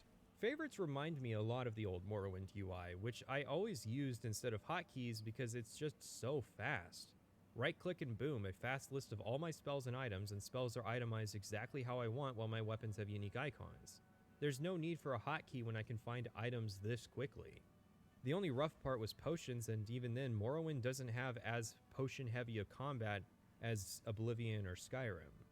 Then you have the high apathy threshold, the menu proper. Good God, I do not want to get into the UI design yet. On the one hand, it is better than Oblivion for giving me a longer list to look at. On the other, it is now so controller-focused that it's actually a pain to navigate with a mouse. It gets even worse the more DLC and Creation Club content you use, since there are more and more spells than the system was ever designed around. Destruction and Conjuration particularly suffer. You can tell the default spells the game shipped with was the most the system was ever designed to handle. Speaking of, do we really need to put Conjure at the front of every spell in the interface? Like, if there was just a spell called Flame Atronac in the Conjuration section, I think I can figure out what it does. Anyways, at this point we have 2 options, and the bolt spells are clearly superior. They rely a lot more on player skill since you have to lead targets, and you have the usual concession of spending more magicka to chuck a spell at a distance than up close. It's weird that Howard talks about how there's supposed to be great variety in the playstyle. Like, if I get bored of chucking firebolts at people, I guess I could switch to flamethrower mode, but then he makes it so that some spell effects are just numerically superior to others. Pretty much the only reason people use flames after getting firebolt is that they combo it with Wall of Flames at expert. Then you get to level 50 Destruction and your second tier elemental effects and add-up spells. Now in theory, a low-level player could get their hands on a high-level spell and cast it if they have the magicka. In practice, spells only appear in leveled lists based on player level. Say you want to learn Fireball, and you have the requisite 133 magicka to cast it, but a low Destruction level.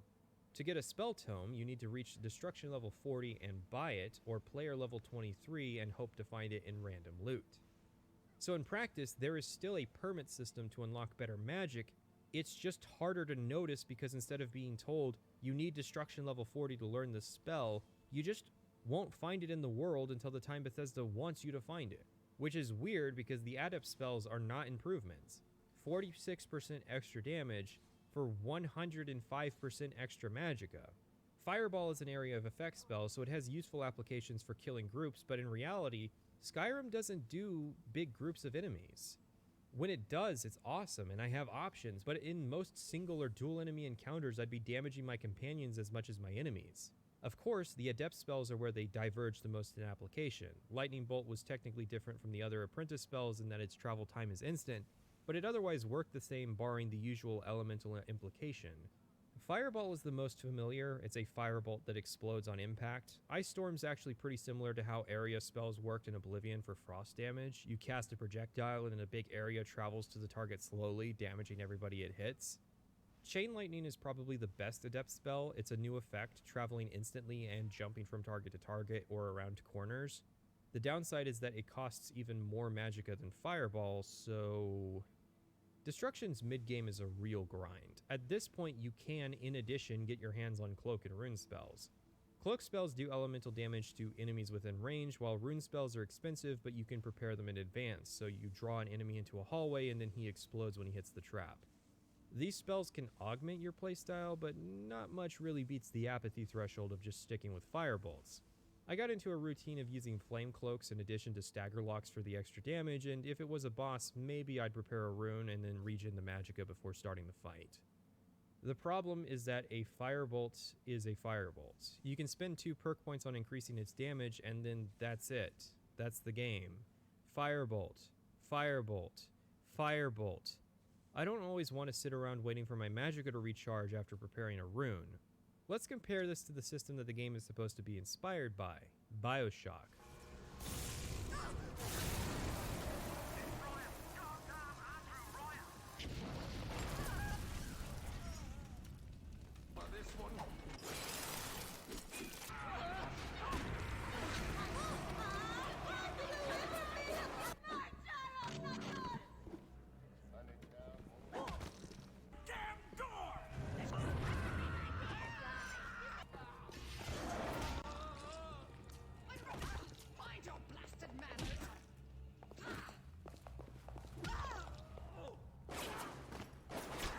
Okay, so by now you should probably see the problems. There are some core structural differences to the mechanics that makes BioShock's plasmids fun to use. For one, throwing a fireball at somebody in BioShock usually sets the fucker on fire, and not, oh, I'm burning style fire, genuine flesh-melting PTSD-inducing conflagration. Not only is the effect more pronounced, most enemies die when hit with it. The trade-off is that plasmids are limited by Eve, the game's magicka system. Eve does not regenerate naturally, it has to be replenished by hypos. It's a limited resource, meaning that the plasmids can be instant kills without depriving the game of challenge. You can tell BioShock had a big effect on Bethesda because pretty much every plasmid is in the game as either a spell or dragon shout. Unfortunately, because someone at Bethesda is big on balancing the 3 playstyles, there is no rune which launches enemies through the air, or lightning damage that instantly kills wet enemies, or fireballs that burn enemies to death. They could absolutely do that with the system they already have, it's simply a matter of asking them to do so. I personally think it would go well with my other suggestions of making melee and archery even more powerful at high level. Of course, that begs the question of why magic has to be balanced with the other playstyles. Arguably it's not. Having played all 3 for this video, I can handily say that magic is actually the weakest playstyle. When Shoring was on Legendary and Magleer on Master, Delta Fear could barely crack Expert. Someone will say, of course it wasn't fun, you were playing on Legendary difficulty, but the problem is that my difficulty rules were consistent between the 3 playstyles. Once combat started to be easy during an average encounter, I would turn the difficulty up. This was fun for melee and mediocre for stealth, but terrible for magic. It wasn't until I started using exploits that I really started to have a similar amount of fun and actually surpass the other playstyles. There are 3 main exploits I want to show off before I talk about what is actually meant to be in-game magic in Skyrim. The first is free destruction magic. See, the core of magical progression in Skyrim is not about casting better magic, just casting more of it. Spells only get cheaper, not do more damage. I assume the idea is that you need to be offsetting the increasing cost of spells. Of course, it didn't take long for people to figure out how to stack fortified destruction gear to reduce their magicka costs to 0.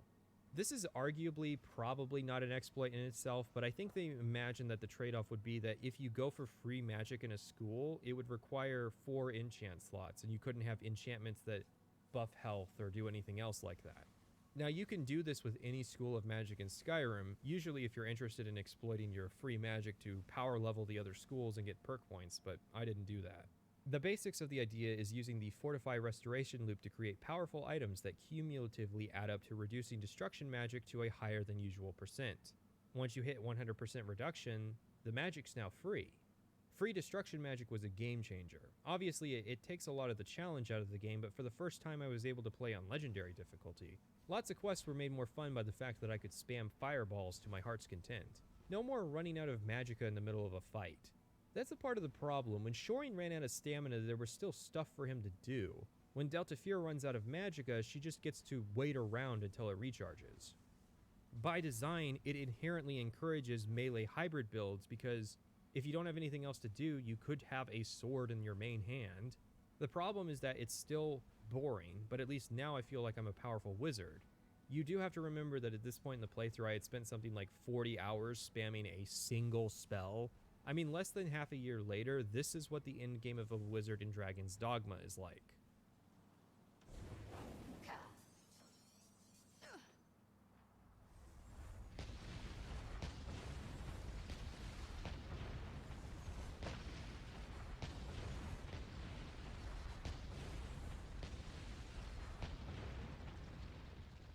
Ether Dynamics talks about this in his series on Skyrim. To summarize his point, Skyrim has 2 stages of difficulty, way too hard and way too easy. Vanilla Skyrim rarely has a comfortable stage of being challenging without being tedious or spongy. I can only speculate on what the designers thought an appropriate level of destruction cost reduction was supposed to be, that being where the spell cost reduction is enough to make combat encounters challenging without either side immediately stomping the other. Going off the pre-baked gear in the game, it would appear to be 22% spell cost reduction in addition to the 50% from the perk. I can only speculate, but the problem appears to be a lack of interest on Bethesda's part in pure mage playstyles, while also having a desire to balance these playstyles. Magic cannot be too powerful for some reason. I guess they foresaw Skyrim together. So make the expert and master level spells absurdly expensive to compensate. Lightning Bolt but renamed and does 60 damage instead of 25. How about making it cost 7 times as much magicka? Never mind that it shows up at destruction level 65, so that's a lot of firebolts you're going to be casting before you get the higher tier stuff. This is weird because magicka costs in Oblivion and Morrowind were much more straightforward. More damage, more magicka. In fact, the ratio of damage to magicka was consistent at all levels. Bethesda took away the spreadsheety aspect of magic because anyone with a spreadsheet would call them out on their bullshit.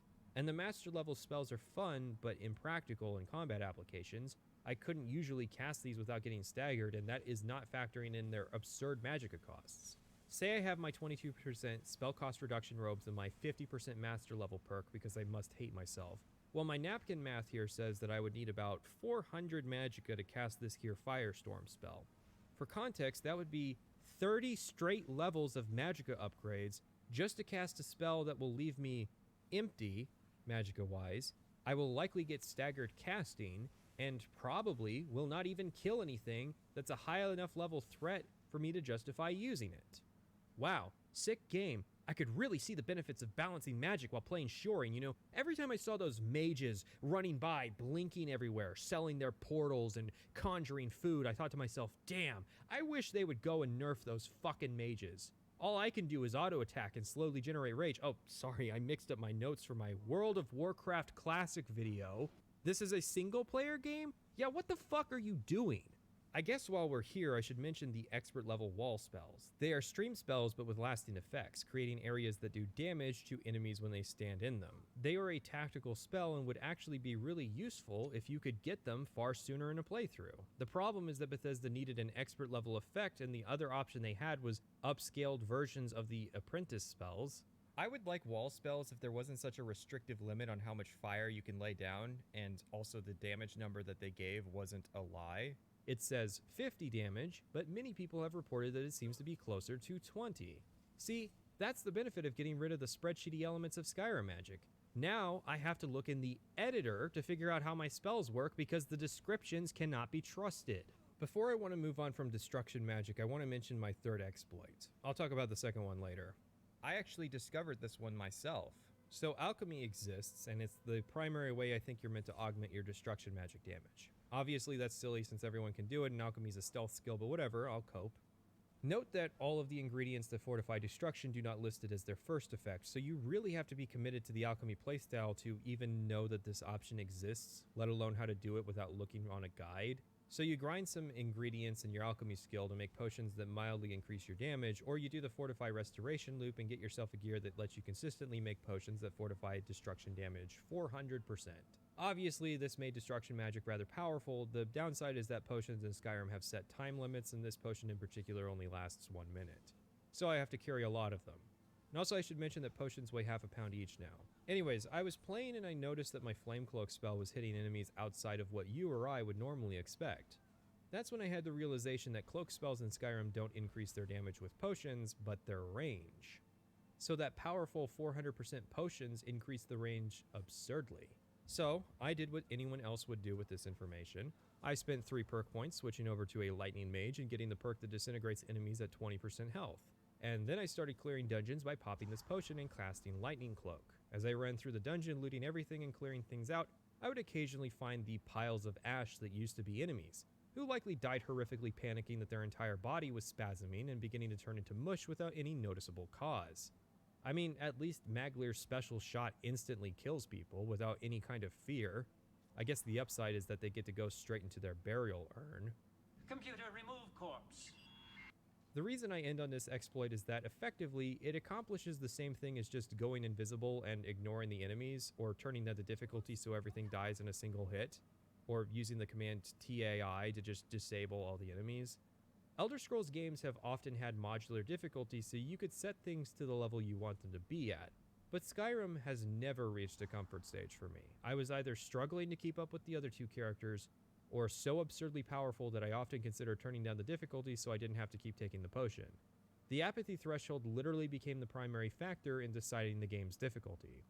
That's the sort of realization that causes me to have an existential crisis about what I'm doing, which is almost certainly not the response you want out of your video games.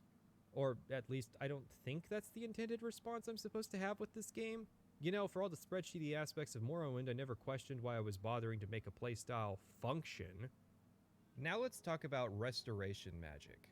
Restoration is a perfectly valid school of magic, and don't let anyone tell you otherwise.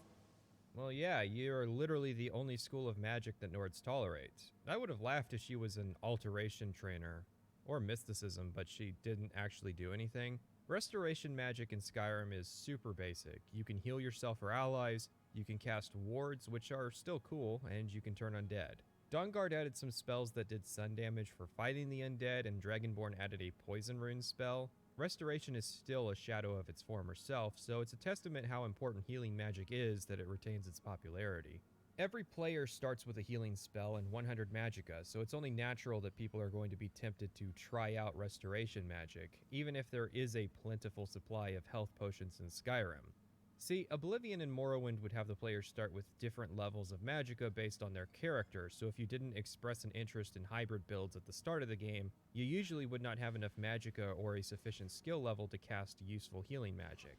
I have mixed feelings towards this change. Players who don't invest in magic will get 80 points of health from healing, and the novice perk in restoration halves the cost, and will up this number to 160. Restoration magic being useful might encourage more people to try magic and express interest in the playstyle, but making it too accessible takes away the fun of investing yourself into the heal slut lifestyle. It does not take a lot in Skyrim to make restoration god tier, which sets a bad precedent if players decide to try the other schools of magic and realize that they're all underpowered by comparison. Turn Undead is basic and consistent. The different tiers of the spell just exist to increase effectiveness. Wow, weird. I thought we weren't doing that anymore. I thought Novice Turn Undead was supposed to be a stream effect, and Apprentice Turn Undead would be a bolt, and an Adept Turn would be an explosion. It can be annoying because it's very easy for the undead to outlevel your ability to use this spell, plus turning undead is a meme effect. Some spellcasting companions would have it, and in all honesty all it did was slow down the combat even more. It's the same problem Fear has. There's no point in crowd control if there's rarely ever a crowd to control, and most of the enemies that it's useful to fear will almost always be higher level than you can affect. Like, thanks, I really needed the ability to make the low threat enemies run away from me. The ward spells are, as I described, a short charge up time and then they'll block magic and fortify your armor rating. They're cool spells, but I think they could stand to be something like 25% cheaper to cast. And also they should provide increasing amounts of stagger resistance so it isn't so easy for enemies to break the ward effect. I would also change the effect to appear more orderly the higher level the spell is to visually communicate how strong it is. It starts with the frayed appearance, but the final form should have very clean edges. They're still an interesting new idea and very much welcome. It's just that Skyrim cut 3 or 4 spells for every new one that it added. The heal spells are divided into tiers, but you really don't need to go beyond fast healing and heal other. This is because with 3 perks you can make restoration spells more powerful than you will need. Respite if you use stamina, regeneration for 50% more power, and dual casting. This combination plus the cost reduction perks up to Adept was more than sufficient for an entire playthrough of healing. Of course, Restoration has more perks worth mentioning, like 2 perks that boost magicka recovery rates, a perk that makes wards absorb incoming magicka, and a perk that restores 250 health if you hit 10% health once per day. Also, I have to mention the Necromage perk. 25% restoration strength against undead and 50% spell duration. Sounds boring, right? Like a perk that's designed for the spell Turn Undead. Well, the player can become undead by becoming a vampire, and yes, it does exactly what you may be starting to think it does. It fortifies passive restoration effects by 25% and durations by 50%. It also makes destruction spells more powerful against the undead and boosts your ability to reanimate dead minions. This feels like a massive oversight and kind of hints that maybe Bethesda wasn't thinking about vampires when designing base Skyrim. Like, wouldn't it be cool if the player could no longer use normal healing magic and had to use special undead healing spells that Dawnguard adds because normal restoration magic now hurts undead people? A good thing about restoration, which actually applies to magic in general in Skyrim, is that they factored in that magicka should affect the amount of XP you get. In other words, instead of getting 0.6 experience for every spellcast of a restoration spell, like in Oblivion and Morrowind, and having to cast 7,500 restoration spells to max the skill in Oblivion, it's much easier to level restoration by just using more powerful magic. So after you've dabbled in baby's first magic, you may be tempted to learn what else is out there. How about a school of magic that's built around buffing yourself before combat? Welcome to Alteration, the next school of magic that will be cut in Elder Scrolls 6. With Alteration, you can buff your armor rating, create magic lights, breathe water, transmute, detect things, telekinesis, and paralyze. That's less effects than Mysticism had in Oblivion, and I don't think at this point I need to remind you that what happened after that. People see, okay, we've removed Mysticism, but that's just a label, right? Those spells go into other skills, and then it gets deeper within those skills. Flesh spells increase armor rating, which can be important for mage characters who are probably going to be wearing robes. There is no mandate, however. Skyrim got rid of spell effectiveness, an addition of Oblivions that made it so that wearing armor would decrease the point values of magic. We're back to mages deciding if they want to wear armor based on weight, so there's no reason not to wear as much armor as possible in addition to the robes and to improve your gear. I mean, technically there is a perk called Mage Armor that can double and eventually triple the value of flesh spells, but the big issue is again that apathy threshold problem.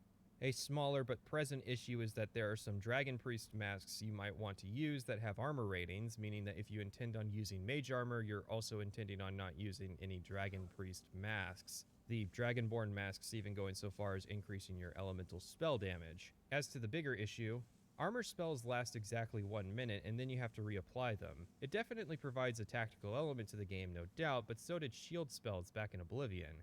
The issue is that unlike Restoration, Alteration is a grind to level. All you can do is try to remember to cast flesh spells before every fight, and the funny part is, we don't have to sit around scratching our monkey brains trying to solve this problem. There was already a spell in the series that belonged to Alteration that would solve another problem, and it's called Open. there's a spell I would be casting all the time that would level this skill up. My best guess as to why they got rid of Open as a spell effect is probably Magicka Regeneration, as dumb as that sounds. They figured that because Magicka regenerates, it would invalidate lockpicks as a resource. He said, knowing full well that lockpicks are sold by many merchants in Skyrim, seriously, just make the spell expensive and tier them the same way the locks are tiered. The novice spell only unlocks novice locks, etc. You have two light spells, Candlelight and Mage Light. The former creates a light around the player, the latter creates a ball of light that travels. I think Mage Light's a bad name for a traveling light. My immediate assumption is that that's the one that creates a light around the mage. I never use these, hence why you're watching Todd Howard at QuakeCon cast it. Skyrim is never really dark enough to merit using it, and this is one of those spells I suddenly find useful when using mods to make dungeons actually dark. Correction, I did end up using a light spell in a Dragonborn dungeon, surprise surprise, because it was dark. When you reach the mid-game of Alteration, after hours of only using the magic to buff your armor, you finally unlock the ability to detect life through walls, which was a main spell effect from the Mysticism school that, after the Great Delabeling, had to be forced into a different tree. If you don't know the difference, Alteration magic is about altering the laws of reality, like changing your skin to have the hardness of rock, while Mysticism is about manipulating magical forces in the world, like being able to trap souls and detect life auras. So, Detect Life being an Alteration spell mildly does not make sense. Also, it's kind of a bad spell. It's a useful effect for stealth characters, but it's needlessly expensive and is a constant cast effect rather than an applied effect. And most stealth characters won't get the spell because ideally they won't need the armor rating and definitely won't need the light of the earlier spells. And there's also Aura Whisper, which is infinitely better. At the expert tier, in the end game, you can get a spell to detect the dead and also paralyze, a former illusion effect. I guess now instead of tricking people into being paralyzed, they're just physically paralyzed. Except if you have the Creation Club, which adds a spell from the Bethesda Game Jam called Paralyze Rune, which lasts 2 less seconds, but is much cheaper to use and also applies an area of effect. This is actually one of the most broken spells in the Anniversary Edition, if only because the game usually tries so hard to stop the player from having powerful magic this cheap. I mean, hell, you could get a short paralyze effect by Adept level in Illusion back in Oblivion, which was fun because Oblivion was the game that added Havoc physics, so instead of NPCs freezing in place, they would fall over. That's cool. I think the problem is that Alteration doesn't offer a good value proposition up front. If you don't use the wiki, it can be hard to know if there are even fun effects in the Alteration tree, like Telekinesis. I had this spell for the entirety of the Thieves Guild playthrough and I never used it, which is unlike how it was in Morrowind where Telekinesis was constantly useful for theft and bypassing traps. The only notable thing over Oblivion Telekinesis is that it can now hurt people, so people will record themselves killing NPCs with various thrown objects. Otherwise, it mostly exists for people looking for fast ways to level up Alteration. Speaking of, Transmute is a new effect which converts iron ore into silver and silver ore into gold. Since they nerfed the iron dagger smithing training, one of the new metas is crafting jewelry since anyone can do it. But you need lots of gold ingots to do it, and there's only one gold mine. Transmute can fix that problem, helping you train both alteration and smithing in the process. This was the closest that Skyrim came to grinding magic back in Oblivion, since I set up a macro to repeatedly cast the spell for about 15 minutes, but that time pales in comparison to the hours of macro training that I did in Oblivion. The only problem is that Bethesda seemed cognizant of this and scripted Transmute's XP value to be 15% of what it should be. It should give you 100 XP per cast, but it only gives you 15. The game does not communicate this fact. In fact, Transmute Ore is the only spell in the game that has this stipulation. It could be fine if Bethesda wanted to try and prevent people from macro casting magic to level, but the fact that there's no communication in the game about it means that instead of preventing people from doing it, you're just wasting their time. Because unless they consult a wiki, they wouldn't know about the XP nerf. But hey, at least the game's not too spreadsheety. Why even bother putting the spell in the game? It only creates really bad lore implications and apparently stresses at Bethesda that somebody's going to sit around casting a spell repeatedly, which is That's fine in my opinion if you want to prevent that. I think Elder Scrolls only stands to benefit from actively discouraging people from sitting in corners and grinding, thinking that this is an appropriate answer whenever I call out a bad progression system. But then maybe you should do something like make Alteration more appealing to use? Alteration before could do feather spells, which is basically the same as Fortify Carry Weight. Seems like an appealing little effect that could have multiple spell tiers that would really encourage people to try the tree out. The fourth school of magic to cover is Illusion. The school is mostly unchanged from Oblivion. They added a spell that reduces the noise players make when they move, but they removed command and silence spells. Command makes sense. In Oblivion, you could force AI to fight for you, but it was expensive and kind of annoying to do, and the effect had lost all of its luster from Morrowind, where you could use the spell to relocate NPCs to move into your house. It seems the thought process was that players can recruit a variety of NPCs as hirelings in Skyrim, and Command generally messed with Radiant AI, so it would either have to be reworked or removed, which is a shame because both DLC expansions involve the idea of the player being able to magically mind control NPCs. It definitely seems like something that could have been a master level effect. Why is Bethesda so concerned about balancing magic? Silence makes a lot less sense as an effect to outright cut. It is true that it had questionable usefulness in Oblivion, since it would be easier to damage an enemy spellcaster than it would be to prepare a silence spell for usage. But that was mostly because enemy spellcasters in Oblivion were not particularly dangerous. In Skyrim, they're back to being very dangerous, potentially instantly killing you from across the room with a bolt of lightning style dangerous. And they have more spells that you might want to preempt, like wards, reanimations, and healing. I think the problem they ran up against is that silence as an effect can just turn mages off, so here's my version, provided for free and thought up on my Discord. Silence is a stream effect with leveled values. So the novice spell can affect casters up to level 6, since we can't do willpower checks anymore, although I would prefer it if it was an attribute check. You can buff the level values with a perk or by dual casting. When you cast the spell, which requires you to be close to an enemy due to being a stream effect, it prevents the target from casting magic. Ward spells can increase the level required to pass the check, but an adept mage can invalidate a novice's ward. The reason I bring this up is the concept of witch hunters in Skyrim is kind of lacking, which is a shame because this game has literal witch hunters. So creating an illusion-based counter to magic that isn't just, I calm the caster, I think could add quite a bit of tactical decision-making in spell combat. The problem with illusion magic is that it can very quickly drop off in effectiveness. See, because there's no spellcrafting, the core of the tree is spells with preset levels. Fury, for instance, affects NPCs up to level 6, so in the early game you can run around causing infighting among bandits. But once bandit thugs start showing up, you start running into enemies that you can't affect with Fury anymore. The problem is that the spell tells you an integer, but the game tells you a string, and this means I have to gauge via trial and error what enemies are affected by what magic. Are bandit outlaws going to be affected by my spell that affects enemies up to level 9? Well, there goes Skyrim not telling me stuff again. So in this case, admittedly, the player will have to trust that we are doing what we say we are doing. Well, I don't trust you, because you lie about what some spells do, or you secretly change XP values of other spells. You don't have to talk about trust when you have a straightforward and consistent system like Morrowind and even Oblivion. This is an easy problem to fix. If you have an illusion spell in my hands, color code the enemies or their names to convey whether or not it can affect them. The reason level scaling can be an issue for illusion is that it completely contradicts the idea Bethesda has about changing your playstyle through player experimentation. It is hard to just pick up illusion magic in the middle of a melee playthrough at level 30 because most enemies you'll face are just going to resist those early spell effects, which affects illusion the hardest since most of its magic revolves around the level of the target.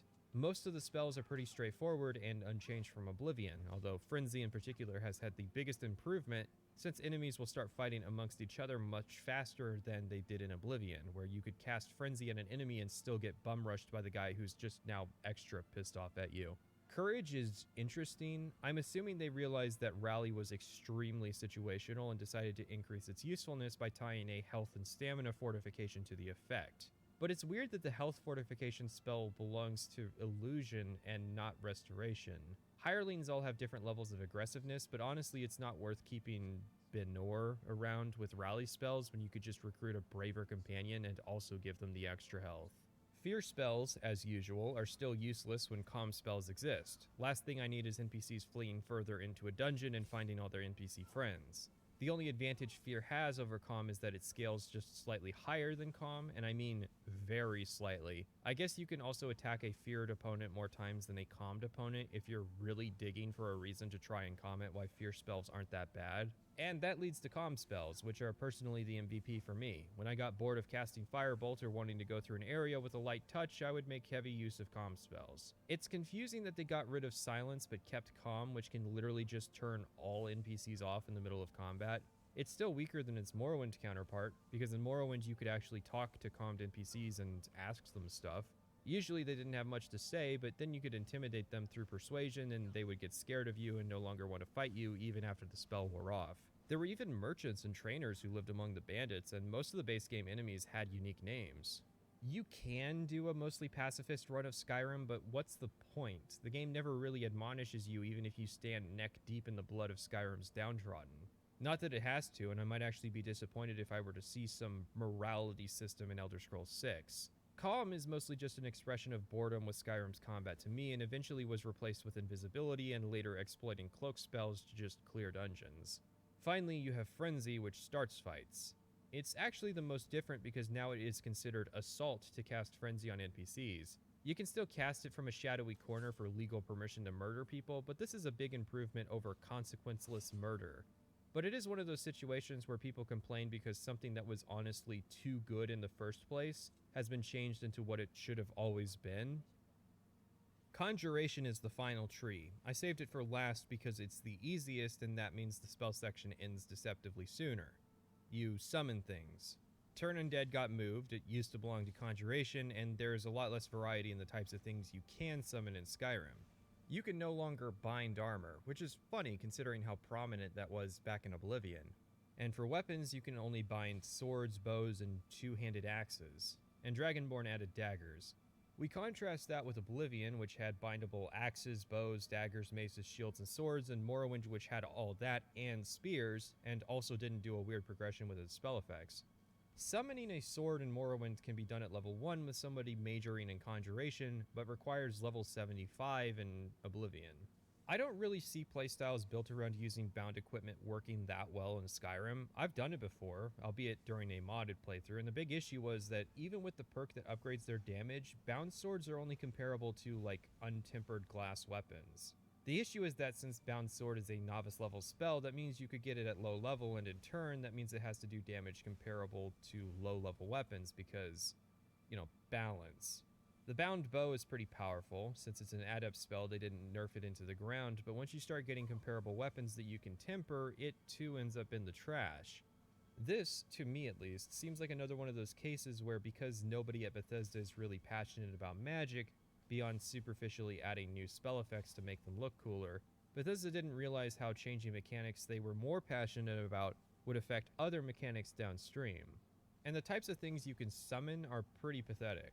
Oblivion and Morrowind both had decent selections of undead and Daedra to summon. In Morrowind, you could even learn to summon a Dwarven Centurion, while in Oblivion, at least with the Spelltomes DLC, you could learn to summon bears. Well, since I brought it up, Skyrim DLC and the Creation Club really opened the floodgates in terms of the number of creatures that you can summon again. In the base game, though, you had a Ghost Dog, 3 types of Elemental Atronak, and a Dremora. And these are tiered out, so heavily limited to how often you can summon. Dawnguard added a small collection of Bonemen, which I think by implication are supposed to be similar to how you could conjure the dead in previous games, but that seemed like shorthand for real-deal necromancy in those games, and here it actually exists. Not much to say, really. I've never found the Bonemen terribly useful. There's also the good boy Arvak, an undead horse you can learn to summon. But then Dragonborn added Seekers, a new type of Daedra that haven't been seen in the series before, and they're pretty cool. There's also Ash Guardians, but they require something called a Heartstone in order to not be hostile towards you. I guess it's neat that they're like Ash Atronachs, and due to the way they work, they don't contribute to the summon limit. You can always summon one Ash Guardian in addition to whatever else you have summoned. Here's the thing. Blood Moon was lame and added summoning bears, wolves, and bone wolves because Solstheim was lame and didn't have much going on magically. Shivering Isles, on the flip side, had tons of magic and lots of new things to summon. Hungers made a return from Morrowind. Shambles were like these weird bone creatures, Flesh Atronachs, the Golden Saints, and Dark Seducers. Dragonborn has more of a magic focus than Blood Moon due to the return of Hermaeus Mora to the area, so Bethesda could have gone wild and included whatever creatures they wanted from past games or new creatures if they wanted to be creative. Which is where the Creation Club came in to really bail them out. Zombies, ghosts, skeletons, Daedric horses, golden saints, dark seducers, bears, and liches.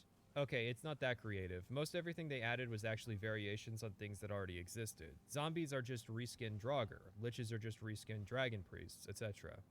The creation name was misspelled on release as Necromancer Grimory, and later misspelled as Necromancer Grimoire, before being corrected to Necromancer Grimoire on November 13th. Jesus. I know it's a hard word, but there's not really a good excuse for fixing it into another misspelling.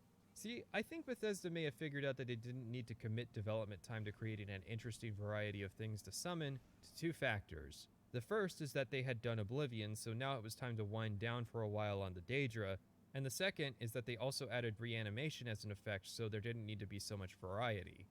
I would counter the first by saying that more Daedra types is more enemy variety as well.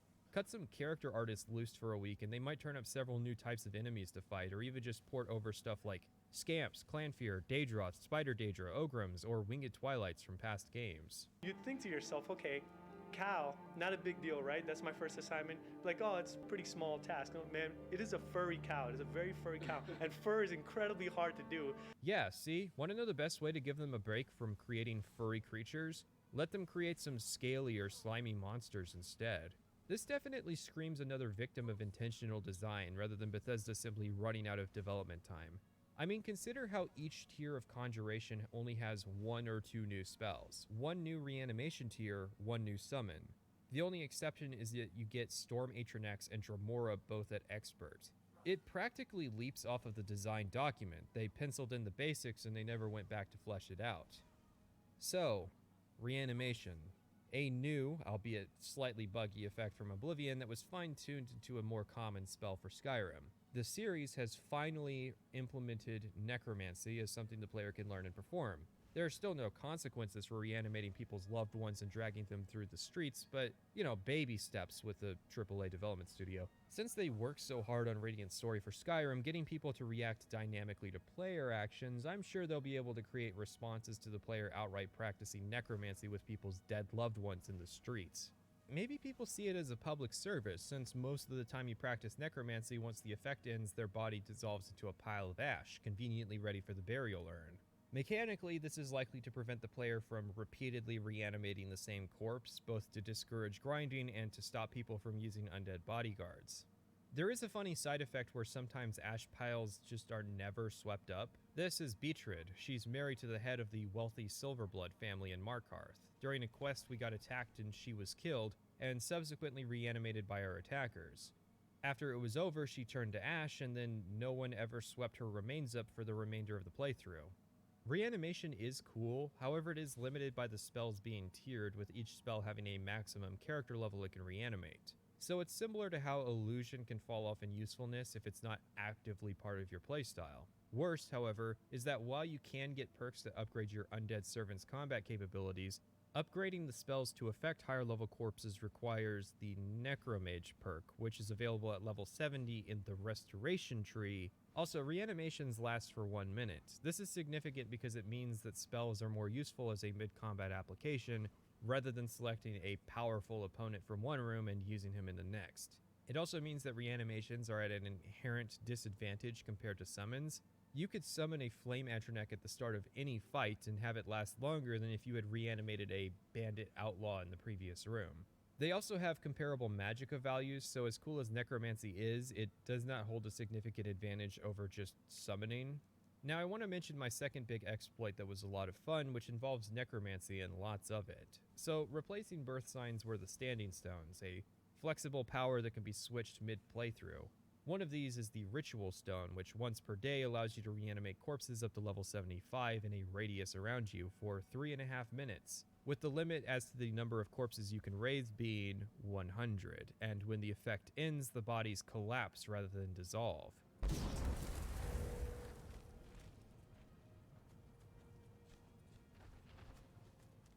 Now, this got people thinking. You could collect 10 or so corpses, use this power, and then travel outside a dungeon, wait 24 hours, then use those undead as a small army to clear the dungeon. You could then collect all the new corpses as well as the old ones, wait another 24 hours, and continue to grow your horde.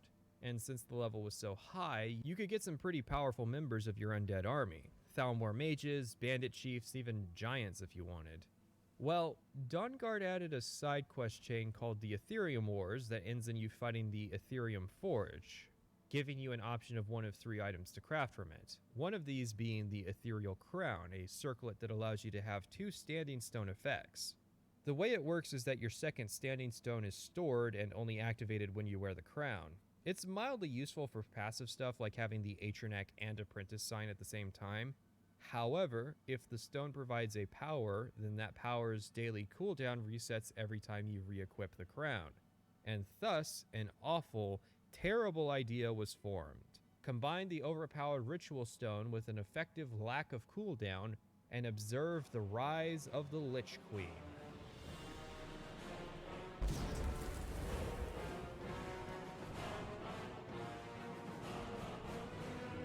This is actually a pretty fun playstyle. You don't actually just roll over dungeons with ease since there is an active maintenance required for collecting the bodies back into a pile so that they can all get hit with the effect. I ran Periite's dungeon, which is usually a slog, and it was a lot of fun having a growing horde of undead fighting for me. It would be cool if instead of working hard to ensure that nothing like this is possible in the Elder Scrolls 6, if Bethesda actually just leaned into this as a playstyle. For starters, if you implement body damage like in Fallout, then maybe that helps determine the health of members of your horde. So if their limbs get broken, you have to use magic to heal them. Or if it gets cut off, then that member has a fifth of their health pool missing and can't use that limb anymore. Maybe if they lose a leg, they have to crawl, or an arm and they aren't effective fighters, or their heads so they only perform extremely basic behaviors. And then you have to decide if they're no longer worth having in your horde. Basically, these proposals are to try and provide some measure of restraint in the playstyle while still making it something interesting to do. It should be pretty obvious why endlessly reanimating the same powerful corpses over and over would be a problem. Instead of forbidding it, why not actually make this a mechanical playstyle? The player can be an evil necromancer lord at the head of an undead army, but you have the problems typical with that. For instance, you take the limbs from one zombie and place it on another. And, well, since some of your conjuration mains are no doubt screaming it by now, I guess I'll talk about the master level spells.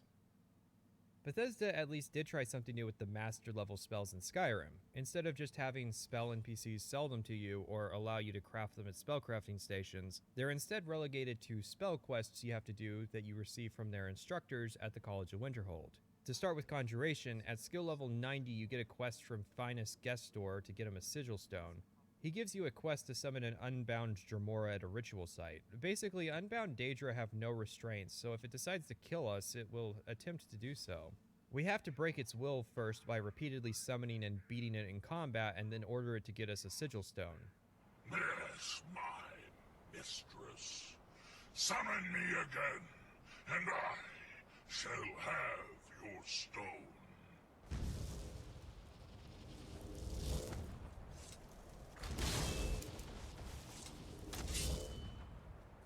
Your sigil stone, Lord Dagon, is less than pleased at its loss. This quest reminds me a lot of the Dreadsteed quest from World of Warcraft. I was actually a Warlock main when I played, so I got to experience all the summoning quests. The Felsteed you got at level 40 was relatively simple, but if you wanted the faster Dreadsteed, you had to do a quest chain. It was lengthy, involved traveling the world to various sites of demonic importance, significant money and resource investment, and multiple dungeons requiring help from other players to complete. Obviously, the Skyrim iteration skates over preparing the ritual to summon the Unbound Dremora, so if any lesson could be learned for the next game, it would be that. You could make a quest about trying to find the resources needed to complete this ritual, a nice callback to the Oblivion main quest. Maybe completing this dark ritual requires a human sacrifice. Actually, if it's this easy, why did we even bother with the battle for Bruma? Let's just have the blades whip the yams on some Dremora and instruct him to get us a great Sigil Stone. Gestor doesn't actually need the Sigil Stone. Are you sure, dude? There's some major enchanting benefits to these things. Rather, it's for the Atronak Forge down in the Midden. He also gives us a spell called Flame Thrall, and now also sells the spells Frost Thrall, Storm Thrall, and Dead Thrall. The Thrall spells are permanent versions of their normal effects, allowing you to summon a permanent Atronac or raise a permanent corpse, which, even if killed in combat, will not disintegrate. These are actually pretty cool rewards for mastering the art of conjuration. Not only can you make them more powerful, at skill level 100 you get a perk that allows you to reanimate 2 corpses.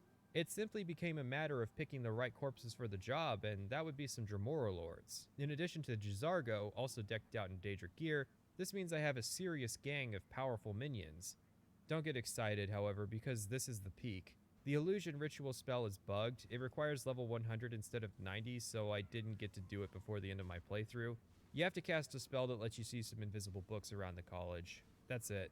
As a reward, you get the spell Hysteria and can buy the spells Call to Arms, Harmony, and Mayhem. Hysteria can make a group of enemies flee, but has a charge time where you get staggered and a level limit, so... Call to Arms improves combat skills, health, and stamina on all your allies for 10 minutes. I actually used scrolls of this spell during the Civil War quest line where there were lots of allies, but I don't know, why is this an illusion effect and not restoration?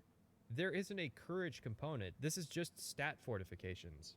Harmony makes all enemies within 250 feet stop fighting for a minute. Mind you, at this point you will have already mastered comm spells, invisibility, and muffle. It's nice that it's in the game, but this is hardly the reward for reaching skill level 100 in illusion. Mayhem, or basically the entire reason to do all this. All enemies in 250 feet attack anyone in sight for 1 minute. Walk into a dungeon, cast Mayhem, find most of the enemies dead or almost dead. Finally, I can make all of Whiterun fight each other. The problem is that these spells are not very good. That doesn't mean they should be removed, but that they should be fixed. I can't seriously imagine people at Bethesda played full Magic playthroughs and then found these spells adequate rewards for sticking with Illusion. More likely they simply used console commands, made sure the quest scripting was functional, guesstimated an appropriate spell cost, and then went back to their barbarian characters. The big problem is that you're basically expected to exploit equipment enchanting or spend the perk points unlocking master perks for the spell trees, but there's already such a huge perk commitment to playing Magic that you'll inevitably find yourself having to level other non-Magic skills just to get enough. And don't at me about legendary skills of Dragonborn, I'm talking about how Skyrim was balanced at launch and during its production. The Alteration Ritual. At skill level 90, Tolfdir will send you to a radiantly selected Dragon Priest dungeon to receive a knife called Kavazin's Fang, a knife that is apparently sharp enough to cut dragon scales, but not sharp enough to do any significant amount of damage. You then find a dragon corpse, equip the dagger, and loot the body to get a heart scale. While there is an exploit to do this quest basically expects you to have done enough of the main quest that dragons will start appearing. Now I have, and dragons actually attack the college quite frequently, which is unusual because the college faculty can dish out some serious damage to dragons. It makes sense that they would target the college. If they can destroy it, they might do serious damage to the Nord's ability to resist their conquest. However, they attack singularly, which always results in their death. It's quite unusual.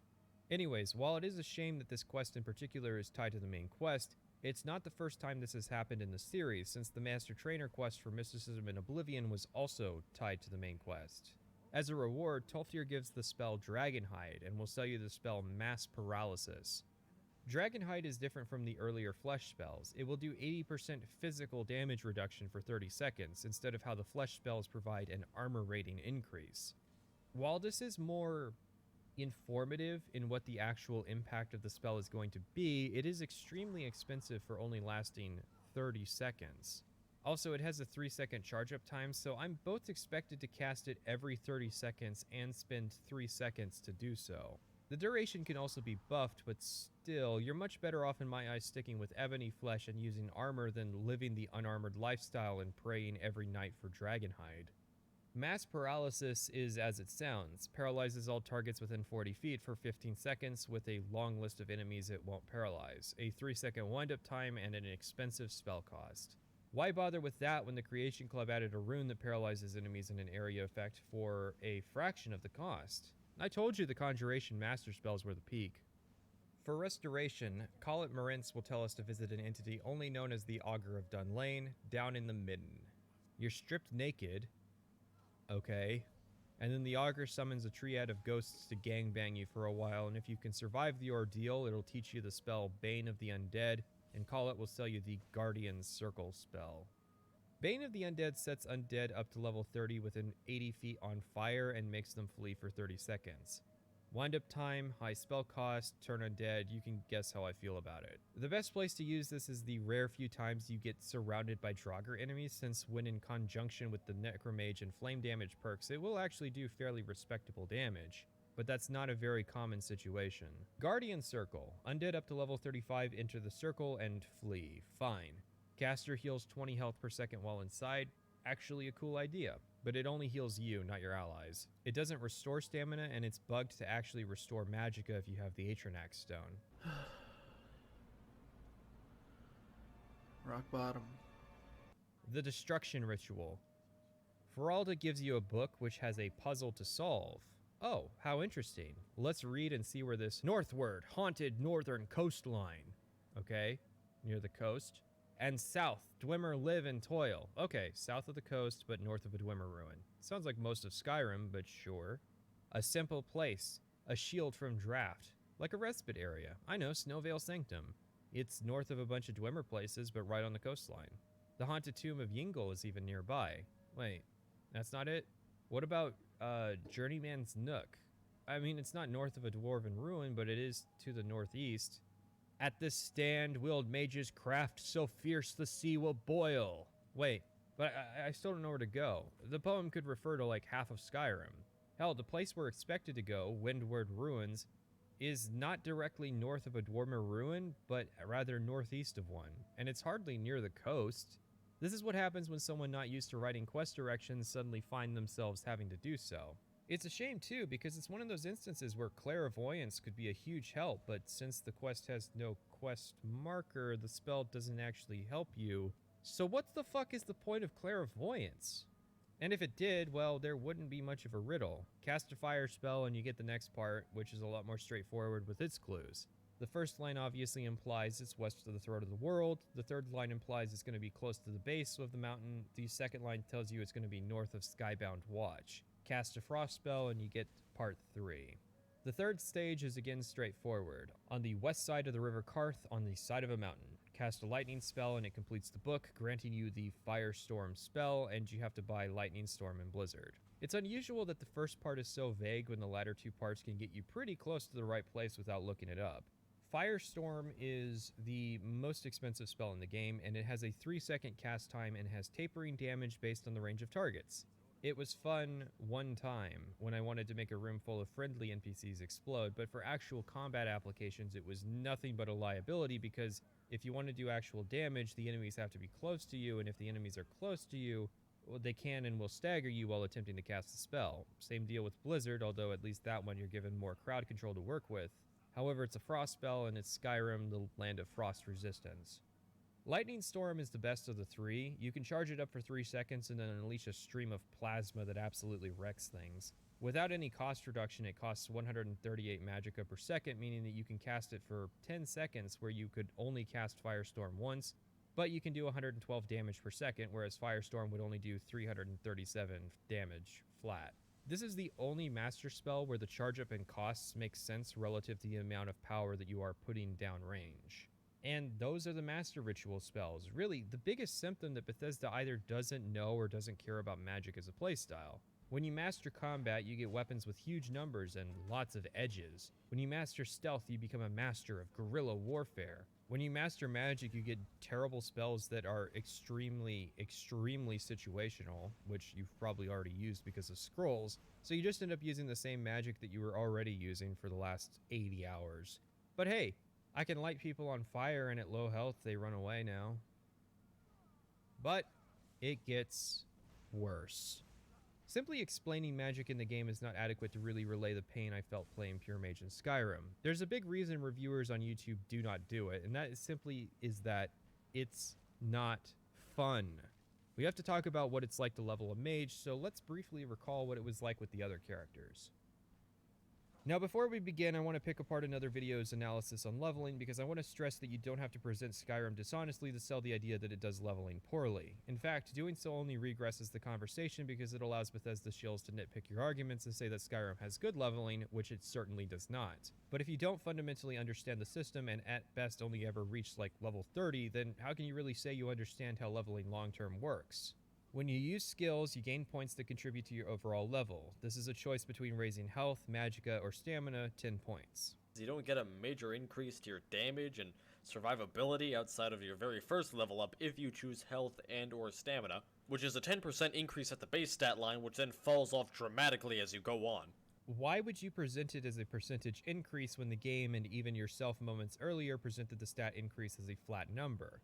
While it is true that leveling health from 100 to 110 is a 10% increase, but 110 to 120 is only an 8.7% increase, those percentages are just side effects of a system where the attribute flatly increases by 10 every level. Bethesda isn't pulling some grand trick of scamming hit points from people. It would be like me looking at your savings account that you put $10 into every month, and then I complain that you're putting less money into the account because the percentage difference between the total savings and the contribution is gradually diminishing.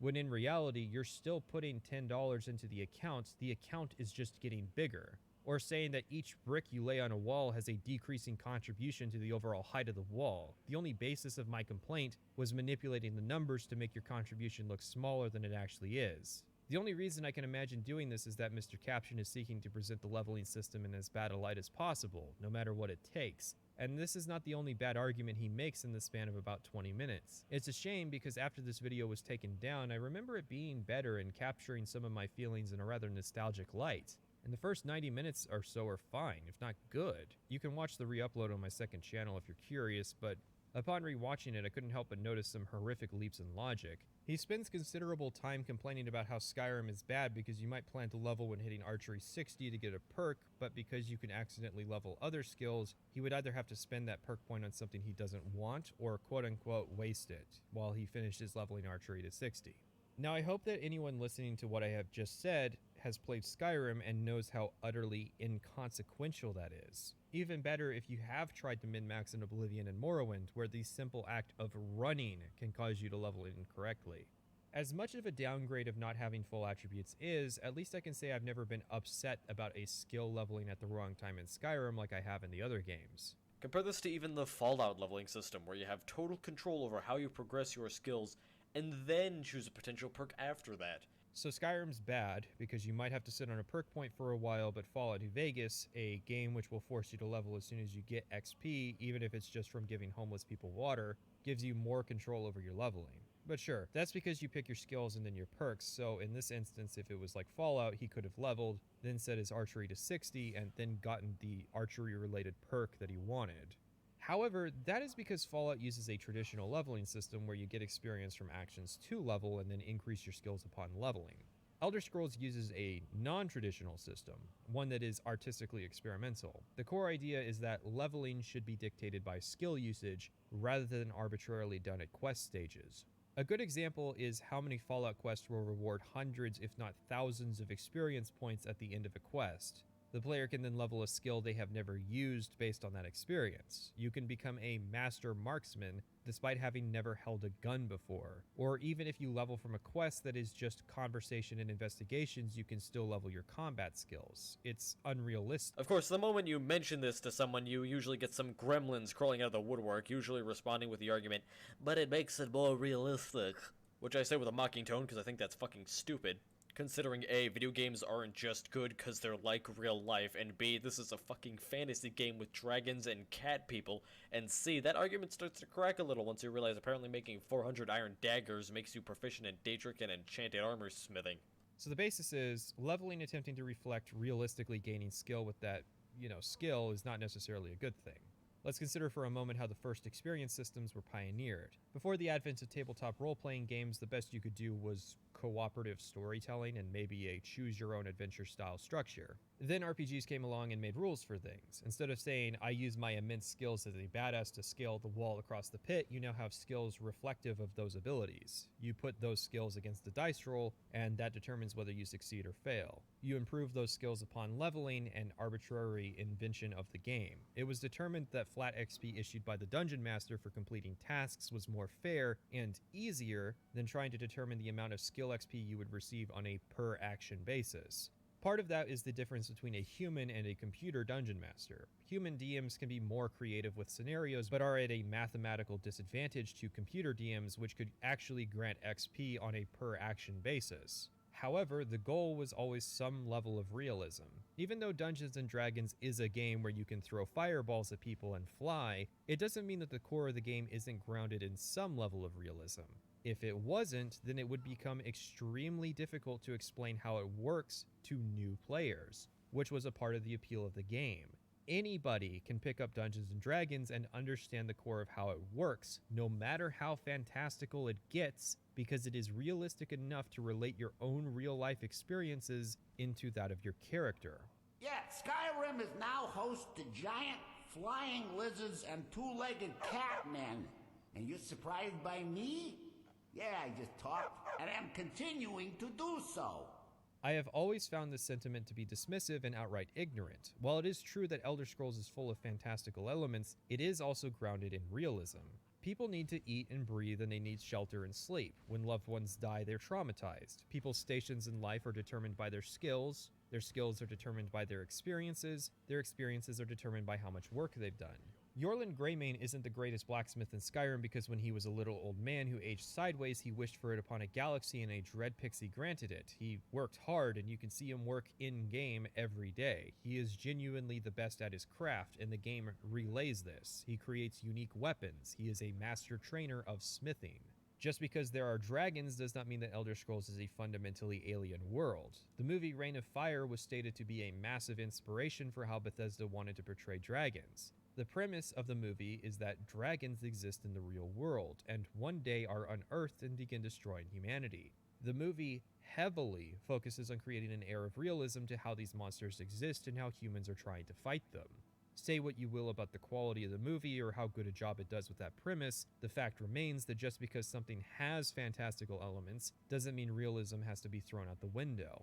Now, it's more than fine if you want a leveling system that is not realistic. Mr. Caption clearly likes Dark Souls, a game where you use the souls of people you slay to augment your abilities beyond what a normal human could accomplish. It's obviously not realistic, nor is it trying to be, nor should it be. However, outright dismissing the attempt simply because there are cat people is strange, especially in a video that spends a great deal of time criticizing the story and the setting on the basis of logical thought processes. Why is it a good thing that Skyrim shows where its food supply comes from if this is a game with dragons and cat people? Imagine for a moment that back in the day the original role-playing games did use a skill-based leveling system, and Elder Scrolls was a game where the primary way you leveled was by doing quests. Would Mr. Caption still defend the flat XP system because that is what he enjoys? Or would he criticize the system because it's unrealistic, and he would attack people who tried to make the argument that sometimes games don't have to be fully realistic? I hope you understand what I'm getting at here. I have to wonder if he doesn't like the system because he believes it is a bad system, or if he doesn't like the system because it is in Skyrim and Skyrim was made by Bethesda. Blowing past the Iron Dagger meme for another time, because most blacksmiths do in fact gain their skill by routinely creating simple items from basic materials like axes, nails, and horseshoes, he ends this point with this line. All this aside, I'm at least glad there is some attempt at shaking up parts of the RPG formula that have been so ubiquitous and stagnant for the last 30, 40 years. Nothing someone says before the word but really counts. But I don't think this is even a remotely viable advancement for the genre. And there it is, friends. The ugly truth. It isn't that Mr. Caption doesn't like the system or that it isn't to his tastes. It is that he outright thinks, for reasons present in Skyrim, that a skill-based leveling system is not a remotely viable advancement for the role-playing game genre. Only in video game discourse is this mentality considered a remotely acceptable and even defendable position to take. It would be akin to me saying the following statements. Third-person narration is not a remotely viable advancement for the genre. Impressionism is not a remotely viable advancement for the genre.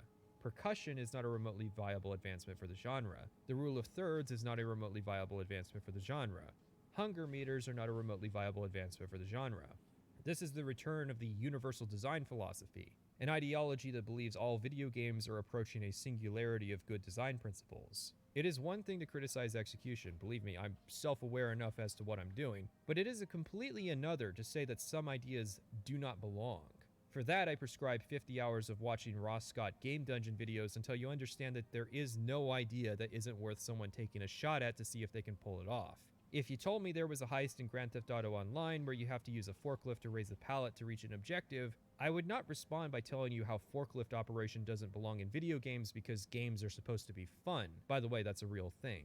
Maybe my small success has made me more sympathetic to Bethesda than I used to be. Maybe being frequently told how long videos should and should not be has made me more conscious as a critic as to how stupid it is to say ideas should and should not be tried. Just like how I did not say the words plot hole once in my Oblivion video despite me talking about media on YouTube for 12 hours. The reason I wanted to talk about Mr. Caption's bad section on leveling is that it is not the exception, it is the rule when it comes to discussions of Elder Scrolls. Perhaps that is one of the consequences of how Skyrim does not tell you anything. Morrowind would tell you hard numbers to your next skill level. It is very easy to predict. Skyrim also uses strange mathematical formulas to ensure a non-linear change at every level. It's hard to predict or anticipate, as Caption said, but I wonder what he would have said if he had played until level 68 like I had, and realized that no, perks are not the endless resource he had perceived them as being at level 17. Leveling a mage in Skyrim is a nightmare, but it is not a system built for mages. It works for warriors and thieves, but not magic. When leveling the other characters, there were many times I would have spare perk points waiting to be spent. That's because some perks provide situational utility value, and it is very easy to get the perks you need to build a warrior or thief character. But mages? I never had enough perks as a mage character. Each magic skill has a spine of 5 perks that cuts magic costs in half for each of their tiers. That is 25 perk points just to be able to really make use of magic, but honestly, I usually would only get the perks up to Adept, so only 15 perks. But yeah, that's up to level 16 in perk points that we have already committed. Imagine for a second if Skyrim made you spend a perk point to cut the stamina cost of swinging increasing tiers of weapons. Next up is that each school of magic has a separate dual casting perk, but that is only absolutely necessary for illusion and destruction, a nice benefit for restoration and alteration, and a small waste on conjuration. We'll call it even at 3 perk points, so level 19. You will want to spend 4 perk points buffing your preferred element in destruction and getting impact, so level 23. Then there are 3 perks you need from Restoration for passive magicka recovery and buffed healing magic, and another perk for Necromage, so level 27. From Conjuration, how many perks you'll want will depend on your playstyle. If you want to use bound weapons, then you need 2 perks and you will want a third. If you use Necromancy, you'll need 2 perks and want 2 more. If you use Summons, you'll want 3 perks and want 1 more. Both Necromancers and Summoners will want the final perk. I'm going to say 7 perk points since I figure most people will want to have access to both Summoning and Necromancy perks, so level 34. You could cut corners by picking one, but that would really only work as an argument if I was even close to done. From Alteration, you have a 3-stage perk that provides 30% magic resistance, which is situational. There's also Mage Armor, another 3-stage perk that buffs flesh spells but requires that you don't wear armor. There's also a perk that increases alteration spell durations by 50%. The Atronak perk also provides 30% spell absorption but requires the expert alteration perk, so getting it requires an additional point be spent to increase from adept to expert. I'll figure up 3 points, averaging out mage armor and magic resistance perks for different playstyles, but remember that this could well be 6 points if I wanted it to be. 1 point for the duration perk and 2 points for the Atronak perk, so 6 points total up to level 40. Illusion goes even harder. You need 5 perk points to increase the effectiveness of your spells, otherwise as you level your spells will become increasingly ineffective. You need another perk point to make your spells silent if you want to use them from stealth, another perk point if you want your spells to work on undead, daedra, and automatons, so 7 perk points, raising us up to level 47. Now you might be happy that I'm out of skills, but I'm still not done.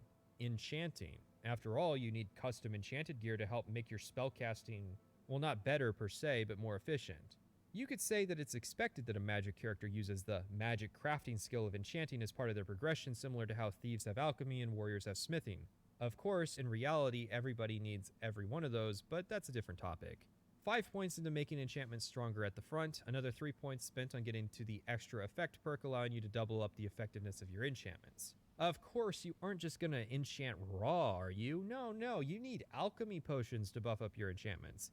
I'm not talking about the restoration loop, just a little dose to boost your enchantments. Plus, alchemy will be useful for getting those fortified destruction potions that you need to actually do more damage. 5 points up front for better potions, another point for beneficial potions, and really that's all you have to spend.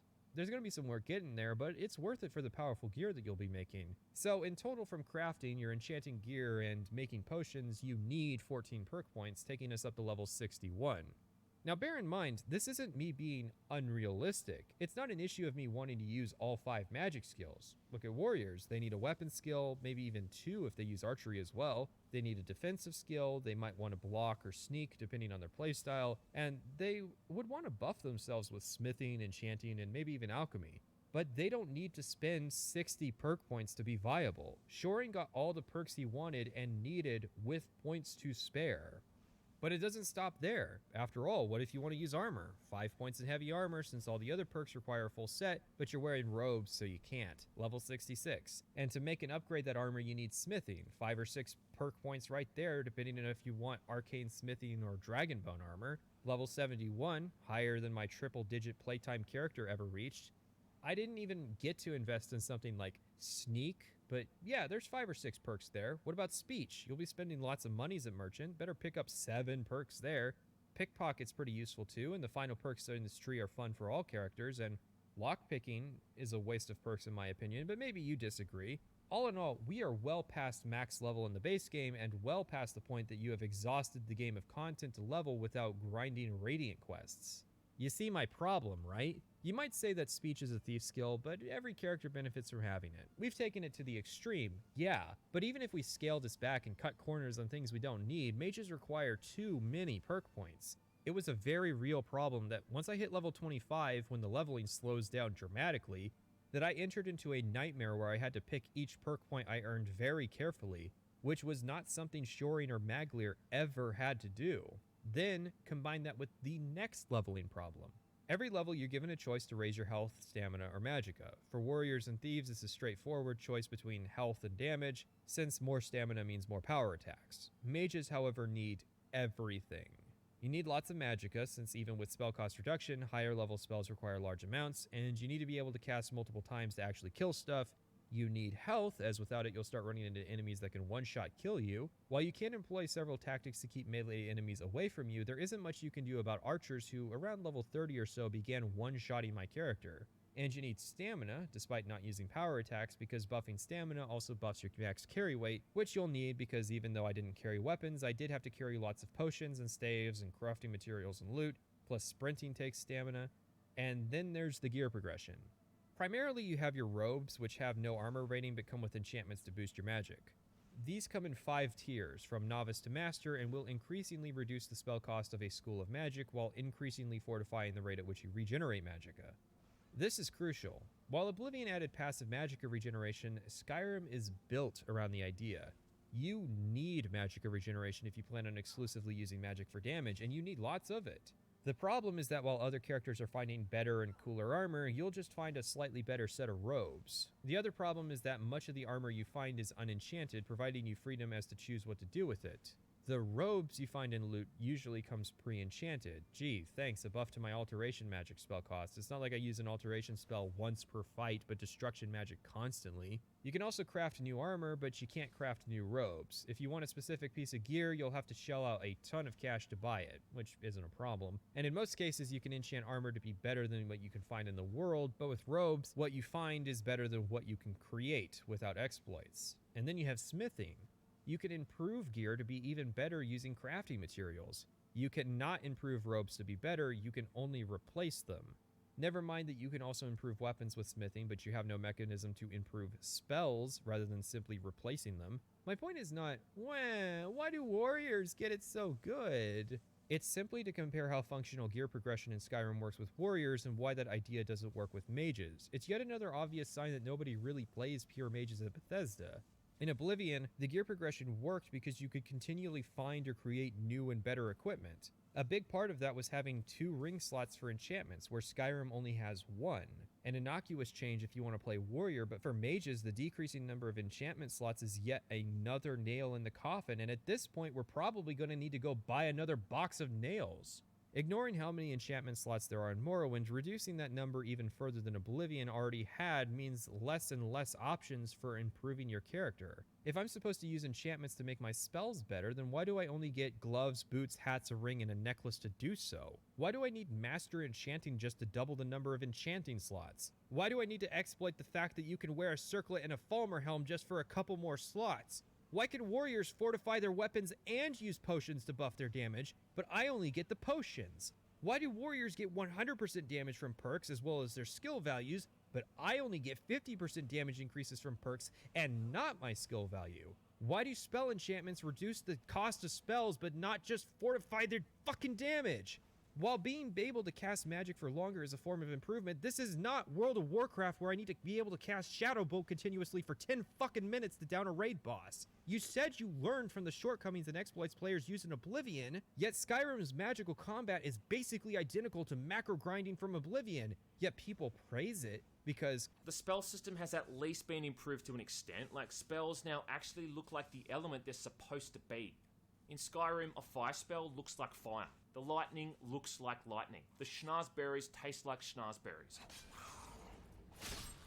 Double shot lightning!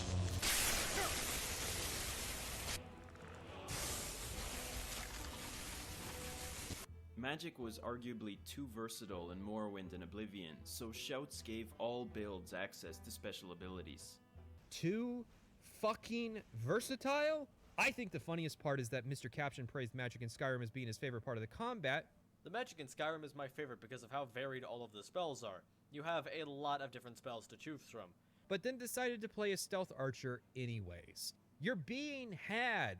They're focused on making the magic look cooler to cover up the fact that nobody at Bethesda gives a fuck. And then the end result is that every YouTuber reviews this game assumes that they don't need to look any deeper than the surface level at magic because, hey, someone else must have. In the making of documentary, they cut to the quote magic meeting end quote, except instead of talking about magic, they're talking about how armor provides damage resistance. No, your damage resistance is determined by your armor. Right. And your perks and other stuff that might fold into that. So in this case, admittedly, the player will have to trust that we are doing what we say we are doing. We've always been very big in the Elder Scrolls on dynamic growth of the character. The funniest part is the dragon shouts, where they basically took a bunch of magic effects but made them available to everyone, or rather, more available, since removing classes means anybody can pick up magic anyways. They probably only updated the magic in Skyrim as a side project to creating the dragon shouts. Why bother with magic when you can cast most of the cool effects on cooldown with a better playstyle? Paralysis, Ice Form, Detect Life, Aura Whisper, Conjuration, Call of Valor, Fear, Dismay, Calm, Kind's Peace, Fire Damage, Fire Breath. Except there's actually a bunch of dragon shouts that have no equivalent magical effect. Ragdolling enemies, moving quickly, summoning storms, summoning dragons, making your swings faster, making dragons land on the ground, disarming enemies, making it stop raining, becoming invincible to damage. I hated being a mage in Skyrim. I hated that my hireling Jizargo had better gear progression than I did. I hated that I was relegated to doing the same thing over and over. I hated that I had to grind multiple crafting skills just to be viable. I hated the faction that was built around my playstyle. I hated that the rewards for sticking with it to the end were so fucking terrible. I hated that the final stage of magical playstyles was just ignoring the combat. I hated that I had to do exploits to have a comparable level of power and fun to previous games. I hated how much potential the game has to have a cool magic system, but doesn't because the developers are at best apathetic about my preferred playstyle, and at worst actively making it worse in some misguided attempt to balance it. Was the goal to make people not want to play mage? Because I'm gonna say you fucking succeeded. If the goal was to make people hate magic because you want to convey how Nords felt about it, congratulations, good job. But I'm sure if you set a game in Somerset, you wouldn't intentionally make the combat shit to make a narrative point, would you? Why is it for every one new thing that you add, two things have to go? Uh-oh, someone got mad on the internet, and that means they automatically lose. So says the wisdom of passionless, depressed people trying to squeeze that last drop of dopamine out before they fully convert into NPCs. I mean, GG, no ratio. I'm actually getting frustrated writing this. Like, I usually feign emotion with a lot of stuff because my emotions don't last long enough between playing the game and writing about it. But thinking about magic is genuinely one area where I start to get angry, and I want to say in recording that I got angry again. It peaked a lot. Have you ever been a fan of a series, but as time has gone on, you've started to feel more and more that the creators resent you, that they want new fans, and that they're willing to lessen your enjoyment if it means broadening their appeal? Now imagine this is one of the only series you can get that experience from, and also there hasn't been a new title in over a decade. I asked about other games or even indie projects I could look into, and the response was that my expectations were too high. Yeah, I guess expecting developers to do what modders have already done for free with Skyrim, but this time with the actual potential to get paid for their work is just unrealistic. I'm serious. I promise you, there's an audience for this. Not Bethesda, fuck them. I haven't bought one of their games without a 90% discount since 2011. I seriously doubt they'll ever try winning their old fans back other than nostalgia baiting about better games. Don't be an abused housewife, just fucking move on. No, I mean for new studios to come in who want to try innovate on the formula. Let Bethesda keep practicing their keep it simple, stupid idea. Let them keep stripping mechanics down until their games become a parody of the idea of a role-playing game. Don't interrupt enemies while they're making mistakes. Instead, take advantage of it. Don't bankroll this $200 million project for hardcore RPG gamers and expect $1 billion in sales. Instead, come up with a realistic budget with the expectation that you can firmly capture a very specific audience consistently. That is how From Software has been able to succeed this last decade. They cater to a very specific niche and budget accordingly, and as a result, they project such a large shadow over the industry that journalists write endless articles wishing their games were more accessible because of how desirable they are. By budgeting at an estimated quarter of the cost of a Bethesda title, they can maintain a similar sized studio with only 10% of the sales figures. And while some people on V will argue that their games have gotten easier with time, the fact that they maintain an impressive audience of hardcore gamers without really compromising their vision. So whether you're a solo dev or part of a AA studio with a couple $1 million in the budget, just know that if the boomer shooter crowd can have a renaissance in their genre, then so can role-playing games.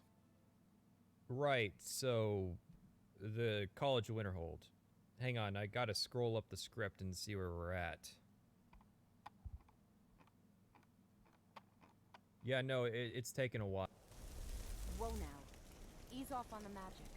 Are you fucking kidding me? Ease off on the magic. Okay, so there's a bit of a time skip in character because I did the initial quests at a very low level so that Tolfdir would offer his alteration training service, but then I left so that the level scaled rewards of this quest would be maxed out. So, months after getting instructions from the Archmage to research Sarthal, we finally return and head to the library. It's headed up by, get this, an orc. And he's pretty important at the college too. Actually, that's only mildly progressive. While there weren't any orcs in the Cyrodiil Mages Guild, there were orcs in the Morrowind branch. Granted, 3 of them appeared to be battle mages deployed to a Daedric ruin, and the 4th was a necromancer, but that's still better than the discriminatory enrollment practices of Hannibal Traven's Mages Guild. You are now in the Arcanium, of which I am in charge. It might as well be my own little plane of oblivion. Disrupt my Arcanium, and I will have you torn apart by angry Atronachs. Now, do you require assistance?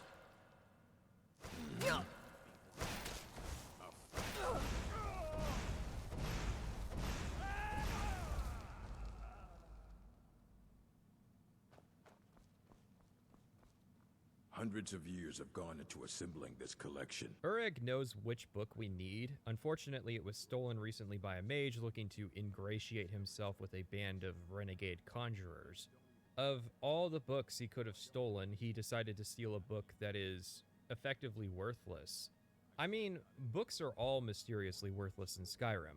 Oh, it's diegetic because the Nords hate books, okay? But not everybody hates books in Skyrim. There is, in fact, a college of people who like books. Most of the holds have court wizards. A decent chunk of Skyrim's population are Dunmer, a race of people who greatly value literature. And the game is about how the Nords are being culturally colonized by the Imperials, another group of people who greatly value literature. I'm just saying, the copium of saying that books should be worthless because Nords are morons who can't and don't read is exactly that, cope. They read all the time. Random bandits are often literate and keep journals. Many of Skyrim's legends are written down in volumes. Anyways, it's a great coincidence that happens to result in us running, of course, a dungeon, despite the fact that this is a setting that has invented the printing press and the college can even craft quills purpose-built for duplicating writing. There's even a famous chef in Skyrim named the Gourmet who has published a popular and well-known cookbook, something that is kind of a modern concept. I bring all this up because it's very strange and convenient that Ureg only had a single copy of this book, which happened to be stolen.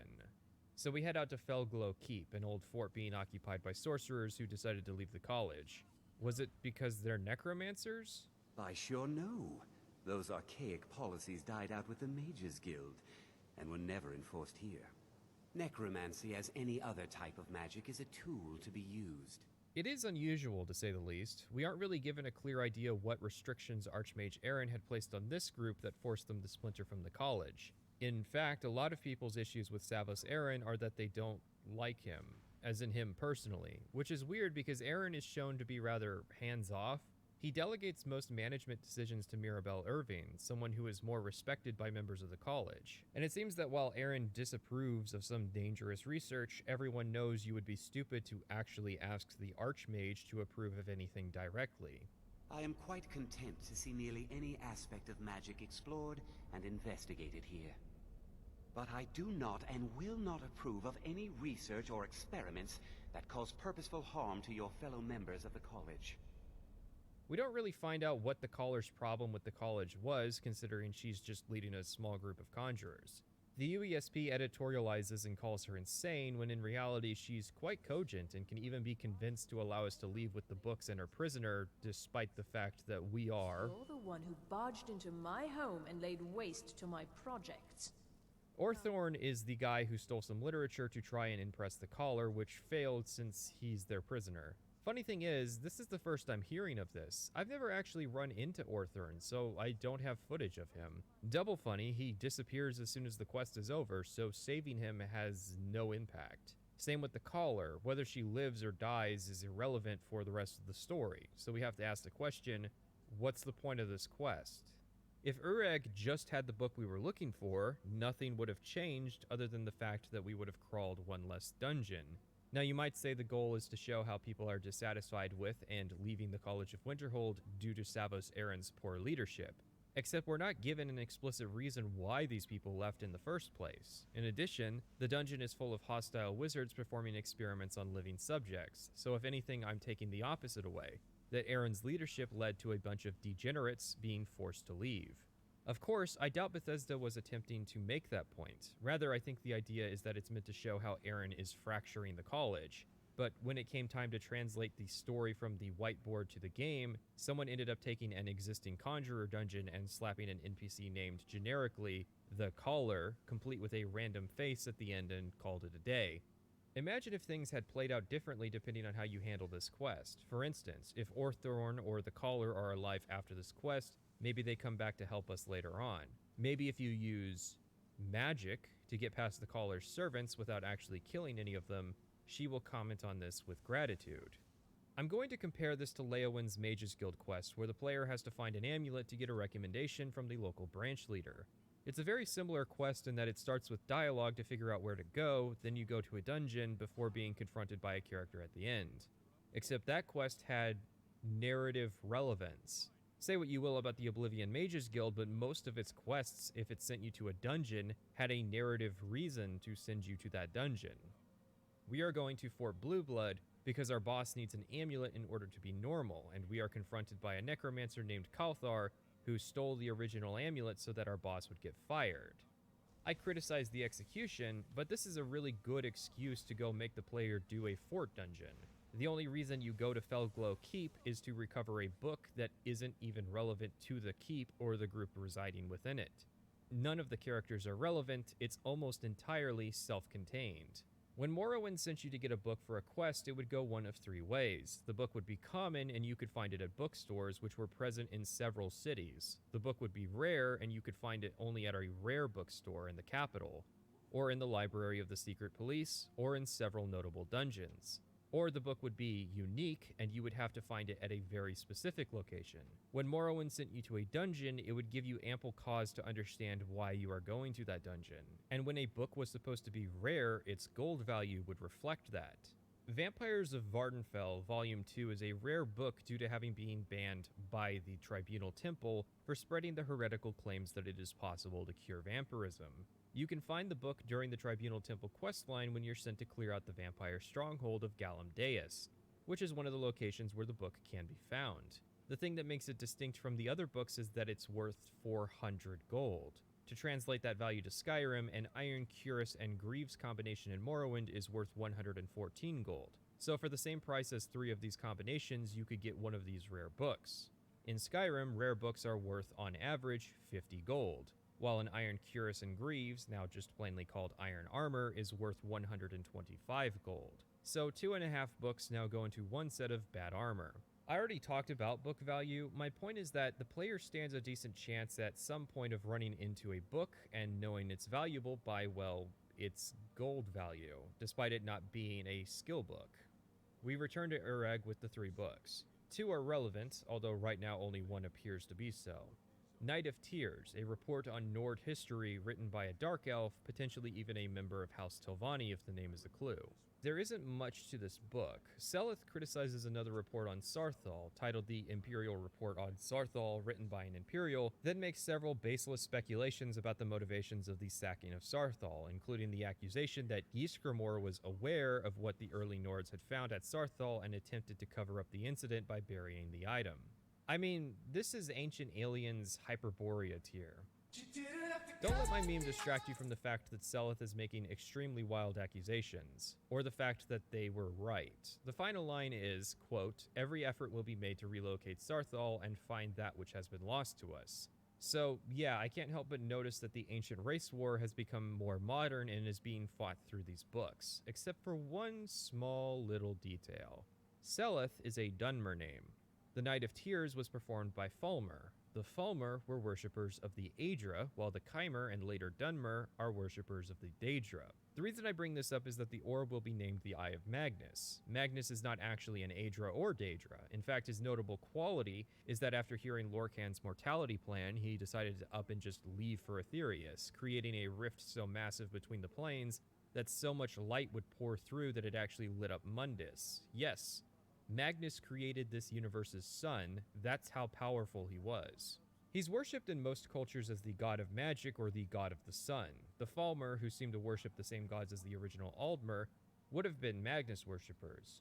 The story typically suggests that the elves decided to wipe the Atmoran colony out to prevent mankind from getting a foothold on Tamriel, and that was the event that caused Ysgramor to get 500 battle buddies together and turn the Falmer into an endangered species. However, this seems to suggest that the action of the elves was spurred by a desire to acquire the orb for pondering.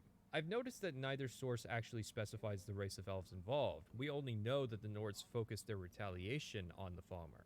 Ureg's attention is drawn primarily to the Night of Tears book, but the weird thing is that it doesn't actually tell us anything that we didn't already know. In fact, by finding the orb at Sarthal, we by default already have more information than the book provides, which is just a little bit more salt in the wound for this quest. Not only was Felglow Keep irrelevant, but the book we got was not useful. In fact, the only purpose of this quest is to make us leave the college while Tolfdir and the Archmage transport the orb back to the Hall of the Elements. So we head down to the orb and ponder it for a while with him. You know, this pondering orb meme is already out of date as of writing this, so I apologize how ancient the joke is by the time you're hearing it. Anyways, the Thalmor liaison, Ancano, if you even remember him, interrupts and demands that we come with him. Now, Feralda, the destruction trainer and college gatekeeper, will have warned us about Ancano, and if you meet him, he'll have questions about what it was we found at Sarthal. Ancano here is representing the Aldmeri Dominion, however pretty much everybody is aware that he's really spying on the college, which is hilarious because this means that by default, Ancano is actually probably a really low-ranking member of the Thalmor. I mean, think about it. The College of Winterhold is practically a community college in terms of relevance. There's barely any research or education really happening here. They didn't send their best to spy on us because they probably assumed the Nord Magic College would not do anything significant. Anyways, Ancano is interrupting our research because a member of the Sijic Order has arrived asking to meet with us specifically. Ancano is alarmed by this and demands that he attend our and the Archmage's meeting with this envoy. Now we meet with a member of the Order at Sarthal, but this is actually a different person. He stops time like the last guy and we have a conversation. This object, the Eye of Magnus, as your people have taken to calling it. The energy coming from it has prevented us from reaching you with the visions you have already seen. The longer it remains here, the more dangerous the situation becomes. You must understand the Sijic Order does not typically intervene directly in events. One of the guards said he saw a mage appear out of thin air. Claimed it was one of those Sijic monks. As you may have learned, this object, the Eye, is immensely powerful. The world is not ready for it. If it remains here, it will be misused. Okay, hold on. This is where we have to talk about the second book we found at Felglow Keep. It's titled On Artaeum, and it's about the island that the Sijic Order lives on. Their first appearance in recorded history is fairly early in the First Era, meaning that they were likely founded in the Merithic era. To give context for this time period, the dwarves still existed, the Dunmer were still a golden-skinned race, Min and Cyrodiil were slaves of the Ayleids, and there were still men arriving from Atmora in Skyrim. In fact, many of the tombs you see in the game had not yet even been built, because the ancient Nords whose bodies they were meant to inter had not been born yet. The Psijics are an Altmer order, and they lived on Artaeum, which was the third largest island in Alinor. I say it was, as the island vanished in the Second Era after the Mages Guild was founded and would not reappear for 500 years. The Psijics are capable of moving their island, making it difficult for it to be visited directly, let alone invaded. The Order has also played a part in Tamrielic politics, although notably our boy Uriel VII actively did not trust them. Wow, weird, the guy that didn't trust a famous Altmer order was assassinated by a cult led by an Altmer that led to the rise of an Altmer superpower in Tamriel. It's weird how these things work out. Despite that, the Psijics and the Thalmor claim to hate each other, which is evidenced by Ancano's concern at their arrival and the reason that the Psijic stops time and afterwards pretends to be confused at who we are before subsequently leaving. It should be noted that the book that clues us into who the Psijic Order are first appeared in Daggerfall, before the rise of the Aldmeri Dominion, meaning that there are a couple centuries of context we are missing. Now, in the Pocket Guide to the Empire 3rd Edition, a physical book that shipped with the collector's editions of Oblivion, the Order is stated to have ramped up recruitment from 17 members in the preceding millennia to 30 members in the 2 years before the events of Oblivion. The book also mentions how there is a cultural revolution brewing among the young Altmer in Somerset, so I think Bethesda knew full well where they were wanting to take the story when it came to the rise of the Aldmeri Dominion. However, the Thalmor are an unexpected twist. We'll talk more about them during the Civil War and main quest sections. This appears to be the College of Winterhold's vestigial connection to the main quest. Each game's magical faction has generally been connected at some level to the main conflict of the story. In Morrowind, the Mages Guild provided a big puzzle piece to the mystery of the disappearance of the dwarves, while in Oblivion, the Mages Guild plays a role in uncovering the location of the Mythic Dawn base. In Skyrim, there's a guy who wears black and yellow who is an antagonist. This seems to be a flaccid attempt at emulating Ken Rolston's style of the unreliable narrator, but much lamer. Who are the Thalmor, and what do they truly believe? Let's leave most of that up to speculation. Who are the Psijic Order, and what do they want in this situation? Let's be vague and mysterious to sell the idea that they are a vague and mysterious order. Here's the thing. Vague and mysterious are tools you use when something is not the subject of your story. When we hear about Nords in Morrowind, it was shrouded in a lot of mystery because Morrowind was not really about the Nords. When we heard about Nords in Skyrim, we got a lot more detail because now they're the subject. As long as the Psijics were background lore, it was fine to keep them an enigma. But once they start being characters and doing things, well then that comes with the expectation that we're actually going to learn something about them. We're going to peel back a bit of that mystery and find the world is a rich tapestry of unique cultures. ESO ends up telling us a lot more about the Psijics than their actual storyline in one of the canon games. Instead, they are sentient plot devices. They somehow can teleport to, and stop time at Sarthal just to deliver a vague message about judgment. Quaranir implies it was a vision and that the eye is preventing them from sending further visions, except I just got back from Felglow Keep, which is halfway across Skyrim. Maybe the idea is that Tolfdir undid the binding containing the amorphous energy of the orb, a binding that could withstand the sheer power of the orb, but whatever that is, but not 10 seconds of a basic lightning spell. And also, it wasn't containing the energy at all. Yrick Galderson was using the orb to be invincible. Even if that wasn't the case, Quaranir could have met us without drawing attention, unless the goal was to draw attention from Ancano, but that's something that's going to need to be stated for me to believe it. Anyways, we're given a single clue, an entity named the Augur of Dun Lane. Okay, so this was supposed to be a surprise since you can't do the restoration ritual until after this quest, so pretend for a moment that you know nothing about the ghost gangbang from earlier. What is the Augur of Dun Lane, and will it take me 3 hours to explore this topic? So, he would be savvy to its existence and of its power while also being aware of what had to be done to harness such power from the Dark Arts, which, as we know, something is required in exchange. More than a handful of deaths, a massive ritualistic slaughter, a city's worth of people dying at once. Can you think of any events that would fit such a description? The Great Collapse, of course. The Great Collapse, which I dare say may have been an intentional sacrifice forced upon the city by the Augur of Dunlane so he could harvest the required payload of soul energy to exchange void energy with the dark heart of Skyrim. I pulled that quote by randomly clicking around this video because I couldn't stand to watch more than 10 minutes of it. And to be honest, this video strikes me as being exactly what I've been accused of doing, which is reading further into the lore than the writers ever would have intended. That can be funny on occasion, like positing that Skior and Aela had werewolf sex, but extrapolating 3 hours of material on a character who everyone else would summarize in a paragraph is basically just farming watch time, which is strange to say because this video was obviously not easy to make. There's a lot of effort poured into the research and production. It's not just reading the lore page on a character over static gameplay. This is definitely as confusing as the subject, so points. Here are 2 lines of dialogue you need. Well, I suppose he wouldn't mind. It was all before my time, you understand. I've heard the stories, the same as anyone else. He was a brilliant student, an accomplished wizard, delved into magic in a way none had seen before. But I think he became too focused on just how much power he could acquire. That's what led to the accident. The Augur was a brilliant mage, truly inspired, mastered spells others could barely comprehend. He was especially gifted when it came to restoration. He's very particular about who shares the knowledge. So you'll need his approval first. Go on, go talk to him. I'm sure he's been paying attention, and will be expecting you. The Augur is an incorporeal entity living under the college in the Midden, which apparently has foresight and knowledge of events that happen around the campus. He knows the Eye of Magnus has arrived and has given information to Ancano about it. He also figures that while we're on a similar path to Ancano, we have been pushed down a chain of events that will preserve the college. Basically, we have no agency, and so we'll need to go through the motions of saving the college despite the outcome already having been determined. He tells us we need the Staff of Magnus, and then tells us to fuck off.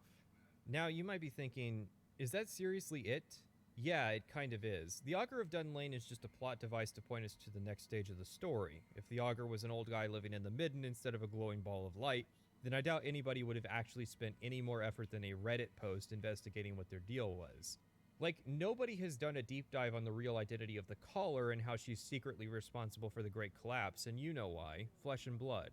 But realize that the flesh is weak and all of a sudden you're responsible for the Great Collapse, which is probably supposed to be the implication, but as with all things in the mystery box, we don't know because Bethesda didn't tell us because they either don't know themselves or figure this is better. The clues are charitable at best and require great deals of mental stretching, assumption, and worst of all, ESO lore.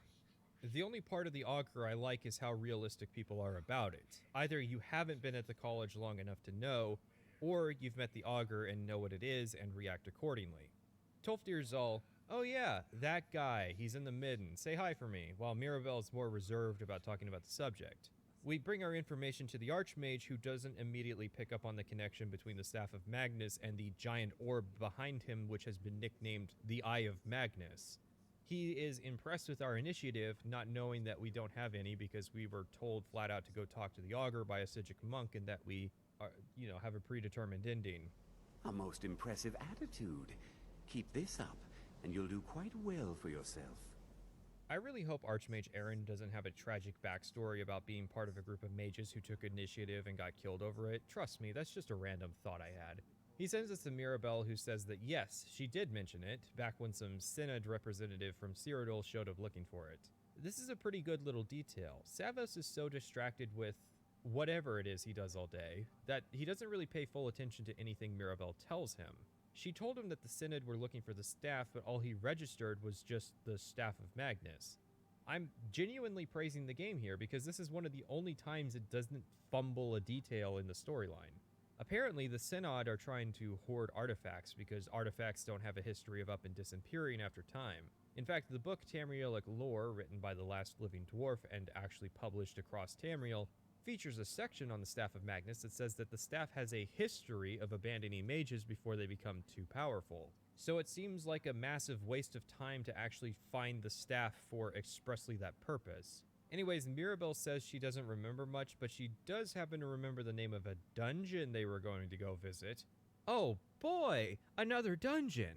Mizulft is great. I mean, it is the perfect example of how linear dungeons in Skyrim are.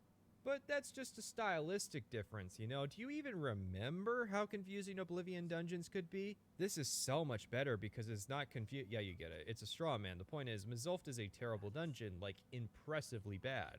It starts promising. There's a guy bleeding out, but you can't save him.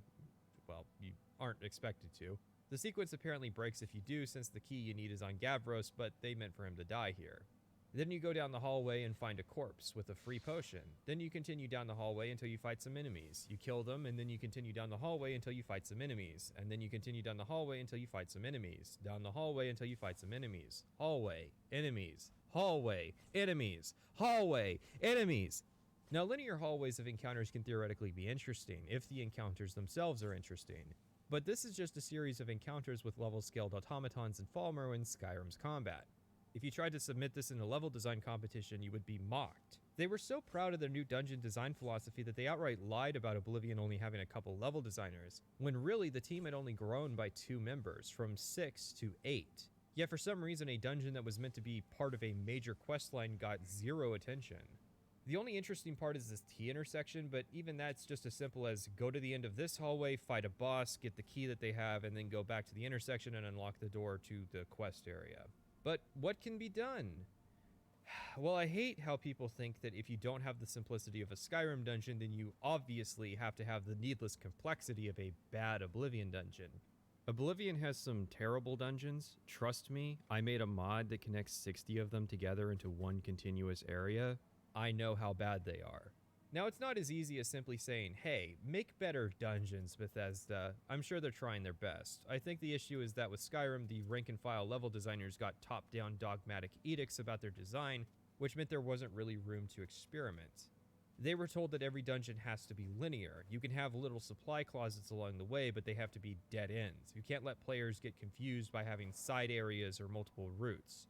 Also, every dungeon has to end in some kind of quick shortcut back to the surface. All cool, and totally okay for DLC, but not profound, like the first time I stumbled out of a shortcut at the end of a dungeon. Or the 100th. If you're waiting for a punchline, it's not coming. The shortcuts out of the dungeon were certainly a huge improvement over Oblivion's and Morrowind's dungeons, so that's definitely a point in the hit column of the dungeon designs. But as for the linearity, this is going to be a controversial call, but I'm going to say that this is also a hit. Personally, I feel the sense of exploration is at its best in the overworld, due to the multitudes of rewards you get for exploring there. The dungeons are designed to be more challenge than exploration, and so the linear nature works best. The problem here is again the automatic assumption that any deviation from non-linearity requires an immediate regression to some past, obviously unideal state because it is past. As is, there is one path through dungeons. Adding secondary routes would double the complexity, but it would not result in spaghetti mazes. Some of my favorite locations in Skyrim were the Forsworn surface camps with many routes through them, often resulting in complex combat situations. Yet no interior area was allowed to be designed in this same way. Note my phrasing. Areas were allowed to be designed by certain consistent parameters. Play through these dungeons and you can gradually reverse engineer what the rules were. The dungeon must be a linear hallway. It must end with a boss level encounter with a boss level chest. The dungeon must then provide either a shortcut to the entrance or an exit depositing you back into the overworld. It is a rote design philosophy, and it is obviously such when you compare it to areas from any other Bethesda title, including Skyrim's own downloadable content. It is a low point in the series, where Bethesda was so focused on ironing out context for areas that they neglected complexity. It is true that the average dungeon in Skyrim has a small story to it compared to such areas in Oblivion. It's also true that the UESP article for most dungeons in Skyrim have not created maps compared to their Oblivion counterparts. Creating a custom map for an article is actually a surprising amount of work. I did this myself for a certain dungeon we'll be doing later in this questline, and the games do not make it easy to do. It can be concluded that this hasn't been done because it isn't necessary for Skyrim. But let's back up a second. We've observed how the design is different, but does that make it bad level design? Level designers are often beholden to the broader mechanics of the game. It is why analysis of dungeons is intrinsically tied to analysis of the gameplay loop. If all it takes to be considered good level design is a strong connection to the gameplay, then yes, Skyrim has good level design, but I disagree. In my view, good design should be a function of how much of an experience an area provides. The experience can be many things, but for most, the easiest to strive for is fun. Other experiences can be intrigue, setting, and horror. Is an area fun? Does it create greater context for Skyrim? Does it make you fear a monstrous faction? And would you be likely to recommend that particular level to your friends? That was the inherent mistake that Oblivion made. I would say that many Morrowind dungeons violate these principles as well, but its most memorable areas did not. Examples given, Kogarun and Ald Daedroth. There are a couple dungeons in Skyrim that rise to the occasion, but the unifying element between all of them is almost always that a quest was tied to it. And where a quest is, a quest designer was, which is to say, these areas received attention because they were tied to the content loop. Other areas without quest are left to the universal blueprint because there's no guarantee that players will ever find it. Now, those two Morrowind dungeons I listed are not exceptions to that rule. They were, in fact, both tied to the main questline. Generic Morrowind dungeons also leaned on the gameplay to be memorable, it's just that the gameplay had much greater depth to support it. Skyrim dungeons are not memorable because they're not made to be. They are amusement park rides. Queue up at the door, and once the ride is over, find yourself right back where you started, but with trademarked and capitalized experience. Except people often recommend individual roller coasters. Nobody ever recommends an individual Skyrim dungeon. So funny thing, I actually missed the shortcut in this dungeon. Now it's understandable. I thought the shortcut was this northern door, so in my rush to get there, I managed to whirlwind sprint at exactly the right second to completely miss the actual shortcut. Then, when I found that the door wasn't the shortcut, I decided to just backtrack out of the dungeon. Now this is certainly a mix of my fault and bad luck, but there were actually 2 other times in the game where I did have to backtrack that weren't my fault. Having to backtrack in Skyrim is great, because it exposes how awful the dungeons are.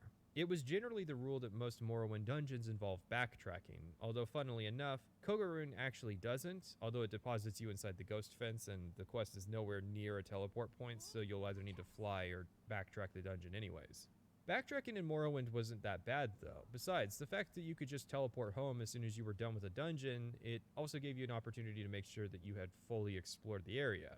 Then in Oblivion, they added some dungeons that ended with a shortcut, presumably because they got rid of the teleportation. A lot of the Oblivion dungeons were also complicated, however, so backtracking wasn't the end of the world since there was a chance you might find more loot or areas to explore on your way back to the entrance. Backtracking in a Skyrim dungeon, however, is a complete waste of time. Everything there is to see will be seen the first time, like an amusement park ride, and that's the big problem with Mizulft. They wanted it to be a challenging dungeon, but there are only 2 ways that the level designers can create challenges without breaking the rules. They either need to stack the dungeon with high-level enemies, or make the dungeon really big. But since they can't make the dungeon wide, as it would violate the linearity rule, they have to make the dungeon long instead. The end result is this ridiculous hallway of combat encounters.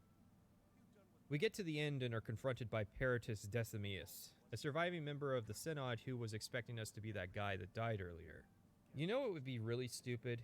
If this part of the dungeon had the back door— oh wait, it does. You might respond, sure, but the back door is up on a cliff, so it would be hard to reach. Yeah, seems like a useful time for some kind of magical power that grants you the ability to fly. I mean, barring that, I like that the Synod decided that fighting their way through the automatons and Falmer in the ruins was somehow less risky than mountain climbing. I mean, it's not like this is literally the most important thing the Synod have going on in Skyrim right now. They are literally retrofitting a dwarven observatory to display the locations of all the powerful artifacts in Skyrim. Actually, no. Tamriel. That means this is not the most important thing the Synod are doing just in Skyrim. It's literally the most important thing that any faction on the continent is doing at this moment.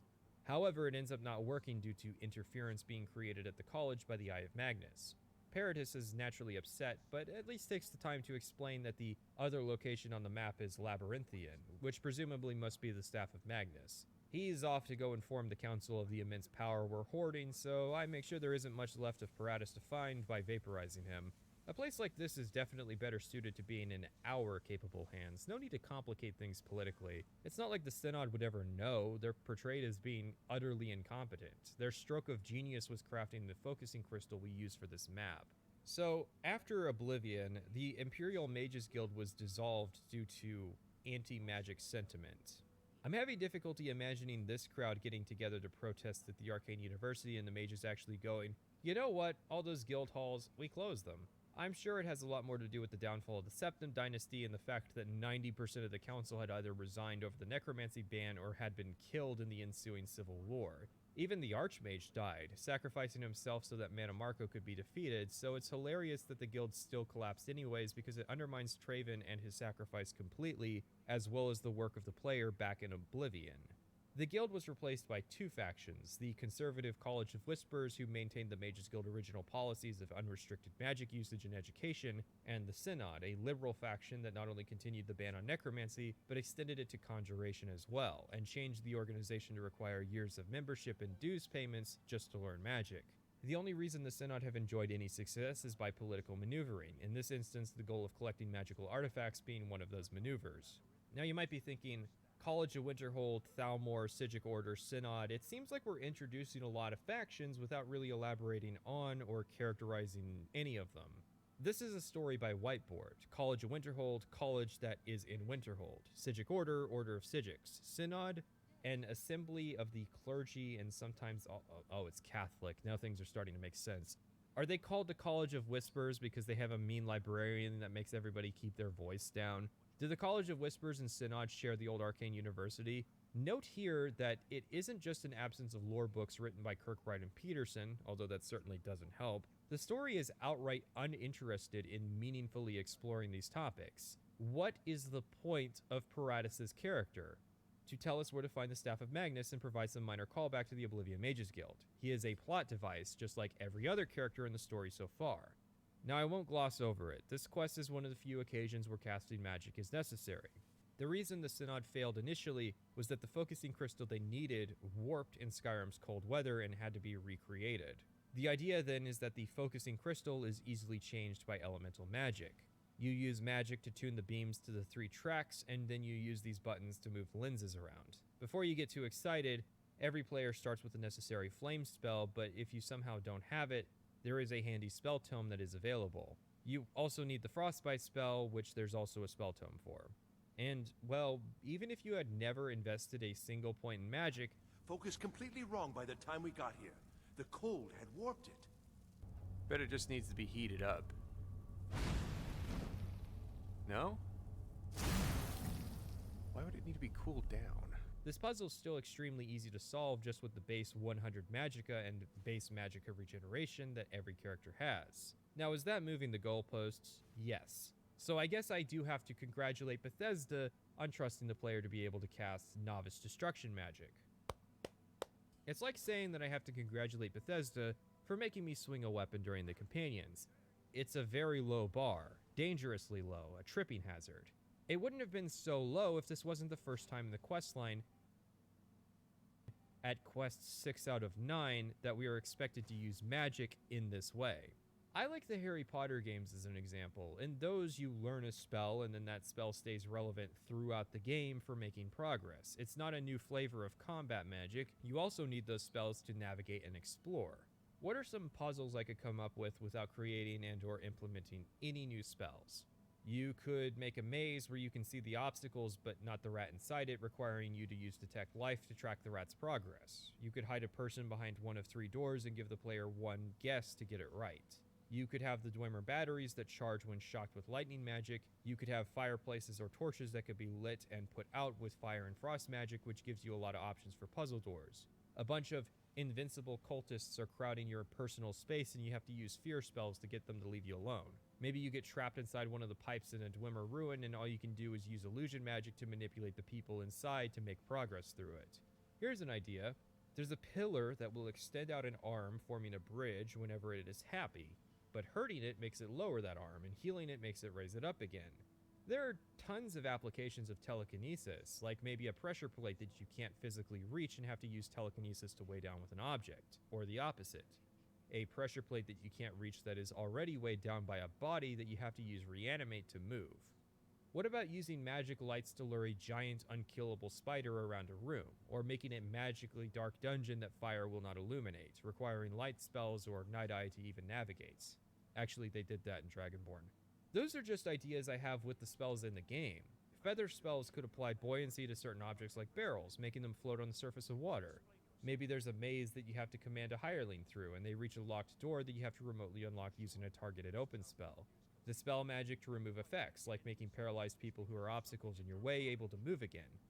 I'm just saying it's magic. Once you implement one of these systems, you can just use them routinely enough that players will understand the pattern. This is the basic framework of how children's games work, let alone actual puzzle games. Bethesda's always struggled with this, and I think it's a mixture of apprehension that players will get confused mixed with the woes of their engine. Although there is stuff in the Dawnguard and Dragonborn expansions that indicate they're not completely deaf to the possibilities of literal magic. Fallout 4 didn't exactly fill me with a lot of hope, but maybe that's just the constraints of that setting being harder to gamify in these particular ways, because radiation magic sucks. Because we didn't take the shortcut out of Izulft, we missed dialogue from one of our Psijic friends that was critical to understanding the story that's being told. I apologize for this and will play the dialogue in full in order to atone for not giving the game the chance to tell its story. You have done well thus far, but trying times are ahead. It is imperative that you return to your college at once. You will be called on to take swift action, rise to the challenge, and discover what you are capable of. You are on the right path, and you will prevail. Oh, sorry, never mind. The absence of this dialogue changes nothing. Actually, its presence makes things worse. So you guys can contact me remotely when out of range of the eye. Is that difficult? So why didn't the guy who physically came to the college just call us while we were at Felglow? We head back to the college to find the Hall of Elements warded off with Ancano inside pondering the orb. Forgive me for this, however, I'm going to make the assumption that Bethesda is not implying that Ancano's ward is sufficient to block the energy of the orb and make the Psijic call impossible, because it happens moments after we use the Oculary, which is being interfered with by the Eye of Magnus. So unless I'm supposed to believe that Ancano just happened to throw the ward up between me killing Paratus and me reaching the shortcut, I mean, why do this? Why add this component to the story just for Nerian here to act like a cheerleader? You've done well, things will be hard, but you can do it. If you're taking a hands-off approach to the situation, then why call me but say nothing? I know why. It's to establish that the Psijic Order is involved in the situation, but make them more mysterious and show how they're manipulating events very gradually.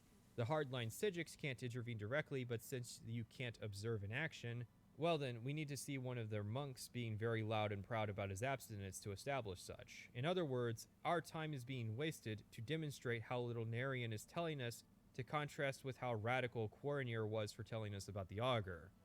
I say this with all seriousness. Never make a game set in the Somerset Isles. As much as it would be a perfect setting for a spiritual sequel to Morrowind, at present, it is very obvious that it would just be wasting potential, possibly permanently damaging the premise entirely. In retrospect, Fallout 4 is starting to make a lot more sense. Bethesda believes that it isn't actually necessary to do the work of showing an intelligent faction full of intelligent people behaving intelligently, rather that it is sufficient to simply say that they are the intelligent faction and that they can simply be taken at face value. Ancano's ward gets undone by a couple seconds of the combined might of 3 whole wizards using novice-level magic, in case you power scalers want to calculate how strong a ward needs to be to block the energy of the orb to make the Psijic phone calls. I don't know what he's doing, but he won't get away with it. I think the college is due for a change in leadership. Thanks, Neria. It is funny that she says this in earshot of the college's present and future leadership. Neria, not to be confused with Feralda, doesn't actually do anything at the college in terms of offering services. She's pretty much just another warm body who existed to have a rivalry with Feralda. Most everybody at the college is either a trainer or a hireling or part of a quest. I'm not really complaining though, it helps the college feel more realistic, but it is somewhat unusual that Neria's unique trait is that she has no unique traits. The Skyrim nativity play ensues.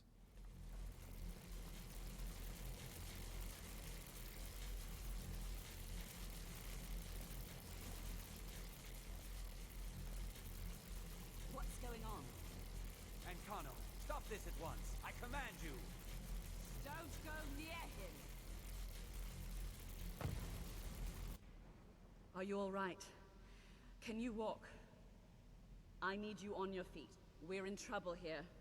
Despite Jazargo and I being much closer, we survived the explosion, while Aaron is flung completely out of the building to his death and Mirabelle's wounded.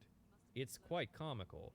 Even better is that I think the game glitched out since Aaron's body either didn't spawn or spawned in the wrong place, so it wasn't where it was supposed to be. We're not told what exactly Ancano is doing to the Eye, because Bethesda has no clue themselves, but it spawned wisp creatures in Winterhold, so now we need to go save Winterhold from the problem we created, as though we're redeeming ourselves among the Nords. I think that's what this is supposed to be, but there is no scene where a crowd of Nords forgives the college, so it seems fairly unfinished no matter how you look at it.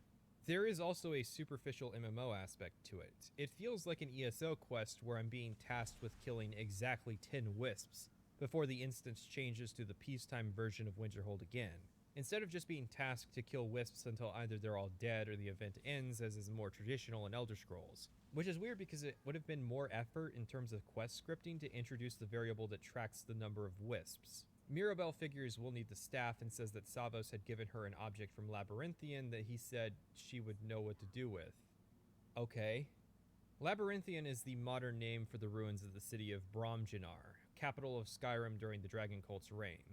This would have been post-Night of Tears. Now the ruins have that name due to Shalador, who built the titular Labyrinthian inside the city to test mages of their worthiness to lead the College of Winterhold. However, we don't actually have to do the maze. In fact, it's not even a maze, it's a labyrinth, which, yeah, it's in the name. The area is completely optional, which is cool, I guess, but it does lead people to posting their surprise that the significant site in Skyrim's history has secrets to be found.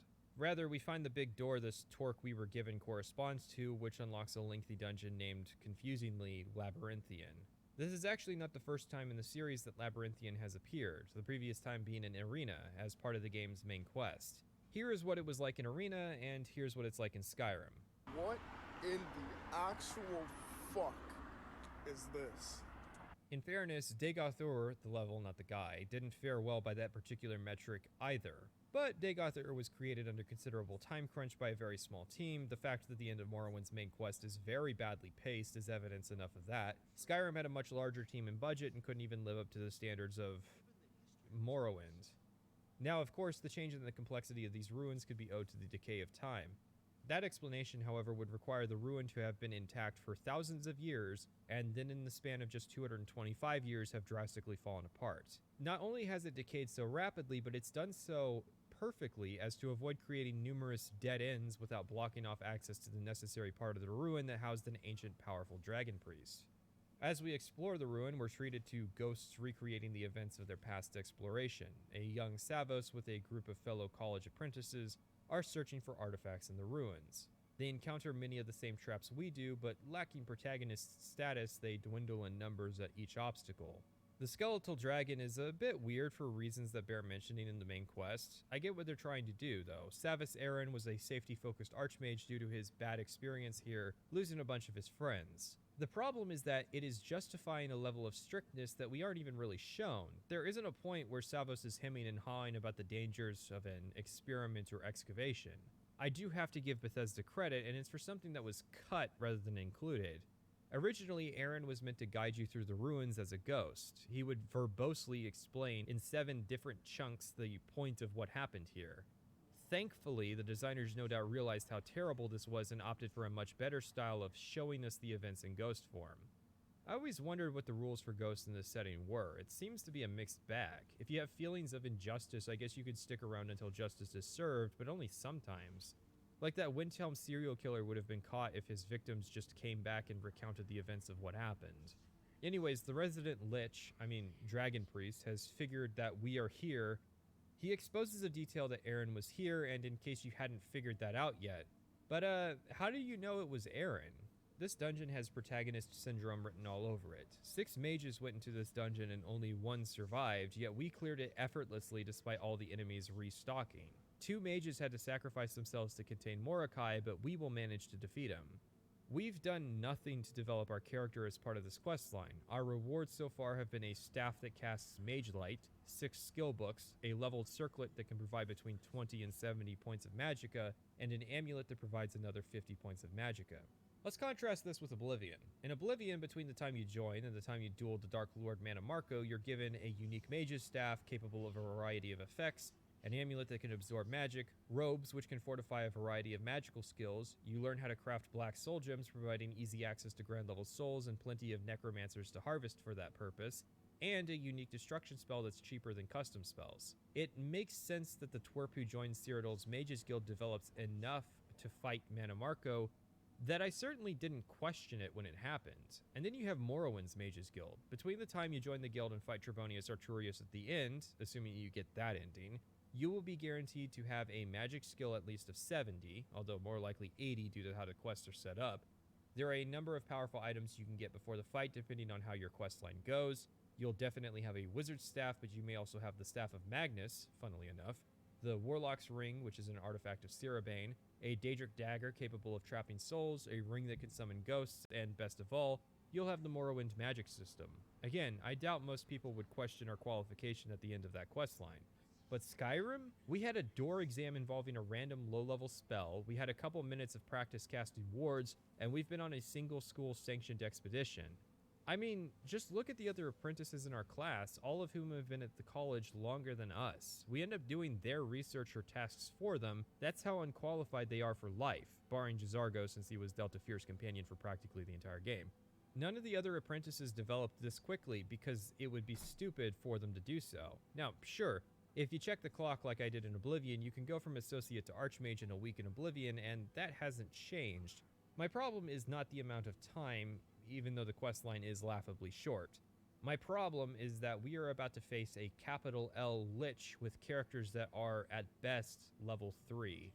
If this was a normal story, we would have gotten the Staff of Magnus to stop this guy, not the other way around. Dragon Priests are one of those things that we'll have to come back to later. All you need to know is that Mordecai was a very high-ranking priest in the Dragon Cult before being entombed in these ruins. However, there is a minor continuity error. I assume the priests were kept sustained in stasis by the Draugr, something established by a Skyrim book, but the threat of their return was made real by the return of the dragons. That's why many of the priests that are near, or in one instance living on the surface, haven't been terrorizing Skyrim for millennia. They all came back very recently. Yet somehow they managed to wake this one up, and Aaron even had to go so far as sacrifice 2 of his comrades just to contain him.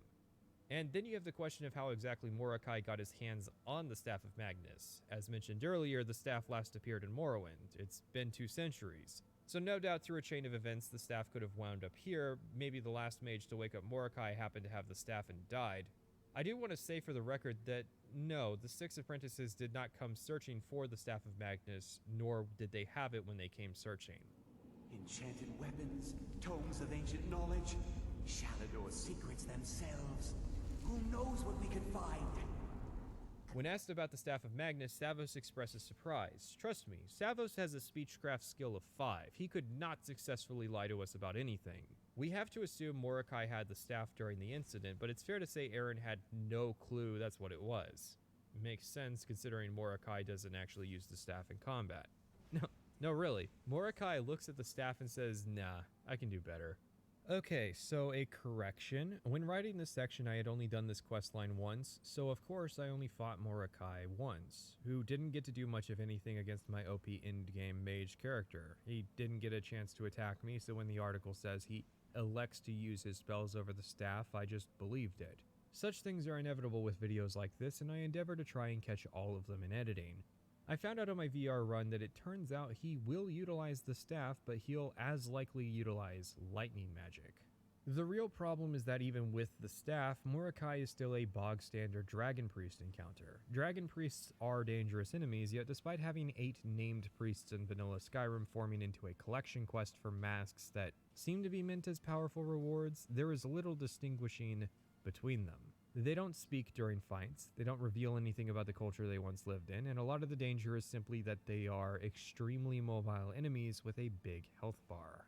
That said, it is interesting that the mage questline features a dragon priest seemingly designed to be difficult for mages to fight. Throughout the dungeon, Mordecai saps our entire magica pool, potentially forcing us to sit around and wait for it to recharge so that we can continue doing the Draugr Crypt. The other quest lines do not feature equivalents of sapping stamina before a melee heavy fight, so it's almost as though the designer is intentionally trying to annoy a mage character that is doing a magic quest line. The staff absorbs magicka, and then once you run out, it starts absorbing your health. It makes sense. Going off of his cryptic dialogue, it's fair to say Mordecai's post-life hustle has been to steal power from mages looking for artifacts of Shalador. Reflecting that by giving him a powerful mage-killing staff would be fitting, plus Mordecai specializes in lightning magic and can use the spell Command Daedra, making him a powerful anti-caster boss already. But either because Bethesda realized it would be too powerful, or because they didn't have time to actually make his AI use the staff correctly, this idea was lost. And now we have the hilarious image of a powerful lich wielding a powerful ancient staff, but not actually deciding to use it. After we leave and get confirmation that Aaron had left his friends behind, we get confronted by our old school rival, Estormo? Who the fuck are you? It's a bit out of left field and unusual. We just fought an ancient dragon priest and now we're being confronted by a guy a fraction as powerful. Typically, before a final confrontation, you might have a moment where you reprise a first act conflict. Think of it like dueling your Pokemon rival before or after the Elite Four. Bethesda went to the effort of making and naming this guy for no other purpose than to be a minor speed bump during this quest.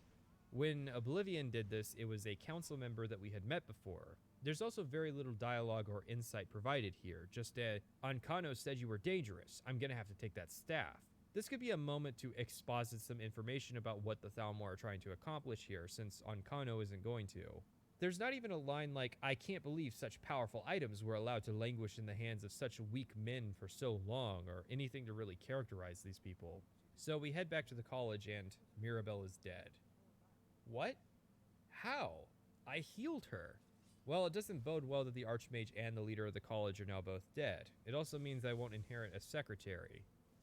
We have to use the staff to take down the barrier surrounding the college, and we head inside. Cue a boss fight, and Ancano is dead.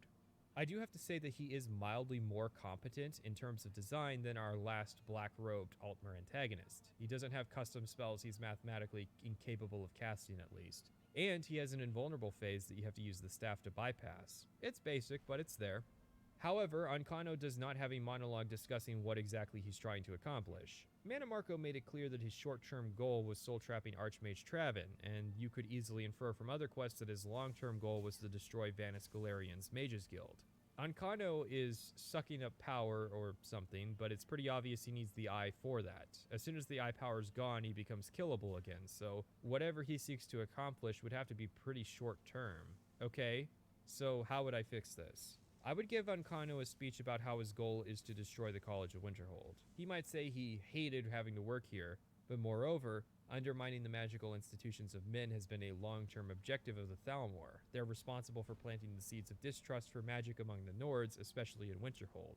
However, that was a side effect. In reality, the college was meant to have been destroyed during the Great Collapse, caused by the Thalmor and blamed on the Red Year, but the Augur of Dunlane had kept the college standing. Maybe Ancano was the wizard who summoned the storm, and his failure led to him suffering a career setback. So Ancano was assigned to undermine the college's credibility in Skyrim, and merely ended up taking advantage of the opportunity provided by the Eye of Magnus to attempt to destroy the college again, this time hopefully killing the Augur in the process. Then the Psijic Order intervenes. They push the player down the right path, and it ends in them taking the Eye of Magnus from us. They claim it's for our good, since the Eye is unstable, but you can tell this is a lie. In reality, the Psijics are stealing the Eye of Magnus for their own purposes, which may well be the intended interpretation of the game already, but it comes off with an air of incompetent storytelling. You see, the Psijics provided fantastic storytelling opportunities. They are obviously versed in forbidden and illegal magic like teleportation and stopping time. No doubt they can levitate as well. Levitation was the only one that was canonically banned, after all. Teleportation is simply claimed to have been a lost art. In reality, however, it may be possible that the Psijics are responsible for the art being lost, hoarding that power for themselves. It certainly paid off. We are so magically weak in Skyrim that it is doubtful there is anything we could do to stop the Psijics from stealing the eye, even if we wanted to. It's like someone at Bethesda is actively highlighting and pointing out how much weaker magic has become in the setting by making a powerful group of old wizards who know Morrowind-style magic. Fuck the College of Winterhold. The only reason this questline edges out over the companions for the award of second worst questline is that the college didn't force me to become a werewolf. Tolfdir figures we should be Archmage, having resolved the situation ourselves. Just a little more salt in the wound, huh? Hey Tolfi, the reason I resolved the situation is that I had external help from the Psijics. Yeah, the college is fucked. Not only do magical institutions run by the player have a history of falling apart, but this one's now being run by someone who can get blackmailed by the Psijic Order. Awesome. We get Aaron's robes, which are useless because even with their effect, they occupy the helmet slot, denying us more enchantment slots. Ultimately, the question remains, why is the College of Winterhold like this? The truth is, the College of Winterhold had the same fate as the magic system of Skyrim. It's pretty much just an excuse to have particle effects. Even the logo and imagery of the college is plastered with the symbol of the eye. It's all about what you see at the surface level. Think about how many times in this questline over the others the game has drawn attention to various effects that the game has. In fact, it was in replaying the game in VR, where I was more attentive due to only playing in 30-minute to hour-long chunks, that I noticed just how many times the college questline will do something visually unique. The reality is, the magic questline exists only to bedazzle, just like the magic system. It's a fundamentally incurious story coached in a predetermined prophecy and actions which only exist to further the plotline. Savos Aaron gave Mirabelle the torque we need to enter Labyrinthian, but Savos' story doesn't go anywhere nor really meaningfully accomplish anything other than to justify his attitude. Why is he getting wrapped up in this prophecy stuff as well by thinking he will need the torque soon when he so obviously earlier didn't know about the Staff of Magnus? Why does the Synod researcher tell us the location of the Staff of Magnus despite being at odds with us and rushing off to report the results of his artifact survey? Why does the Augur even exist if they weren't going to do anything in this story with the collapse of Winterhold? The answer is that they wanted to show us some sparkly stuff. In the making of documentary, you can see the designers having a meeting about the Augur's room. They aren't discussing what he meaningfully contributes to the experience of playing through this questline, other than the visual spectacle of being a giant swirling ball of light. The sad part is, the college has so many good opportunities to really interface well with the rest of Skyrim. You have the mystery of the collapse, you have 3 distinct ancient cultures you can explore, you have an opportunity to flesh out the Thalmor, you could even make it about the Red Year or repairing the Nordic view of magic. And that's not including the opportunity to make this a character piece about Savos or the new apprentices. When The Companions was a short and boring story, it didn't create that same feeling of wasted potential because it's a low opportunity premise. So what if it botched the idea of this one specific group of warriors? But it's pretty hard to make that argument that Skyrim hasn't been dumbed down when the faction that is literally a college is just seen as an excuse to create visual spectacle. And for what? That kind of cynicism about the audience only makes sense if Bethesda had been utilizing it in their advertising. They showed off the magic, but not the college, so ultimately we come to my final conclusion, which is that nobody cared. It was all about the graphics, which were immediately dated. It accomplished its story of representing magic, but that was supposed to be secondary to telling the story. There was only a college because these games are supposed to have a magical faction. If nobody's chomping at the bit to tell a story about it, then just pass it to the special effects guys and see what they come up with. Alchemy and enchanting were 2 crafting skills that already existed prior to Skyrim, so their inclusion to fulfill the terms of the Rule of 3 was important. Alchemy allows you to use ingredients found in the world to create potions to augment yourself, while enchanting allows you to use souls trapped from fighting enemies to augment your equipment with magical effects. The reason they are discussed together has to do with the fact that they are somewhat tied together. See, alchemy can fortify your ability to enchant objects, while enchanted objects can fortify your ability to create potions. It should be pretty obvious what the inherent implications of that idea are, which of course raises the question of whether or not this is an intentional idea on the part of Bethesda. You would have to imagine so. Enchanting was cut as a skill in Oblivion, and Fortify Alchemy did nothing as an effect. This came off as almost a response to people in Morrowind using alchemy to make Fortify Intelligence potions, and then drinking them so they can make even more powerful Fortify Intelligence potions. Bethesda has to at least be somewhat cognizant that players will take advantage of these feedback loops to create absurd items to make these changes. And indeed, doing this apparently results in a max Fortify enchantment value of 49%. This is where the effect Fortify Restoration comes into play. Restoration sits atop all the Fortify skill potions, so fortifying Restoration through potions makes those effects even more powerful. This results in what is called the Fortify Restoration loop. The idea is that you enchant a set of items with Fortify Alchemy, make a Restoration potion, then unequip the items, drink the potion, and repeat. The restoration effect makes the alchemy equipment more powerful, which in turn results in the second potion being even more powerful than the first. Once you're sufficiently powerful, you make a fortify enchant potion and then use it to create a new set of alchemy equipment with a much higher enchant value to save your progress. Now again, how much of that is intentional is up in the air. Given that they re-added the ability to fortify your alchemy from Oblivion, it's fair to say Bethesda knew people would use the effects for this purpose, but maybe not necessarily to the extent that people do, or that the problem would self-regulate. If that's what you want from the game, they left it an option, but they probably only ever intended for players to do it once. Unless of course you use the unofficial patch, which hates fun. Now as fun as creative use of game mechanics are, I'd rather talk about the systems as a whole. Morrowind has 72 ingredients in the base game, while Skyrim has 91, with 18 more being added by DLC, and wow, 75 being added by the Creation Club. Granted, they're mostly just ports of past game ingredients, most of which have to be purchased from Khajiit caravans. Like the previous game, each ingredient has 4 effects that you learn as you progress, and alchemy works by combining those ingredients with common effects into potions. A change, however, starts with how you actually do alchemy. Alchemy traditionally was done with apparati. That's not the correct pluralization, but I don't care. There were 4 types of apparatus, and the minimum you needed was a mortar and pestle. Each one would contribute to the effectiveness of the potion, but would also increase your carry weight. So it was best to keep the other 3 at home and stay on the go with your mortar, which meant that your alchemy progression was tied to exploration like everything else in the game. As you can see, mechanics and progression. All cut. Now alchemy is done at a station. This was by demand of the Alchemist Trade Union in order to increase visits to alchemy shops. Each station is equal in effectiveness, and you cannot improve these stations. Mechanical choice about carry weight and progression through exploration have been replaced with perks. Enchanting is similar, albeit the context is different. Enchanting's only done at stations, but that was inherited from Oblivion. It has been made more freely available to the player, whereas Oblivion enchants were gated behind Mage's Guild progression and paid DLC. Oblivion had cut hand enchanting because the formulas were busted and almost impossible to pull off in Morrowind, and decided against trying to fix it. So technically, Skyrim added enchanting back as a skill and added a progression system for it as an addition. For both skills, every 20 levels you can spend a perk point to make your creations 20% stronger, in addition to increases in effectiveness per skill point. These perks are straightforward and boring, but I would actually consider them to not be something that should be cut. Now let's get into the core of gameplay loops of these skills. To use ingredients, you need to know what effects they have, which of course leads to the taste testing. There are a couple perks in the tree that give you more effects when you eat ingredients, but without the ability to refund those perks, that would be an immense waste. There are a couple potion recipes that you can buy from alchemy shops. While useful, I think the lack of potion recipes for fortify effects is an issue. I also think that they should just teach you the effect of the ingredients instead of having to constantly open them. If I am expected to augment my damage using alchemy, then the least you can do is actually make it easy to figure out how to craft those potions without the internet.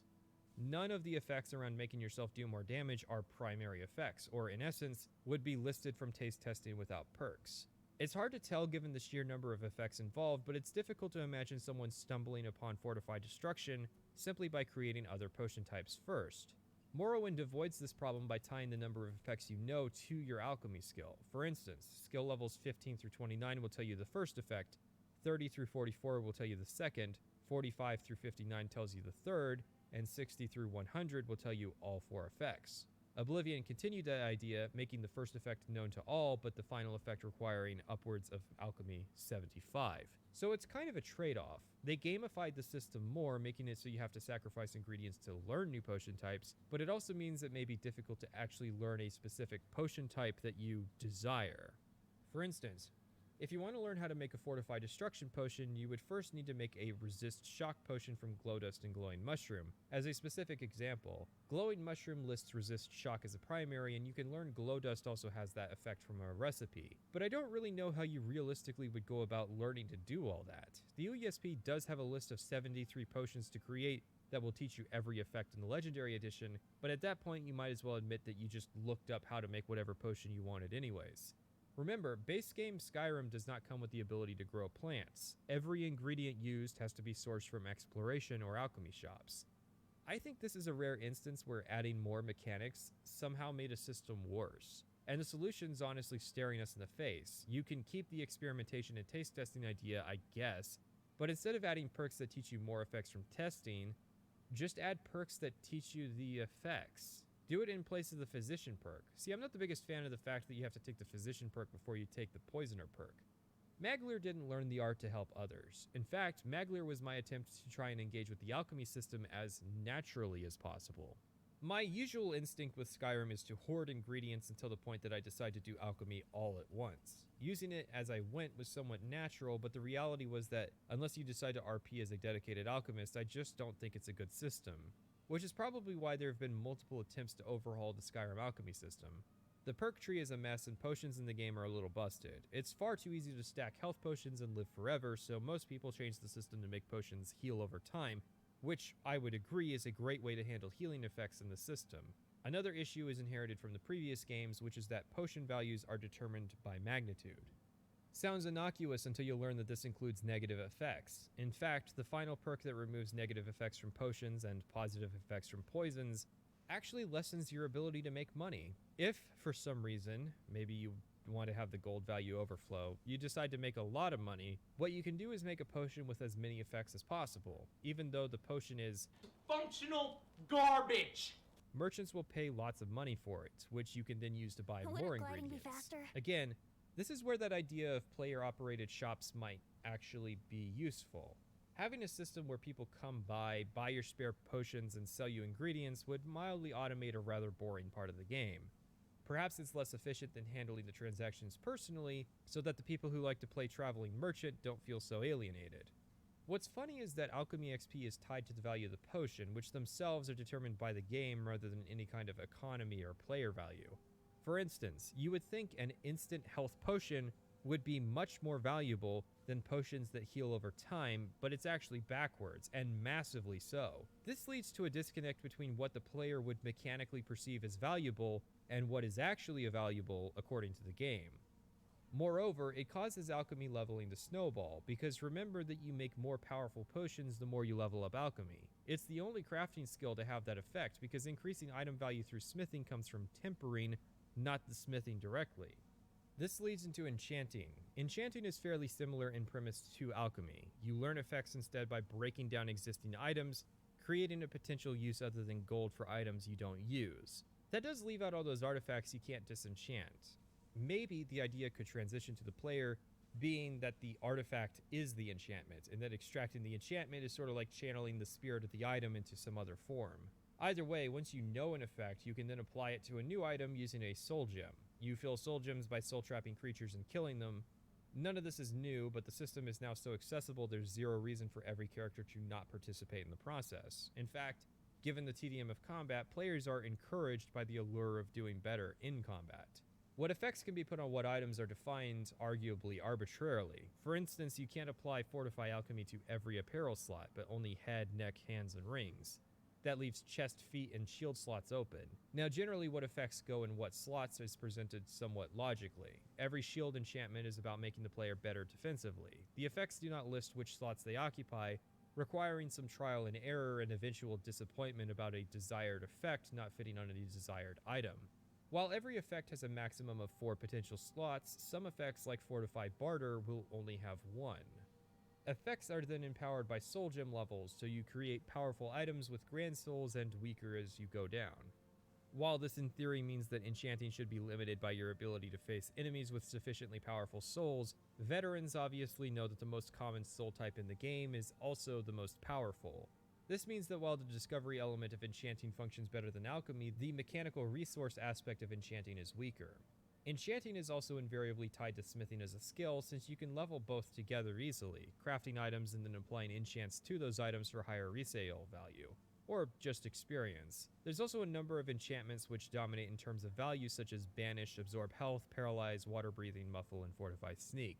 I found that enchanting was the least tedious of the 3 crafting skills. It's easy to incorporate into the gameplay loop, valuable to do so, and not resource intensive enough to become annoying. I also find the enchanting perk tree to actually be well designed. You can immediately jump into 3 distinct paths, one for using enchanted items, one for enchanting weapons, and one for enchanting apparel. At the top is the perk Extra Effect, which allows you to apply 2 effects to an item. While Kritosis in his video sees this as the game selling things we used to be able to do back to us as perks, I really don't have a problem with that. Extra Effect is a perk which unlocks a new ability for the player rather than simply making the player X% better at using the skill. It means that there is a tangible difference between when you start off enchanting and when you stop. It's not a huge difference, but I think the game would be worse if Extra Effect was a default ability. Compare that to Alchemy, all that changes is that you get better at it. Oblivion did have an idea where master alchemists could make potions using a single ingredient, and really, it's Oblivion's fault. In fact, I'd say that Oblivion's enchanting system is worse than Skyrim's. The real question is, how much worse than Morrowind is Skyrim's systems? While Morrowind's system does allow you to achieve a lot, it has one fatal flaw in my eyes. What is with these enchanting costs? You aren't going to be doing any impressive multi-effect enchantments in Morrowind without a healthy helping of Fortify Intelligence potions, and most people have to engage in mercantile Krav Maga to use enchanting services providers twice. Of course, the high prices were there to offset how absurd enchantments could become, and enchanting worked differently, offering to work as additional spells instead of just player augmentation. And there were more mechanics, like individual creature soul levels distinguishing different levels of power, or different items having different maximum enchant values. You know what, we'll just call enchanting for Skyrim best in show and write it off as a really bad year.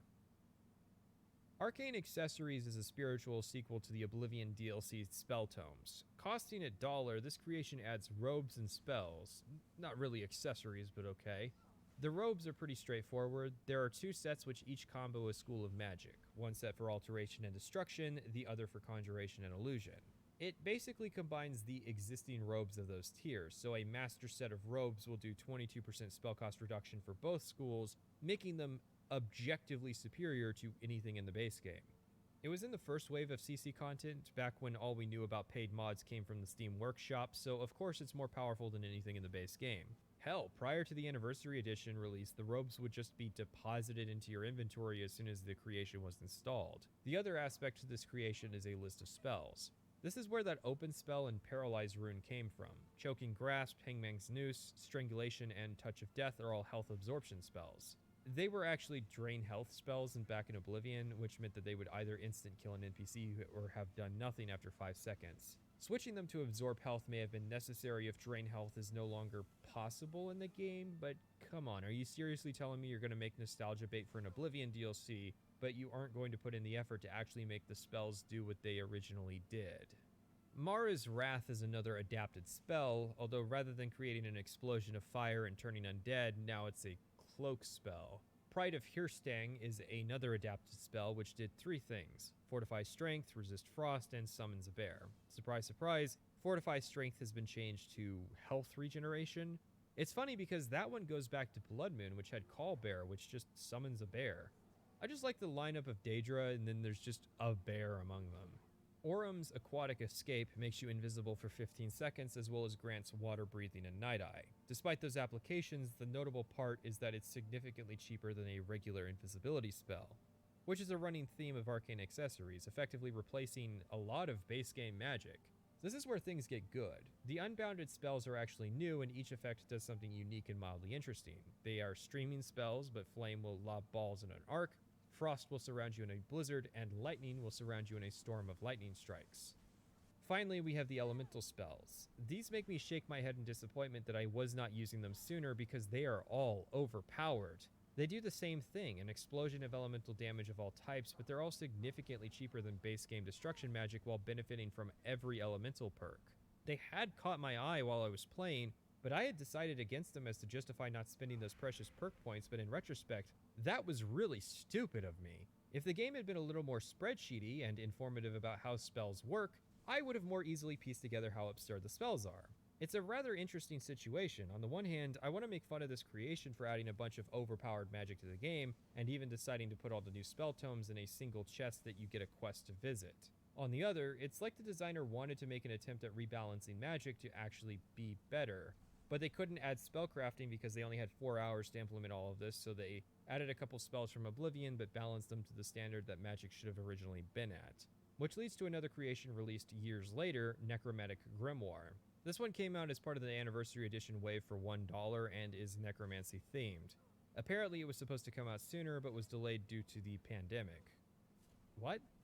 Wait, does that mean this isn't modded content but actually official Bethesda made Creation Club content? Why?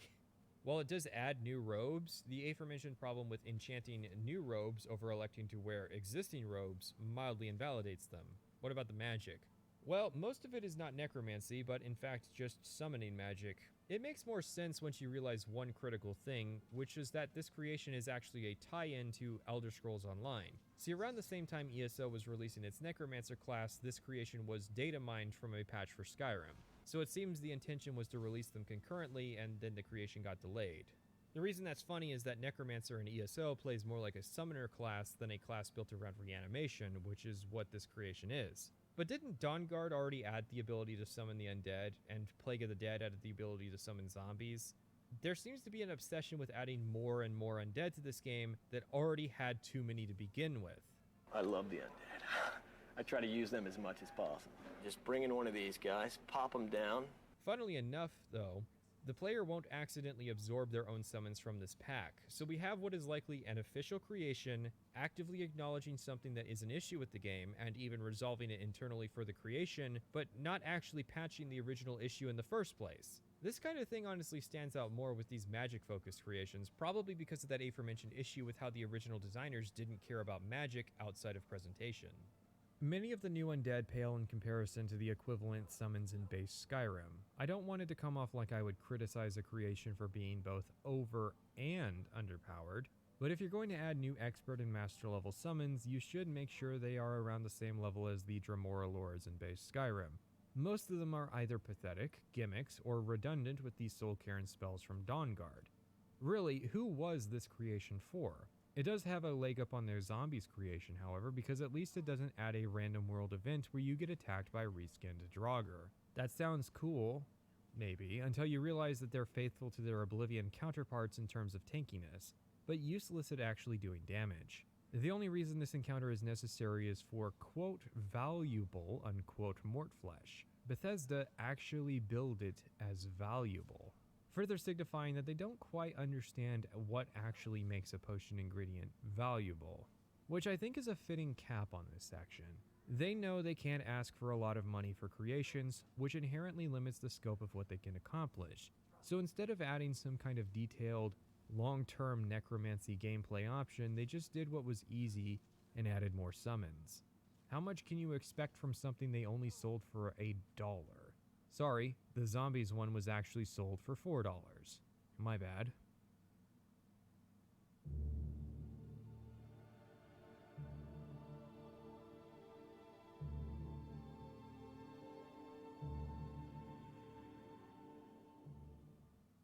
Skyrim's Dark Brotherhood is a funny thing. The Oblivion iteration is praised as one of the greatest factions in an Elder Scrolls game. Not by me, and I spent time detailing its problems in the Oblivion video. Well, the funny thing is that the Skyrim iteration has not earned that same accolade, and it's kind of curious. You guys know what the black hand symbolizes? And I do want to confirm to QuakeCon that Dark Brotherhood is in the game.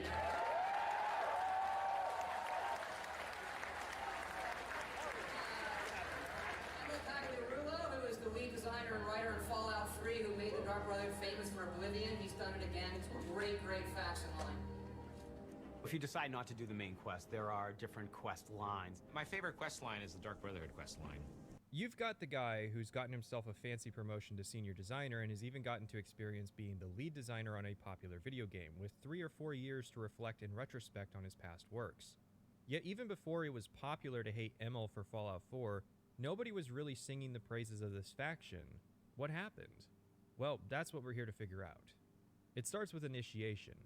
In Oblivion, you had to murder an innocent, and then in your sleep, you would be contacted by a representative. If it isn't Patrician, he of the Elder Scrolls videos on YouTube. Not so here. Kind of weird. A lot of people praised that aspect of the original guild. Sure, it had the habit of accepting any old murder, innocent or not, but at least it was interesting and unique. In Skyrim, you receive your invitation after doing a quest. Okay. I doubt it's because Emil felt compelled to do something new. I mean, have you played Fallout 4? He doesn't seem to have an issue with reusing his ideas, which means that he must see this as a superior method of initiation. Alright, so what's the quest? I mean, at least if it's interesting, that makes it alright. Well, there's a rumor going around that Aventus Arantino is performing the Black Sacrament to summon the Dark Brotherhood, so you have to do his request. Here's the problem with that. In Oblivion, there was a guy who did the Black Sacrament who got life in prison, just for doing the ritual. Yet these Nords are okay with it. Hey, he's a kid. I don't have the heart to stop him. Guys, he's trying to summon a murderer to your city. It would be one thing if this was Solitude. Maybe imperialized culture has caused the local Nords to start looking the other way at this kind of thing, even though the Imperials are just as intolerant of the Brotherhood. But this is Windhelm, the home of the Stormcloaks. That alone should be cause for someone to kick down his door, especially since Aventus Arantino is an Imperial name.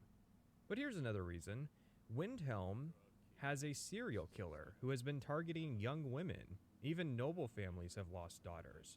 Remember how Torsten Cruelsea paid the Thieves Guild to wipe out the Somerset Shadows because he believed they were responsible for his daughter's death, when it turns out all they had done was rob their corpse? Well, the child just outside Arantino's house is Grimvar Cruelsea, meaning it's only a matter of time before Daddy Cruelsea finds out about Arantino. Let's just say I'm a firm believer in an eye for an eye and leave it at that. He fancied himself a thief in some sort of new guild forming around here. Gave me some valuable information before, well, you know. Emil even shows awareness of this plot later, as one of the Dark Brotherhood quests ties directly into the serial killer storyline. There's also the fact that the Dark Brotherhood are bitter rivals to the Morag Tong, as well as generally worshippers of Mephala. Now, what group of people on Tamriel in the last 2 centuries have had a cultural revival in the worship of Mephala? And what group of people have a quarter in Windhelm after having sought refuge from the Red Year?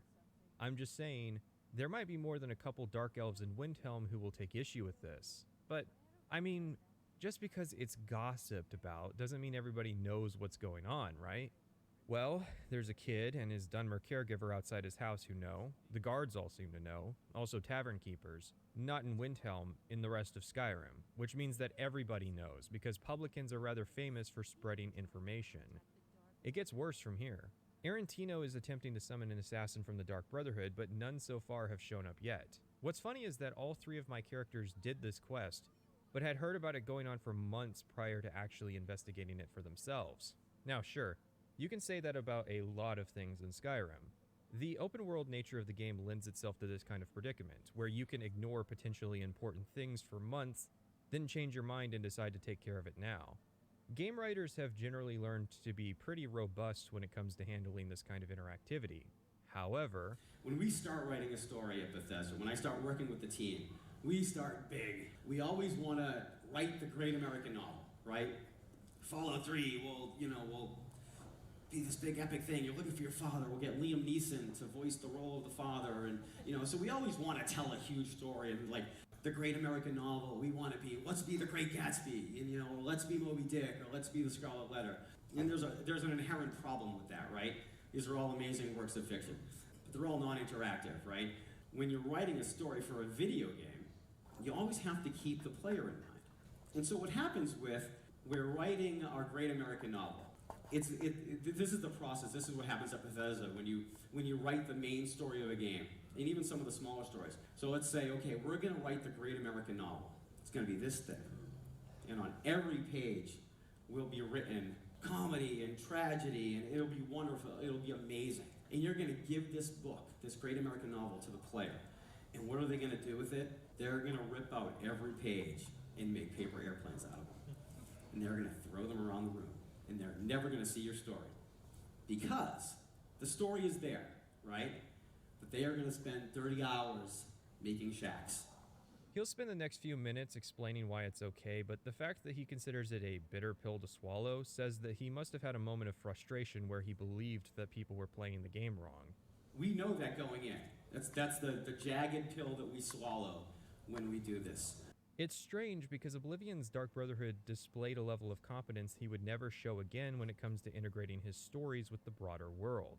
The Dark Brotherhood made sense to do at any time, with most of it being appropriate to do at your leisure, and only at the end was there a time-sensitive component to the quests.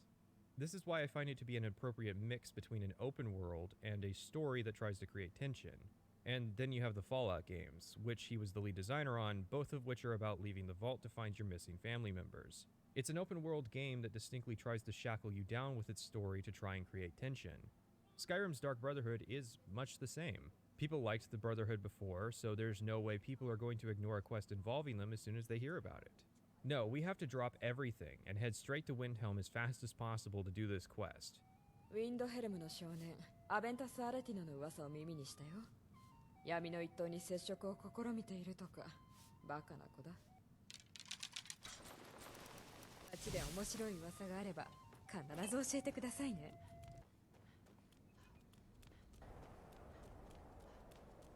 我々の食料を食らい、ひどい匂いで街を汚しておく。じゃあ本当なんだね。みんなはなんて言ってるの？アベンタス・アレティノが。While most factions in the game have some kind of quest pointing out where to go to start a quest line, they just point out where to go, not explicitly what to do. There's definitely an air with some Skyrim quests that you're meant to drop everything now to go do it, based on how they're interfaced with the rest of the open world. I am supposed to believe Arantino has sat here for months doing the Black Sacrament unimpeded. The thing is, this is not an immersion argument. I can accept that there is a quantum element to it. My immersion's not some fragile thing that breaks at the slightest discrepancy, unlike most Skyrim reviewers. Rather, my problem is that the quest itself later draws attention to this. Arantino doing the sacrament for a long time is a plot point in the quest line. I did the Black Sacrament over and over with the body and the things, and then you came! Arantino wants the matron of the Riften orphanage dropped due to her being unkind. This is similar to how Oblivion opened with you killing a rapist and murderer, but a lot more overt that is actually what's happening. You had to be paying attention in Oblivion to know what Rufio did, and who wanted him dead for it. But now Skyrim's a lot more clear about it. After all, wouldn't want people being morally conflicted about their murders. The law also doesn't work in this situation. You can kill Grelod as overtly as possible, and it won't get reported. Not by the children, not by her assistant. Those who shirk their duties will get enough. Be careful. It's Grilla. The quest is presented comedically, and I can easily imagine this being a Fallout quest where, like, there's an orphanage of ghouls, and one of the ghoul children escapes and asks you to kill the mean headmistress ghoul. When I grow up, I'm going to be an assassin. That way I can help lots of children just like you! After doing this quest, you'll receive a note from a courier, the annoying "We know" message with the signature black handprint, which singularly caused every single handprint everywhere to be posted in Elder Scrolls meme communities as secret black hand signs. It's not like a hand dipped in paint was one of the first things cavemen figured out about art. Are those his nostrils?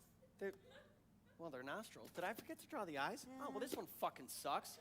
After you get the note, the next time you sleep, you wake up in an abandoned shack and are confronted by a masked woman named Astrid. She goes on about us stealing the Dark Brotherhood's kill and how we need to make it up to them. Now, you might be wondering, hey, if Arantino was doing it long enough for word to get out around Skyrim about his actions, then surely we can't have actually stolen it from the Brotherhood.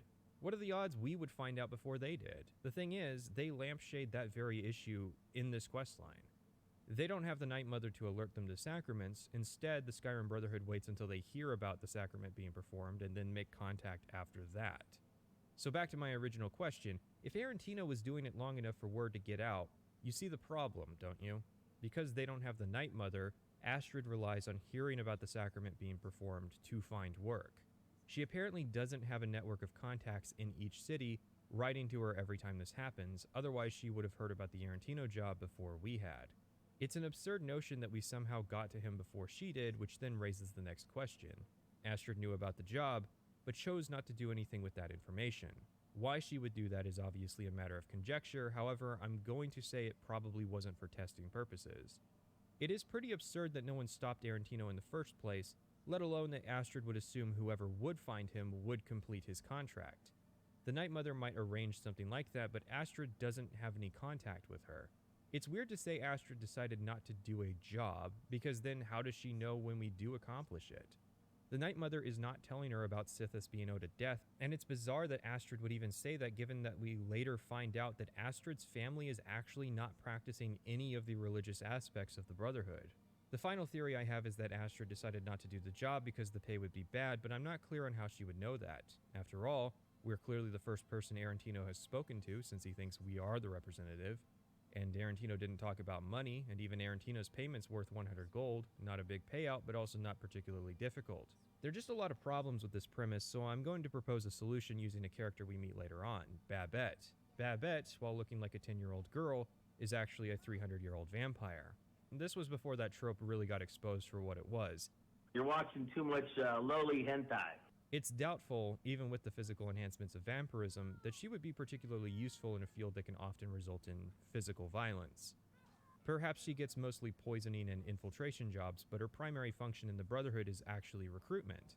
See, the neat thing about children is that they are naive and constantly growing into adults, while new children are born. Perhaps Babette infiltrates communities as a homeless child, similar to some that we see, and makes friends with the local children. She then exploits these relationships to create jobs attractive to adventurers looking for opportunities to kill. After all, children can't afford to pay much, so if you're doing the job for them, it's probably just for that opportunity. Babette then monitors the kill and determines if the person is a do-gooder or a potential recruit and passes that information to Astrid. The neat thing about this particular change is that it doesn't really add any additional elements to the story other than some dialogue and maybe a cameo by Babette at the orphanage. What it does do is plug up the holes created by the Arantino introduction. This is, of course, assuming you wouldn't just want to eschew the entire thing in favor of something like, if the player goes to jail for a bounty of 1,000 or more, they're contacted while in jail and the test is escaping. Speaking of tests, Astrid has one for us. We're locked in this shack and she says one of the 3 people tied up in the room has a contract on their head and Astrid wants us to figure out which one it is. Fulltime is a sellsword who doesn't know who wants him dead but admits it's a probability in his line of work. Alia is a mother with a bad attitude who figures someone might want her out of their life. Vasha is a Khajiit who openly admits this isn't his first time. Astrid has a line for whomever you kill as well as whatever combination of people you kill. However, the worst lines are for when you only kill 2 people. The singular kills and the Astrid lines for when you kill all 3 are much better. Which one will you choose?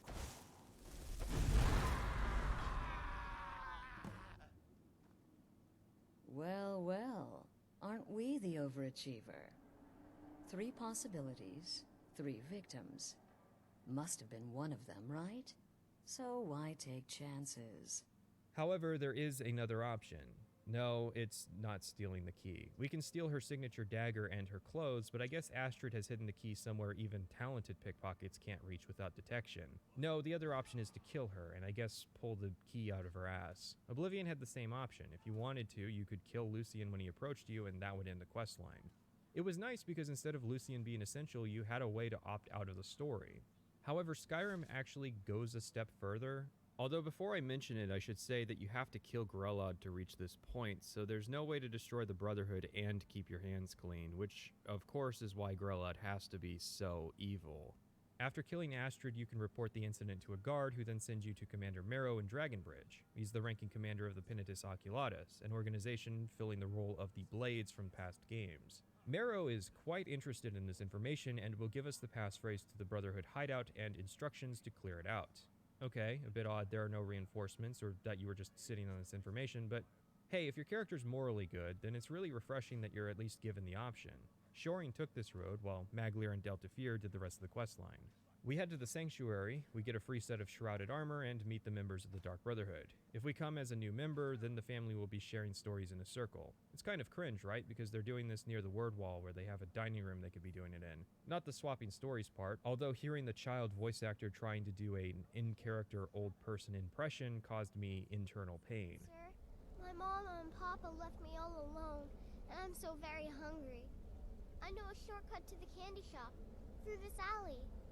Oh, yeah, very good, very good. My, it's dark down here. Oh, but you're so beautiful, such a lovely smile. Your teeth! No! Arrgh!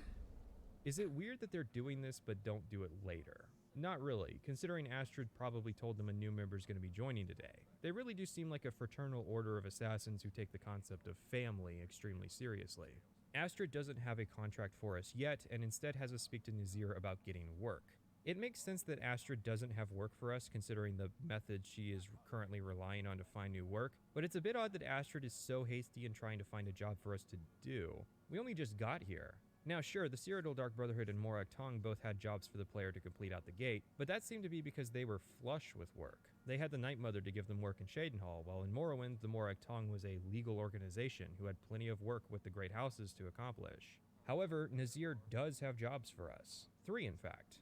For some reason, these aren't considered to be serious contracts, despite the fact that people are seriously killed and serious money changes hand for the deed. Now, what happens here is called poisoning the well. The idea is that I can go on a long and bloviating tangent about something that isn't really relevant, and some people would point out that that was what was happening. However, if I start by saying that the tangent is going to be long and bloviating, then people are more likely to notice and comment. These jobs are not different from the dead drop quests you get in Oblivion or the writs of execution in Morrowind. Here's a target, go kill them. The difference is that Skyrim draws attention to these being simple quests. These aren't particularly glamorous assassinations, I'll be honest. Don't pay much either, but they'll keep you busy. See what I mean? Nazir draws direct attention to the fact that the quests are simple, that they don't pay much, and that they're ultimately busy work. Whereas in Oblivion, you only receive the dead drop quests after being appointed to the position of Lachance's silencer. Lucian never drew attention to these being simple quests. Mix that with the fact that Oblivion started with its best quest first, and suddenly the Dark Brotherhood is considered a good faction. It's a neat trick. We start with 3 jobs: Narfi, Beytild, and Enodius Papias. It's a bit weird. Nazir says we can just do these whenever, but why? I mean that with sincerity. Why isn't there a time component to these contracts? Isn't there somebody out there waiting for these people to die? What if they get tired of waiting and decide to hire a regular mercenary to do the hit? There's also the why question in a metatextual sense. Why do these quests need to exist in Skyrim? I can understand and actually approve of the decision to not immediately hand in an important contract to the player when they first join, like pretty much every other faction in the game, and I actually appreciate simple and straightforward jobs because you can make a lot of them. These aren't Radiant quests either, so there's some thought being put into them. I just don't understand why it was necessary to make these contracts appear casual. Is the Dark Brotherhood in hard times, having difficulty finding work?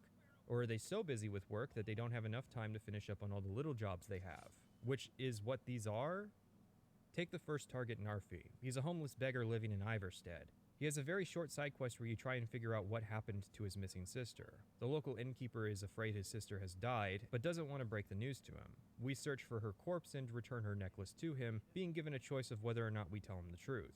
This quest is extremely basic, but it's interesting that they actually gave an assassination target content prior to his death. It means there's a chance, however slim, that the player might actually know Narfi, know about his plight and his mental illness. Now, I believe it is actually possible to spare Narfi, as I think you can get away with only doing 2 side contracts. I say I think because I was not going to play through the questline a 3rd time just to test the theory. The problem is that you can only get the later contracts by doing all of the first 3, so Narfi has to die. Okay, that's all well and good, but why exactly are we just sitting on this job? Surely somebody on their way to another job can stop by Iverstead and kill an isolated homeless man, especially since our guildmates will talk about the jobs they've done in Morrowind. Speaking of, the Brotherhood members will discuss their work with each other, even after the initial group discussion. This can be annoying if you're trying to record dialogue and the people in the other room are having a full volume conversation. However, it gets better because these conversations are considered radiant, meaning that they are the last refuge of Oblivion-style idle conversations. I'm going to read you a transcript of a conversation, and I want you to guess from this cast of characters who has had it. So, is it true? You're referring to that blacksmith contract. By Sithis, you slew everyone. Well, except for that one you kept alive to serve as witness. Does your wickedness or your skill know no bounds? Contracts like that are few and far between, it seems. Makes me long for the old days. So, do you have a guess? Because you're right, congratulations. You don't even have to tell me, because the people who can have this dialogue are everybody. This is kind of like Oblivion, where every voice type pulls from a pool of generic dialogue to generate conversations. You could overhear crack addicts discussing geopolitics, although that's actually pretty realistic. The difference is that for some reason it was decided that there should be a pool of common dialogue among everybody. Apparently everybody here has hidden inside the body of a mammoth during one of their contracts. 7 different people all have the same dialogue lines, but recorded by their individual voice actors, so about 150 voice lines are redundant for this little system, in addition to the non-redundant lines bringing the total closer to 180. Big question being why, because I noticed on my first playthrough that everyone's stories were sounding very similar. It's the worst of both worlds. You could have used a lot less dialogue by recording specific stories for each NPC, but I guess I applaud the attempt at making dynamic dialogue. However, 180 voice lines isn't really a lot in the grand scheme of Skyrim's 60,000 voice line pool, and it's definitely not enough for the system. Given the number of times you'll be returning to the Sanctuary being a minimum of 9, but potentially more, the probability is too likely that you'll hear the same extremely specific voice lines get used by multiple NPCs. It doesn't help that many of these conversations take place in the background of dialogue that you may be having with Astrid or Nazir, needlessly distracting you from the story to hear irrelevant, radiant dialogue.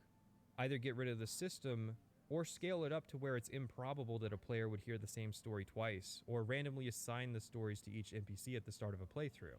I think the goal of the system is to make it seem like the NPCs aren't just hanging out in the clubhouse all day by pretending that they actually go out and do things. I think that would only really work if the NPCs did ever actually leave the Sanctuary. Talandril and Shadenhall would. You could encounter her out in the world and even potentially during contracts. Anyways, we should really get back to work. I'm not exactly clear on who it is that wants Narfi killed. Plenty of speculation, but I personally don't believe the theory that he got killed just to clear him out, considering Iverstead is an actively shrinking town. There's plenty of space for new development without claiming Narfi's burned out house. Then you have Anodius Papias. He's paranoid that someone's out to kill him, so he left his old job site at a mill. Again, I'm not entirely clear on who wants him dead. You can speculate plenty in both cases, however my general rule is to not accept "I don't like them" as a motive for hiring assassins. Not just no. The people that have, like, inconvenienced you in the slightest way. It's like, oh, it turns out that guy that fucking scratched my car, he killed himself. Yeah. Remember last week when I got into an argument at the bodega with that guy? He killed himself. He also killed himself. He killed himself. Oh, yeah, no, that old Yeah. landlord I had that didn't give me my security deposit back. Yeah, he had was Car at accident. at the gym and choked himself to death while bench pressing. Beytild is much clearer. She's a mine overseer in Dawnstar who is having a public feud with her ex-husband who runs a competing mine. It's not stated outright, but when even stuff like their political opinions are directly contrary to each other, well, needless to say, the old Lagelf couldn't handle that strong Nord pussy. With 1 or 3 contracts done, we can get our first real contract from Astrid. See what I mean? We just killed 3 people, but that wasn't real work because of the way the game presented it. It doesn't help that after each mission, Nazir will make a comment.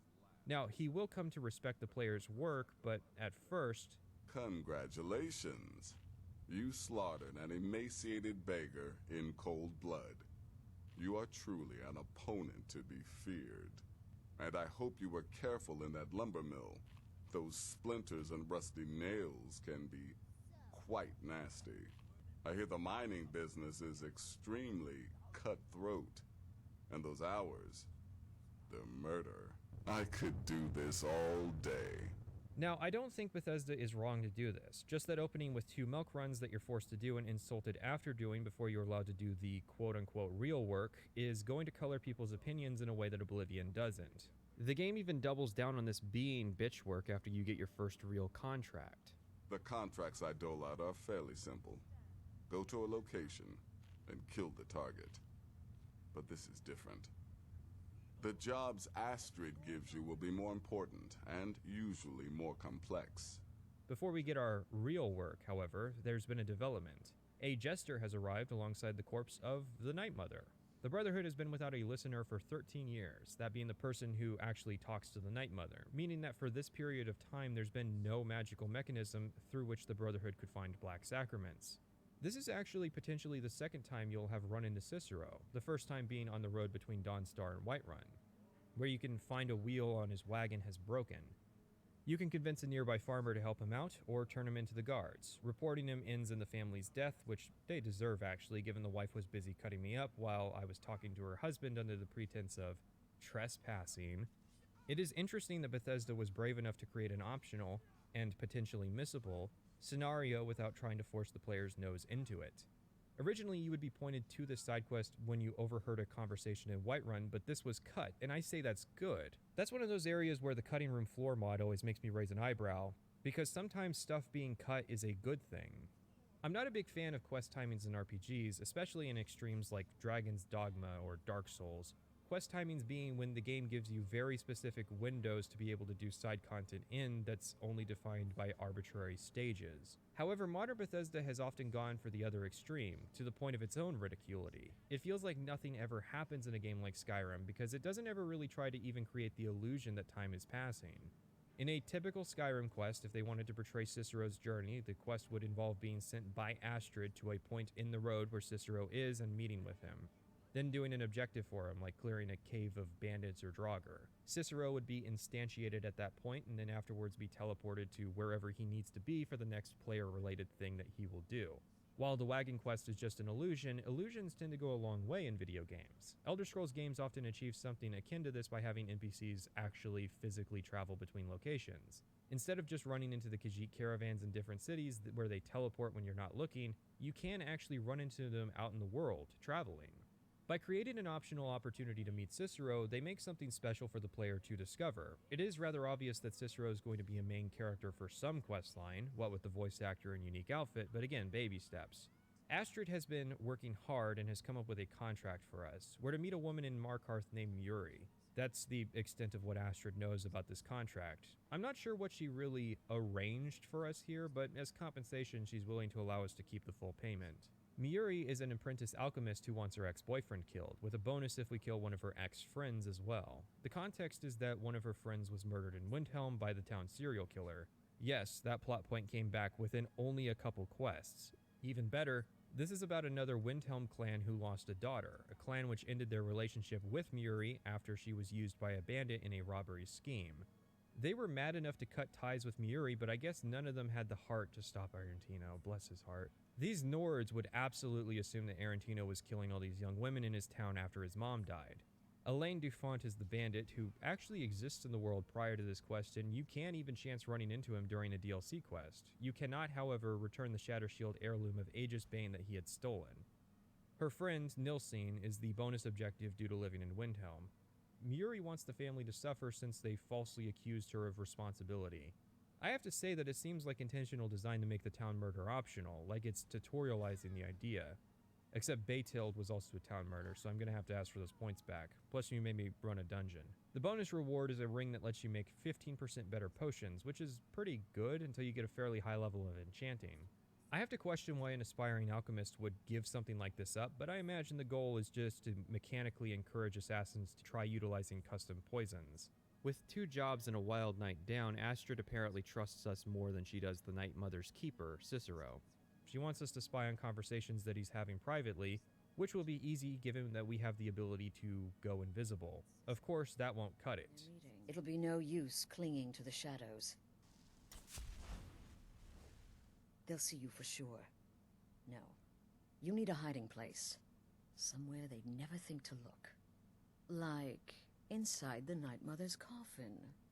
The guy whose primary responsibility is maintaining the remains of the Night Mother will not look inside her coffin? I mean, other family members will point out that the goal of this is to show that Astrid is just being paranoid, but the goal is to also put the player in physical contact with the Night Mother so that she can reveal our promotion to Listener of the Dark Brotherhood, effective leader of the entire organization.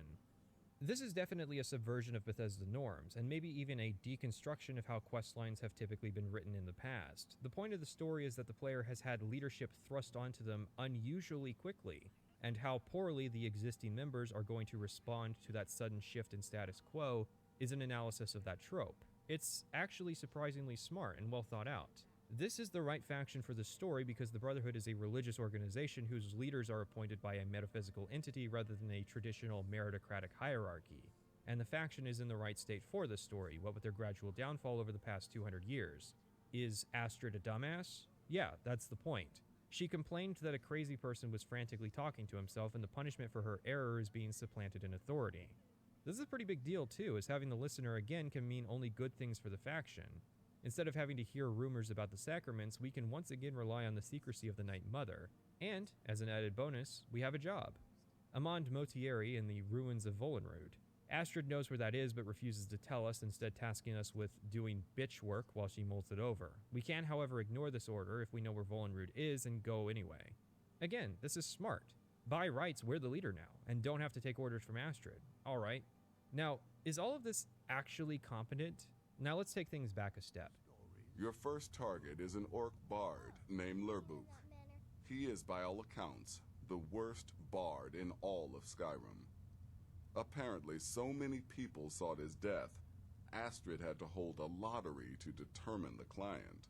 Congratulations, that's so fucking stupid that it invalidates 3 paragraphs worth of praise. I'm gonna go ahead and give Mr. Pagliarulo the benefit of the doubt here and assume that he means for Nazir to be joking.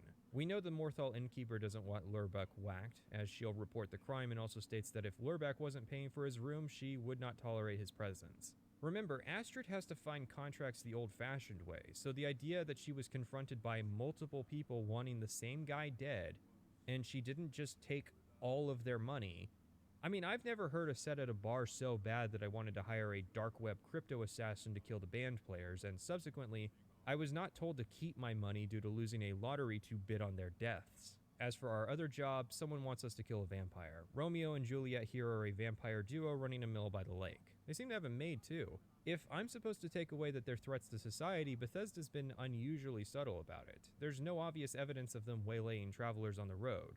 There is a corpse not too far from their house, but again, that's unusual subtlety. No clue if it's connected to them. I would expect, like, corpses strung up in the basement or something. Also, don't know who wants Hearn dead, as Hurt will protect him with her life and no one else is here. Like, who wants this to happen? The Dawn Guard? Of course, you know me, I went to Volenrud while I was out murdering and met with Motieri. He is, of course, a reference to Francois Motieri from Oblivion's Dark Brotherhood questline. Amand has come to Skyrim and performed the Black Sacrament, which we can actually see in order to request our services to assassinate the Emperor. Okay, yeah, I'm down. I think this is meant to be a follow-up to the Oblivion Elder Scroll heist quest, where a questline will focus on a singular story. We get an amulet for expenses and a sealed letter as instructions. The letter just contains coded instructions that explain the quests that are going to follow. There's no acknowledgement from Astrid about us meeting Motieri before she gives us the order to do so. She just ends the conversation after giving the order. Talk to this Armand Motier, and let's see where all this leads, You're back. Good. All right, so, did you meet this Motier? What did he want? That is a shame, as she would absolutely have an opinion about us ignoring her orders to go do side work, to instead go do the Night Mother's bidding. She wants to analyze the letter while we take the amulet to Delvin Mallory to get it appraised. He exchanges it for a 15,000 gold line of credit and informs us that the amulet signifies that Amand is a member of the Elder Council. The Elder Council are members of Imperial nobility who serve as advisors to the Cyrodiilic Emperor. It's a bit odd that one would be attempting to assassinate the Emperor Titus Mede II.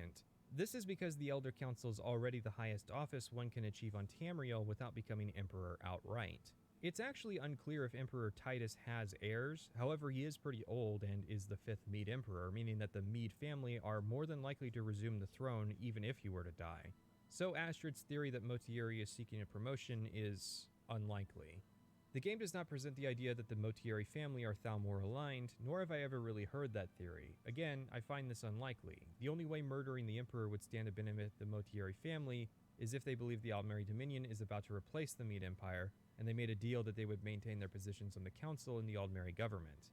Not that it's impossible, and I actually believe there's a moderate chance this is where Bethesda is intending to take the series, but it's also the sort of idea that you might actually want to allude to in the game if that's the case. No, instead, like most Dark Brotherhood quests, the motivation for the murder is going to remain nebulous at best. We know that Amand wants to do it, and that he stands to benefit in some way, and the rest is open for interpretation, because that's what Elder Scrolls is about, right? It's not about the actual writing, it's about creating prompts for people on the Imperial Library and Reddit to write their own speculative rationalizations and fanfiction.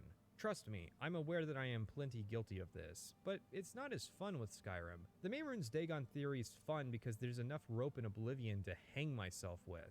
It's a good conspiracy theory because it ties together many disparate ideas to create a level of plausibility. Skyrim's version of conspiracy theories is lazy. It's a prepackaged noose. It's literally just saying that X group is behind everything. Assuming Motieri's working for the Thalmor is only plausible because it's the one trick Skyrim has, and it's so bad that even modders resort to using it. Instant plot, just add water. I do not know this word, Thalmor. But if you mean the elves, they were trying to learn the secrets of forging Stalrim.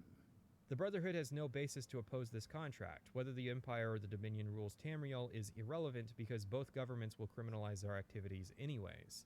The first leg of this assassination is to kill Vittoria Vici. She's the overseer of Solitude's branch of the East Empire Company, fiancée of Asgeir Snowshod, and first cousin to the Emperor.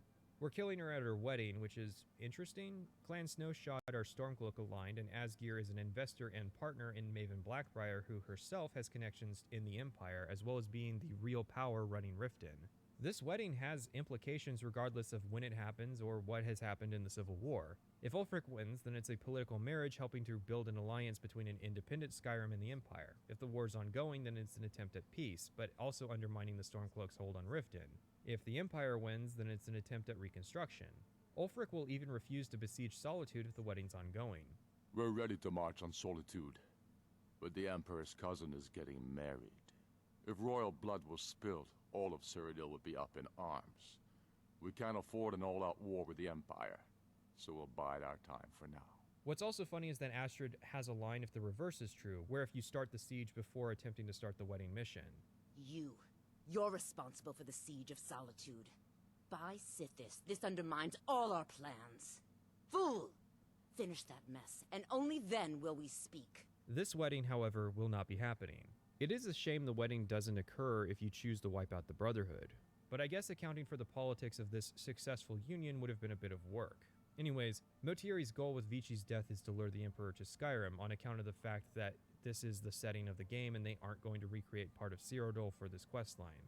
I mean, they would honestly probably just have the wedding in Bruma, that being the middle ground for the three most important parties involved. However, we're just told by Astrid to kill Vici, so understanding what exactly Motieri wants requires us reading the sealed letter, which Astrid will call sloppy. Babette proposes dropping a loose-hanging statue on Vici while she's given a speech, which fulfills Astrid's bonus condition of this contract. I'm sure Astrid means to make the murder as public as possible, but I feel like the bride dying anywhere at her own wedding would accomplish that same goal. The bonus is only gold anyways. The problem with the statue is that it's an accidental death. That's good for most jobs, but when the goal of the death is to draw someone out, then the method becomes very important. Is the Big E really going to show up if his cousin's killed in a tragic accident? Or is he more likely to show up if she's publicly murdered? You could make cases for both. I just thought I'd mention this to get it in your mind for later. Personally, I like using Frenzy to make other people do the killing for me. This leads to Pandemonium, but it gets the job done. However, Vici left the Overlook to go fight people on the ground and died in the reception area, forfeiting my bonus. Vizara will also show up to fight people and cause a distraction, but that's kind of weird in itself. Okay, so I get out fine, but now Vizira has to fight his way out of the city instead. Seems pointless to me. I think the only point is to make it seem like this is a team effort. Funny thing, one of the priests is lying dead in the reception area, naked. I don't know when or how, but he had died at some point, but the game doesn't actually check for that and will bring dead guests to the reception anyways. It's definitely a loose quest. Not just in terms of functionality, the bugs page says as much. I'm not clear if the goal is to draw the Emperor here for a funeral or to crack down on violence in the province. Perhaps it's an open-ended goal to encourage flexibility in the approach, but then why are there so few actual options? I can't help but feel someone played some blood money between Oblivion and Skyrim. Unfortunately, Absolution came out in 2012, so I can't make the joke that I want to. The problem with taking Hitman as an inspiration is due to the genre differences. Hitman is a linear series of independent missions, while Skyrim is an open-world game that endeavors to have its characters exist and interact with the world before their quest. Agent 47 can perform so terribly that he jeopardizes future contracts because the missions aren't continuous. It's assumed that 47 did a good job, even if the player doesn't.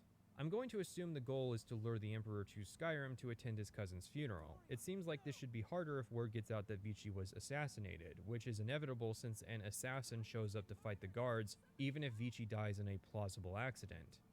Where Skyrim can shine is by having contingency missions. Do a bad job in one area but make it up in others. Do a bad enough job overall and maybe even create commentary on your poor performance. This is a delicate matter and has to be handled exactly right. Part 2 of Motieri's plan is vague but involves crippling the security for the Emperor. In this case, we need to weaken the Penitus Oculatus. Rather than killing their commander, we are instead going to implicate the commander's son Gaius in a conspiracy to assassinate the Emperor. Motieri didn't specify that plan exactly, and I don't exactly understand how this is supposed to work. Obviously, this is meant to create a false sense of security by making it seem like the threat has ended. The letter we plant, however, doesn't specify that Gallus was even involved in the Vici incident. Nothing will stand between your men and his eminence. He will die by Stormcloak hands, and neither my father nor your great leader Ulfric will even know anything is amiss until too late. Interesting play, making it seem like an independent plot rather than a Stormcloak ploy. That does make sense, because it means the Stormcloaks aren't going to be a continuous threat should the Emperor visit. The problem is the detail of how Marrow is implicated. We kill Marrow and plant the letter on his body. Our bonus comes from killing him in the city so that he's detected faster, which is strange because it seems like the point of killing him in the city should be that he gets detected at all. There are plenty of people in Skyrim who would pick his corpse clean and leave the body for the animals. You're walking down the street, suddenly you see a man lying on the ground, dead. He has been stabbed 36 times, and laying just inside his jacket is an immaculate letter saying that this man plans to murder the president. No, not even that.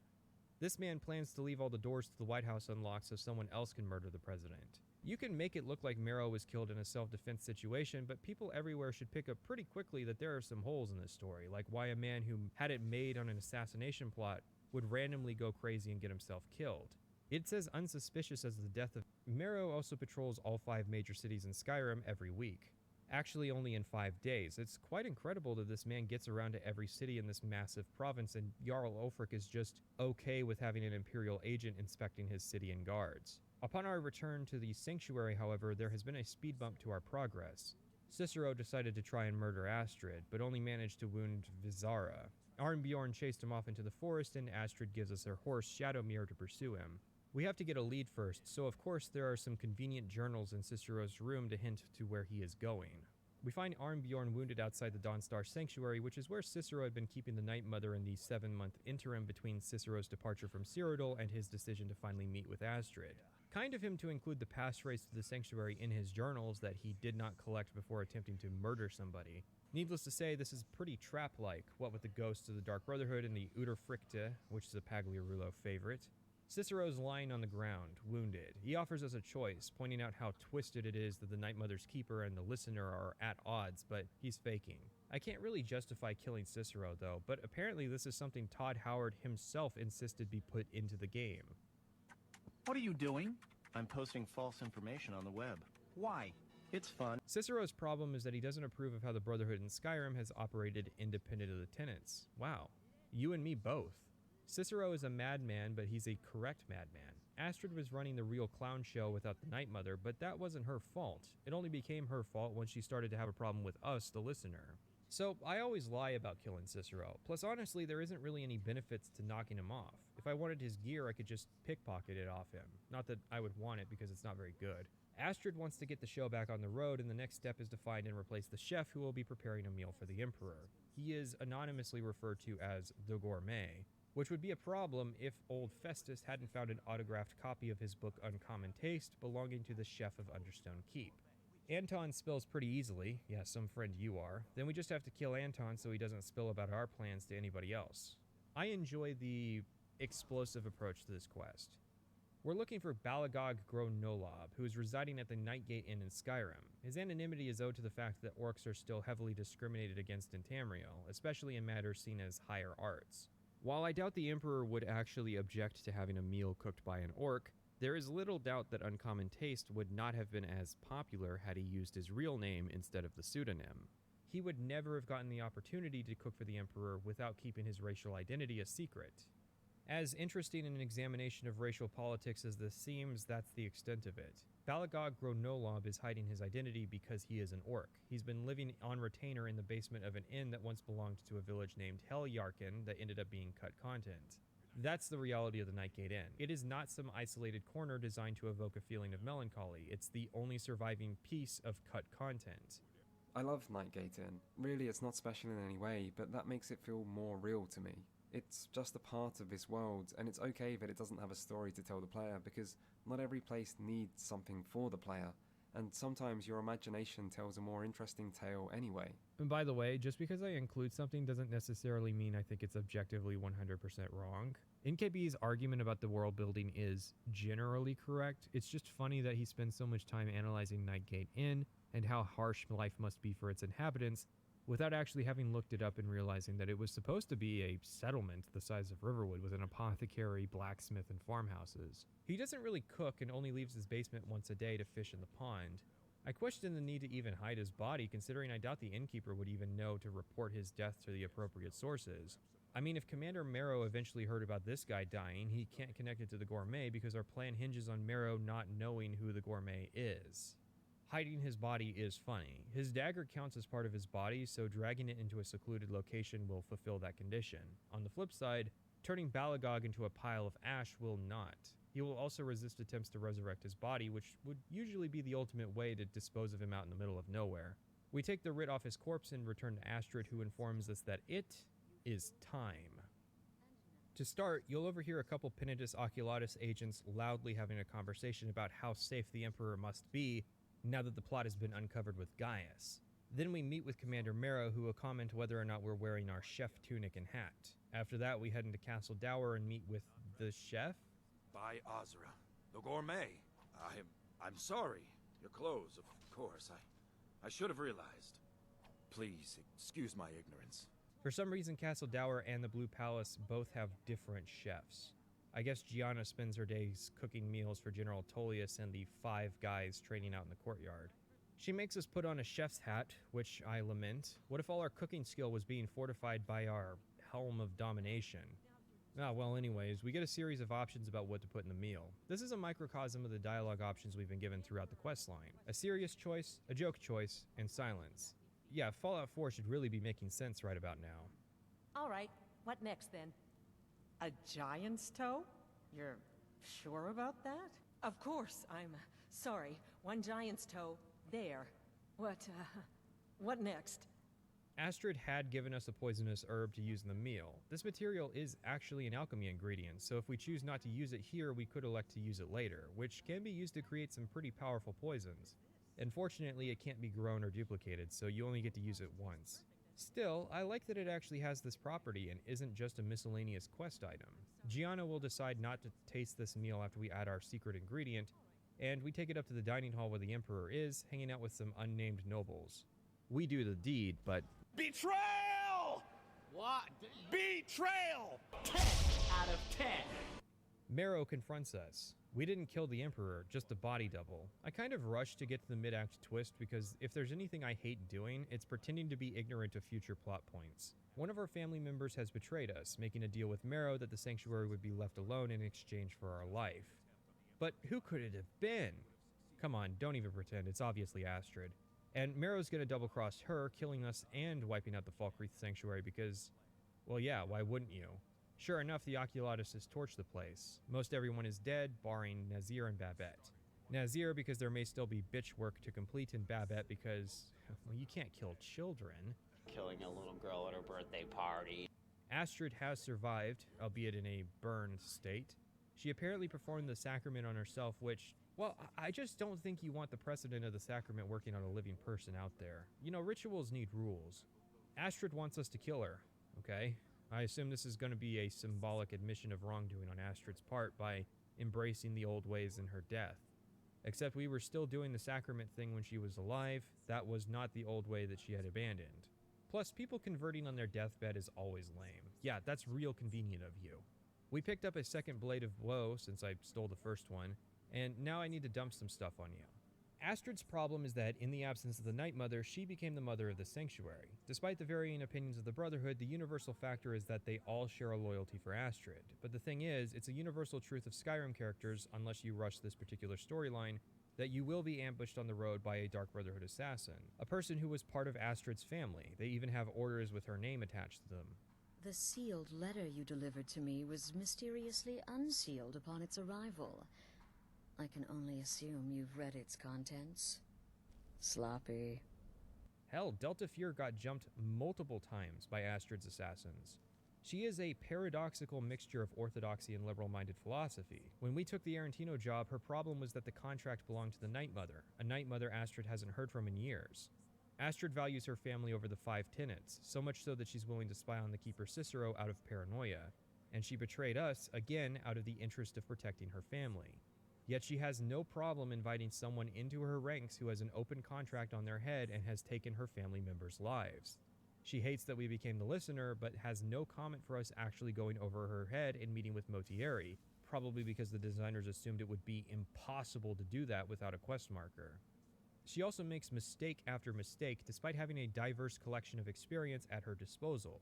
The Vici job was sloppy and poorly organized. She left it an open prompt for someone who was new to the Order and she didn't trust, and then risked additional lives for no reason. The Marrow job was so poorly executed that it was likely the singular contributor to our downfall. She then pitted someone she didn't trust against another enemy of hers who clearly was luring members into a trap to slowly erode our numbers. What was Cicero going to do? Leave the one corpse he's charged with caring for in the hands of heathens? And the deal Astrid made is insane. I'm supposed to believe someone who is as big about family as Astrid could not figure out that Commander Marrow was going to go back on his promises after we murdered his son and disgraced his family name. Astrid is so dumb, she has become an authorial insert, not because the writer is dumb, but rather because her actions are more likely dictated by a graph of emotional story beats than it is logic, reason, or consistent character storytelling, or even a point. I mean, here are the 5 tenets that Astrid threw out. Tenet 1, never dishonor the Night Mother. Astrid's more than welcoming to the Night Mother and still seems to practice some level of reverence towards the idea. The only issue she's had is not having contact with her, the listener, for years. Tenet 2, never betray the Dark Brotherhood or its secrets. Again, Astrid has not abandoned this rule because it's a common sense rule to have. She maintained the existence and secrecy of the Falkreath Sanctuary for 13 years. Her only betrayals were against Cicero, who himself broke Tenet 1 by refusing to reunite the Night Mother and potential listeners out of a selfish desire to be the listener himself. The other instance of her breaking Tenet 2 was in betraying us. Tenet 3, never disobey or refuse to carry out an order from a Dark Brotherhood superior. Astrid has maintained this rule as well. There's a strict hierarchy in her family, and Astrid has no superior for herself to actually disobey until recently. Tenet 4 and 5 are rules about not stealing from or murdering fellow Dark Brothers and Sisters. So really, Astrid hasn't done away with the tenets, not at all. The root of the conflict was that an insane man was insane, and Astrid made a completely illogical and nonsensical choice for no reason. And there it is. Nonsense for the sake of drama. Astrid has the potential to be a good character, to show how even simple-minded, honor-bound Nords are susceptible to becoming evil with the right rationalizations. Astrid isn't a murderer, she has a family.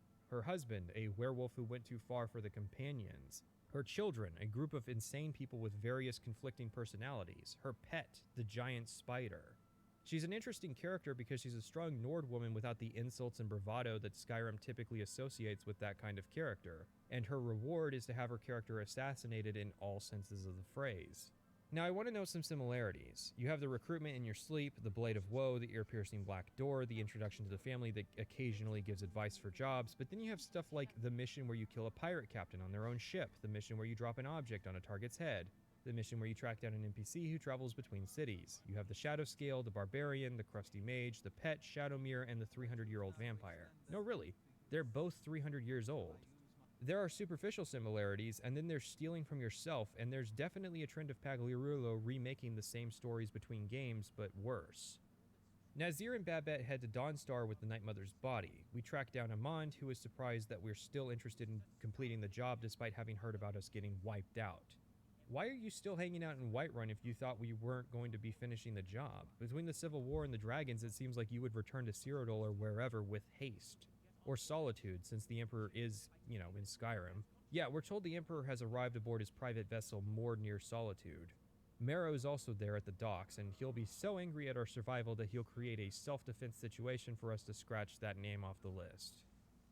We have to sneak aboard the ship using the anchor, although Maglir took to relieving the deck crew of their lives with a bow, while Deltafir peppered the ship with fireballs. This is pretty fun, although the Kataraya has always stood out to me. Something about its visual aesthetics clashes with normal Skyrim, so it ends up looking like something from a mod. It might be intentional, like it's trying to emphasize that the ship is from Cyrodiil, so it has to look different. But so's everything else tied to the Legion. I think it's just ugly, like making your cozy little Minecraft home out of nothing but birchwood. It's good for flooring, but not the walls and ceiling. The ship itself is pretty unmemorable. There's a unique scimitar that can be found that paralyzes enemies for 1/10 of a second with parry bashes. There's also a sailor found next to another dead sailor and the Penitus Oculatus agent, implying that he murdered them. The most notable thing about this level is the name of the ship itself, Kataraya. It's named after a Dunmer woman who married Pelagius the Mad and ended up serving as Empress of Tamriel for almost half a century with a fairly prosperous reign. Interesting thing about Pelagius the Mad was that prior to becoming Emperor of Tamriel, he was the King of Solitude and High King of Skyrim, although presumably he was considered a Jarl rather than a king, new lore and what have you. So, having a non-septum emperor coming to Solitude on the back of a ship named for another non-septum emperor is interesting, especially given that she was an elf. Anyways, Titus Mede II is rather accepting of our arrival, like unreasonably stoic about it. This was the guy who won the Battle of the Red Ring Road in the Great War, although I couldn't really tell you how significant that accomplishment is. Legends canon implies that Mede had simply taken credit for some other schmuck's hard work, that being the player character from Legends. I mean, yeah, it's official Bethesda stamped canon, but that really isn't relevant. What I want to know is whether or not this was the intended interpretation of the canon when this encounter with Titus Mede II was written before Skyrim's release. And it amazes me how many people think I should care about things written after the fact just because there's Elder Scrolls branding on it. If Titus Mede wasn't present at the battle, then where's this sense of stoicism coming from? It perfectly matches the characteristics of a person who was worthy enough to wield Goldbrand, as was rumored, but not somebody who was content with letting other people fight their battles for them, especially considering the man came to Skyrim knowing full well that he was the target of assassins. Again, that's the sort of thing a brave man does. It's a repeat of that ESO thing that retconned the Shivering Isles conclusion to be a routine thing that happens rather than a revolutionary new idea that Sheogorath had. Retroactive continuity that makes the older stories retroactively worse if you decide to accept it. Of course, nobody cares, but this particular story isn't very good, and I have immense doubts Tez 6 will break that trend. I think this situation is aping off of Emperor Uriel Septim VII from Oblivion, who also stoically faced his own death. I mean, that's just what emperors in this series do, right? Except Uriel was a master of the mystic arts, and that's more than just a label. Titus Mede II, inversely, was not magically inclined, so there's no reason for him to be all, well, I guess today's a good day to die. Also, he's voiced by Wes Johnson, because, Oblivion. Anyways, after trying to cope and seethe his way out of an assassination, he asks us to kill the person who hired us. That's a pretty easy answer. No. Amon Motieri just had what we in the biz call a positive customer service interaction, or PCSI for short. See, people tend to be actually more amicable after a customer service interaction if there's a complication, but that complication gets resolved, than they are when there are zero complications in the first place. In essence, the catharsis of finding out your order will be arriving on time after all is greater than the displeasure of finding out that your order is going to be late. I've actually abused this principle in my favor to get positive customer surveys, even though nothing was actually wrong in the first place. It's immoral, but that's what happens when the system encourages metrics chasing. Amon finding out that we could pull off this assassination after all, after having languished that we had wasted good money on us, means he is all the more likely to use our services in the future, or to recommend our service to other potential clients. There's also the fact that the Emperor didn't do the Black Sacrament, so it's not officially a contract, and I don't want to encourage people trying to counter-hire assassins. Just a bad policy to have to renegotiate contracts with our targets. Plus, Amon makes good on his end of the deal, giving us the dead drop location of our payment, 20,000 gold in an urn back where we made the contract. 20k is a decent chunk of change compared to most Skyrim quest payouts, but two things. We go to Nazir and can lie to him about the payout, but it doesn't matter because he doesn't take any of it. He recommends we visit Delvin Mallory and buy some upgrades for the Dawnstar Sanctuary, the total of which is 19,000 gold, but you could honestly miss most of these. Second thing, however, is that 20,000 gold really isn't anything in Skyrim. I mean, the fact that the clip of my character getting the 20k while already having 91,000 gold says a lot. The real reward is unlocking more assassination contracts. The Night Mother will tell us where a prospective client is located, and then we kill them. I actually got paid twice, once at the start of the conversation and again after the conclusion. And you know what these are? Radiant quests. You get a generic name, albeit an objectivized title holder like the Nervous Patron, who will then ask you to murder another objectivized title holder like the Traveling Dignitary. So this is pretty similar to how in Oblivion, after you finish the questline, you could every week be told of a contract and relay that information back to your speaker. Except in Oblivion, the Night Mother would name the characters and locations, but you didn't actually kill anybody yourself. It's rather interesting to consider this to be the primordial Radiant quest. This is pretty much as dynamic a system as you could create in 2011, and the only way past it would be to incorporate text-to-speech naming of NPCs, or to bite the bullet and record dozens of dialogue lines for these disposable characters. While I appreciate the attempt to continue offering content for the player, it obviously rings rather hollow to keep doing this same repetitive contract over and over. The remaining generic contracts that Nazir gives you are a mixed bag. They're honestly on par with the Morag Tong assassinations in Morrowind. Go to X place and kill Y person. Except that Morag Tong missions usually pitted you against decently difficult targets and all had a bonus condition. While murdering people as a member of the Tong was legal, you would actually get paid more if you could pull the job off without having to use your writ of execution with a guard. The targets were also people who it made sense would be desired to be dead, a mixture of bandits, Great House members, Ashlanders, and even the top enforcers of the Kumanatong. And then you have Dekus. He loots shipwrecks. He does not wreck the ships, he just scavenges from ships that already wrecked along Skyrim's coastline. Okay, I can imagine that eventually somebody might want him dead if he did it for long enough. What about Agnes? She's an old lady who maintains Fort Greymore, independent of whoever actually controls the fort. Oh, I guess she wrote a mean letter to the fort commander, so it's time to hire an assassin. They're like, oh, that's a suicide. That's clearly a suicide. Classic suicide. Okay, and then you have Maven Drenham, a powerful wizard with a moderate rank in Greathouse Tovani. We're given zero details about why someone would want him gone, but it's pretty obvious Drenham is at least capable of doing something that would motivate his death. He's not a cowardly looter or an old maid. I think that's a pretty big deal. Again, the Dark Brotherhood's not the sort of organization that you hire over hurt feelings or mild inconvenience. Who wants the guy that runs the meat stand in Whiterun dead? He doesn't even have an AI package to actually go out hunting like we're told he should. The final contract of the Dark Brotherhood is also pretty infamous. You need to find and kill Safia, the captain of the pirate ship Red Wave. The ship travels the northern coast and sometimes isn't even in Skyrim at all, so you'll have to be patient. Good luck. Ah, yes. The pirate captain. A ruthless she-devil, by all accounts. Deadly with a blade. And let's not forget her crew. Loyal and bloodthirsty, the lot of them. This is my final contract, and certainly the most challenging. Be careful with this one, my friend.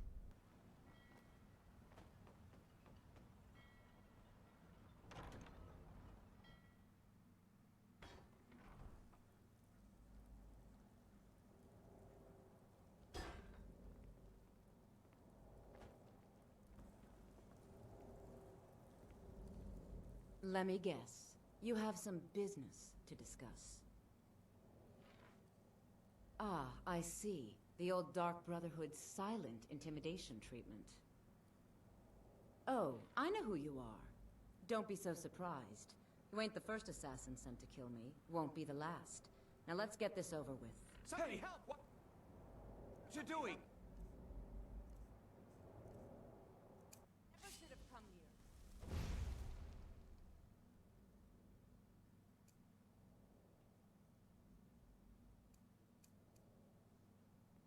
Someone do something!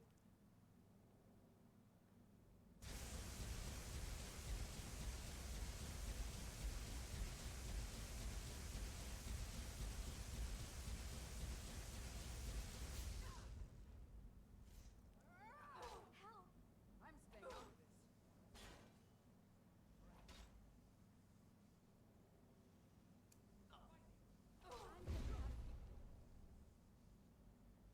Another fight.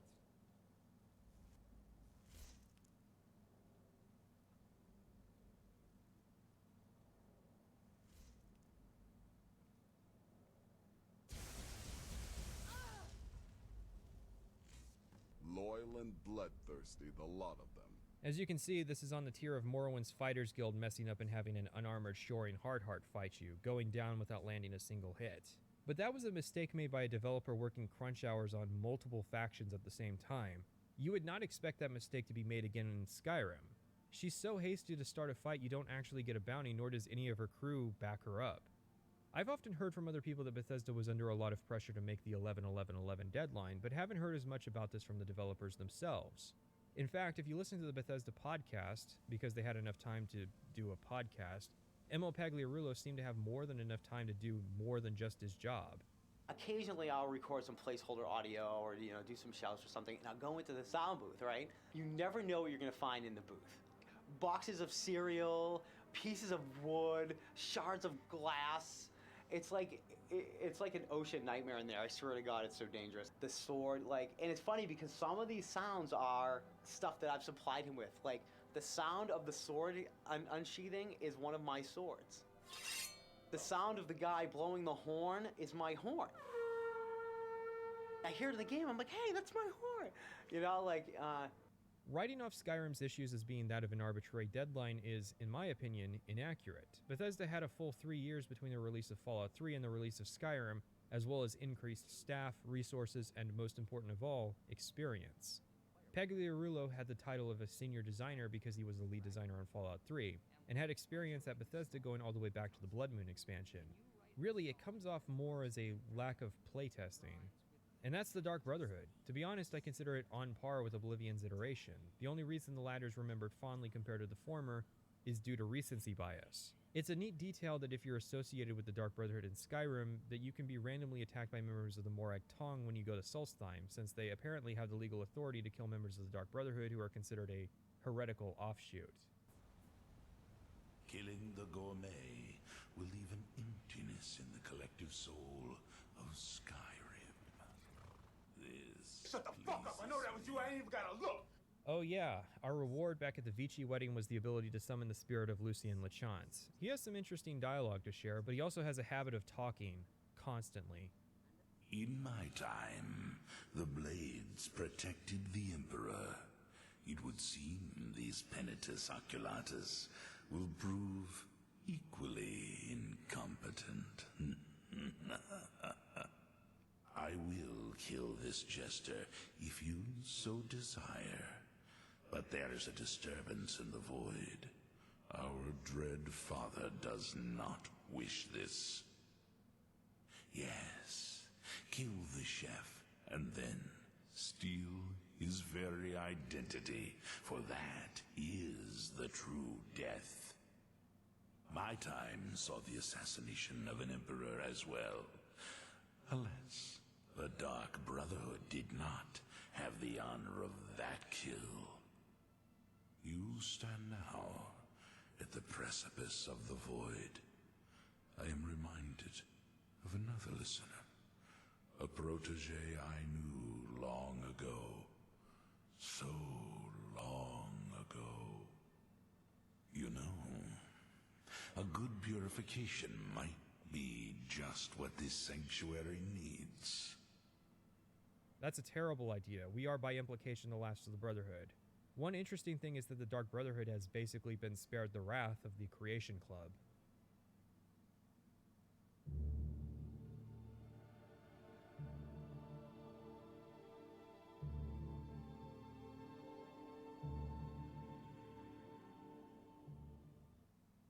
Skyrim's introduction is unique for 3D Elder Scrolls by introducing 2 storylines, the main quest as well as the Civil War. I like that I stand up and I'm still the same height away. I might be closer. This isn't happening. It is happening. Holy shit.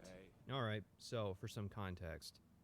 Daggerfall was a big political conflict, while Morrowind had a 3-way proxy war being fought by its great houses. This was an understandable change, given Morrowind had reduced the land size of territory drastically in the shift to handcrafted world design over procedural generation.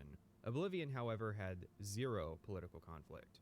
So Skyrim having a civil conflict between 2 actually joinable factions is mildly a return to form. On the one hand, you have the status quo, the Imperial Legion, or Red Team. On the other, you have the Stormcloaks, a rebellion fighting for an independent Skyrim, or Blue Team. The Legion holds slightly more territory, but otherwise the conflict is evenly split, in more ways than just land. The evenness of the conflict has led to it being one of those fonts of perpetual discussion about which side of the Civil War is objectively correct and true choice. Bethesda's done a pretty good job of creating a choice that isn't weighted 90-10 in favor of one side, and you have to praise that. However, both sides of the Civil War are the same. It's the same quest line down to completely asinine details. You'll do the exact same quest, except all the voice actors will be different, so they have to have these redundant voice lines when they could have just made different quests. But I get ahead of myself. It all starts in Helgen with our execution. We survive, and towards the end of the surface segment are presented a choice with whom we want to accompany for the remainder of the tutorial, Hadvar or Ralof. When I asked on a YouTube poll, people seem to heavily favor Ralof their first time, and it makes sense. Hadvar being a nice guy is not going to excuse the fact that the Red Team just tried to execute us, and if not for literal divine intervention, would have done so. What should we do? She's not on the list. Forget the list. She goes to the block. After we get out of the tutorial, our companion will tell us that we should split up, but also tells us that the nearest settlement is Riverwood and we could find help there and have tour information ready should we decide to go with them. You can actually talk to them at this stage and they will give you some information about their side of the Civil War. For instance, it's revealed that Ulfric and the boys got captured at Darkwater Crossing, which is a mining settlement in Eastmarch. What happened was, after the Imperials arrested Ulfric and co., they planned to take him via convoy to the Imperial city. However, before they left Skyrim, plans changed and they were diverted to Helgen. Around the same time, we, who had been crossing the border from Cyrodiil into Skyrim, also got arrested to keep Ulfric's location secret, same with Lokir the Horse Thief. Alright, so to explain the teams. This is lore heavy, but Elder Scrolls lore is actually over-exaggerated in terms of complexity. Neither team is directly connected to any of the factions we've seen in previous games. This is the Imperial Legion, but it doesn't really represent the same empire as the ones in past games. And the 200-year time gap means Ulfric Stormcloak is not directly tied to anything either. Interesting thing I was told was that some people who had played Skyrim as their first Elder Scrolls game had assumed from first impression that the Empire was actually your standard evil fantasy empire, and were surprised when going back to the earlier games to find that the Empire is a generally benevolent faction. So back in Oblivion, Uriel Septim VII got assassinated, beginning the Oblivion Crisis, and his last bastard son, Martin, sacrificed himself to stop it. However, this really only created a new crisis, one of succession. The Septims were notable because they were descendants of Tiber Septim, a man who conquered the entire continent both militarily and diplomatically, and became the god Talos. Now, the 4.5 century Septim reign was not perfect, and there were plenty of attempts by regional leaders for independence from practically everyone. Mankar Cameron from Oblivion was the son of one such rebel. But the Fourth Era marked a trend of successful independence among the provinces. Black Marsh had never been conquered by the Empire, instead simply being surrounded by forts and forced into cooperation. Following the Oblivion Crisis, they sought their independence, feeling that the Empire had failed to protect them. 5 years after Oblivion, the Ministry of Truth that hung over the city of Vivec crashed into the ground, retaining its velocity from when Sheogorath originally threw it. This triggered Red Mountain to erupt, devastating the territory. And then Morrowind was devastated again when Black Marsh invaded the region, razing cities and claiming new territory. The Empire was ineffectual in defending Morrowind, and by the 50th year of the Fourth Era, Morrowind was released from Imperial control, becoming an independent province. On the other side of Tamriel, the Somerset Isles were taken over by a youth movement and renamed to Alinor, and then within a decade, a political alliance of Valenwood and Alinor was formed into a new state, the Aldmeri Dominion. Elsewhere would form into a confederation and become effective vassals of the Dominion, while Hammerfell would slip into civil conflict. And then the Great War happened, which was the result of the Aldmeri Dominion issuing an ultimatum to Titus Mede II, which he rejected. During the war, the Reach would be taken over by the native Bretons, and the war would end in a peace treaty named the White Gold Concordat. The Concordat ceded southern Hammerfell to the Dominion, which the province rejected and would wholly secede in the aftermath. The Blades were disbanded, and the worship of Talos was outlawed. Needless to say, things are less than ideal across the continent. Skyrim began an attempt to reclaim the Reach from the independent kingdom that was forming there, and this is when Ulfric Stormcloak enters the stage.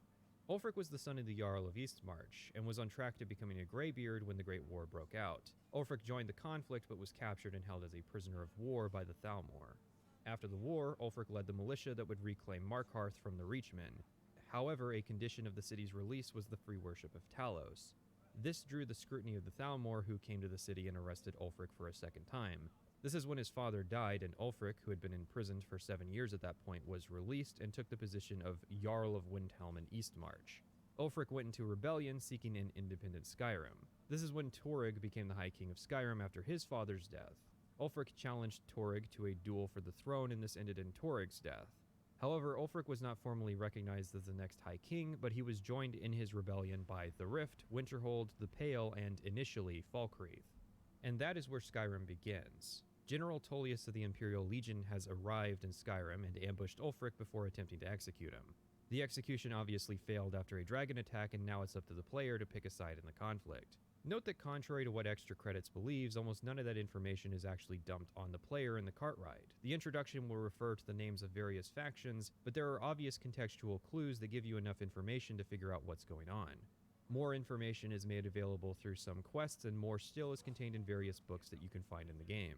A big part of the Civil War is that it doesn't sit the player down for their history lesson before asking which side they believe is based and red-pilled. However much information you need to pick a side is dependent entirely on you, the player, and what you're willing to seek out. The thing is, I almost never do the Civil War because Skyrim's better during the war than it is after the resolution. I guess that means that between the Stormcloaks and the Imperials, I choose the Thalmor, but that's not what I actually mean. Much of the open world of Skyrim is about the Civil War, so it doesn't feel right to immediately go off to resolve it. It's something that should be happening in the background. It would be like going back to the Mojave Wasteland after the Battle of Hoover Dam. And simply playing Skyrim gives you clues about the conflict. Now, it's not New Vegas, where the war is the main questline and many side quests will tie into it, but it's also not Oblivion, where there's zero conflict. But how is the Civil War so even-handed? Well, it's very simple. It comes down to politics. It starts with the most surface-level observation that the conflict is about religious freedom. I practically expect people who think the war is only about this issue to be tracking drool on the carpet. Now, the Talos issue is a big deal. Tiber Septim at the end of his reign ascended and became the god Talos and was recognized and worshipped as such for about 600 years. And there's evidence of his divinity that we see in the games, from his avatar in Morrowind to his blessing being the edge needed to beat Umaril in Knights of the Nine.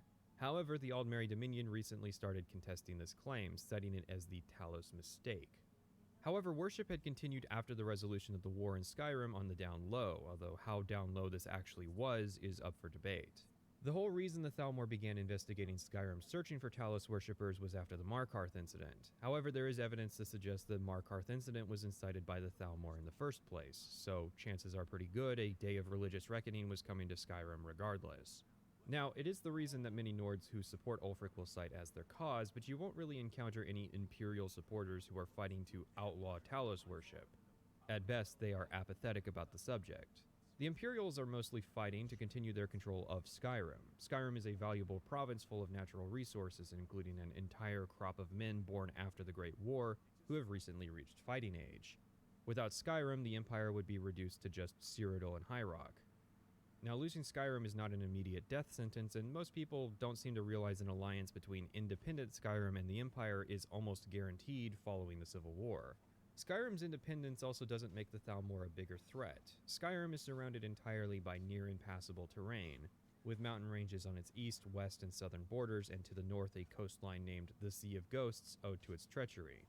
The only current Thalmor holdings are in Hafingar near Solitude, and are only there by provision of the Empire. Skyrim also has neighbors with which it can ally itself, like independent Hammerfell or Morrowind. While it's true that Morrowind and Skyrim are historical enemies, diplomatic inroads were laid following the Red Year when Skyrim provided refuge to the Dunmer and ceded control of the island of Solstheim to Morrowind for the same reason. On the flip side, we have to ask the question, is an Aldmeri Dominion-dominated world really a bad thing?